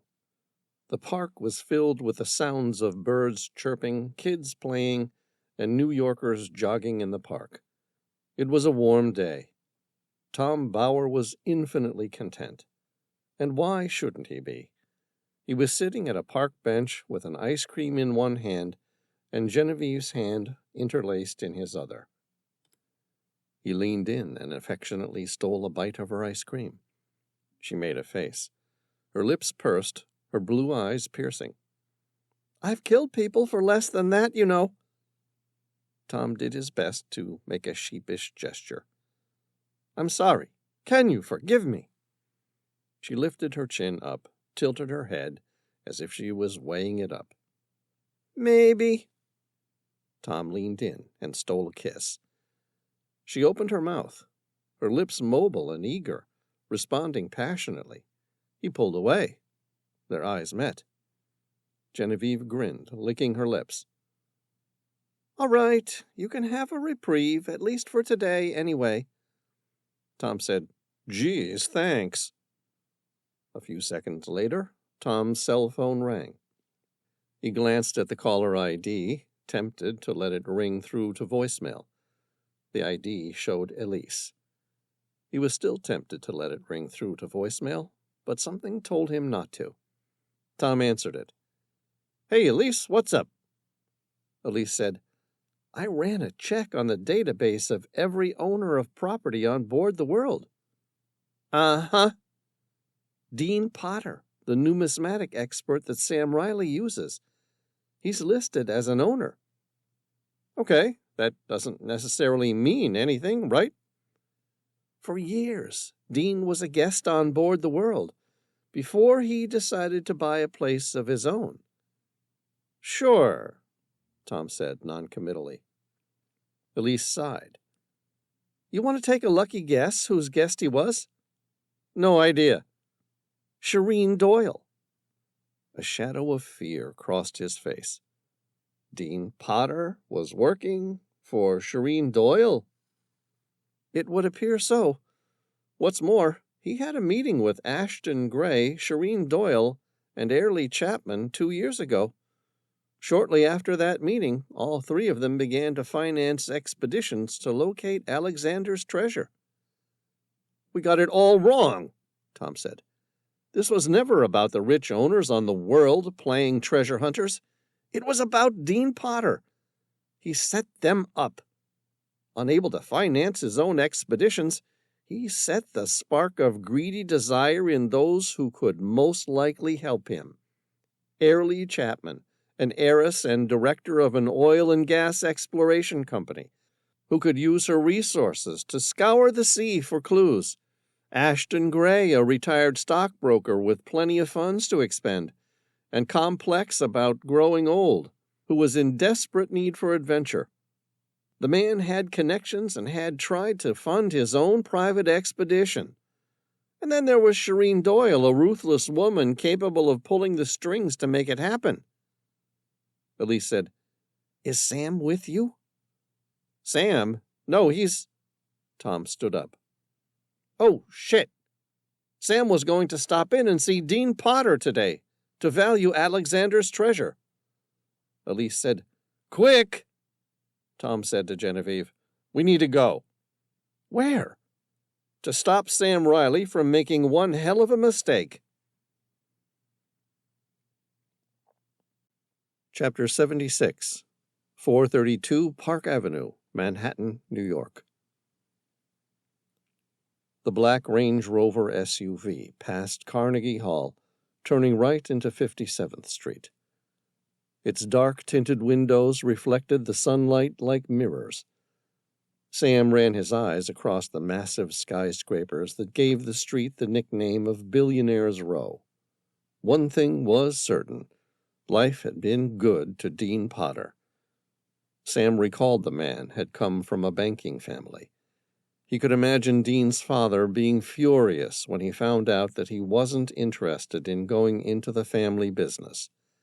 Then there was nothing wrong with numismatics, especially when someone like Dean was capable of reaching the echelon in the business. On his left, he spotted what he was looking for at the intersection between 57th and Park Avenue. He pulled into the exclusive underground parking lot for 432 Park Avenue, descending several stories below ground before being stopped by a security team. They greeted Sam, checked his ID, and then made a cursory scan of the SUV's underside for any signs of explosive materials before pointing him in the direction of the elevator. Sam knew he should have been using a security truck, the sort of thing used to move money around for banks. But in his experience, sometimes the unobtrusive, unsecured worked best in these circumstances. No one would ever expect him to be driving a coin collection that would probably value well into the tune of $100 million. Besides, it wasn't like he was getting out anywhere. Alexander's treasure was safe. He drove into the elevator. A guard called up to Dean Potter, who confirmed that Sam Reilly was expected and to send him up. The man closed the gate, reminded Sam to leave the SUV in park with the engine off, until the elevator came to a complete stop. Sam nodded and did as he was asked. A few seconds later, the elevator began its journey upward. Sam grinned at the grandiose ridiculousness of it all. Who needs a damned elevator for their cars in a Manhattan apartment? What the hell did his friend use it for? Somewhere to park their Lamborghini or Rolls-Royce? Why? Sam liked cars as much, if not more, than the next guy, but he'd never felt the particular need to sleep with his car collection. The elevator came to a stop, opening in the middle of Dean Potter's exclusive 96th-story penthouse. Sam gently put the Range Rover into gear and eased forward into the main living room. The view of Central Park all the way through to the Hudson River filled his panoramic vista. He put it into park and switched the engine off. Dean Potter greeted him warmly. "Hello, my old friend." Sam smiled, his eyes taking in the sights from more than 1,400 feet up. This is quite a place you have here. Dean arched an eyebrow. You like? Sure. What's not to like? It's stunning. Numismatics must be doing well. Dean gave a non-committal shrug of his shoulder. Hey, you and I both know this is all inherited wealth. I've done well with numismatics. I have. Don't get me wrong. But it would take 10 lifetimes as the best coin dealer to afford the deposit on something like this. Sam said, I didn't mean to imply. Dean stopped him with a curt wave of his hand. It's okay. I don't mind. You, of all people, know what it's like to be born into great wealth, and yet want to do something for yourself. Make a name for yourself on your own merits. Talking about merits. Dean's eyes lit up. He patted Sam on his shoulder. I still can't believe you actually found it. Alexander's treasure. He said the words almost wistfully. Sam's eyes narrowed. You want to see it? Yes, absolutely. Sam walked to the back of the Range Rover, pressed the remote key, and the tailgate automatically lifted up. They walked around the back of the SUV and stared at the bags of gold coins. There were 8 in total. Sam had left the coins in their original satchels. He hadn't cleaned them or tried to protect them. That wasn't his specialty. He was happy to leave that to an expert in numismatics, which was why he was here today. Dean took a tentative step toward the first satchel, his eyes meeting Sam's. Do you mind? Sam spread his arms. Not at all. Go ahead. Dean picked up the coin, gently turning it over, his fingers caressing it with the diligent tenderness of a besotted lover. He turned it to the obverse side, confirming the telltale mark of a second scepter in Zeus's hand, noting the coin's die cast had been designed for the use of silver, not gold. His lips twisted into a mask of pure joy. He patted Sam's shoulder again. You did it, my friend! Yeah, it wasn't the easiest thing I've done, and the methods were unorthodox, to say the least, but I found it. Do you want a drink? Sure. Dean poured some whiskey for them both. He didn't ask what Sam was having. He didn't have to. That's not how people their class worked. It was a Glen Roth's single malt Scotch whiskey, 40 years edition. Sam lifted the glass, enjoying the rich smell of deep copper. The aroma wavered to and fro from sweeter notes of fresh prunes, dried apricots, and candied orange peel, to drier scents of leather handbag, cocoa, and light prickles of alcohol. Early oak and baking spice flavors developed before dates and wisps of vanilla. Dean held his glass up. To Alexander's treasure, Sam said. To Alexander the Great. They both had a little to drink. Something about the taste seemed familiar to him. Whatever it was, Sam couldn't quite place it. He felt certain it wasn't part of the fermenting process vintage Glen Roths used. It was entirely different. That's when it hit him. The dizziness, the confusion. His head whirled in the exact same way as it had when he was drugged on board the World. Sam tried to fight it, but that was impossible. Just as anyone who'd ever had an operation and tried not to fall asleep after the anesthesiologist gives the sedation. Sam lifted his eyes to meet his old friend, a curious expression written across his face. There was no accusation, simply a mixture of sorrow and betrayal. It was you. Dean nodded and made a shrug. I'm sorry, old friend. Why? Dean tilted his head. Why did I do it? The same reason anyone does anything. Money. But you're already rich. True. But Alexander's treasure really is an awfully large amount of money. Plus, it will provide accolades as a coin collector that will surpass my every dream. You'll never get away with it. Dean smiled, bringing out a Glock and aiming it at Sam Reilly's chest. But I already have. How will you justify my death? Who's to say you're dead? Dean spread his hands outward. Nobody needs to ever find the body. Sam grinned. His world was spinning, but the drugs made him feel good. No reason to take anything seriously. So, I'm just trying to help you work this out. What? The body's going to be easy enough to get rid of? But how are you going to justify where you found Alexander's treasure?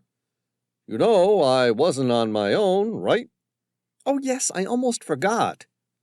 Dean passed him a bill of sale for the entire collection of golden tetradrachms from Alexander's treasure. I'll need you to sign here. Ah, that makes sense, Sam said, trying his best not to sign the document, but doing it anyway. So, it was you all along, wasn't it? Yep, every bit of the way. I had Airlie, Shireen, and Ashton all suckered in to do their own parts, each one believing that they were in charge, that they were pulling the strings to make it happen, when all the time it was me. Clever. Sam was really slurring his speech now. You were so good. I'm impressed. Really impressed. You know? Dean smiled. Yeah, I impress myself. I mean, you did well to find Alexander's treasure, but you wouldn't have even looked if it wasn't for me.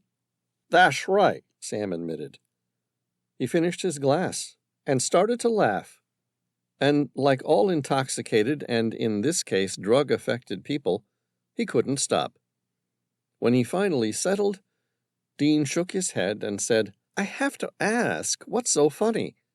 Sam tried to talk, but his laughter got in the way again. He was trying hard to focus, but the drugs were really having their way with him now. Dean slammed his fists into the table. Damn it, what the hell is so funny? Sam suddenly sobered up, his jaw set with determination. You nearly got away with it, too. Got away with what? Everything. A shadow of fear flashed across Dean's face. His eyes narrowed. I did get away with it. That's where you're wrong. But I'm glad we let it play out so well that I now know the full extent of your betrayal. What are you talking about? Dean asked, pointing the Glock at him. I won. Who's going to stop me? That would be us, Genevieve said, a Beretta 9mm in her hand, aimed at Dean's chest. Dean's eyes darted toward the open back doors of the Range Rover. His face twisted into a mask of incognizant fury mingled with incredulity as they landed on Genevieve and Tom, both armed, both with the barrels of their pistols pointed at him. Sam tried to restrain himself, but he couldn't. He continued to laugh. It was a big, boisterous, and carefree laugh. You should see your face, Dean! Priceless! Dean made his one and only move. He aimed the Glock at Sam. Bang! Bang! Dean dropped his weapon. His eyes drifted down to the 2 bullet wounds in his lower gut. His hands instinctively reached to protect himself. Genevieve shook her head. Sorry, he wouldn't let it go. It's all right, Tom said, grabbing a kitchen towel to help cover the wound. To Dean he said, Here, hold this tight, and you'll live long enough to go to jail. Sam kept laughing. That was great timing. Really it was. You know, I don't know what I'd do without the 2 of you. I really don't. His words were slurred, but there was genuine affection in them, too. Dean said, You will never find a jury to convict. Sam's voice became hard and sober for a moment. "Why not?" He pulled out his cell phone, which was switched on and had an open line. "I have the Secretary of Defense on the line. She has a personal involvement in this case and wanted to hear everything you had to say."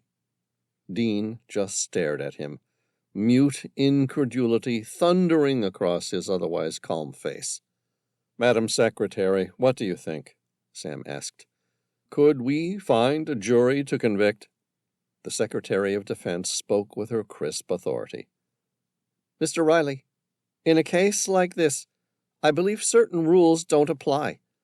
But I can tell you that when people try to hurt someone close to me, they will feel the full wrath and weight of the U.S. Defense Service.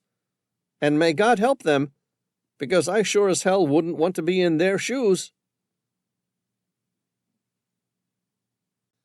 Chapter 77. 2 days later, and having flown halfway around the world to get there, Caterina Marcello knocked on the door to Sam Reilly's hotel suite. Sam opened it slowly.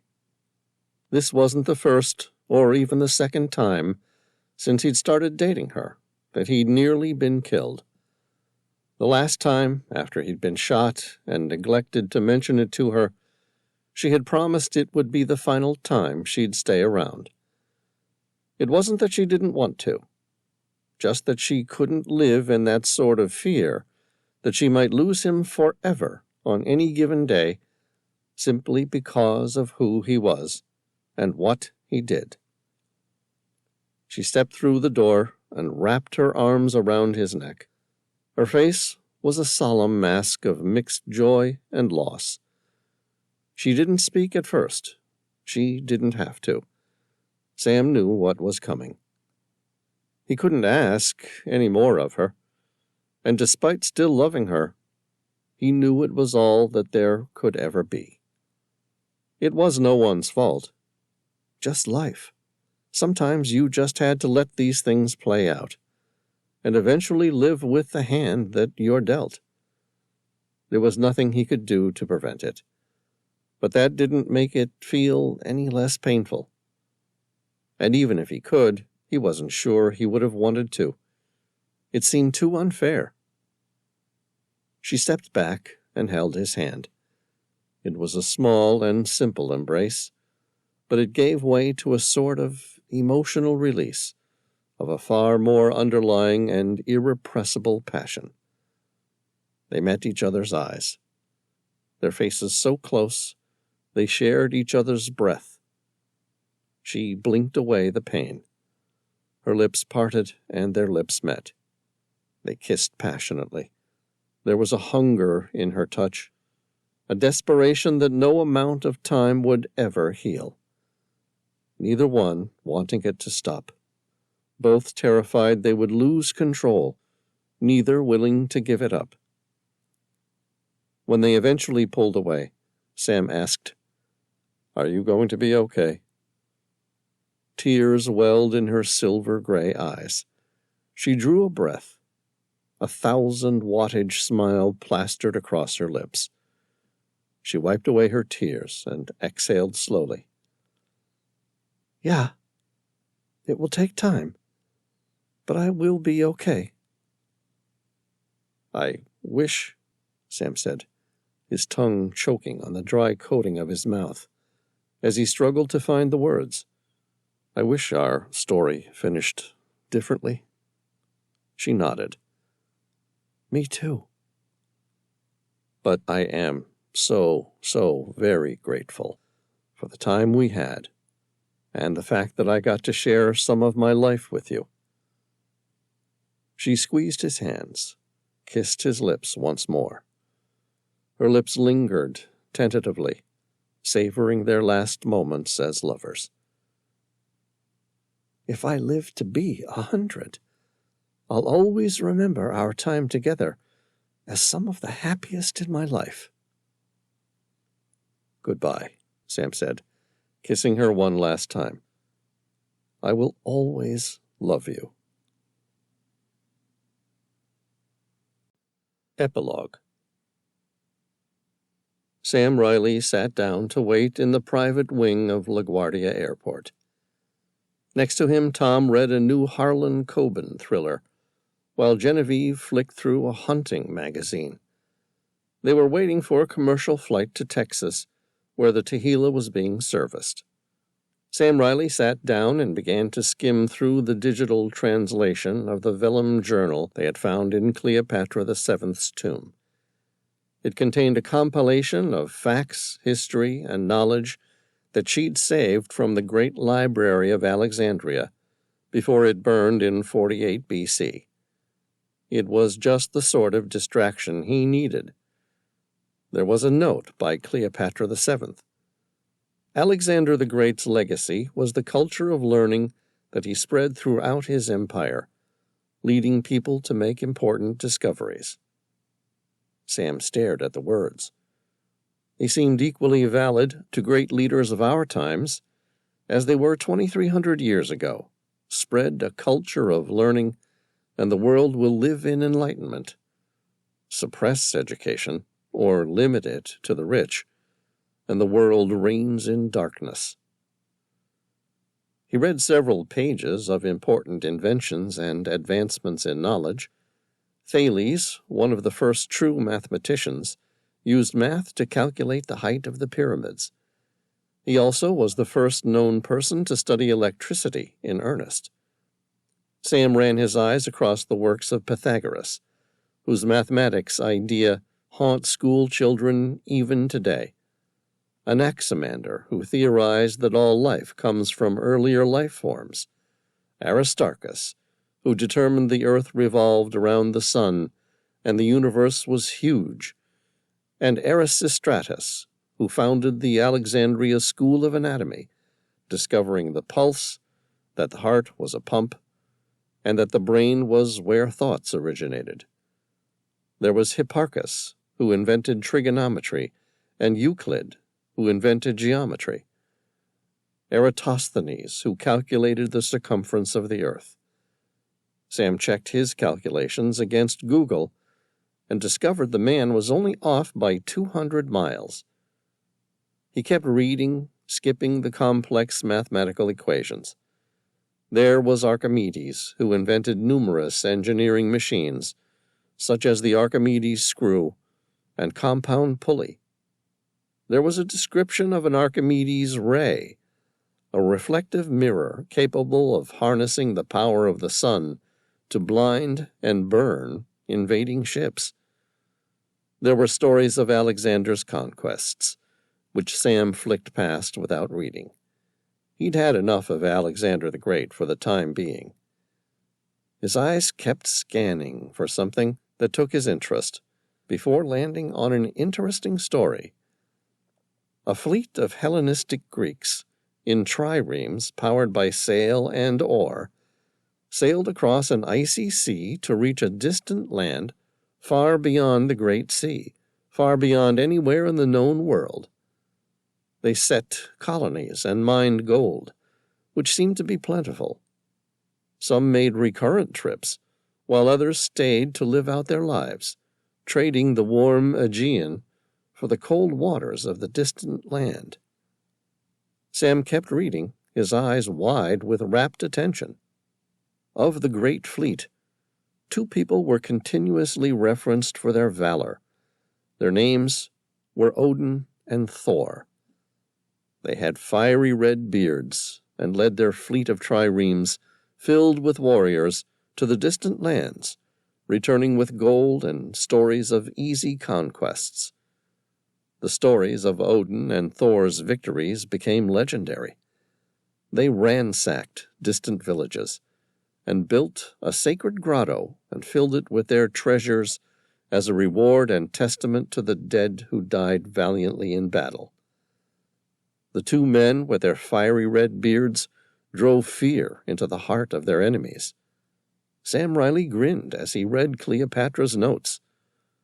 Tom, who had been reading silently over his shoulder, met Sam's eye. He asked, "What are you thinking?" Sam put the digital tablet down on his lap. "I'm thinking we need to go." "Go?" Tom asked. Where? Sam laughed. To find Odin and Thor, and the origins of Valhalla. The end. This has been Alexander's Treasure, Sam Reilly, Book 22. Written by Christopher Cartwright. Narrated by David Gilmore. Copyright 2020 by Christopher Cartwright. Production copyright 2020 by Christopher Cartwright. Thank you for listening.